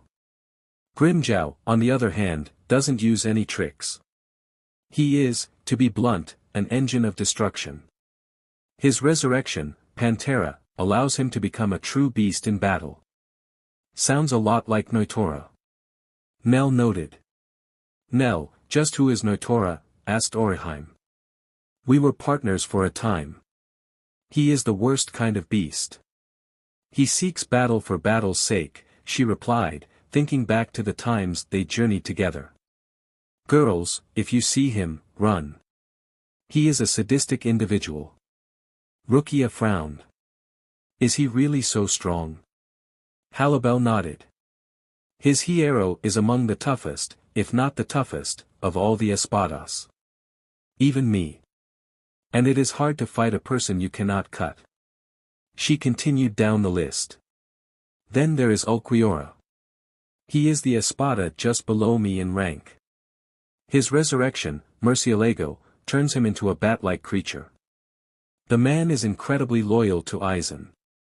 Do you think you can take him in a fight? Ichigo asked. Perhaps. I have never engaged him in one-on-one combat, so I do not personally know the full extent of his strength. What I can tell you is that he can also use a black zero. In fact, she looked over at the blade on Ichigo's back. When I saw your Bankai's version of the Getsuga Tensho, I was very much reminded of it. So, with Baragan out of the way, that only leaves one left. Kisuke leaned forward inquisitively. Who is Espada number 1? Stark. Actually, he looks the most human out of all of us. Do not be lulled in by his lazy attitude. If he were to actually get serious, then there would be no greater threat. But truth be told, he is only one half of the top Espada. He and his fraction, Lilinette, combine to make the strongest Espada. He is the only Arrancar here to use guns. Guns? Rukia questioned. But guns can't hurt Soul Reapers. Not if they fire Zeros. Nell looked up. We're here. The group reached the wall to the outer wall. One by one they hopped off of Bawabua's back and watched as the eel-like hollow leapt into Dondochaka's mouth for safekeeping. Kisuke examined the wall. Looks breakable enough. Aizen didn't bother to make it out of Seikiseki rock. What enemy besides us would be foolish enough to invade? Halibel drew her sword. Nell. Let's do this together. Nell, with her regained Zanpakuto in hand, nodded and unsheathed her sword. Let's. Halibel glowed yellow and Nell glowed pink as they swung their swords, shattering the wall. Alright, everyone. Let's go. The 9 ran into the dark corridor, bracing themselves for whatever may come. Where is everyone? Yuryu asked after running for several minutes. Somebody had to have heard the wall come down. If I were to guess, I'd say Aizen wants us to come to him. He spent so much time developing me and Ichigo, he would not just do away with us just yet. Continuing to run, the group found themselves at a large room with 5 separate corridors. Which one should we take? We should split up and try them all, Rukia started. No. Halibel adamantly shook her head. Even Nell and Ichigo agreed in unison. This is not the time to be dividing our forces. I understand you have your pride as a warrior, but pride will get you killed, girl. To willfully split up is foolish. Yeesh, you don't have to be that blunt. Nell tried to think about their location with what memory she had of the place. It has been some time since I've been in Las Noches. But I believe these head down to the den of Tres Cifra, where the Privaron Espadas dwell. Halibel pointed at the center path. Let's take that one. If we can get out to the desert under the dome we can reach Sailaporo's lab quickly to rescue Yoruchi. Everyone nodded in agreement and followed Halibel's lead. There's 9 of us. We should have safety in numbers. Sailaporo is the only Espada with lots of subordinates and I doubt that Aizen would mobilize the Espada all at once. We should be fine for the moment. Oh, how wrong she was. The group came to another fork in the road, with one path going left and the other going right. Ichigo took a few steps towards the path to the right. Should we take this way? Hali dash, a wall of stone suddenly came down in front of the substitute, separating him from everyone else. Ichigo, everyone yelled. Halibel instinctively drew her sword and smashed through the wall. But when the wall crumbled she found that he was gone. They're manipulating the hallways. Everyone, stay together Kaya. Another wall sprang up, separating Orihime and Rukia from the group. Kisuke took a step forward, trying to analyze what was happening, only to hear a click beneath him. Ah, CRP, oldest trick in the book. He murmured before a pitfall trap opened up beneath him, swallowing him whole. Kisuke. Yuryu tried to dive into the hole after him, but a hole in the wall suddenly opened up beside him. A great force sked him through, taking him away from the remaining Arancars. Halibel, look out! Nell pushed Halibel out of the way as another pitfall opened up beneath her feet. The half-naked woman tumbled into the darkness. Mstr Nell. Pesh and Dondo Chaka both screamed as they dove into the hole after her. Before Halibel had even realized what happened, she was standing in the hallway, alone. Meanwhile.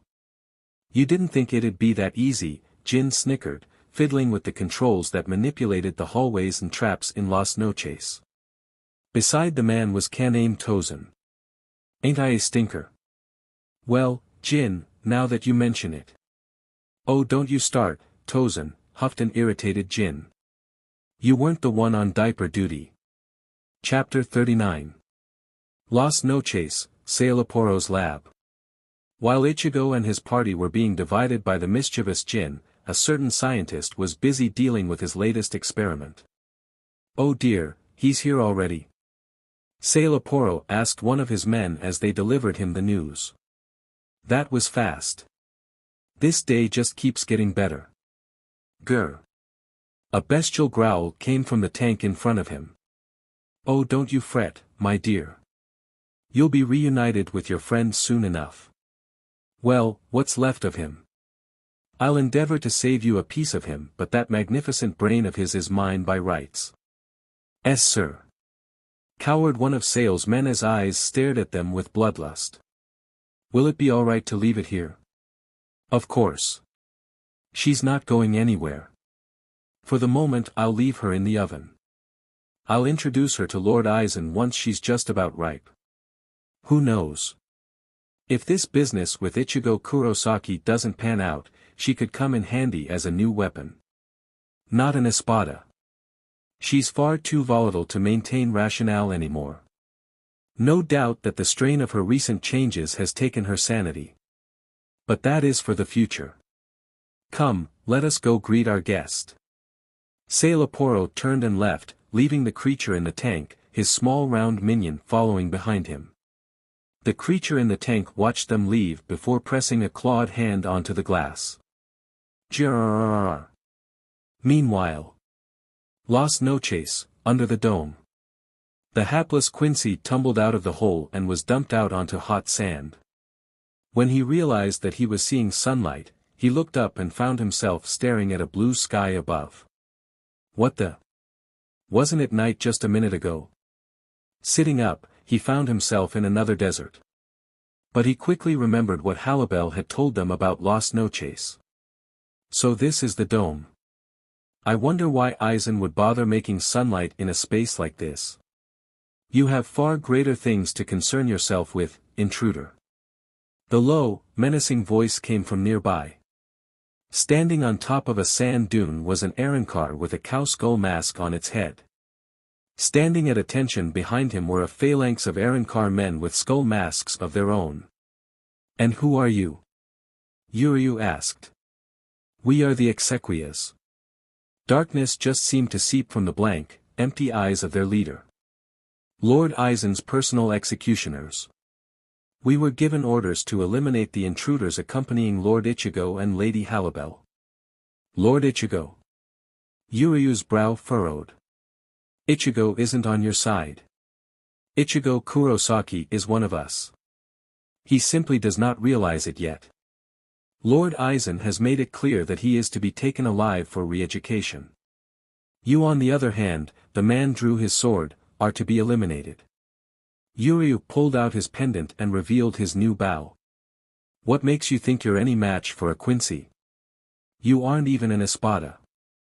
What makes you think the last stripling of an extinct race is a match for those given power by Lord Aizen? The man held out his sword and gripped it tightly. Enjoy the sunlight that Lord Aizen created. It will be the last sun you will ever see in this life. Grow, Arbola. Meanwhile, Kaya, screamed Orihime and Rukia as they tumbled out of the hole, landing in the middle of another hallway. Are you okay? Rukia asked as she sat up. Ow. Orihime groaned before Rukia helped her up. Where are we? I don't know. It looked like the whole hallway suddenly turned on us. Rukia looked down the hallway and saw light at the far end. I guess we don't have a choice but to go forward. Hopefully we can find Asahi and Yoruchi. I hope they're okay. Orihime wondered aloud as they walked together, both of them keeping their guard up for any more surprises. Asahi is just a baby. She must be so scared. Rukia nodded, feeling worried for both Ichigo's baby and Yoruchi. I still can't believe the head captain would order Ichigo to be killed. She balled her hands into fists. It's horrible. Ichigo's done nothing wrong. And the baby is human. She shouldn't have to die because the Soul Society is afraid. Still, when Yukitake finally came clean about the truth, Rukia wasn't all that surprised. She'd been sentenced to die just for transferring her powers to Ichigo to save her life. True, most of that had been Aizen's manipulation, but most of the captains and lieutenants had followed the execution order without question. Between that and the current predicament regarding Ichigo, Rukia was seriously questioning her place in the squads.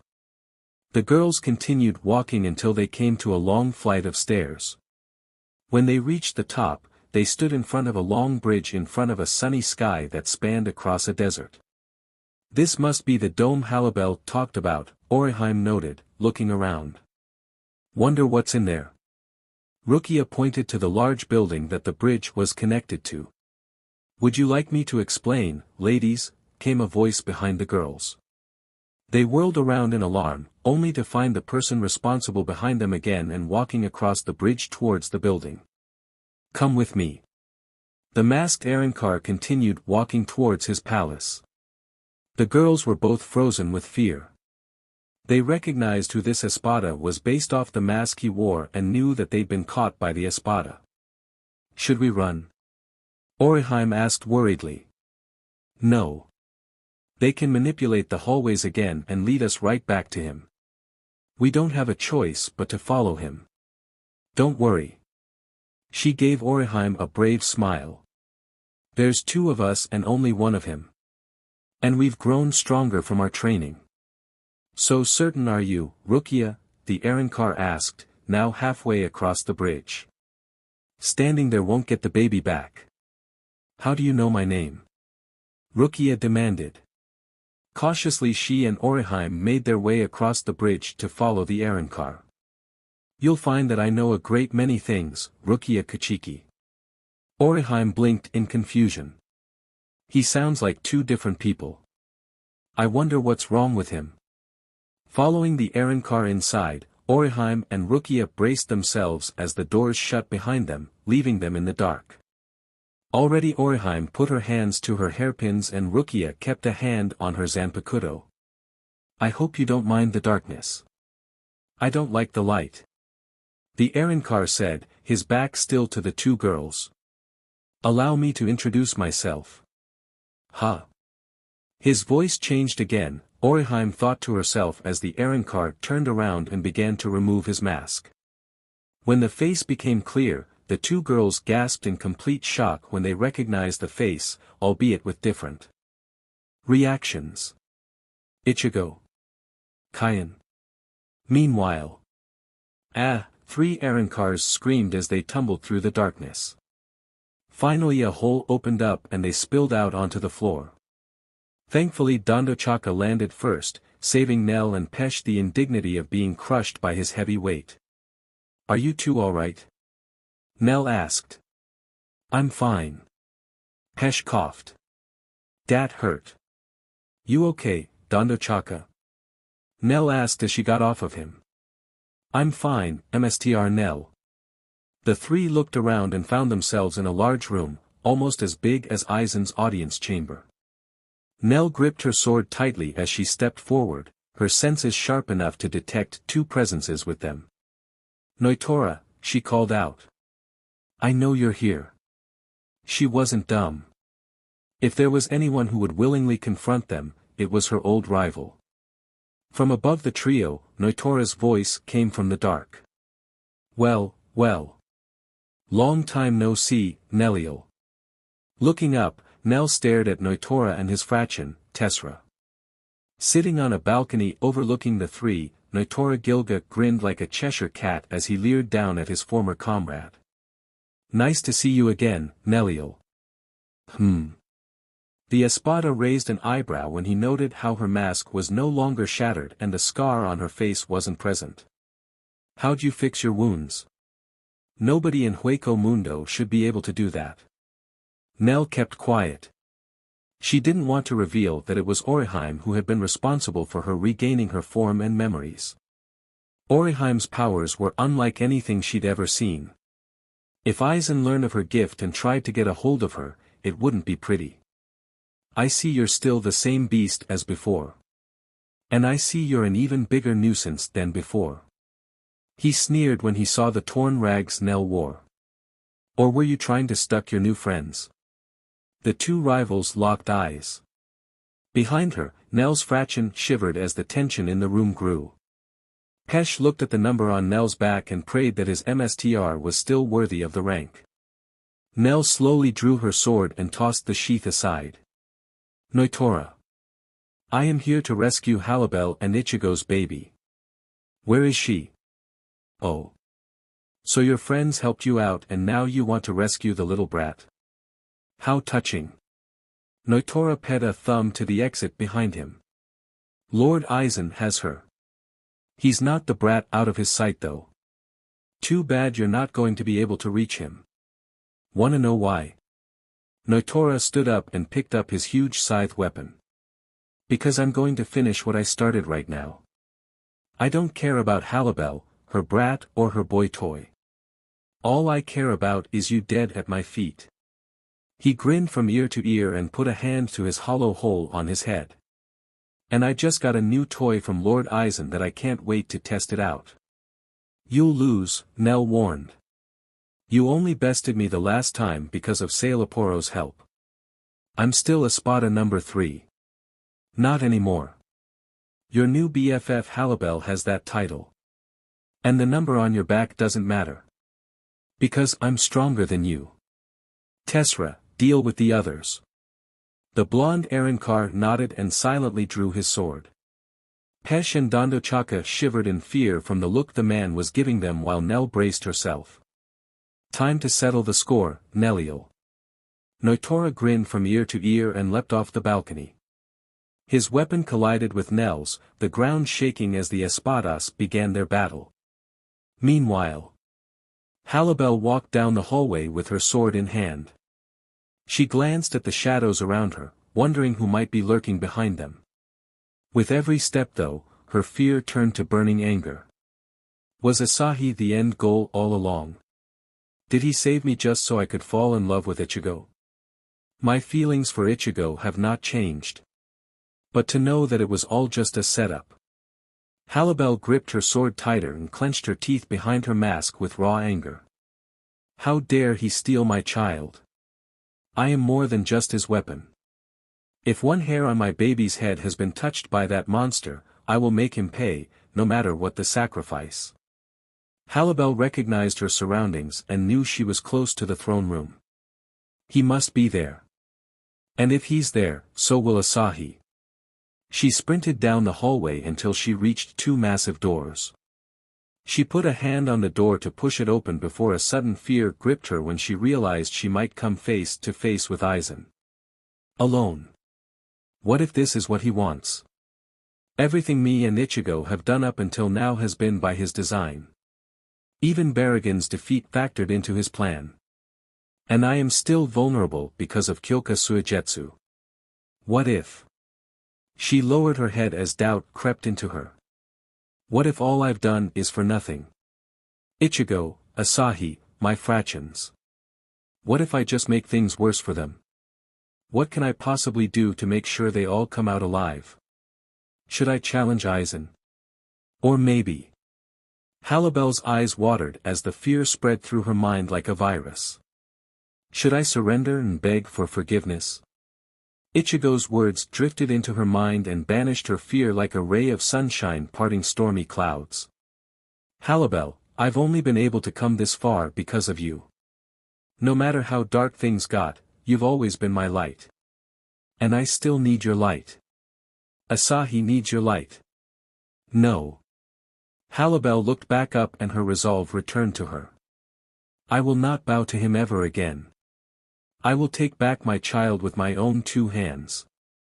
Her fiery anger blazing inside her again, Halibel gathered her courage and pushed the door open, ready to face her maker. The doors opened up and, nothing. Empty. Halibel scowled behind her mask as she looked around and found the throne room completely barren.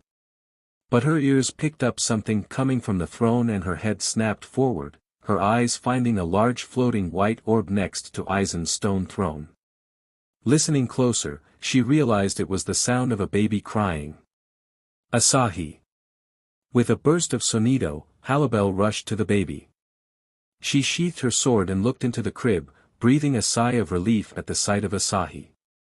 Don't worry, sweetie. Mommy's here. She reached to pick up the child only for her hands to go right through the girl, revealing it to be a hologram. What? A hand touched her shoulder and she felt hot breath touch her ear.